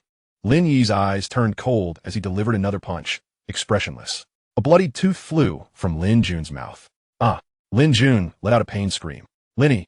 Song Ningyin rushed forward, tightly grasping Lin Yi's arm, her face filled with concern as she shook her head. No more. This is going too far. It will lead to trouble. Wang Teng and the others also hurried over to dissuade him. Lin Yi regained a semblance of rationality. Are you truly trying to persuade me? Song Ningyin bit her lip. This is not Jiang City. Huh. Lin Yi let out a cold, sinister laugh. This wretch can insult me, but he cannot defame my mother. Bang. Another punch landed, and Lin Jun lost consciousness. Bang, bang, bang. Lin Yi continued to strike, and with each blow, Lin Jun's already distorted face became even more grotesque. Lin Yi, stop. Don't hit him anymore. He has already fainted. Song Ningyin unexpectedly cried out, filled with guilt. She had intended to stop Lin Yi at a critical moment upon arriving in Hang City. But within mere hours, the situation had spiraled completely out of control. Wang Tong, quickly call 120. Someone might die. Lin Yi tossed Lin Jun to the ground and calmly wiped the blood off his hands with a tissue. Once finished, he slowly sat down and lit a cigarette. Song Ningyin, you and I are not of the same ilk. You should leave. Disappointment and shock flashed across Song Ningyin's face as she stammered. You want me to leave? Indeed. In an instant, tears filled her eyes as she exclaimed, Lin Yi, you bastard. Get lost. If you want me to go, then I shall. With that, she turned and ran out of the eatery. However, just as she exited, several uniformed officers approached. Song Ningyin immediately turned back. Who called the police? From beneath the front desk, the trembling owner raised his hand. Officer. It was I who called the police. The leading officer surveyed the chaotic scene with a frown. Central Dispatch. Report. A violent brawl has occurred at the University Town Snack Street. The number of participants is considerable. We request backup. There are injured parties. Please notify 120 for emergency medical assistance. After delivering his report, the officer turned to Lin Yi with a cold expression. Did you strike him? Lin Yi said nothing and extended his hand. Lin Yi, no. Song Ningyin cried out in panic. Lin Yi ignored her. The officer placed a silver bracelet on him. Come on, brother. More than 10 minutes later, 2 police cars drove away with Lin Yi and several henchmen. Song Ningyin watched helplessly as the police vehicles disappeared from view, tears streaming down her face. She pulled out her phone and dialed a number. After half a minute, the call was finally answered. Without preamble, she scolded, Han Yifu, I give you 20 minutes to get to the University Town Police Station. Chapter 60. Han, don't call me Yin Yin. At the University Town Police Station, Song Ningyin anxiously paced back and forth at the entrance. Regret consumed her. Why hadn't she intervened to stop Lin Yi sooner? The thought of Lin Yi being confined in an interrogation room only heightened her agitation. Glancing at her phone, she realized that 21 minutes had passed. Angrily, she dialed again. After half a minute of ringing, no one picked up. Han Yifu, you'd better show up within a minute. Otherwise, wait until I return to Beijing to deal with you. Just as she finished speaking, a black sedan drove into the yard, and a tall young man stepped out of the back seat. He was handsome, with skin as fair as a shirt. Over it, he wore an administrative jacket with a red badge pinned to his left chest. The moment he spotted Song Ningyin, a flicker of surprise crossed his face as he hurried over. Yin Yin, what brings you to Hang City? You should have called me sooner. A flash of displeasure crossed Song Ningyin's eyes as she retorted. Han Yifu, you better give me an explanation. You said you'd be here in 20 minutes. Now it's already 2 minutes past. The young man was the ally Song Ningyin had summoned. Han Yifu had grown up in the same neighborhood as her, and their families had been close for generations. Although they had grown up together, he had endured a fair amount of bullying from her. After 4 years of studying at the National Defense University, he had smoothly transitioned into the data department of the Hang City Government Office. Due to his outstanding performance, he had been entrusted with significant responsibilities and was promoted last year to become the secretary of the municipal committee. All of this was a result of his hard work. Until this moment, he had not seen Song Ningyin for 4 years, and upon hearing her familiar complaints, he felt more joy than anger. Yin Yin, after such a long time apart, you immediately start with accusations. Don't you miss me? Miss you? Not a chance. Song Ningyin glared at him, wearing that administrative jacket. You really think you're something special? Furthermore, do not call me Yin Yin. I find it quite displeasing. Very well. Han Yifu, unaware of Song Ningyin's considerable ire, acquiesced as per his long-standing habit. Speak. How did you come to be at the police station? Is someone troubling you? Song Ningyin was tempted to deliver a sharp retort, but restrained her temper. Follow me. Han Yifu trailed her into the lobby. Song Ningyin addressed the duty officer. Comrade, could you kindly inform the chief? Just mention that the secretary to the municipal party secretary has come to see him. The duty officer, engrossed in his mobile phone, replied with impatience. Miss, I have already stated that the chief is not present. Your friend is currently under interrogation and cannot be disturbed. As for your claim of being a secretary, I regret to inform you that I do not recognize you. The officer's indifferent demeanor instantly ignited Song Ningyin's temper. She glared at Han Yifu and kicked him. Han, your status is of no use here. I truly cannot comprehend what is being done. Begone. Han Yifu's expression darkened considerably. From the officer's few curt remarks, he gleaned a wealth of information. Song Ningyin was in a state of agitation as her friend had been apprehended by the police. Moreover, this childhood companion showed her no respect. This left him both frustrated and oddly pleased. He understood Song Ningyin well. She was not someone who would casually engage in conversation. Yin Yin, Why not share with me the matter concerning your friend? I told you not to call me Yin Yin. Do you not comprehend human language? Very well, Yin Yin. Han Yifu forced a smile as he regarded her. At that moment, Song Ningyin was so vexed that she felt inclined to strike someone. Yet the last vestiges of her rationality held her back. In Hangzhou, the only person she could rely upon was Han Yifu. The thought of Lin Yi in the interrogation room twisted her heart. 10 minutes later. So, your friend is male? He assaulted Lin Zhen's son? Song Ningyin was on the verge of a breakdown. Why do you listen so obediently? I have already told you. Lin Yi is also Lin Zhen's son. He was merely cast out by Lin Zhen years ago. Han Yifu's expression darkened. If they are brothers, why should you be so concerned? I am willing. Is that not enough? Upon uttering those words, Song Ningyin immediately regretted it, as she sensed Han Yifu's discontent. A flicker of anger crossed her mind, but her words softened. Han, this Lin Yi is very important to me. I have recently started a company. Another 10 minutes passed. So, you intend to rescue him for the sake of a 50 million wager? Oh dear, will you ever listen? Song Ningyin's patience was wearing thin. Did I not say that without him, I cannot retain Nanine? The superstar Nanine, do you understand? Understood. So will you assist? Han Yifu furrowed his brow, contemplating briefly before nodding. Excellent. Song Ningyin's face brightened instantly. Throughout my life, you have always been the most reliable. Han Yifu smiled helplessly, retrieving his credentials. Comrade, we are all family. Could we expedite this matter? The duty officer, now irked by the disruption, was ready to unleash his irritation. However, upon seeing Han Yifu's attire and the red badge on his chest, he promptly lost his temper. His trembling gaze fixated on the credentials, and he immediately stood upright. Saluting, greetings, leader. Comrade, there is no need for such formality. Could you notify the chief? Yet another 10 minutes passed. A middle-aged man rushed down from upstairs. Upon spotting Han Yifu, he immediately approached him, extending a handshake and respectfully declaring, Ah, it is indeed Secretary Han. I had the fortune to see you at the meeting last month. How is Secretary Zhang? Han Yifu smiled lightly and nodded. Thank you for your concern. Secretary Zhang is doing quite well. Let's get to the point. Song Ningyin urged with a hint of melancholy. Han Yifu chuckled awkwardly. Ah, I almost forgot. Lu, here is the situation. Yet another 10 minutes later. Lu, with a furrowed brow, sighed. Secretary Han, this matter is quite troublesome. Han Yifu frowned, while Song Ningyin interjected. Why is it troublesome? If it cannot be resolved, I shall simply make a phone call. I refuse to believe that rescuing someone can be this complicated. Lu, realizing he might offend Han Yifu's friend, quickly interrupted Song Ningyin, sighing. Secretary Han, you are aware of the current standing of the Lin family. Their influence in Hangzhou is significant, correct? As a mere station chief, I find myself in a rather awkward position. Just half an hour ago, Lin Zhen called me, insisting on strict punishment for the assailant, regardless of whether he is his own son. What kind of father is that? Song Ningyin, incensed, let loose a profanity. Han Yifu, can you handle this? If you cannot, I shall seek my uncle's assistance.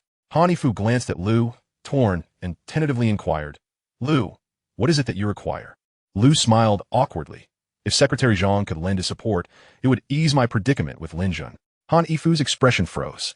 Song Ningyin perceived that the situation was far from simple and sighed softly. Very well, Han, you need not trouble yourself any further. I shall find a way. You may leave. Observing Song Ningyin's despondent demeanor, Han Yifu felt a pang of sorrow.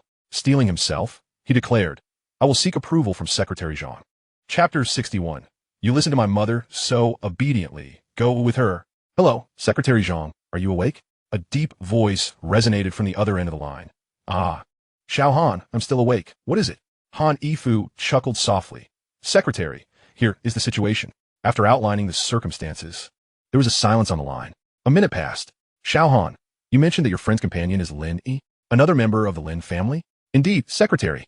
Very well, I understand. Han Yifu found himself uncertain of Secretary Zhang's intentions, preparing to abandon hope. Yet, upon seeing Song Ningyin's eager gaze, he felt a twinge of reluctance.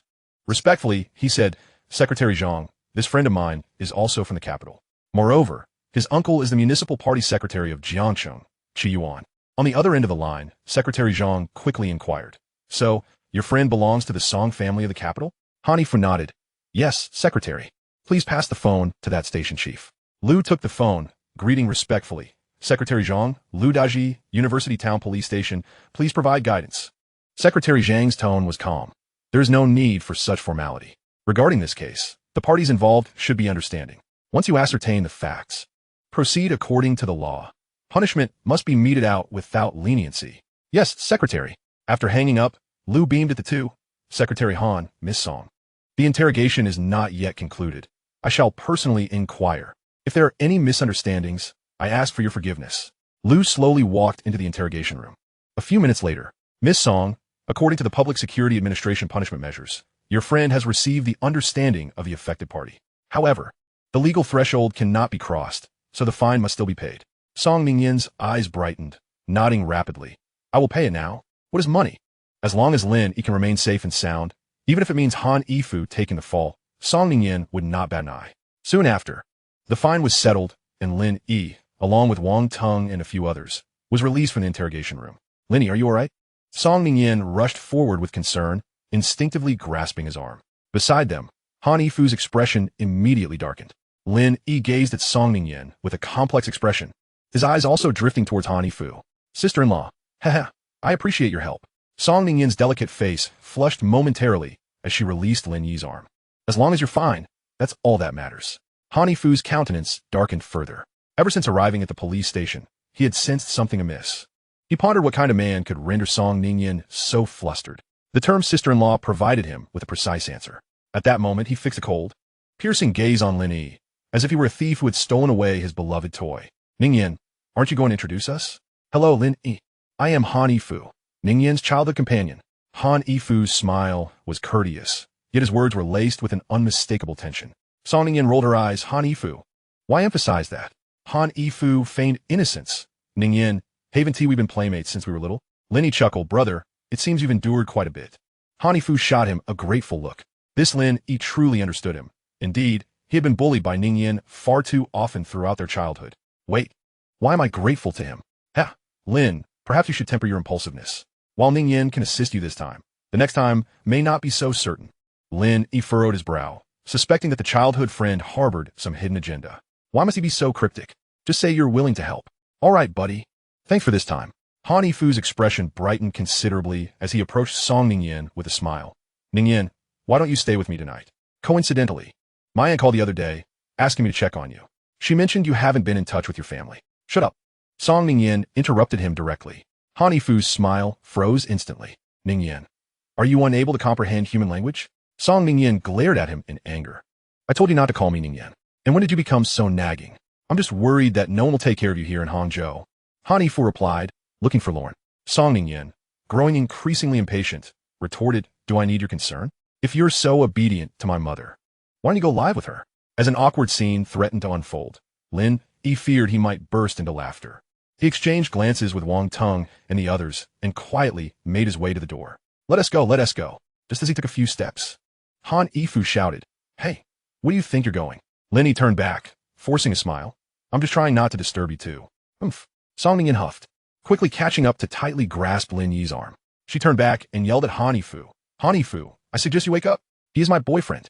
With that, Song Ningyin wore a sullen expression as she dragged Lin Yi away. Sorry, childhood friend. She's lying to you, Lin Yi shouted repeatedly, fearing that Han Yifu might misinterpret the situation. Once outside the police station, it wasn't too far before Wang Teng and the others tactfully remarked, we apologize for causing this trouble today. Lin Yi waved his hand dismissively. It's fine, we're brothers. You losing your jobs is also due to me. No need to dwell on it. Take these days to rest well. There is no rush to head to Jiangchen. He then turned to Wang Teng. Wang Teng. As the director, it's too reminiscent of a makeshift crew with just a few of us. You're now also in charge of HR and recruitment. You should take it all on. Understood, Lin. Wang Teng responded. They hailed a taxi, and Wang Teng and the others departed first. Lin Yi shot an annoyed glance at Song Ningyin, freeing himself from her grip. Little rich girl, you truly care for me. Are you trying to create more enemies for me? Song Ningyin calmly pouted, a glint of mischief in her eyes. Expecting to get paid without working? Fine. Lin Yi was left speechless. He halted a taxi and climbed in, just as he was about to shut the door when Song Ningyin dashed up. What are you doing? It's the middle of the night, just a man and a woman. Are you planning to deliver warmth? Song Ningyin shot him a glare and told the driver. To the nearest grand cloud sky. Lin Yi nodded vigorously. I love that hotel. The bed is huge and soft. Get lost. She retorted as the two settled into the taxi and departed. Only then did Han Yifu order the driver to leave the police station. In the back seat, his expression darkened as he pulled out his phone and dialed a number. Hey, is this Lin? I am Han Yifu, secretary to Secretary Zhang. The voice on the other end sounded surprised. Oh, is it Secretary Han? I apologize for the oversight. What instructions does Secretary Zhang have? After a moment of silence, Han Yifu replied, Actually, Lin, you have a son named Lin Yi, correct? Secretary Han knows my useless son? Lin Zhun's voice carried a hint of anger. If that brat has offended you, feel free to deal with him. I'll pretend I never had such a son. Han Yifu frowned slightly. It's not that he offended me. You are aware of the Song family, yes? What? Lin Zhun exclaimed in shock. There is no need for such alarm. What would be wise for you to keep an eye on your eldest son? I need not elaborate on the Song family status. You surely wouldn't want the Lin family to gain another adversary, would you? Chapter 62. Do you think I'm a simpleton to be lured? Song Ningyan. I maintain my integrity. Why would I book a presidential suite? In the lobby of the Grand Cloud Sky Hotel, Lin Yi discreetly glanced at the receptionist, whose deep neckline was hard to ignore. Dressed in a snug, professional outfit, the receptionist wore a sweet smile that could genuinely rival that of the little rich girl. Song Ningyan found herself at a loss for words at this remark. If you don't want to stay, then don't. With that, she swayed her hips toward the elevator. Lin Yi smiled at the receptionist and hurried to catch up with her. The presidential suite was on the top floor. Upon entering, they were greeted by a spacious living room, directly facing a massive glass wall that offered a panoramic view of the night skyline. Suddenly, Lin Yi had an idea. Taking a photo by the window would undoubtedly yield stunning results. Song Ningyan caught sight of his mischievous grin, suspecting he was concocting something inappropriate again. This is your room, and that is mine. You are not permitted to cross this line. Song Ningyan drew an imaginary line with her foot. Why should you have the room with the bathtub? Because I'm the one paying. Song Ningyan pouted her alluring lips. Besides, girls love soaking in baths. Well, I happen to enjoy studying bathtubs. Shameless. Song Ningyan spat, turning on her heel to slam the door shut. Lin Yi plopped onto the sofa and fished his phone from his pocket, only to discover it was dead. Fortunately, the suite was well equipped. As soon as his phone powered back on, it buzzed with an avalanche of notifications. Dozens of missed calls and over 100 messages awaited him. The first from Xia Rujun, followed closely by his sister-in-law and Nanine. Hello sis, my phone died and shut off, Lin Yi said. Xia Rujun's voice sounded weary. Nothing happened in Hangzhou, right? Lin Yi fibbed. No, I just gathered with a few buddies. Just then, a voice chimed in on the line, and he curiously asked, Sis, you're not still at the office, are you? Xia Rujun nodded. Nanine came to the office this afternoon and re-recorded those songs. The duet with you remains the original version. Lin Yi caught a faint whiff of a sour scent, and the image of Xia Rujun pouting flitted through his mind, prompting a smile to grace his lips. Sister, when you have some free time, I shall compose a song for you. Absolutely not. Xia Rujun's denial was, in essence, an affirmation. At this moment, he was eager to seize the momentum of online popularity to hasten the release of the album. In a gentle tone, Lin Yi remarked, Sister, do take care not to overexert yourself. I was merely speaking out of frustration the other day. You should consider finding her a manager. We'll see, Xia Rujun replied, rubbing her temples. The office has been redecorated today. It will all be ready by tomorrow. When do you plan to return? A pang of guilt flickered in Lin Yi's heart as he realized he had come to Hangzhou to vent, while his sister-in-law managed their base with the grace of a devoted spouse. I will visit my mother tomorrow. I shall return if there is nothing of great importance. All right, do stay safe. I have coordinated with Nanine. The signing event is at the end of the month. By then, your album and that IP project of yours will be the grand finale. Gazing at the calendar, Lin Yi noted that there was less than a week left until the month's end, which felt rather rushed. However, seeing Xia Rujun's spirited enthusiasm, he would not dampen her spirits. After hanging up, he dialed Nanine's number. Senior brother, you finally returned my call. Nanine, my phone ran out of battery. I'm currently in Hangzhou. Nanine seemed quite pleased. No worries, I heard Sister Jean mention it. Senior brother, I re-recorded a few more songs this afternoon. Given the effort you put into composing the music, I must treat it with utmost seriousness. Lin Yi chuckled softly. Your pursuit of perfection is commendable, but do not tire yourself out. Nanine's voice brightened, resembling that of a cheerful young girl. If there's nothing else, I shall hang up. We can chat when you return. As Lin Yi prepared to end the call, Nanine hastily exclaimed, Senior brother, don't hang up. He regarded her as a sister from the depths of his heart. Senior brother, Nanine's tone became somewhat hesitant. You'd best avoid provoking Lin Jun. He is not to be trifled with. If you were to get hurt, it would sadden me greatly. Nanine, if you only knew that your senior brother has already knocked out Lin Jun's teeth, would you still advise caution? All right, I heed your words, junior sister. I want to provoke him.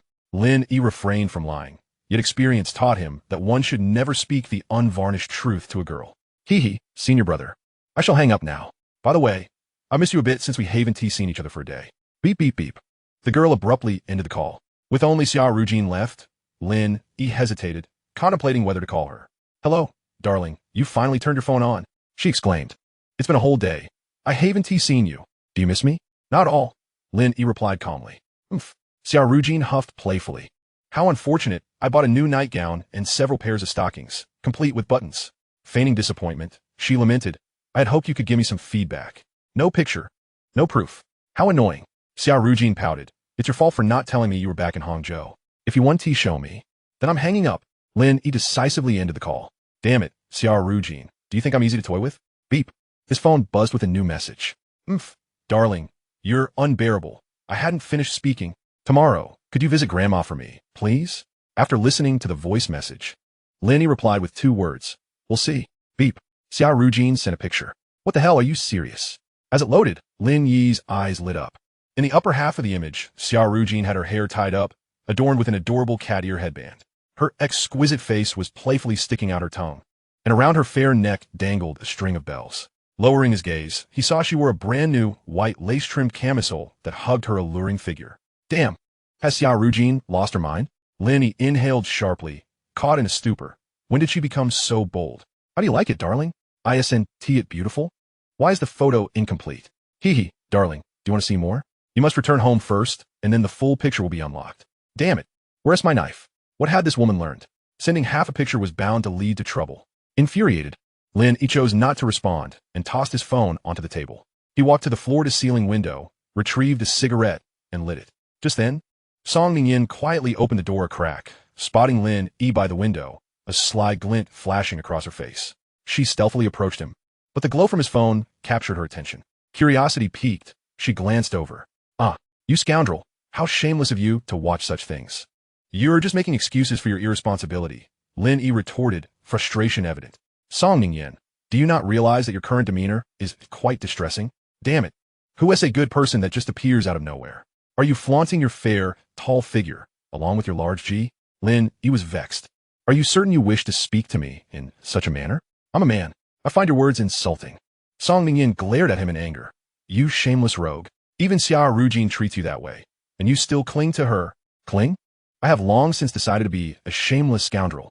Xia Rujun is mine, whether she likes it or not. Besides, we are legally married. Huh. Song Ningyin was incensed by his words. You're just making excuses for your irresponsibility. Humph. All men are scoundrels. Lin Yi couldn't help but chuckle at her reasoning. Indeed, one should never reason with a woman, as her logic often veers into 2 territories. Song rich girl, are you envious of Xia Rujun? I can also cling. It just depends on whether you're willing. Dream on. Song Ningyin vehemently rejected, but suddenly struck by a brilliant idea. She lunged forward in a fit of shame and fury. I'll bite you. Lin Yi was caught off guard by her sudden assault, leaving him momentarily stunned. Ouch. Crazy woman. Are you a dog? In truth, his arm didn't hurt at all, but he feigned an expression of pain.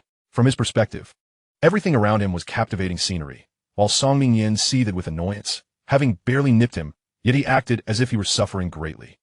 Lin Yi, keep pretending. As she spoke, she freed her other hand and twisted his back. Ouch. This time, the pain was genuine. Damn girl, I've tolerated you for long enough. Without hesitation, Lin Yi shouted at her. Smack. He slapped her on the back. Song Ningyin yelled in indignation. Scoundrel, how dare you hit me? I want to let go. Lin Yi's eyes were bloodshot as he gazed at her flushed face, leaning closer. Song Ningyin was momentarily taken aback. A chilling sensation brushed against her lips. Stir it up. You all stir it up. Is this chaos what you desire? Her mind went blank, while Lin Yi reveled in the tender, exquisite touch. Alas, the texture of the towels in this 5-star hotel is utterly coarse. Feeling a strange sensation, Song Ningyin immediately became alert and unconsciously bit down. Lin Yi was startled awake by the sudden pain in his mouth. Song Ningyin, have you gone mad? Are you biting down as if your life depends on it? As soon as the words left his mouth, he felt an emptiness in his arms. Bang! The sound of the door slamming was particularly loud. Lin Yi, feeling helpless, returned to his room in frustration. That night he tossed and turned, unable to find sleep until the early hours of the morning. Equally restless was the startled rabbit. Ding, ding, ding. The alarm clock rang repeatedly, finally waking Lin Yi. The glaring sunlight outside made it difficult for him to open his eyes. Glancing at the time, he realized it was already 10 in the morning. Yawning, he stepped out of his room and noticed the door across the hall was firmly shut. Muttering a few words to himself, he turned to freshen up. What the hell? Song Mingyin, are you a ghost? Upon exiting the bathroom, he saw Song Mingyin sitting in the living room, her face cold as she leisurely ate breakfast. She ignored him entirely, engrossed in her meal. Lin Yi, with a stern expression, sat beside her and asked, "Where's mine?" Song Mingyin remained silent, unable to tolerate her indifference. He slammed the table, exclaiming, "Enough! Is it really necessary to sulk just because I kissed you yesterday? I told you not to follow me." As he spoke, Song Mingyin's eyes instantly glistened with tears, unable to maintain her facade. She glared at Lin Yi, shouting, "Do you have any idea what that was for me?" She desperately wanted to say my first kiss, but her embarrassment rendered her speechless. "Lin Yi, you are truly shameless. What do you intend to treat me as?" With teary eyes filled with resentment, she gazed at him. Lin Yi, with a defiant expression, retorted, "If that's the case, I'll make sure you get your chance to repay me." Disappointment flickered in Song Mingyin's eyes as she immediately stood up, striding to the door, and slammed it behind her. You chose this for yourself. Don't blame me." Lin Yi shrugged, picking up the unfinished breakfast that Song Mingyin had left behind. 10 minutes later, he arrived at the hotel entrance and hailed a taxi. "Driver, to Shaoshan Cemetery." Lin Yi had no intention of allowing Song Mingyin to disrupt his predetermined course. Today, he had far more pressing matters to attend to. After nearly an hour, the taxi halted at the entrance of the cemetery. "Driver, please wait here. I will return shortly." Lin Yi instructed the driver, stepping out with a bouquet of flowers in hand. Surveying his surroundings, he noted the cemetery was nearly deserted, as it was still far from Qingming or Zhongyuan festivals. Recalling his memories, he navigated through the graves until he located the familiar yet foreign tombstone. To his surprise, he found a bouquet of fresh flowers quietly resting at its base. Examining the area, he noticed there was no card hidden among the flowers. Judging by their freshness, someone had arrived before him. After a brief glance around, noticing nothing unusual, he dismissed the thought. The inscription on the tombstone read, "Linli Clan, Wangrong's tomb." This mother, whom he had never met, was bestowed with a lovely name, Li Wanrong. "I apologize for not visiting you all these years. Regrettably, I must inform you that your son has been with you for 5 years now." Though they had never met, Lin Yi felt a profound connection, stating, "My current existence is a gift from you. My mother in my previous life also passed away early, only to discover that you too have left this world. But fret not. From this moment on, I shall recognize you as my mother." Following the events of yesterday, he held doubts regarding the circumstances surrounding her death. "Now that I am your son, it is my duty to ensure your peace," he vowed. "Rest assured, I will uncover the truth and live life to the fullest." The surroundings were silent, with only Lin Yi speaking softly to the tombstone. After nearly half an hour, he bowed 3 times before Li Wanrong's grave. Rising, he took a deep breath and turned to leave. As he exited the cemetery, Lin Yi was taken aback to find that the driver had mysteriously vanished. Damn it, what a scoundrel. Wasted $100 for nothing. After muttering a few curses, Lin Yi trudged towards the city. At that moment, a black sedan emerged from the opposite side of the cemetery. Inside the rear seat, a man dressed in a Zhongshan suit observed Lin Yi descending the hill through the window. "Boss, should we bring him along?" the driver inquired. The man in the Zhongshan suit smiled faintly. "No rush. Let us just observe him for now. By the way, Xiao Sun, what has the Lin family been saying?" Upon hearing the question, the driver responded respectfully. "Given Lin Zhun's past behavior, I fear he may feign compliance." The middle-aged man's expression darkened. Lin Zhun is indeed ruthless. The driver felt a chill from the piercing gaze in the rearview mirror.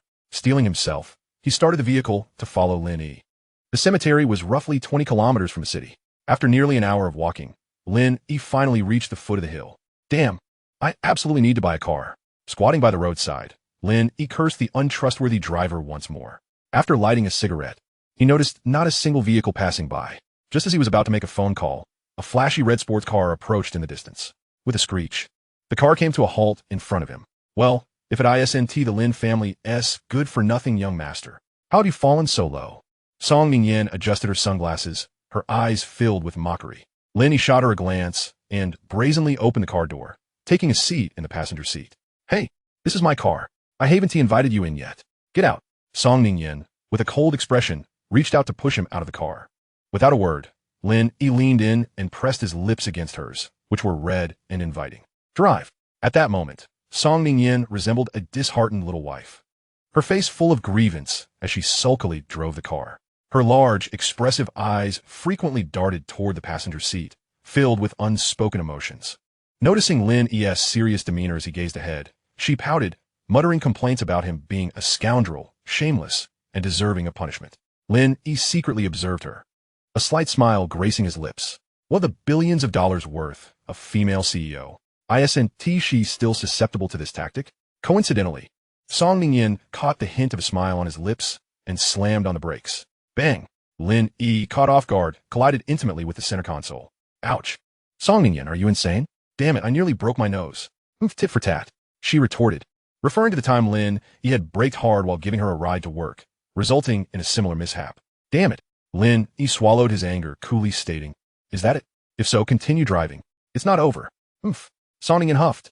Why did you kiss me just now? Well, I kissed you, so what? If you feel cheated, just kiss me back. Lin Yi, you're such a rogue.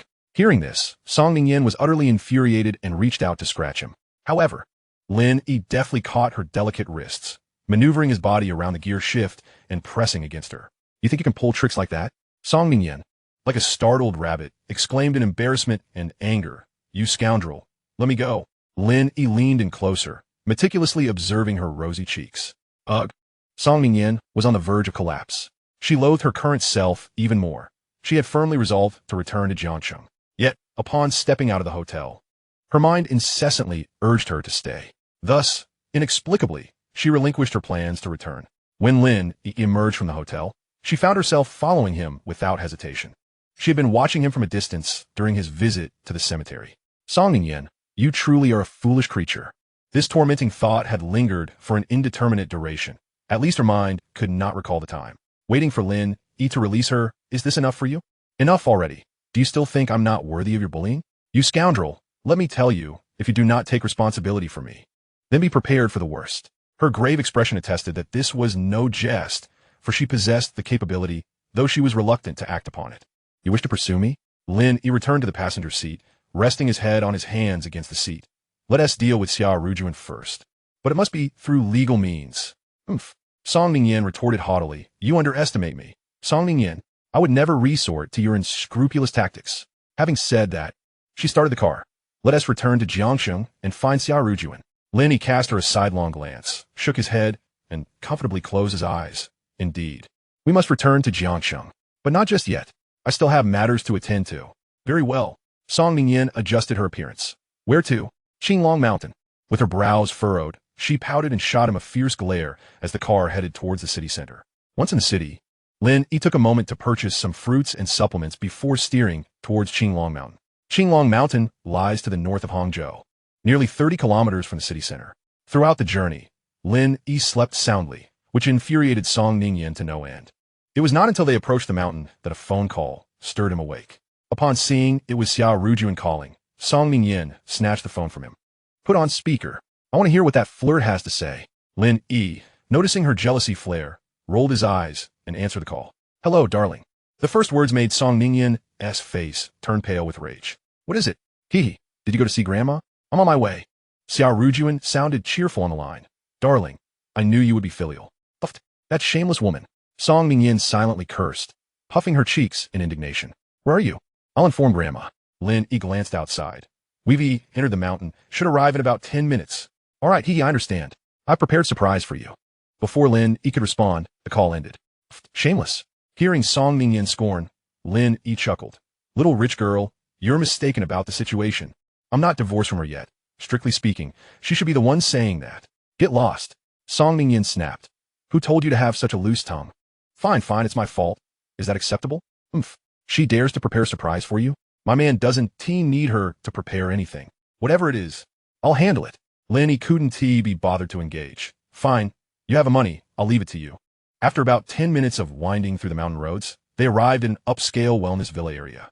After Lin Yi registered at the entrance, they drove into the villa community. The grandma, Xia Rujun, mentioned. Is that her grandmother? Yes. Lin Yi nodded. Grandma has always been kind to me.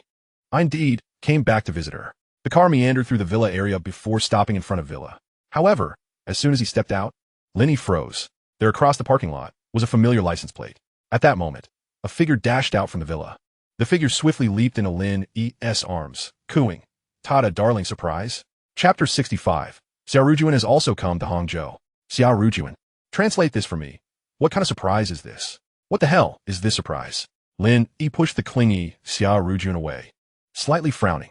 How did you come back to Hangzhou? Xia Rujun wore a somewhat forlorn expression. She had expected Lin Yi to be pleasantly surprised, but his tone was too cold. Darling, are you upset that I didn't tell you? It's been a long time since I visited Grandma. Saying this, she displayed a pitiful expression, grasping Lin Yi's hand. Darling, let us go see Grandma first. I'll make it up to you later, all right? Lin Yi felt a headache coming on. He seemed unable to comprehend Xia Rujun at this moment. Her demeanor was undeniably submissive. You can't change your dogged nature. This remark caused Xia Rujun to turn in surprise, and upon seeing Song Ningyan, her expression changed dramatically. Song Ningyan, why are you with my husband? Song Ningyan sneered.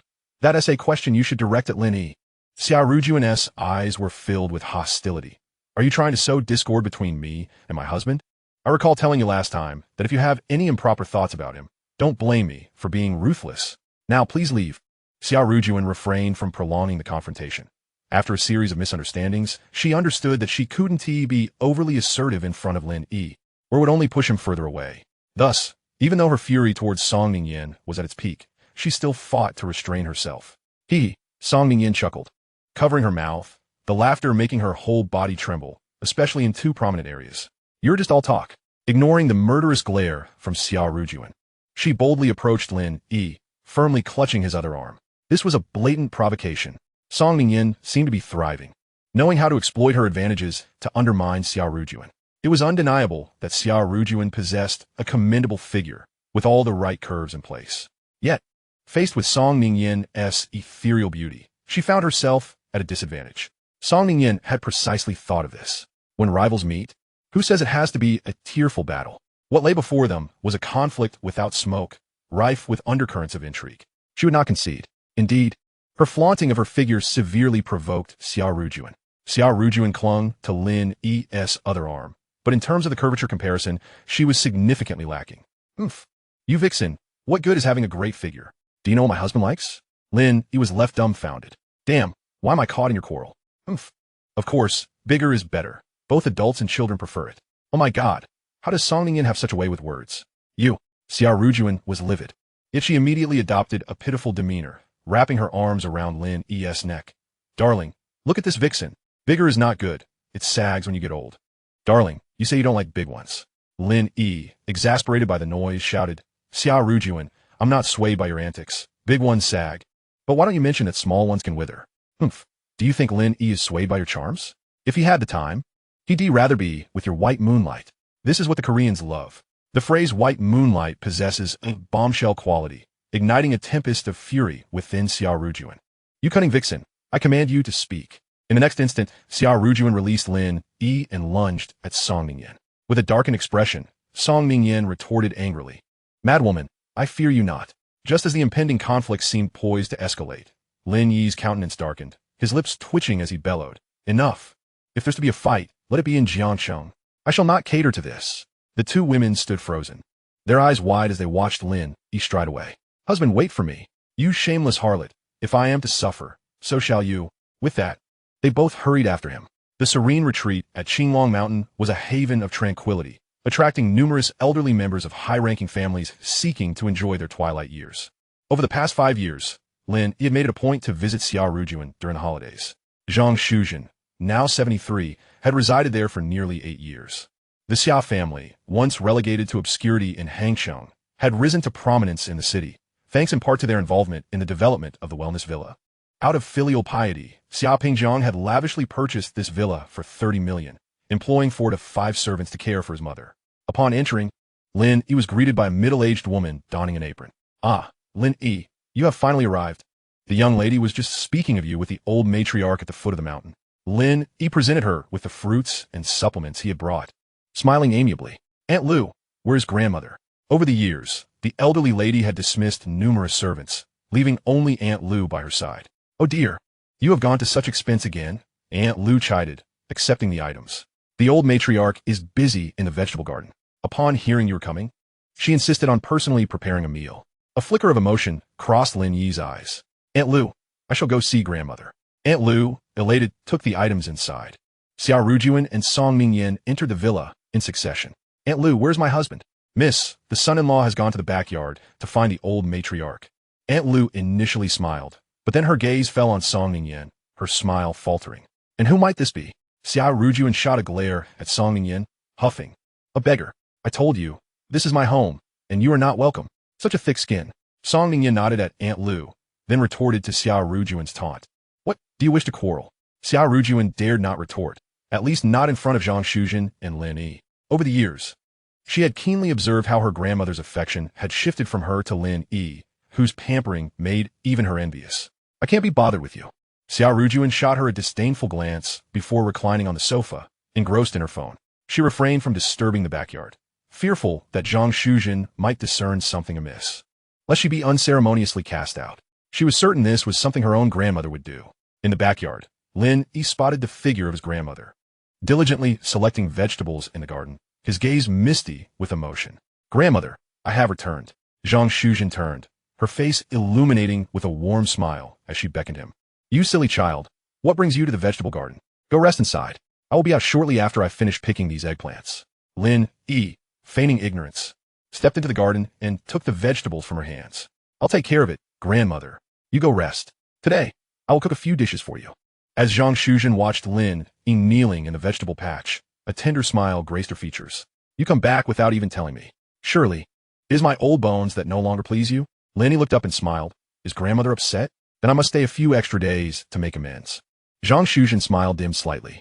You're busy. Both you and Rujun are busy. Upon returning to the villa, Lin Yi wasted no time and busied himself in the kitchen. Zhang Shuzhen had intended to cook herself, but Lin Yi adamantly refused. Grandmother, you should rest. Very well, today I shall taste my son-in-law's culinary skills. Zhang Shuzhen was particularly cheerful today, yet her brow furrowed as she glanced at Song Ningyan. Grandmother, she's my boss from Beijing. I have just started working, and she is invested in me. Please don't be upset. She came with me to Hangshang to handle some matters. You, Zhang Shuzhen playfully scolded.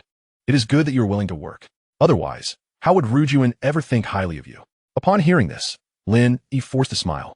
You speak truly, grandmother. I shall return to cooking. He failed to notice the fleeting glimmer of melancholy in Zhang Shuzhen's eyes. Zhang Shuzhen entered the living room, scrutinizing Song Ningyan from head to toe. Hello, grandmother. I am Lin Yi's friend. I hope my visit does not intrude. At that moment, Song Ningyan appeared as the epitome of a well-mannered girl, concealing the earlier bravado she had displayed at the door. Zhang Shuzhen nodded. Child, please sit. Do not be too reserved. Song Ningyan smiled shyly, taking a seat with an air of restraint. The atmosphere was stiflingly quiet, as both young women hesitated to speak. Zhang Shuzhen sat quietly in her old rocking chair, her gaze fixed intently on Song Ningyan. The villa seldom welcomed guests, especially not young and beautiful women who were close to her grandson-in-law. Grandmother, seeing you remind me of my own grandmother, who was just as kind and gentle as you. It was Song Ningyan who broke the awkward silence. After speaking, a hint of sadness washed over her, her eyes glistening with unshed tears. However, my grandmother passed away 8 years ago. Since then, I have been without a grandmother.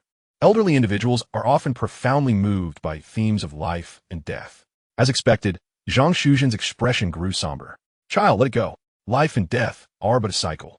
Thank you for your kind words, grandmother, Song Ningyan replied, dabbing at her tears. However, seeing you brings me great joy. If it is not too forward, may I visit you often? Absolutely not.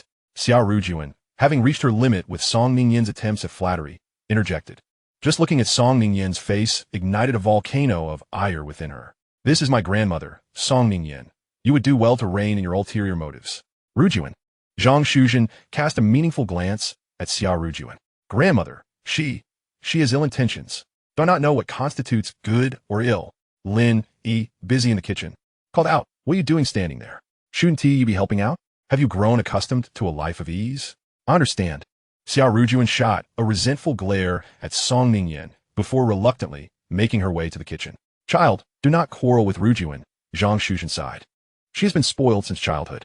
Look at the two of them. Their exchanges are so tepid, as if the old woman cannot see through it. Dear girl, make sure to seize the opportunity if you marry the right man. I understand, grandmother, Song Ningyan nodded, forcing a smile. At that moment, her heart was in turmoil. The astuteness of her prospective grandmother-in-law unnerved her, should she discover that the man she intended to marry was indeed her grandson-in-law. The change in her demeanor would likely be swifter than turning a page in a book. Child, could you share what you and Lin Yi have been up to? It seems rather a waste for him to be confined to the kitchen after marriage. Zhang Shuzhen initiated the conversation, her curiosity genuine rather than probing. "Grandma, do you think so too?" Song Ningyin asked curiously, her eyes sparkling with intrigue. I also believe Lin Yi is quite talented." "Grandma, you have no idea." At the kitchen door, Xia Rujun watched the lively exchange between the elderly and the young, her teeth nearly grinding in frustration. She longed to expel Song Ningyin from the scene immediately. "Xia Rujun, why are you just standing there? Serve the dishes." Lin Yi noticed the sickly woman leaning against the kitchen door, her rear end elevated. Smack! "Ouch, darling, why did you hit me? What are you dawdling for? Serve the dishes."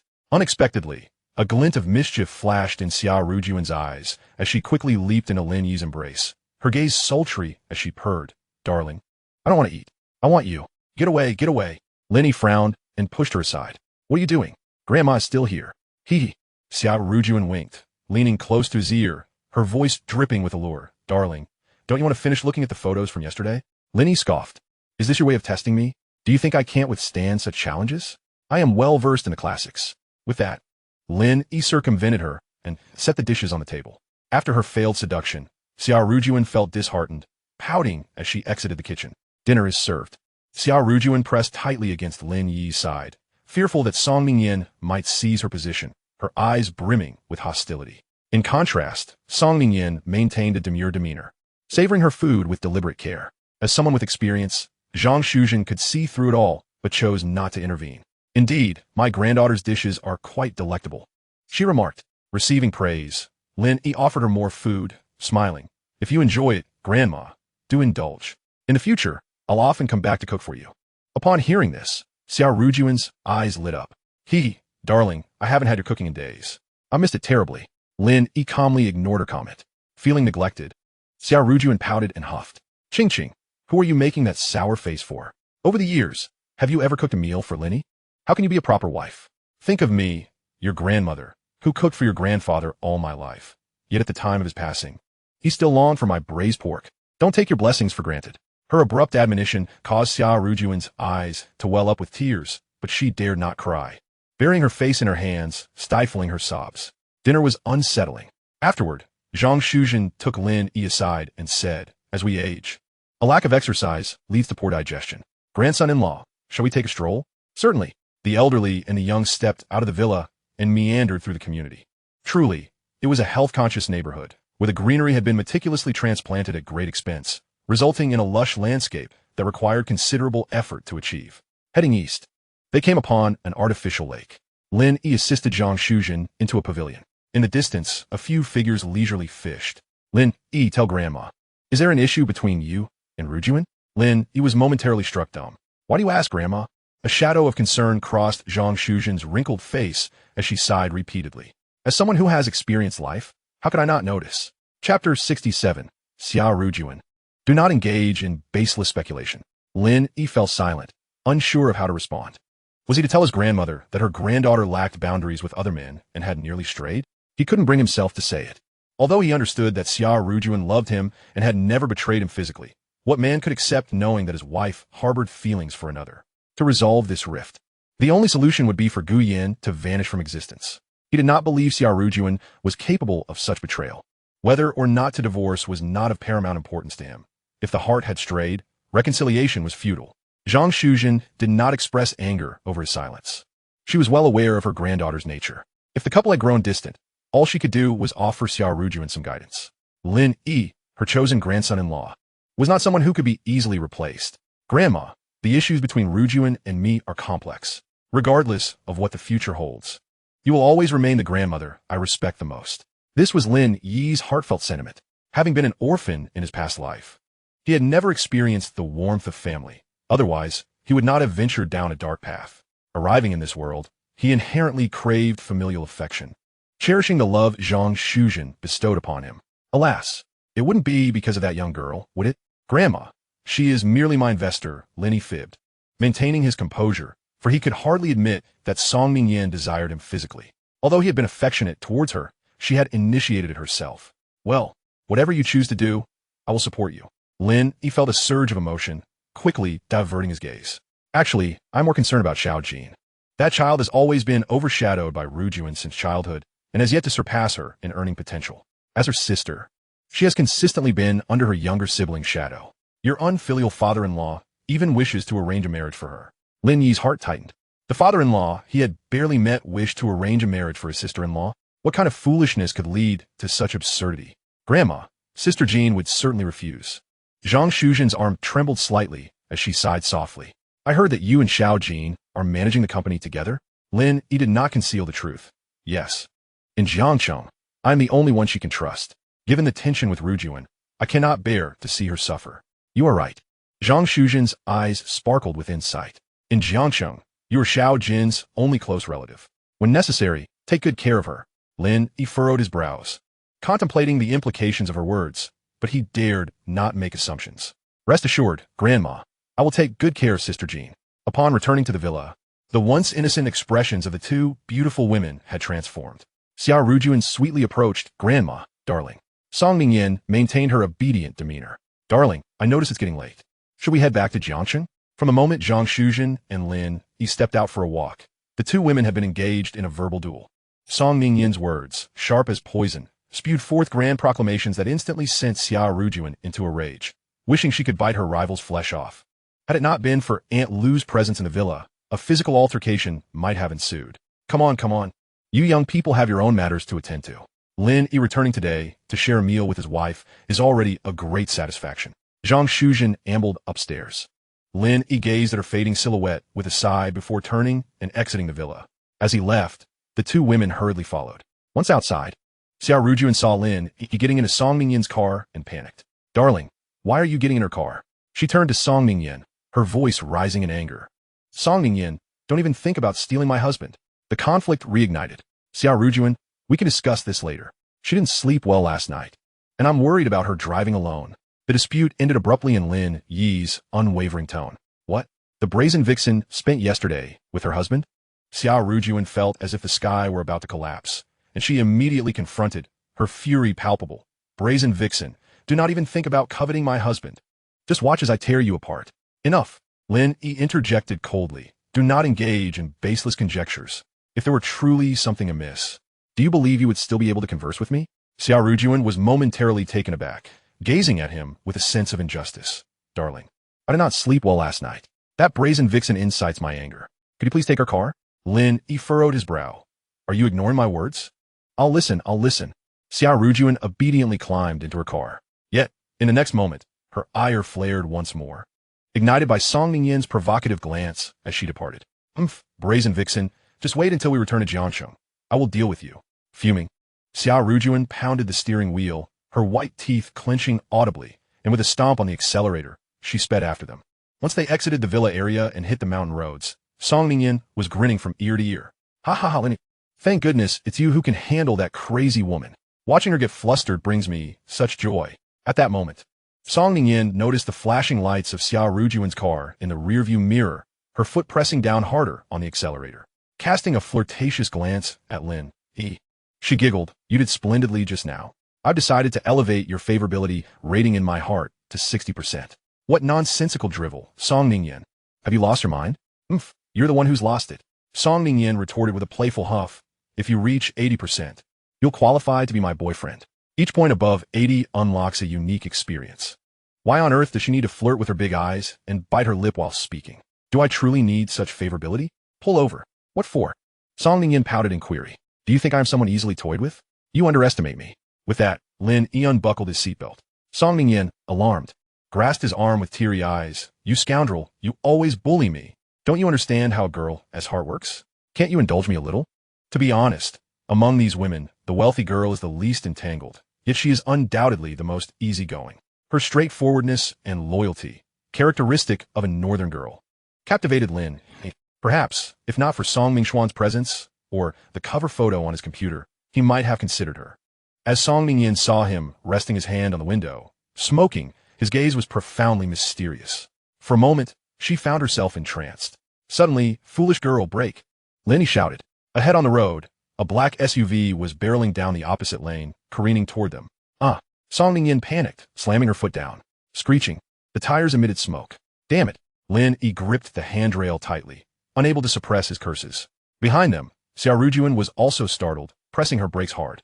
Even more perplexingly, the oncoming vehicle was also braking. In an instant, The black SUV spun around and skidded sideways in front of Song Ningyan Esport's car. Get a grip. Chapter 68. Lin Yi apologized to Dad.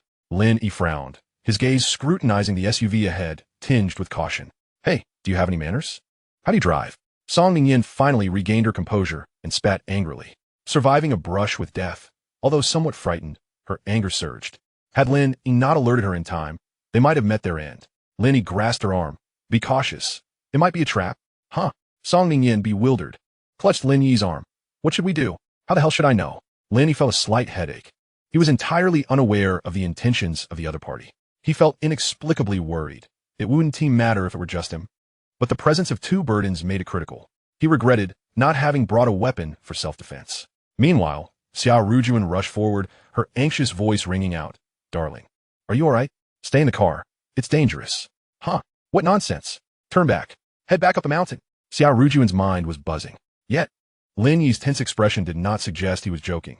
Reluctantly, she gazed at him, worry etched on her face. Darling, please be careful. Obediently, she returned to the car, shifting gears and making a U-turn, pressing the accelerator to return. At that moment, the SUV blocking their path opened its doors. Lin Yi's gaze remained fixed on the vehicle. Soon after, a middle-aged man emerged, followed closely by two burly bodyguards resembling muscle men. Lin Yi's expression turned frosty.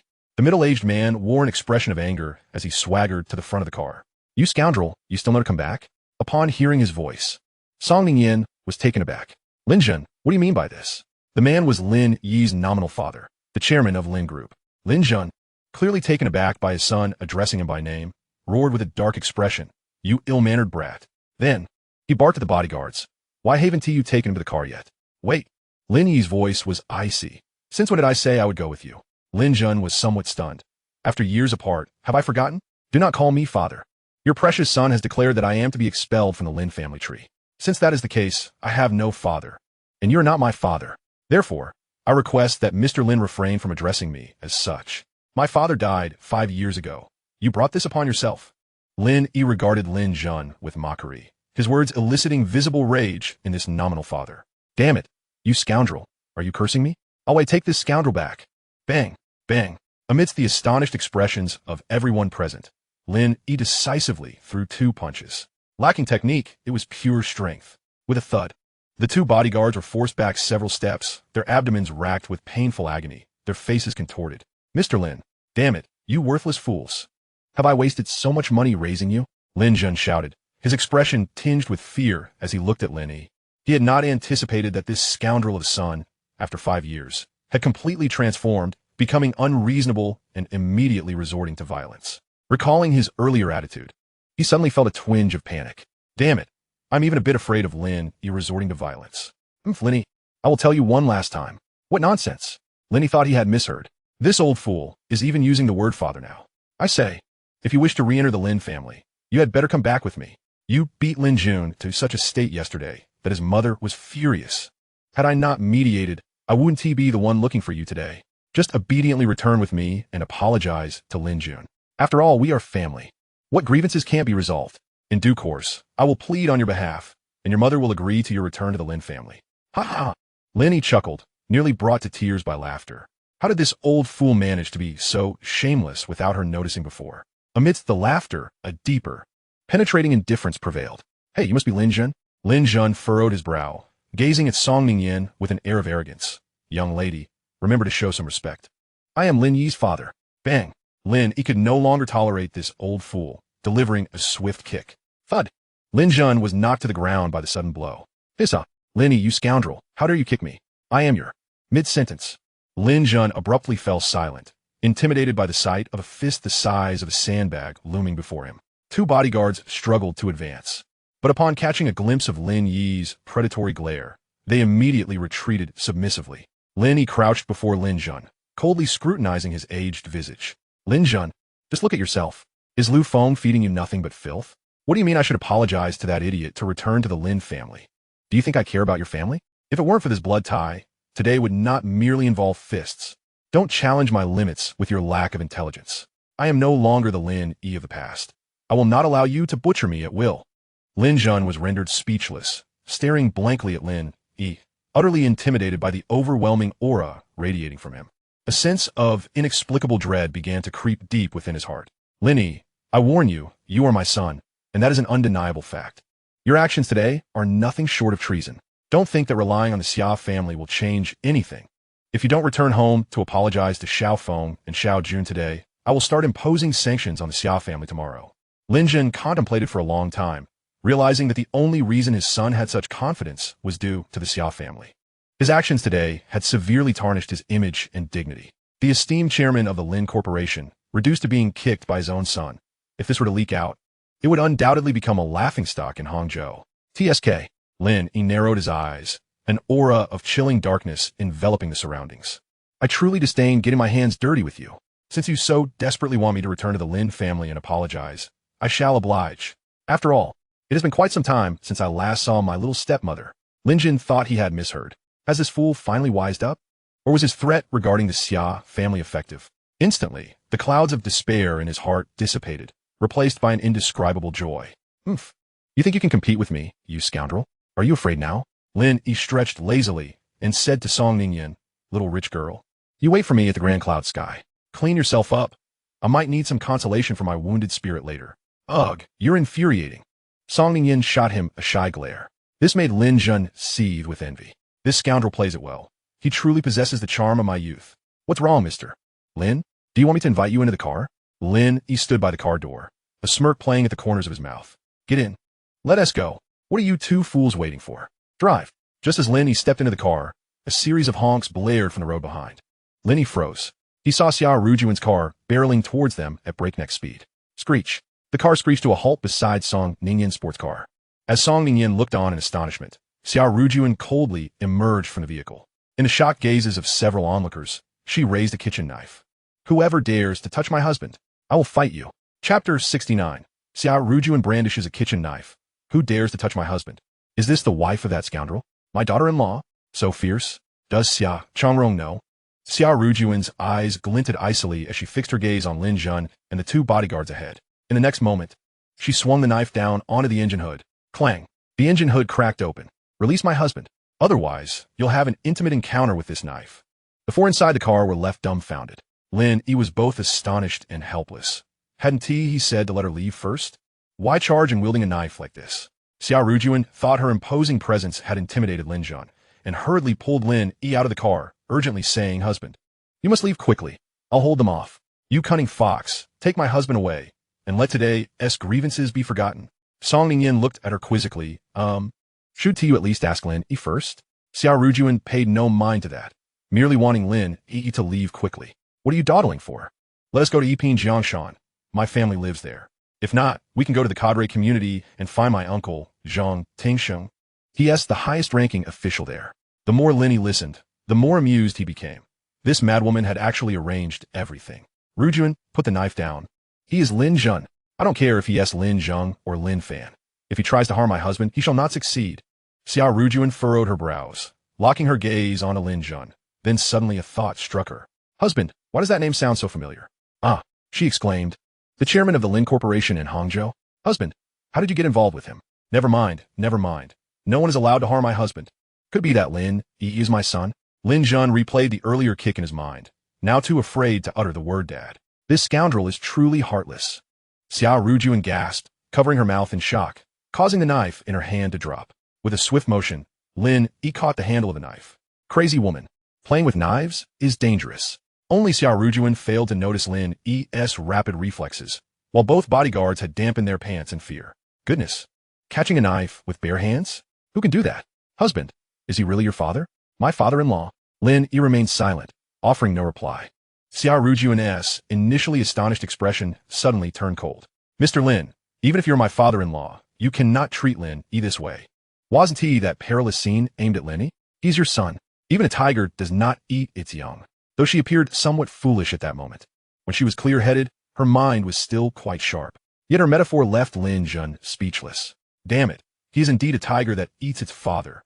My chest still aches from the kick this scoundrel gave me. All right, Rujun, stop. You and T dare do anything to me. Lin Yi led her to Song Ningyan's car. I'm going back to the Lin family. You can either go to Grandma S or return to Jiangcheng. Once I'm done with my business, I will return on my own. The car departed, leaving only the two women staring at each other in disbelief. Xia Rujun, still somewhat dazed, instinctively asked, "Cunning fox, where are you going?" "Of course, I'm going with you." In the blink of an eye, Xia Rujun had returned to the car, waving at Song Mingyin. "Hurry, get in." Song Mingyin was taken aback. "What is this woman up to?" "Wait, your sports car can't fit 3 people, right? Will my husband sit when he returns?" Goodness, she's already considering the aftermath. Her mind works incredibly fast. As soon as she got into the car, Xia Rujun turned to Song Mingyin and said, "Let us put our grievances aside for now. My husband is solely my husband. Do you understand? Enough of the rambling. If we don't leave soon, we'll never catch up." With a fierce glare, she pressed the accelerator to the floor and sped off. After more than half an hour, the SUV entered an upscale villa district. Qianyun Villa, ranked among the top 3 in Hangzhou, happened to be developed by the Lin Group. The southern edge of the community was bordered by East Lake. Just a 10-minute walk away, the car halted in front of an opulent villa. Upon stepping out, Lin Yi surveyed the familiar yet strange home. After 5 long years, he returned, outwardly unchanged, yet his spirit was transformed. As soon as he stepped into the courtyard, over a dozen bodyguards rushed out. Their sharp gazes were all fixed on Lin Yi. What was with this display? Shouldn't they be standing aside? Lin Jun, stepping out of the car, barked at them. However, the bodyguards merely shifted aside slightly, a token gesture. Damn it, is my authority no longer respected? Humiliated before Lin Yi. Returning home only to face further disgrace ignited Lin Jun's anger. Lin Yi maintained a barely perceptible smile, seemingly detached from the situation. These bodyguards were hardly worth his attention. Seeing his son's apparent mockery, Lin Jun could no longer contain himself and kicked out in frustration. "Get the hell out of here." Just then, a middle-aged woman clad in a cheongsam emerged from the house, her face adorned with garish makeup. Yet, the wrinkles at the corners of her eyes betrayed her age. Lu Feng's face was taut, the thick layer of makeup almost peeling off. "Lin Jun, have you forgotten what I told you? This wretched child caused our son to lose 2 of his front teeth. Now that he has come to the Lin family, does he still expect to be treated like a guest?" Lin Jun sensed that Lu Feng had no intention of handling the matter properly and felt deceived. "Xiao Feng, didn't we agree that Lin Yi should apologize to Xiao Jun? They're family, after all, brothers." "Lin Jun," Lu Feng huffed, her makeup almost cracking under the strain of her fury. "Are you out of your mind? This wretched child harmed our son, and you think an apology is sufficient? How did I end up with a husband like you?" "Exactly. Mom, this wretched child has come to our doorstep. He deserves to see some consequences." Inside, a servant wheeled out a chair. Lin Jun sat in the wheelchair, his sharp gaze fixated on Lin Yi, a sinister smile playing on his lips. Upon seeing Lin Jun's head bandaged, Lin Yi couldn't help but chuckle. "What a character. Mom, look, he is laughing at me." Lin Jun complained to Lu Feng, who wiped the saliva splattered on her clothes, heartbroken. "Just wait, my son, I'll take care of this." Lin Jun, hearing this, said angrily, "Xiao Feng, what do you plan to do?" "Oomph." Lu Feng scoffed, turning to the poised bodyguards and snapping. "Why are you all just standing there? Don't you have an obligation to teach this wretched child a lesson?" Suddenly, the sound of screeching brakes echoed from the entrance. "Who dares to touch my husband?" Xia Rujun stormed in, brandishing a kitchen knife. Her icy gaze swept across the room, causing even Lu Feng to instinctively step back. Song Mingyin, unwilling to be outdone, positioned herself in front of Lin Yi and declared to Lin Jun, "Lin Jun, if you can't manage your wife, then allow me to intervene. But you'd better think twice about whether the Song family is as easy to provoke as you believe." Lin Jun was rendered speechless in shock, recalling yesterday's phone call. You are from the Song family?" Lin Yi pulled Song Mingyin aside, saying, "This is my affair. You don't need to get involved." Song Mingyin, frustrated, stamped her foot. "With so many people, do you really think you can take them all on? Let's find out. Rujun, you should step back." "Husband, I have a knife." "Step back." The 2 women pouted and retreated to the side. Chapter 70. Since they are mother and son, they must be tidy. "Lu Feng, I remember 5 years ago, you threw my belongings out of here. You claimed my presence affected the Lin family's fortunes, correct?" Lu Feng furrowed her brow, pondering for a moment before arrogantly responding. "Indeed, if it weren't for your existence, the Lin family would have long been the best in Hangzhou." "What a lofty claim." Lin Yi smirked coldly. "But in these 5 years, the Lin family hasn't fared much better, has it? In fact, you've only added a spineless chairman to the mix." Lin Jun erupted in fury. "You little brat, what did you say?" Lin Yi met his dark gaze with a series of cold laughs. "Lin Jun, have you been devoid of thought?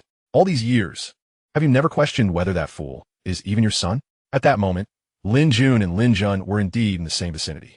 Lin Yi observed carefully, noting that this illegitimate child did not quite resemble Lin Jun. Lin Jun's head buzzed as he looked at Lu Feng. "That's nonsense." Lu Feng rushed to Lin Jun's side, fuming. "Dear Don't listen to this wretched child. P.S. Trying to sow discord among us. He didn't come back to apologize. He aims to tear our happy family apart.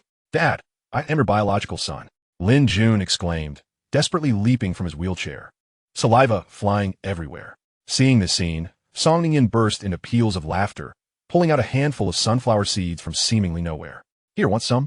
Xia Rujun glared at her. You still have time to snack? Why not? The seeds are here, and they're free. Xia Rujun waved a knife. What flavor are they? As the two women snacked, Lin Jun frowned, his mind racing. Wait, let me think. Lu Feng, panicking internally, angrily pointed at Lin Yi and spat. You little wretch, full of malice. What are you all standing around for? Get him. If he gets hurt, I'll take responsibility. As the situation escalated, the bodyguards disembarked from the car and quickly distanced themselves. The remaining bodyguards received the order and rushed forward en masse. Lin Yi calmly cracked his neck and stood firm. Yes, take him down. Lin Jun, eyes ablaze with excitement, leapt up. Lin Yi, so you think you can fight, huh? You may have evaded that little brat. But these bodyguards are the Lin family's elite, maintained at great expense every year. I can't wait to see you lying in a hospital bed, begging for mercy. Lin Jun's imagination ran wild with visions of Lin Yi groveling on a sickbed. However, the situation took an unexpected turn. Lin Yi swiftly maneuvered among the bodyguards, his fists landing precise strikes on their vital points. Screams of pain pierced the chaotic scene as bodyguards fell one by one. Initially, Lu Feng wore a haughty expression, but as several bodyguards crumpled to the ground, her demeanor soured, her expression increasingly grim. Lin Jun watched the shocking spectacle, utterly shaken. Is this really my son? My husband? This strong? Song Ningyin snatched the sunflower seeds from Xia Rujun's hand and mocked. When did you ever truly understand him? Xia Rujun's cheeks flushed with embarrassment. But he is still my husband. With a final flurry of punches, Lin Yi unleashed all his strength. With the anguished cry of the final bodyguard, the chaotic melee came to a close. Lin Yi's chest heaved as he caught his breath, a cold smirk dancing upon his lips as he approached Lu Feng.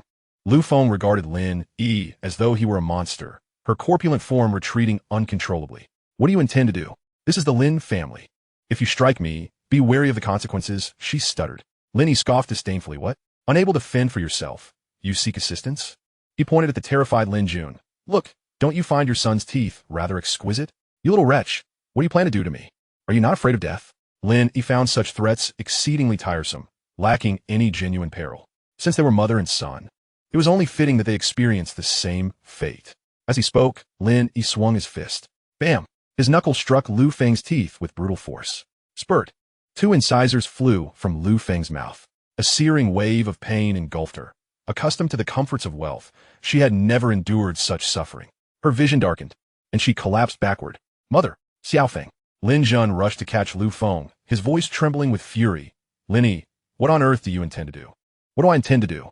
Lin Yi retorted with a chilling laugh. In the next moment, he had seized Lin Jun by the throat, causing a foul stench to escape from his gaping mouth. Lin Yi pinched his nose and bellowed icily. What did you say about my mother's demise yesterday? If you do not clarify today, you shall accompany her. Lin Jun was overwhelmed by the oppressive force and struggled to breathe. Help Dad, save me. Realizing the gravity of the situation, Lin Jun abandoned Lu Feng and lunged forward to grasp Lin Yi's arm. Do you truly wish to commit murder? What? You wish to intervene? Lin Jun, seeing Lin Jun's pallid complexion, desperately attempted to pry Lin Yi's fingers apart. That scoundrel. Your mother was struck by a car due to her own negligence. I had the driver imprisoned.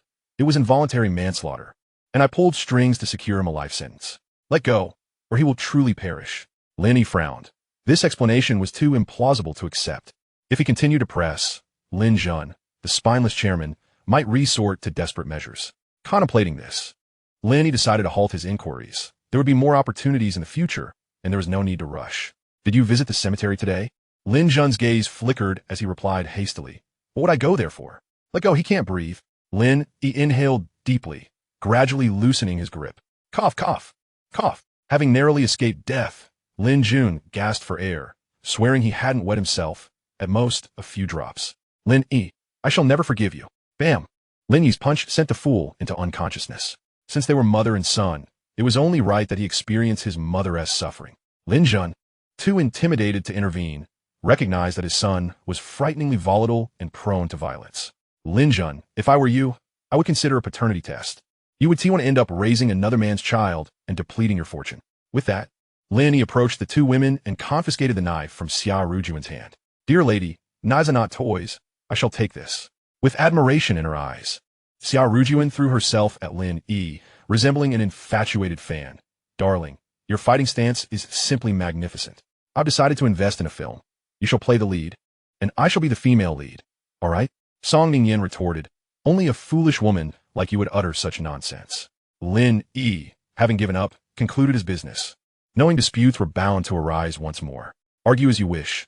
I am returning to Jiangqing." Without further ado, he made his way to the car and settled into the back seat. The two women, eager to claim a spot beside him, began to bicker. "You sly vixen. This is my car. I have priority." "Humph. Why don't you drive your own car? I shall drive with my husband. Quickly, get to the front seat." Lin Yi could no longer tolerate this. "Damn it, I'll drive. Is that satisfactory? No one sits in the front." Chapter 71. If you need money, just ask me. Is 50 million enough? Upon returning to Jiangqing, the night had already descended. Amid the astonished gazes of the security personnel, Lin Yi escorted the young heiress to the Qingwan villa. Damn it, another one? Including Nanin and Xia Rujun. This marked the fourth stunning beauty the security guards had witnessed. Unbeknownst to Lin Yi, the gatekeepers had developed a profound admiration for him. The car came to a halt in front of Song Ningyin's house. Yet the young heiress refused to disembark. "Hey, that's enough," Xia Rujun exclaimed angrily. "You've been electrifying the atmosphere the whole way, and you're not even embarrassed." Noticing Lin Yi's weariness from the driver's seat, Song Ningyin refrained from retorting against Xia Rujun. After exiting the vehicle and approaching the entrance, Song Ningyin pouted. "I want to allow your wife to touch you. Also, you must drive me to the company early tomorrow morning. Sly vixen, repeat that if you dare. Do you believe I want to tear your mouth apart?" Xia Rujun fumed, extending her hand out the window, utterly exasperated. "I can't touch my husband? Fine, fine. I've had a long day. Can't you let me have some peace?" "Oh," Xia Rujun sulked back into her seat, her expression one of grievance. Song Ningyin, triumphant, raised an eyebrow at her before skipping back inside her home. As the car started and exited the Qingwan villa, Xia Rujun straightened up, leaning into Lin Yi's ear. "Darling, don't go pick her up tomorrow. We won't play the driver's role anymore. Since you've opened a company, if you need money, just let me know. Would 50 million suffice?" Lin Yi's heart raced with an inexplicable excitement. 50 million. Xia Rujun was quite generous to prevent him from associating with other women. "Xia Rujun, you're meddling a bit too much. This is my job. If I accept a salary, I must fulfill my duties." Lin Yi's tone turned icy. "You don't doubt my integrity, do you?" No. Xia Rujun hastily waved her hands. "Darling, I trust you." She bit her red lip, frowning. "It's just that I don't trust that sly vixen." The thought of Song Ningyin's alluring figure and her smug demeanor ignited a fire within Xia Rujun. "Enough. I don't want to hear this.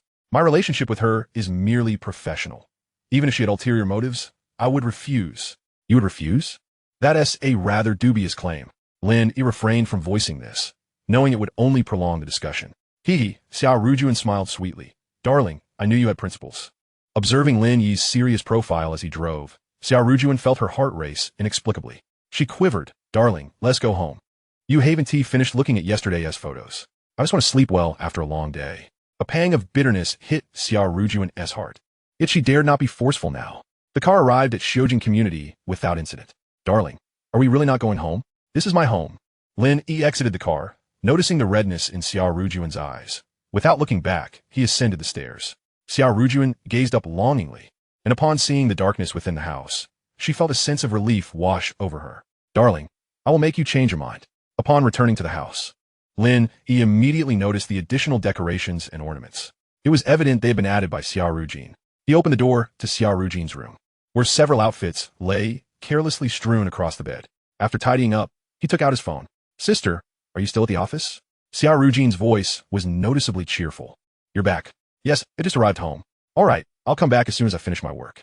After hanging up, Lin Yi, aware of the unpleasant odor of sweat clinging to him, returned to his own room. To his surprise, he found the strawberry teddy bear he had gifted to Xia Rujun resting on his bed, leaving him momentarily stunned. Surely, his sister-in-law would not be sleeping in his bed? He recalled Zhang Shuzhen's words, urging him to take good care of his sister-in-law. The implications were rather ambiguous. Having just showered, Lin Yi wandered casually in the living room. Suddenly, the door swung open, and both Xia Rujun and Lin Yi froze in place. "Whoa!" Xia Rujun's previously weary expression brightened instantly. She unabashedly surveyed Lin Yi's well-proportioned physique, giggling charmingly. "What's wrong? Do you feel like you're at a disadvantage?" Lin Yi scratching the back of his head sheepishly, was contemplating changing into some clothes when, to his astonishment, she wrapped her arms around him, resting her head on his shoulder, softly murmuring, "I'm a bit tired. Just a hug will do. I missed you so much while you were away." Calming his racing heart, Lin Yi gently embraced Xia Rujun. "Sister, would you like me to help you rest for a bit?" The delicate figure in his arms did not respond. He could only hear her steady breathing. To his surprise, Xia Rujun had fallen asleep in his embrace. A pang of tenderness surged through Lin Yi as he swept her into his arms and made his way to his bedroom. Xia Rujun's pretty face flushed slightly, nuzzling deeper into his embrace. He carefully placed her on the bed, gazing at her endearing visage, lost in thought. This sister-in-law offered him her affection without asking for anything in return. With a soft sigh, he leaned down to kiss her smooth forehead. "Sister, I will take good care of you from now on." After Lin Yi left, Xia Rujun opened her eyes, a sweet smile gracing her lips. However, the mirth was soon overshadowed by feelings of profound disappointment. "Lin Yi, am I being too forward? Why can't you be a bit bolder?" "Umph.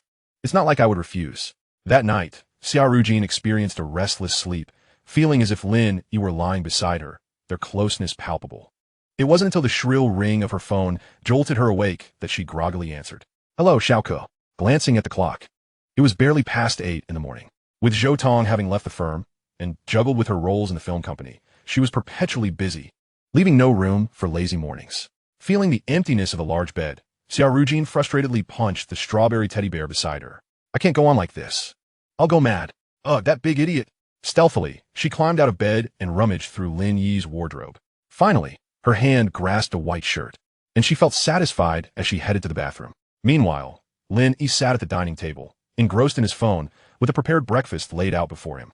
Hearing the sound of water running from the bathroom, he assumed Xia Rujun had awakened. When she emerged from the bathroom, Lin Yi felt as if the heavens had collapsed. Fresh from her bath, Xia Rujun wore nothing but an oversized white shirt. "Sister, you're wearing my shirt." He swallowed hard, his throat dry. Xia Rujun's heart raced as she shot him a teasing glance, standing on tiptoe to approach him. "Isn't my sister beautiful?" she asked, wrapping her arms around Lin Yi. Their gazes locking. It appeared that Xia Rujun was all in. Her mind seemed to swirl in a daze. For the first time in many years, she found herself face to face with Lin Yi. Her cheeks flushed crimson under his gaze, and she hastily averted her eyes. She felt a sudden discomfort and shyly queried, "Why do you have a flashlight in your pocket?"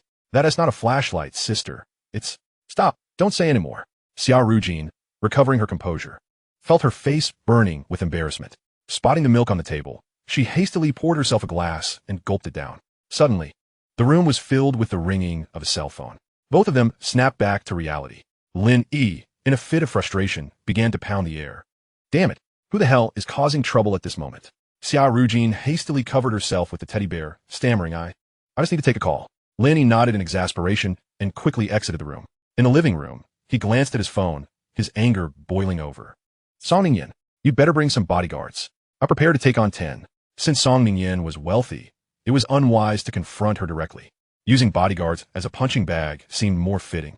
Meanwhile, Song Ningyan stood downstairs, dumbfounded by the outburst. Recovering quickly, she shouted back into the phone, "You jerk! Have you lost your mind? How dare you speak to me like that?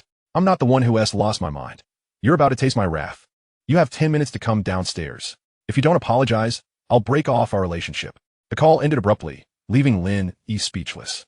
He moved to the window to look down, and indeed, there stood Song Ningyan, her expression icy, next to a pink luxury sedan. "Sister, I'm heading to the office. I'll see you later." After Xia Rujun returned to her room, she flopped on her bed, still replaying the earlier scene in her mind. Hearing Lin Yi speak, she shyly replied, "Okay." Within 10 minutes, Lin Yi appeared before Song Ningyan. Without a word, she lunged forward, twisting his ear. "You brat, think you're tough now? Just because you've got me, you can shout and scream? You think you can take on 10? Believe me, I'll have Red Old Man come and take care of you." Though angry, her grip on his ear loosened. Left speechless, Lin Yi chuckled as he wrapped his arms around her slender waist. "Don't be so upset. I was about to enjoy some milk, but your call made me spill it all." "Umph." Song Ningyan shot him a skeptical glare before turning to climb into the car. Lin Yi took the driver's seat. Glancing at the assortment of trinkets adorning the dashboard, the steering wheel wrapped in pink as well. "I should have just let you bring back the sports car. Driving this is utterly embarrassing." Today, Song Ningyan wore fitted jeans, casually resting her long legs on the center console. From Lin Yi's vantage point, her figure was alluringly curvaceous, captivating his gaze. "You talk too much." If it weren't for your back, I wouldn't have switched cars. All right, I'll change it back tomorrow. Lin Yi, not wanting to dwell on the matter, started the vehicle and set off toward the gym group. Along the way, the little heiress maintained a stern expression, evidently annoyed by Lin Yi's earlier antics. Lin Yi would rather she remain silent. Isn't it delightful to quietly admire those two exquisite legs? Upon arriving at the building, he thought, humph, you must come to pick me up from work today. Otherwise, there will be no salary next month. At your command, my wealthy boss. Song Ning shot him a glare. Just as she was about to enter the building, a figure emerged from a luxurious yellow sports car parked nearby. Sister, you finally made it. I've been waiting for you for so long. Upon seeing the person, Lin Yi's expression subtly shifted. Song Ning glanced over and felt a rush of panic. What are you doing here? Song Mingxian noticed Lin Yi but gave it little thought, moving to throw himself into Song Ningyin's embrace. Sister, your little brother misses you so much. Unexpectedly, Song Ningyin raised her leg and kicked out. Song Mingxian, who told you to get so close to me? Have you forgotten what I told you last time? Song Mingxian got up, his eyes red and filled with grievance, saying, Sister, are you unhappy? He cried as he ran back to the sports car, quickly retrieving a bouquet of flowers and returning to Song Ningyin's side. Sister, these flowers will look beautiful in your office, as beautiful as you. This was Song Mingxuan's old trick. Whenever he came to see Song Ningyin, he always brought flowers. With a few compliments, achieving his goal was effortless. Seeing this, Lin Yi stepped out of the car and remarked playfully, Oh, isn't this the famous idol superstar? For such a prominent figure, just a bouquet of flowers?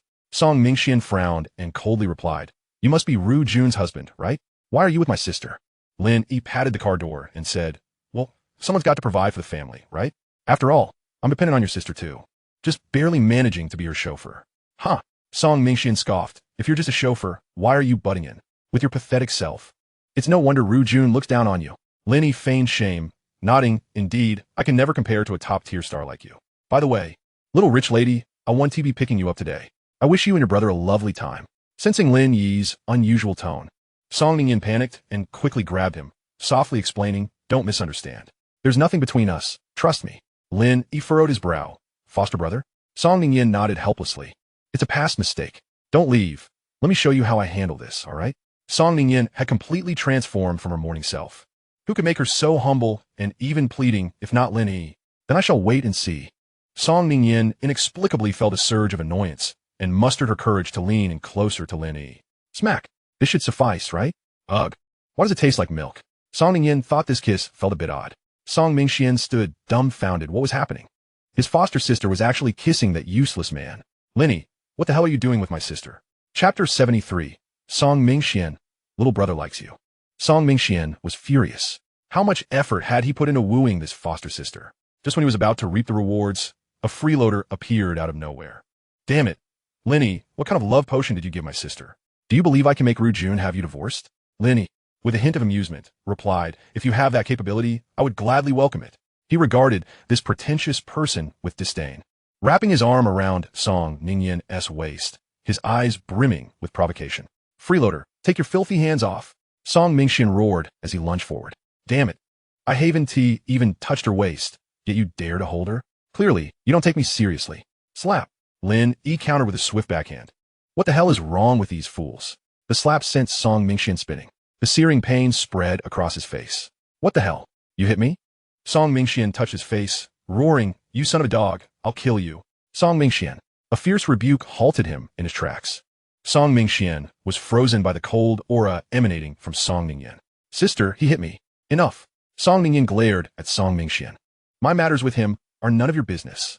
Song Mingxian shot a venomous glare at Lin Yi, thinking that if Song Ningyin wasn't present, he would definitely make Lin Yi eat dirt. Song Mingxian, it seems I've spoiled you too much. Song Ningyin's voice was icy, her pretty face radiating a chilling aura. Tell me, how much do you need? Oh, so it turns out even top-tier stars are freeloaders, Lin Yi mocked. Damn it, I've tolerated you for too long. Just as he cursed, Song Mingxian regretted it as he noticed the little rich lady's expression darkening significantly. There was no choice but to act cute. Otherwise, this bouquet of flowers would have been a waste. Sister, Song Mingxian lowered his head, feigning an innocent expression. Recently, I attracted a fangirl. Originally, I thought we were just having fun. Who would have thought she would hide from me and get an ultrasound, claiming she is pregnant? Damn it. Song Mingxian exploded. That shameless woman wants to marry me. How can I agree? I'm a popular star, a delusional fan, wanting to fly up and become a phoenix. How could that be possible? Hearing this, Song Ningyin's expression grew darker. Oh, relying on being a top star, you dare to deceive? TSK, you're worse than scum. Song Mingxian couldn't hold back his anger. What I said to you, I can have a whole bunch of girls lining up if I just wave my hand.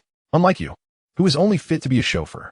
Song Ningyin had had enough of this fool and disgustedly said, Song Mingxian, I remember telling you when you entered the industry, if you commit any heinous acts, our bond will be severed. Song Mingxian panicked.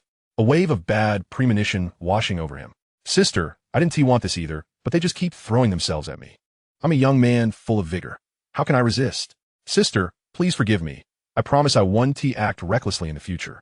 Song Ningyin coldly opened the car door, pulled out a card from the glove compartment, and slapped it onto Song Mingxuan's face. Here, S1 million. From now on, I have no brother like you. I must have been blind to consider you a brother. If it weren't for your connection to Shao Kai, I would even bother to show gratitude. With your kind of character, you're not even worthy to be a duck. Lin Yi's mind flashed back to the photo of Song Ningyin on her computer, overwhelmed with confusion. Song Ningyin sensed Lin Yi's subtly changing expression and quickly grasped his hand.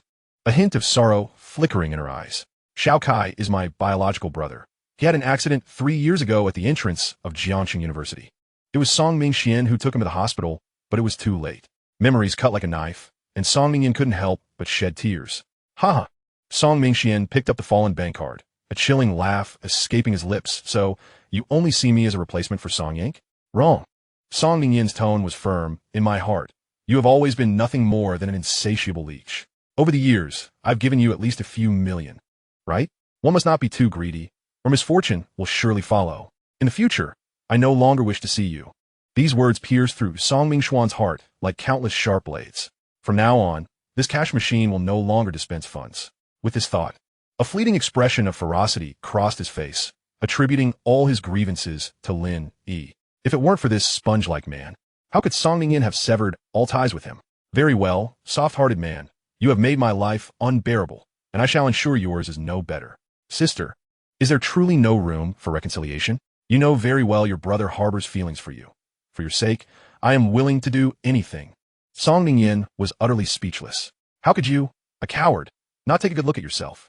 Who gave you the audacity to dream so grandly? To be told of affection by such a nondescript man left her feeling profoundly insulted. She could hardly bear to stay another second, repulsed by his effeminate visage. Song Xiaogui, harbor your filthy little schemes. Take your money and get lost.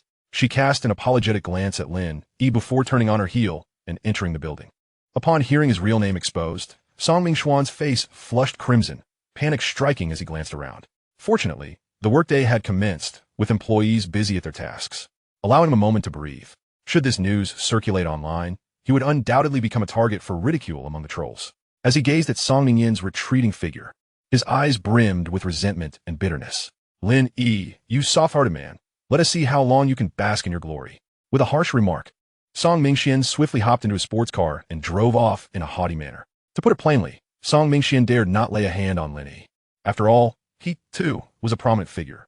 Being embroiled in a public brawl would have a drastic impact on his reputation. Those who navigate this industry should possess a modicum of awareness. Otherwise, they ought to reconsider their place within it. The show was over. Lin Yi made no delay either, driving his petite pink vehicle towards the studio. Song Mingxuan's threats were of no consequence to him. Did he believe being a star with fan support elevated him above others? Reflecting on his past life, how many top-tier stars fell from grace due to their inability to control their impulses, only to find themselves struggling? Without the people's support, what distinguished him from a beggar? Did he think himself the sun rising in the east? As Lin Yi drove, he heard the background music. You come from Dandong. Exchange it for my city of pure white. Wonderful, wonderful, let us indulge in Cantonese cuisine for lunch. Chapter 74. The freshman with smoky makeup.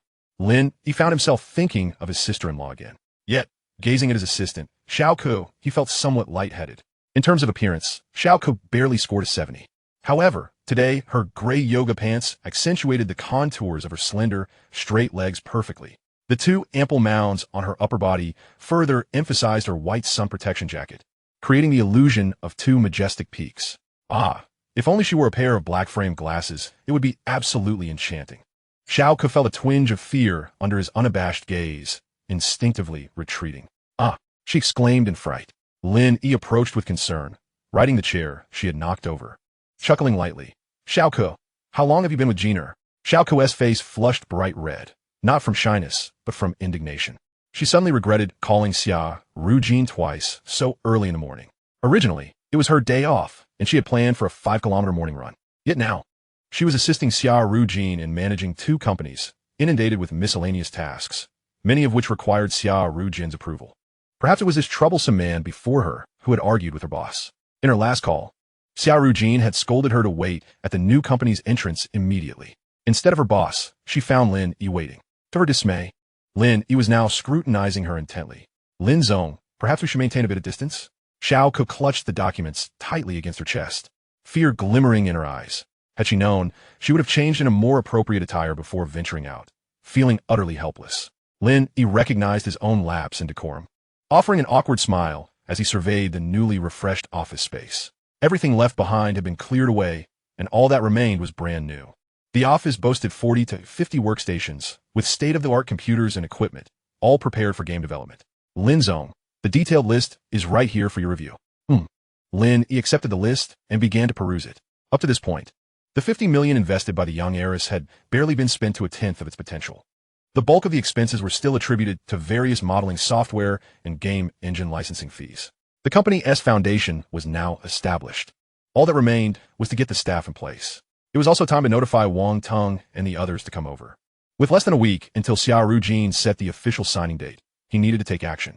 Since he had proposed the IP industry development and intended to synchronize game and film projects, he must make this concept tangible. Xiao Ke, you can go attend to your tasks. I have enough here for now. Xiao Ke finally breathed a sigh of relief, greeting him quickly before darting out. Fearing Lin, he might devour her whole. Hey, Wang Teng, is everything settled at home? What? You've already arrived in Jiangshan? All right, I'll send you the location now. Come here. Lin Yi dialed Wang Teng's number, surprised to learn that they had made their way from Jiangshan, having already exited the highway. Were they planning to surprise him? Lin Yi spent a brief moment in the company before heading downstairs. Even though he was the boss, he couldn't possibly act superior at this moment. Just then, a minibus slowly pulled into the office building's parking lot. Once the vehicle came to a stop, Lin Yi spotted Wang Teng stepping out with a backpack, followed closely by the infamous Bug King, Jin Fan. Damn, you two are serious about this. Lin Yi playfully punched his chest, considering it a greeting. Wang Teng shrugged. What can I say? Gotta make a living, bro. Jin Fan nonchalantly added. If he hadn't been in such a rush, I would have planned to take a break. Wang Teng shot him a disdainful glance. Of course you would, being the lone wolf that you are. Where's Lu Wei? The two exchanged glances, their smiles faltering slightly. Wang Teng draped an arm around Lin Yi's shoulder. Well, Fat Lu has some matters to attend to, and said he would arrive a few days late. Today, I am here to report to Lin Zong in my capacity as the HR of Jin Yi Game Company. What a character. Lin Yi shot him a mock glare. Don't tell me you brought a bus full of girls along. That I can arrange. I'll take them all. Damn it. You've got a rich woman supporting you, and yet you're still thinking about girls? Wang Teng retorted casually. Then he shouted towards the minibus. Come on, juniors. Hurry up and get off the bus. Come meet our outstanding senior, Lin. Lin Yi's face darkened instantly. He had a feeling Wang Teng was up to something. However, when more than 10 youthful, fresh-faced young men disembarked, he finally understood Wang Teng's intention. Come on, greet Lin Zong. Senior Lin. The group of bright-faced youths smiled as they exclaimed. Hello, Lin Zong. Very well, very well. Lin Yi responded stiffly, greeting them. Damn, he truly needed a secretary. He would discuss bringing Xiao Kai over with the young heiress later. Pulling Wang Teng aside, Lin Yi ground his teeth. So, you're just here to amuse me? I need technical talents, not student workers. And you didn't mention there were any female juniors? I haven't seen a single one. Wang Teng's face was marred by disdain. Student workers? I spent an entire day negotiating with the department head yesterday before he finally agreed to assign me this year's most exceptional students. Do not underestimate them. Good heavens, today's students are remarkably astute. Balding Wang? Lin Yi remarked with a playful smile. If I recall correctly, his daughter was quite enamored with you back in the day. Did you perhaps take the back door? Balding Wang was indeed their department head during their student years, and the moniker had been bestowed upon him by this very lad, Wang Teng. Am I still expected to take a back door? Wang Teng's expression turned serious, though his tone hinted at urgency.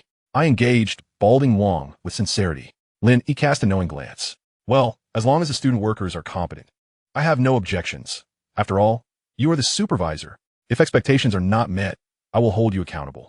Wang Teng maintained a stern demeanor. Are you setting a trap for me, my brother? Stop babbling. What I wish to see are the female students. Where are they? They are indeed present.